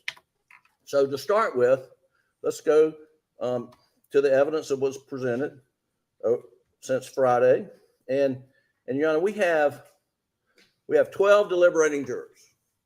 In this case, what you've heard, 3 of the 12 have testified under oath that they heard Ms. Hill make comments about the case, whether it's, how they categorize it as merits or not. But Juror X on Friday acknowledged that Ms. Hill made a comment about Alex was going to testify, that it was going to be epic or some words like that, and that defendants don't normally testify. That's what Juror X said on Friday. Today, so that's one who says Ms. Hill made a comment about Alex's testimony, how it's going to be a big deal, and defendants don't normally testify. Juror Z today says that first she says Ms. Hill said to watch his actions, to watch him closely, and then she said there are other things that he said I don't remember. And then we were allowed to show her, and with Your Honor, I asked her questions about her affidavit, and she says, confirm what was in her affidavit, that Rebecca Hill told the jury not to be fooled by evidence presented by Mr. Murdaugh's attorneys, which I understood to mean that Mr. Murdaugh would lie when he testified. She also acknowledged, this is a truthful statement, that she instructed the jury to, quote, watch him closely, close quote, immediately before he testified, including look at his actions and look at his movements, which I understand to mean he was guilty. And she also said and confirmed that Ms. Hill said when they began deliberations that this, quote, this shouldn't take us long, close quote, and that if we deliberated past 11 p.m., that we'd be taken to a hotel. Those statements go to the merits. Those statements will go to the heart of the defense. Those statements go to what Mr. Murdaugh, his credibility. So that's 2 deliberating jurors down. The third deliberating juror who testified today is Juror P. And he says, you were asked, Juror P, did Ms. Hill make any comments about the case? And he says, yes. She said the day that Alex was taking the stand, excuse me, Juror P is a he, but he is saying that she, Ms. Hill, said the day Alex was taking the stand, that she, Ms. Hill, made the comment about watch his body language. That's all I recall. So 3 of the 12 deliberating jurors heard Ms. Hill speak about Alex Murdaugh's testimony. 3 of the 12. And then we get the alternate juror came in and basically corroborated what those 3 of the 12 heard. And she had additional things that she had heard, but she corroborated what those 3 of the 12 heard.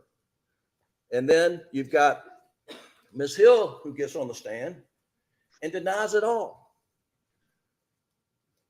And Your Honor, I couldn't agree with you more that you're able to judge the credibility of witnesses. And on this record, there's no way to find Ms. Hill credible. There's no way to credit her statements that she did not make these statements about his testimony. I mean, she crossed herself up as Your Honor is questioning her about the transcript involving the egg lady and how the egg lady learned that there's some Facebook post that was allegedly attributed to her husband. There's no way the egg lady would have known that unless Ms. Hill told her, and that pretty much came out there. I mean, so, you know, and I know this is not a jury argument, but if someone misrepresents a fact to you once, I mean, I don't think you should go back and credit anything beyond that. What we hear from Ms. McElveen is that she heard these almost identical statements from Ms. Hill that Ms. Hill told that 3 of the 12 deliberating jurors heard, and the 4th alternate heard. That Ms. McElveen heard her make very similar statements about the defense's case, about Mr. Murdaugh's testimony. So you got to put Ms. McElveen's testimony in our category. And Ms. Hill gets up there and says, never drove a juror home. Ms. McElveen's got no dog in this fight. And she says, she goes to court one day, she hears that Ms. Hill took a juror home the night before and went and talked to her and said, you can't do that. And Ms. Hill said, I didn't talk to her about the case. Well, she gets on the stand under oath here and tells you, I never took a juror home. I mean, it's totally inconsistent.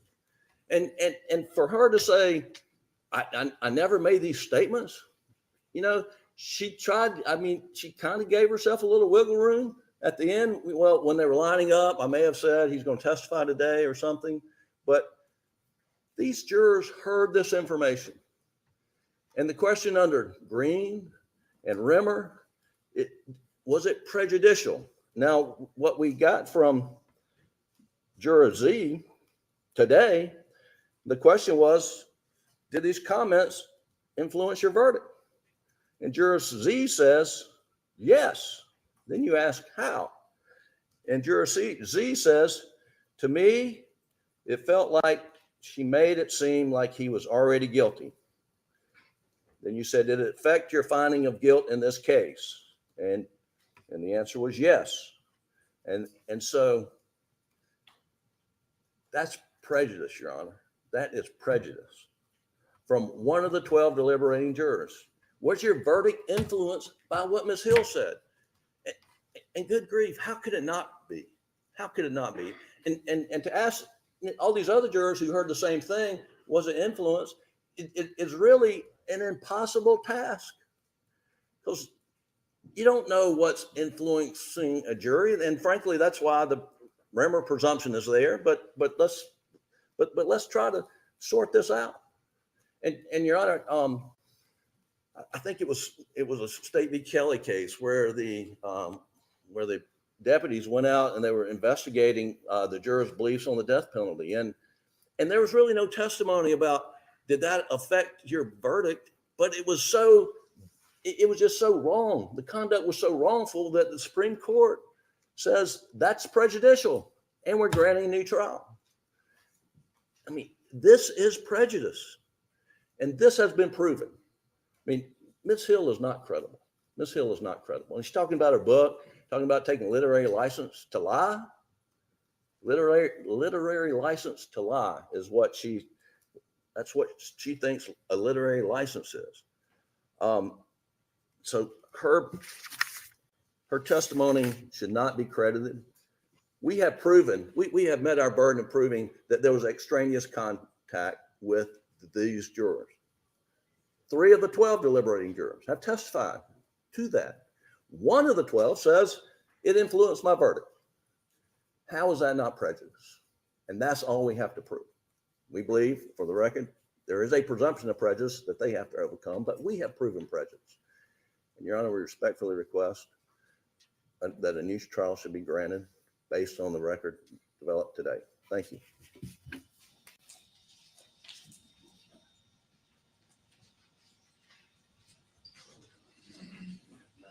All right. The arguments are closed. I will take until 5 of the hour to examine my notes, and then I will come and make a ruling from the bench on this matter. Court will be at ease.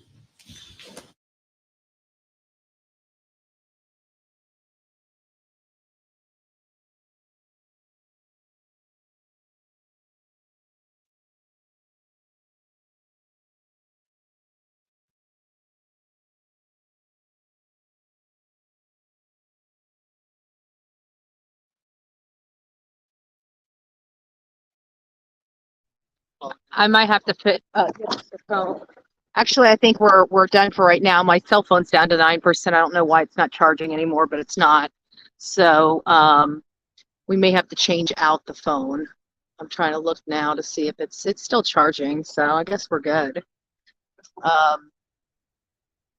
Should have some people coming out. They're going to be ruling in about an hour.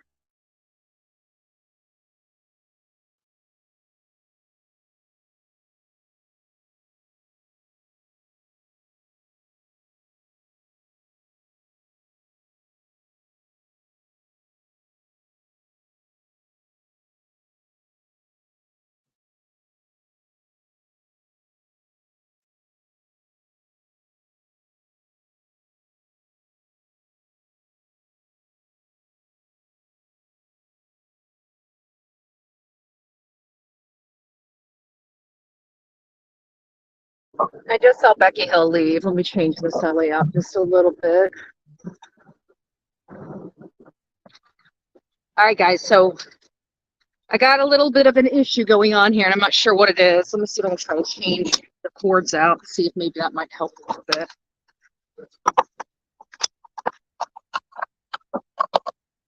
Hopefully this works a little better.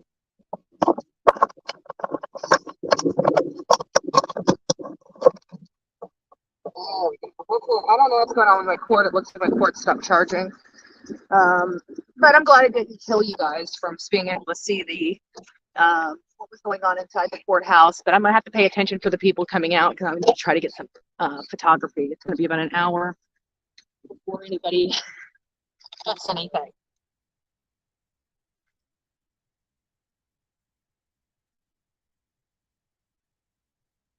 So what did you guys think? Just to do a quick poll, what did you guys think? Do you guys think right now, based on everything you heard, one, that you think Alec Murdaugh is going to get a new trial, and 2, that you do not believe he's going to get a new trial based on what you guys heard?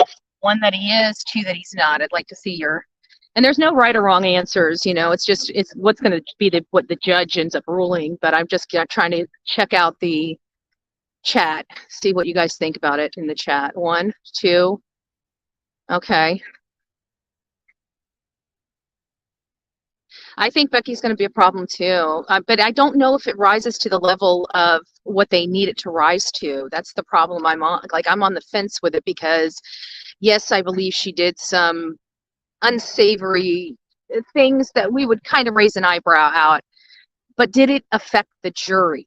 The jury's the one that deliberated. They're the ones that came back. And I'm sorry, but it's weird for me because I do believe that she lied to the judge. I felt she lied to the judge. I felt like, based on everything I know about, and we were there at the trial, we've been everywhere related to this case. And for the first time, when Becky got on the stand, it came out, I was texting you guys thinking, she's doing really good, really good.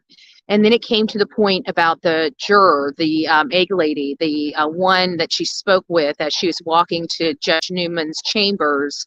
And it was clear on the record she was speaking to that juror. That juror was not a deliberating juror. So again, yes, it's wrong, but did it affect the outcome of his trial? And the answer is no. I don't think it did. 11 jurors said it didn't.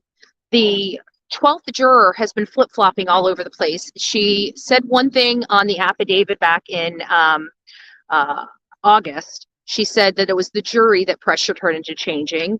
Then it was, while she was on the stand, she said it was Becky that,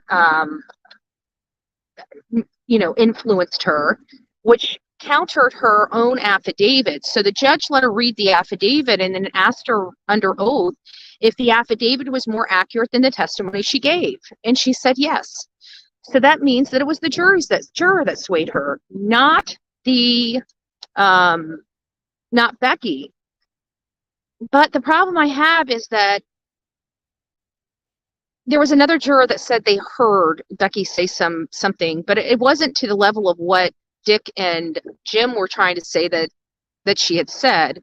And again, it comes down, did she influence the deliberating body? And based on everything I was hearing inside that courthouse, it doesn't appear that she did. Did she do things wrong? I think she did.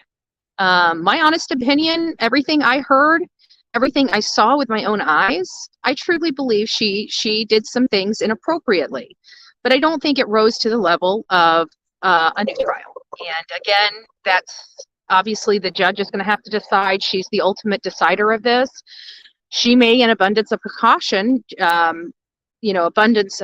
just say, hey, you know what, there's enough here that it rises to the level. But I just don't think it does, because literally nobody said they were influenced except one juror. And that juror's got problems because even as the hearing was going on, she wanted to provide an additional affidavit.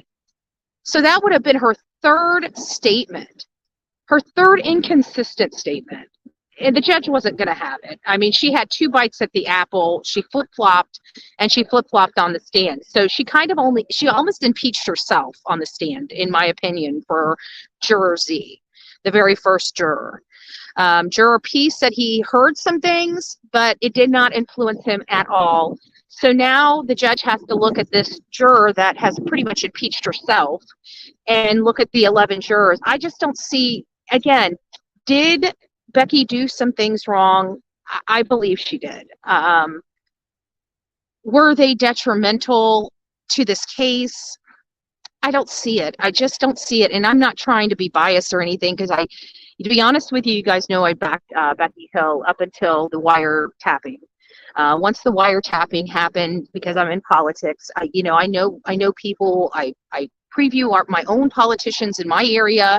I do a lot of stuff when it comes to my community and activism and stuff like that. So it's like one of these things where I know politics. I know how cutthroat it can be. I know how dirty it can be. But you do things above board. And when this wasn't above board, I realized she had what it took to not do things above board. And that's a problem for me, because if you know anything about me, I believe that there is always a path forward, doing the right thing, always the right thing, and not deviating from that path. This is coming from a person that deviated from that path quite a lot, right? I don't very much anymore. Do I occasionally? I'm human, of course, naturally I do, but I didn't see her the way I now look at her post wiretapping when they took her phone. But I told you, country boys, I'm sorry, they don't do anything without their mamas. I know my country boys. So I had already known. I knew. You couldn't convince me otherwise, right? So guys, it's going to be an hour. I think I'm not sure what I'm going to do. I haven't seen the real Me Too yet. I might decide just to go back in just to check, just to let her know what's going on. And that's just where we're at. I don't know what's going to happen, but to me, listening to everything, was it bad? Yeah, it was not as pleasant as I'd like it to be. Did it rise to the level of what we're here for? I just don't see it. I don't see it. I don't know if I will. Man, we're doing good. We're doing good in the neighborhood, y'all. Everything's charged up. The court's now working on the for the phone. You guys almost lost it. You guys don't even know how close you were. You were 9% away from it, and I was none the wiser because I got you guys hooked to the battery, right? I have you hooked to the battery. If you guys enjoyed this program, I know it's been kind of long. We're already going on 10 hours today. Don't forget to like, share, and subscribe. Don't forget to tell your people about Bullhorn Betty and the work that we do around this country. We do a little bit of everything, right? We cover cases just like we're doing, do commentary. We actually start doing investigative journalism as well as going out in the field and looking for these very people that are missing and deceased, the ones that have never made it home. We do a lot. We have a great team. Even Sonia, she sends out shirts, flyers, keychains to the families of these missing victims to give them a little starter kit to kind of help them get moving in helping find their missing loved one. So, there's a lot of good that can come from all of this. So, share, and subscribe. If you really want to help us out, consider being a monthly member. If you don't want to do a monthly membership, throw a couple bucks, right? If you got it. Otherwise, just like and share. That's the best thing you can do. That's the most impactful thing you can do here on YouTube is putting that thumbs up, getting it in the algorithm. Is the real Me Too back? I've been waiting I kind of just left the courtroom because I had to get up and move. I was literally dying in there.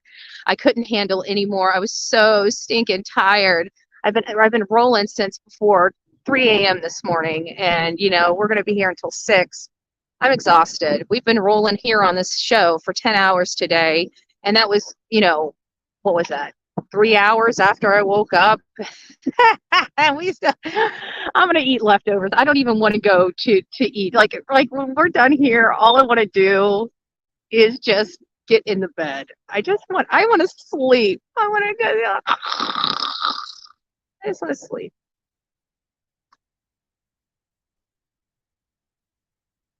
Yes, and don't forget to sub up. Our beautiful Sonia started her channel. We need all the good, loving people out here on YouTube to be starting channels, There's just a lot of junk and garbage out there, and I just don't want YouTube being eaten up with all this junk and garbage. There's better things to be doing with our times. There's better advocacy things that we can be doing. There's better, we can be helping a lot of people instead of arguing amongst each other. So if you're considering becoming a social media content creator, ask Sweet Misery. I give you, whenever you come out, I give you every little tidbit of information I can possibly give you to help you along. I hope everybody is successful on here, but I tell you what, I will support the heck out of some good content creators on this platform because it's just something that we need desperately. People don't get into all that nasty garbage, junk, evil crap. We need something uplifting, good content, things that are well researched. We all get a little bit here and a little bit there wrong, but it shouldn't be that wrong. So let's move it back into the courthouse and see what's going on. I'm going to go around and take some photos. So just stick around. We're down to the wire, guys. We're down to the last hour. We're going to know whether, before we leave this courthouse today, we're going to know whether this judge is going to allow him to move forward with this motion for new trial. So today's the day, folks. Today is the day. Now, let me do that one. There we go. Where you get to see me a little bit, but it doesn't take over the whole screen. You can see what's going on. Just 5-minute warning. I thought she said she'd be back in an hour. Did she not say an hour? Am I off on that? And somebody inform me because I can't hear out of this phone for some reason.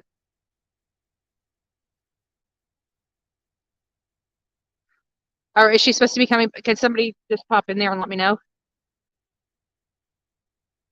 Betty time coming in. Betty, time to come in. I'm not going to be in. I'm not going to let somebody put in the chat. Tell you know what? I'm done. I'm going to say. I think I'm going to be out here. She said 5. Oh, she said 5 o'clock. Okay. Can somebody put in the chat to Real Me Too and let her know that I'm just going to sit out here just to come out here when she's done with the court. I think I'm going to be out here with you guys because I need to be out here because once they start leaving, I want to get some photos of the people.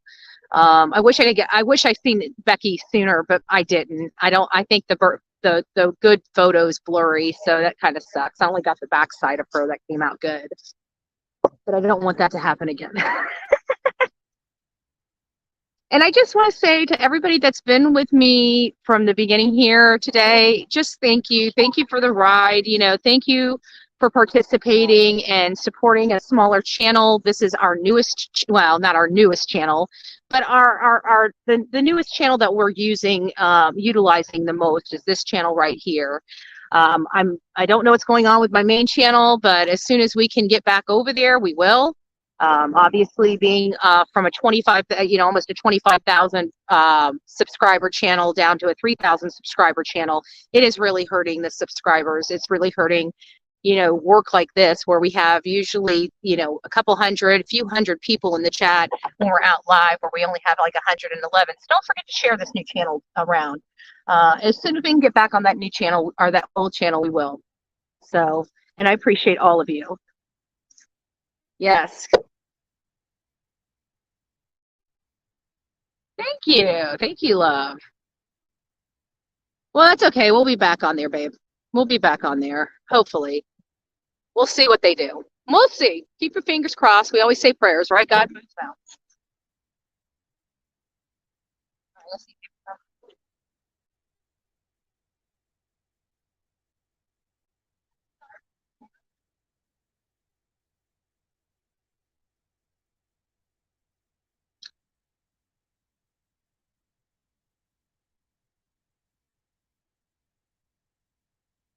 Oh, Miss Margaret, I haven't seen you in a little while, love. I hope you're doing really well. I feel like my lens has got a little spot on it. I don't know why my lens has got a spot on it, but it sure does. I like it.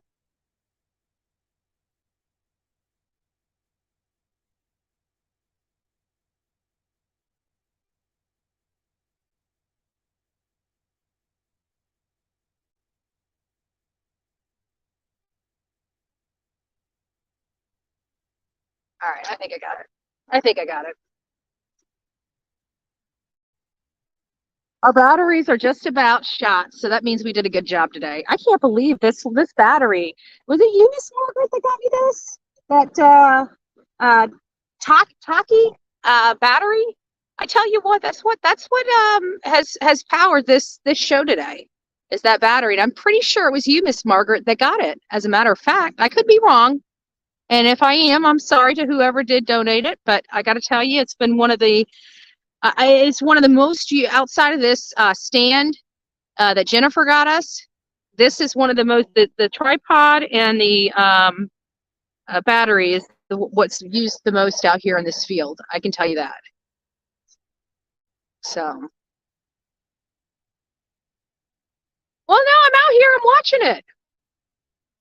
Let the Real Me Too know we got it on the big screen. I'm listening. I'm listening.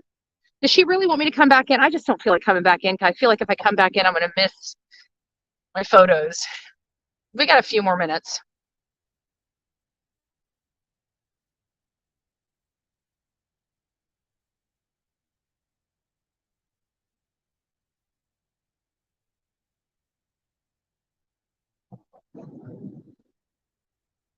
Yeah, she's done with the cold. Ha ha ha.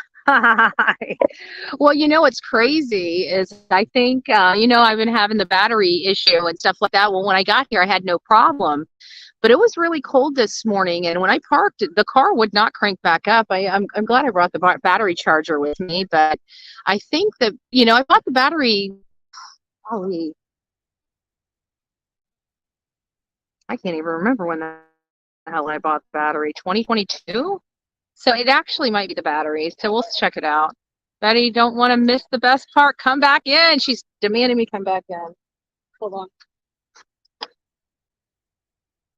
Hey, Mom.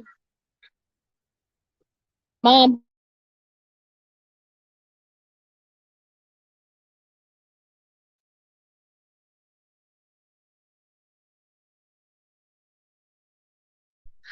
My mom's letting me know court's starting at 5. I'm not going back in. It's too late. By the time I get back up there, it's gonna be too late. Yeah, I'm gonna be here. I got my camera ready.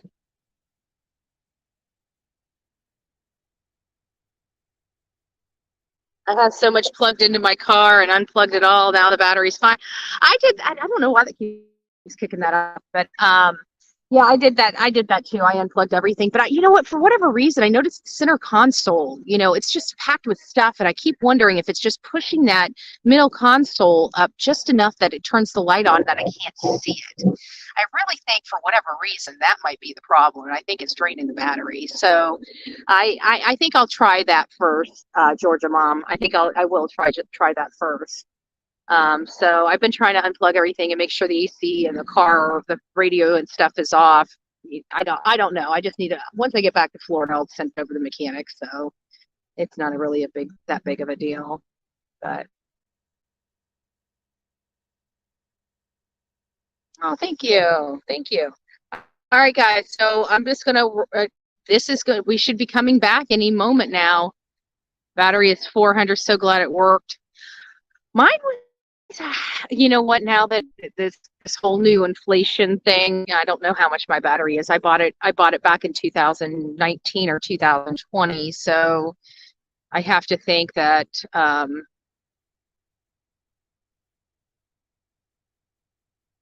and I think I spent only 200, maybe 260 on mine. But yeah, you're right. Just touched my lens. You're right. It probably is going to be $400 because everything's just gone through. Order, all rise. Please be seated.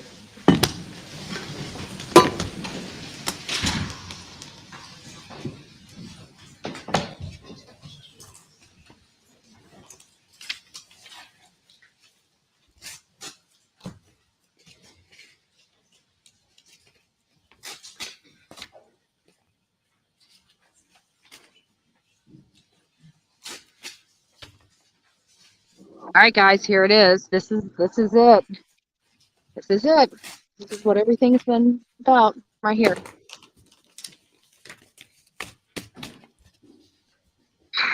Keep your fingers crossed.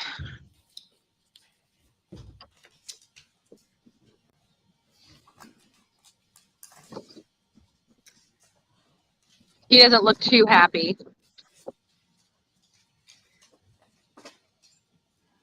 In the matter of the state of South Carolina against Richard Alexander Murdaugh. 2022 GS 15-00592, 593, 594, and 595. The following constitutes my ruling on this matter from the bench. This order will be supplemented, as I will explain, after proposed formal orders are received from each side in this matter. This case is unique in my 20 years of experience as a lawyer and my 35 years of experience as an active justice of the Supreme Court and a senior active trial and appellate judge. Usually matters involving possible improper contact with or conduct of a juror arise during or shortly after the trial. The judge then puts the affected juror or jurors under oath, conducts an examination, and rules on the request for a new trial or a mistrial. In this case, I was appointed almost 9 months after the trial to replace the trial judge who was recused. It is now almost 10 months after the verdict was rendered and sentence imposed in this matter. It is now on appeal to the Court of Appeals. Several months after the appeal was filed, the defendant moved that his appeal be suspended and this matter be remanded to the trial court to consider his motion for a new trial on a charge that the Clerk of Court for Colleton County tampered with the jury by expressing her opinion to the jurors about what their verdict should be and about the credibility of the defendant who had elected to take the stand and testify on his own behalf. Since this matter has been remanded to me, I have set the matter for a pretrial and a final hearing, conducted a telephonic status conference with the attorneys for the parties on December the 21st, 2023. I have received briefs from the parties. I conducted a pretrial proceeding on January the 16th, 2024, in which I invited briefs and arguments by the parties and by the attorneys for certain of the jurors and for the Clerk of Court, Rebecca Hill. On Friday, January the 26th, 2024, I conducted a hearing on this matter in which I took testimony from one of the jurors. The conduct of the examination conducted solely by me.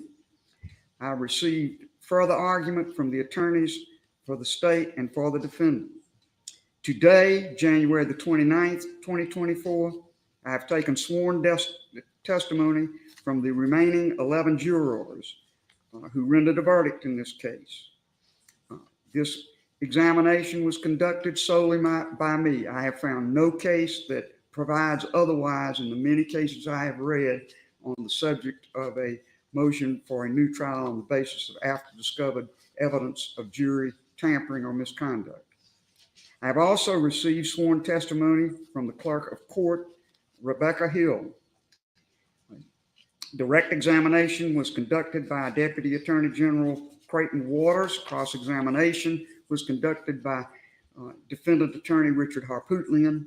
I have also propounded questions myself to the Clerk of Court. I also received testimony from the Clerk of Court for Barnwell County, Ronda McElveen, who attended most of the trial and assisted the Clerk of Court for Colleton County. I've also received testimony from the remaining alternate juror who was, when the matter was deliberated, dismissed from further service. The following is my ruling on the defendant's motion. The standard of proof. The state contends that in order to prevail, the defendant must show, one, that the Clerk of Court made an improper comment or propounded an improper question to the member of the jury, to a member of the jury who rendered the verdict.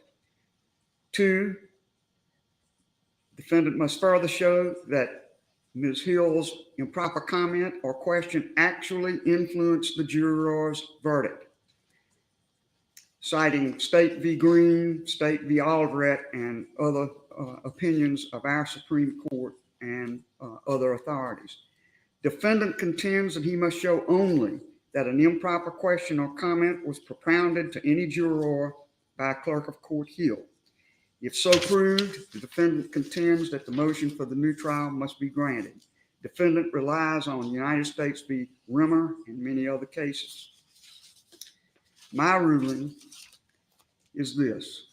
On the law, the defendant has the burden of proving both the fact of the improper comment or question by the Clerk of Court, Rebecca Hill, to a juror or jurors, and two, prejudice suffered by the defendant, specifically that the Hill improper comments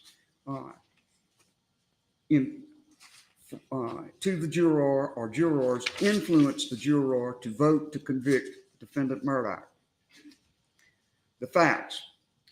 Did Clerk of Court Hill make comments to any juror which expressed her opinion of what the verdict would be?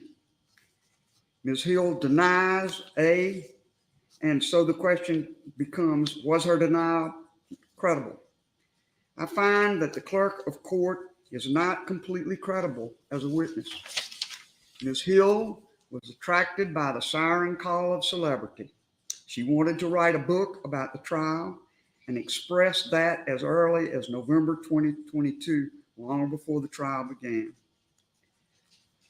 She denies that this is so, but I find that she stated to the Clerk of Court, Ronda McElveen, and others, her desire for a guilty verdict because it would sell books.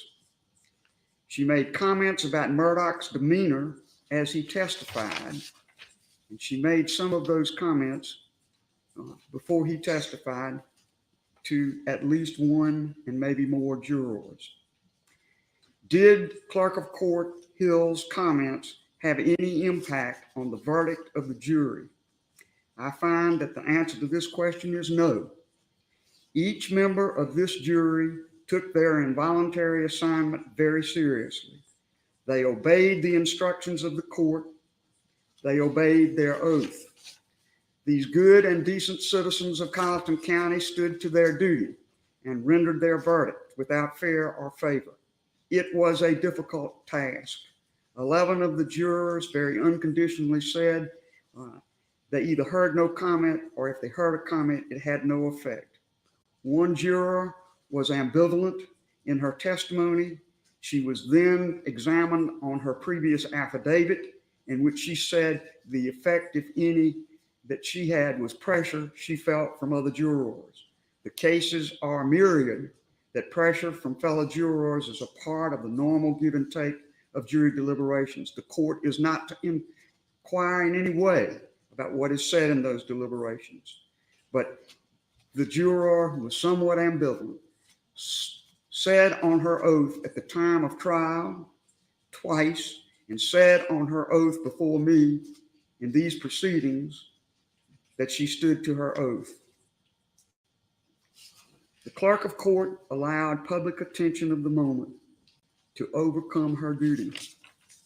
I have read the entire transcript of this lengthy trial, not an easy task. I have studied in detail all of the authorities cited. I have independently researched the case law, learned treatises, and scholarly articles on the subject.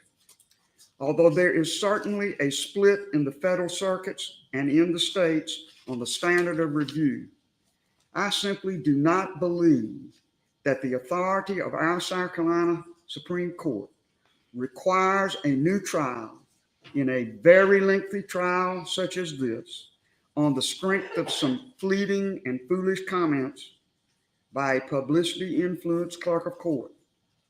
This is a matter within the discretion of the trial judge, and I am the trial judge at this moment. I do not feel that I abuse my discretion when I find the defendant's motion for a new trial on the factual record before me must be denied, and it is so ordered. I will file a fuller order which denies this motion on the grounds I have recited on the record before me as a trial judge and the authorities that have been cited by all parties in this matter. To that end, I will hold the record open. I direct that within 4 business days of receipt by the attorneys in this matter of a transcript of these proceedings, a proposed order by the state denying the defendant's motion for a new trial with citations be sent to me and to opposing counsel. I will allow the defendant 4 business days from receipt of the state's proposed order to lodge objections and or submit an alternative proposed order. Upon receipt by the court of all proposed orders, I will finalize this record, submit a written order, and I will at that time transmit the written order to the Court of Appeals, the court which has remanded this matter to me. This hearing is adjourned. Thank you, Your Honor. Thank you. Let me say this, and I should have said it before I began my order. Hey, members of the audience, would you just be patient with me for one more minute? Please keep your seats.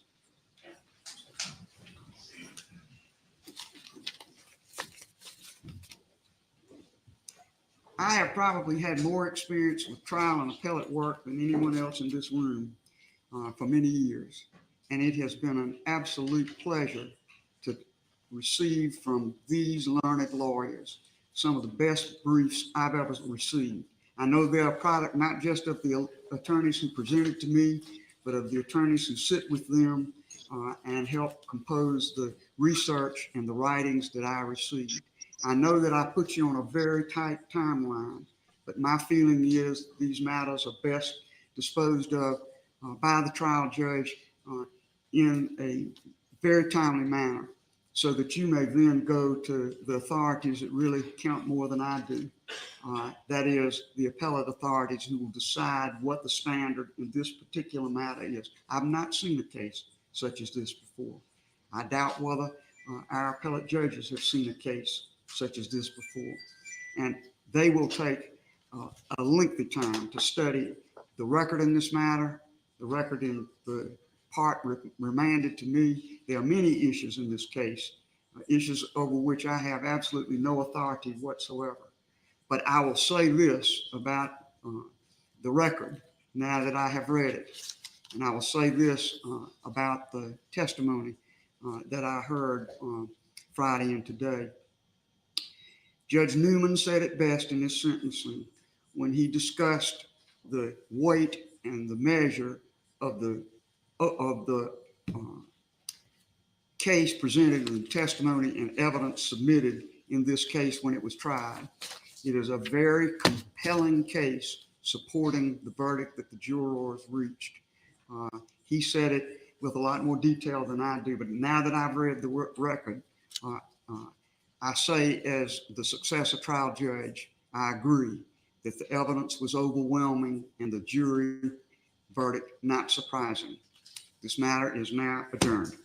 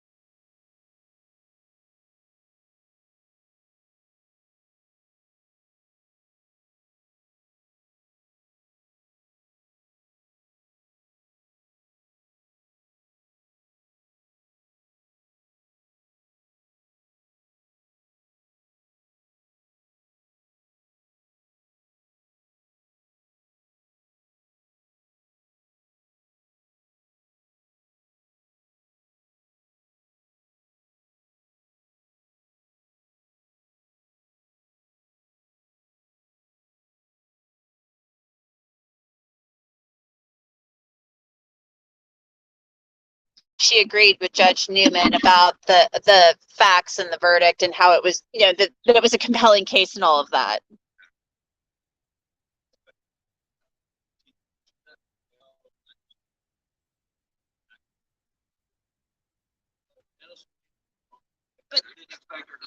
But the appeals court could say it's harmless error, is my point.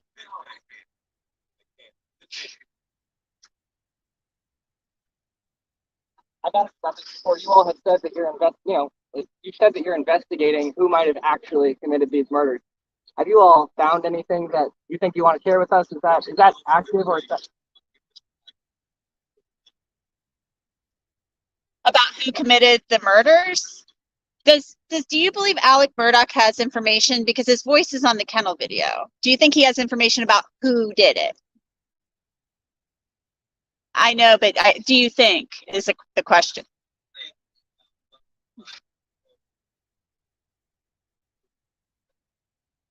You have to give me credit for trying, though. I like, yeah. How did Alec react today? How did Alec react today?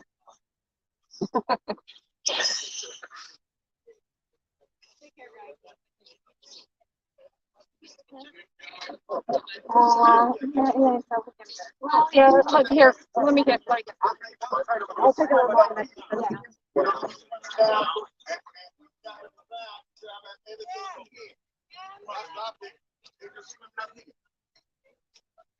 And they lost.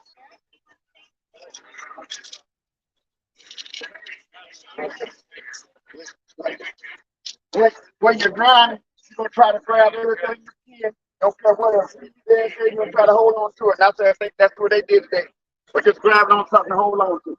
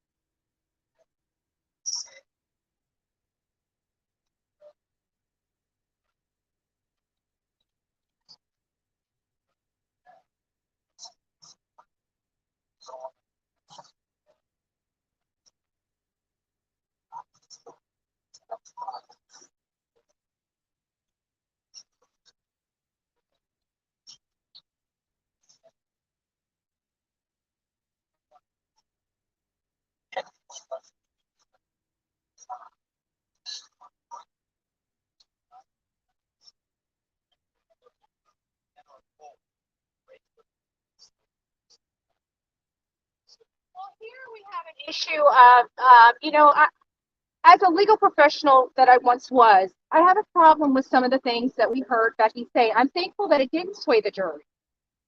But we have to be, yeah. It's clear that there was some inconsistencies, both with the juror, said, and I think Justice Toal let the public know and let Becky know exactly what she thought of some of her testimony, and I think heard the end from Becky, and that she may have to answer for some things. I think Justice Toal gave a foreshadowing of what's. Wait, did you pick up on how much Justice Toal impeached the testimony of Becky Hill?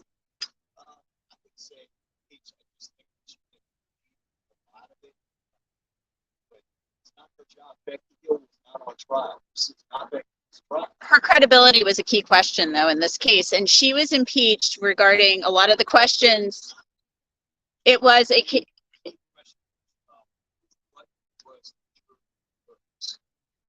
correct, but her credibility regarding what she said or didn't say in front of them is a part of that.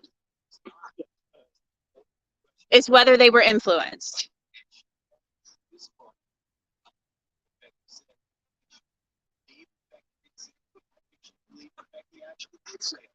Correct. That's my point.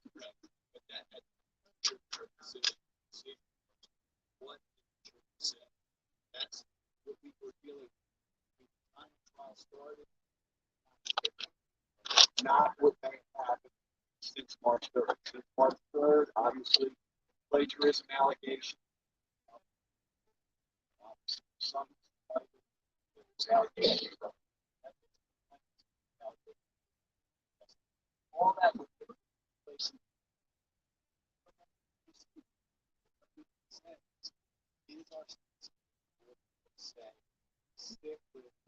stick with back to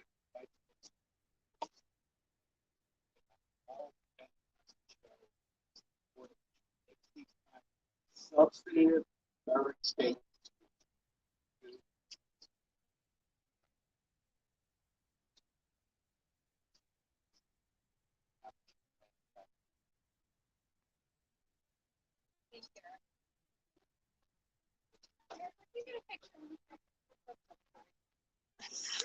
I do like you. My name's Bullhorn Betty.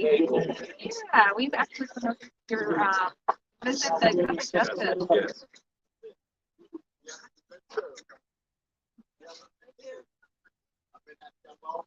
Oh, sorry, you can make our key already. That's a good question. I think you should have I don't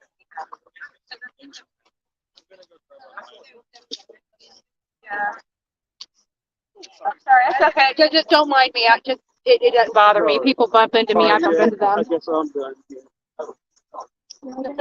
I guess we are done. I got other business to do.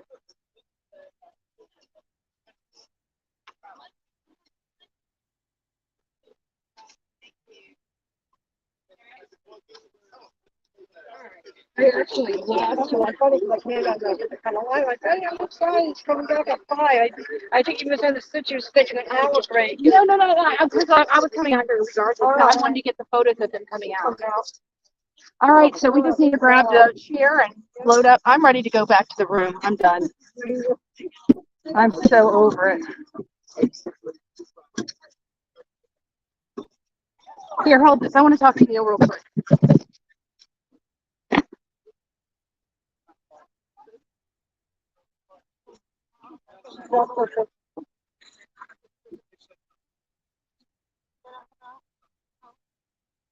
Thank you, Mr. Bender, for everything.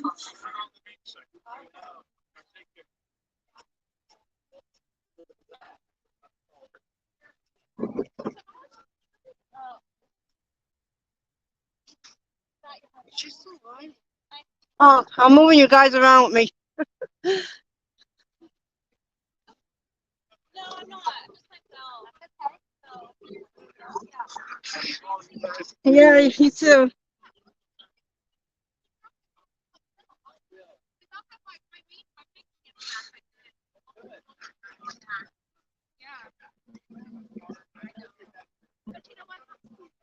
What I'll do is I'll find you and I'll reach out to folks. But you'll remember everything's marketed to Bullhorn Betty. So Bullhorn Betty.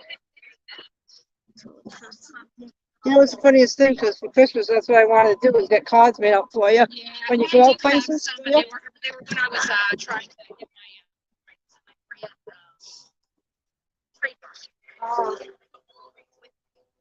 I never appeared, bringing them out.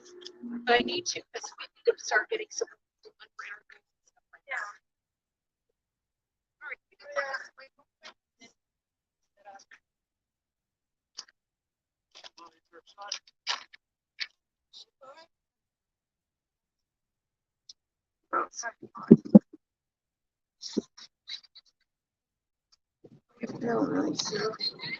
I thought it was. I'm talking to him, but I don't think so. It's just. Oh, maybe it is. Is it? Oh, all right. I didn't see you turn. I never turned it back. No, I was Oh following my you. gosh, guys, we forgot all about you. Don't be mad at me. That is too funny. Okay, so let me get you guys back here so you can see my beautiful face, and then we're going to say goodbye. So we forgot we were still live. I'm so sorry. I just talked to Neil, and we're going to hopefully get something going with that. And then, this was a shocking day. I have to be honest. It's a shocker. I'm glad that she didn't sway the jury, but damn. All right, guys, we've been on here for 11 hours. You guys have rocked. You've been fabulous. You stuck with me, and we did this all from the new channel, so I really, really, really appreciate it. We'll see you guys tomorrow. I'll do a live from the room around 6:30, and then we'll probably be off. I think Karen and I are going, we got the room. I think Karen and I are going to go out and get some more content about, Yeah, that was me. Yes, that was me. That was me. All right, guys, we're gonna let you go. God bless. Have a great night. Guys, give this video a like. You need to give up a little, Bullhorn Betty. That's the after out here. Give her a like. Thumbs up. All right, guys, I love you. We'll see you later. Love you. You gotta do a coffee, man.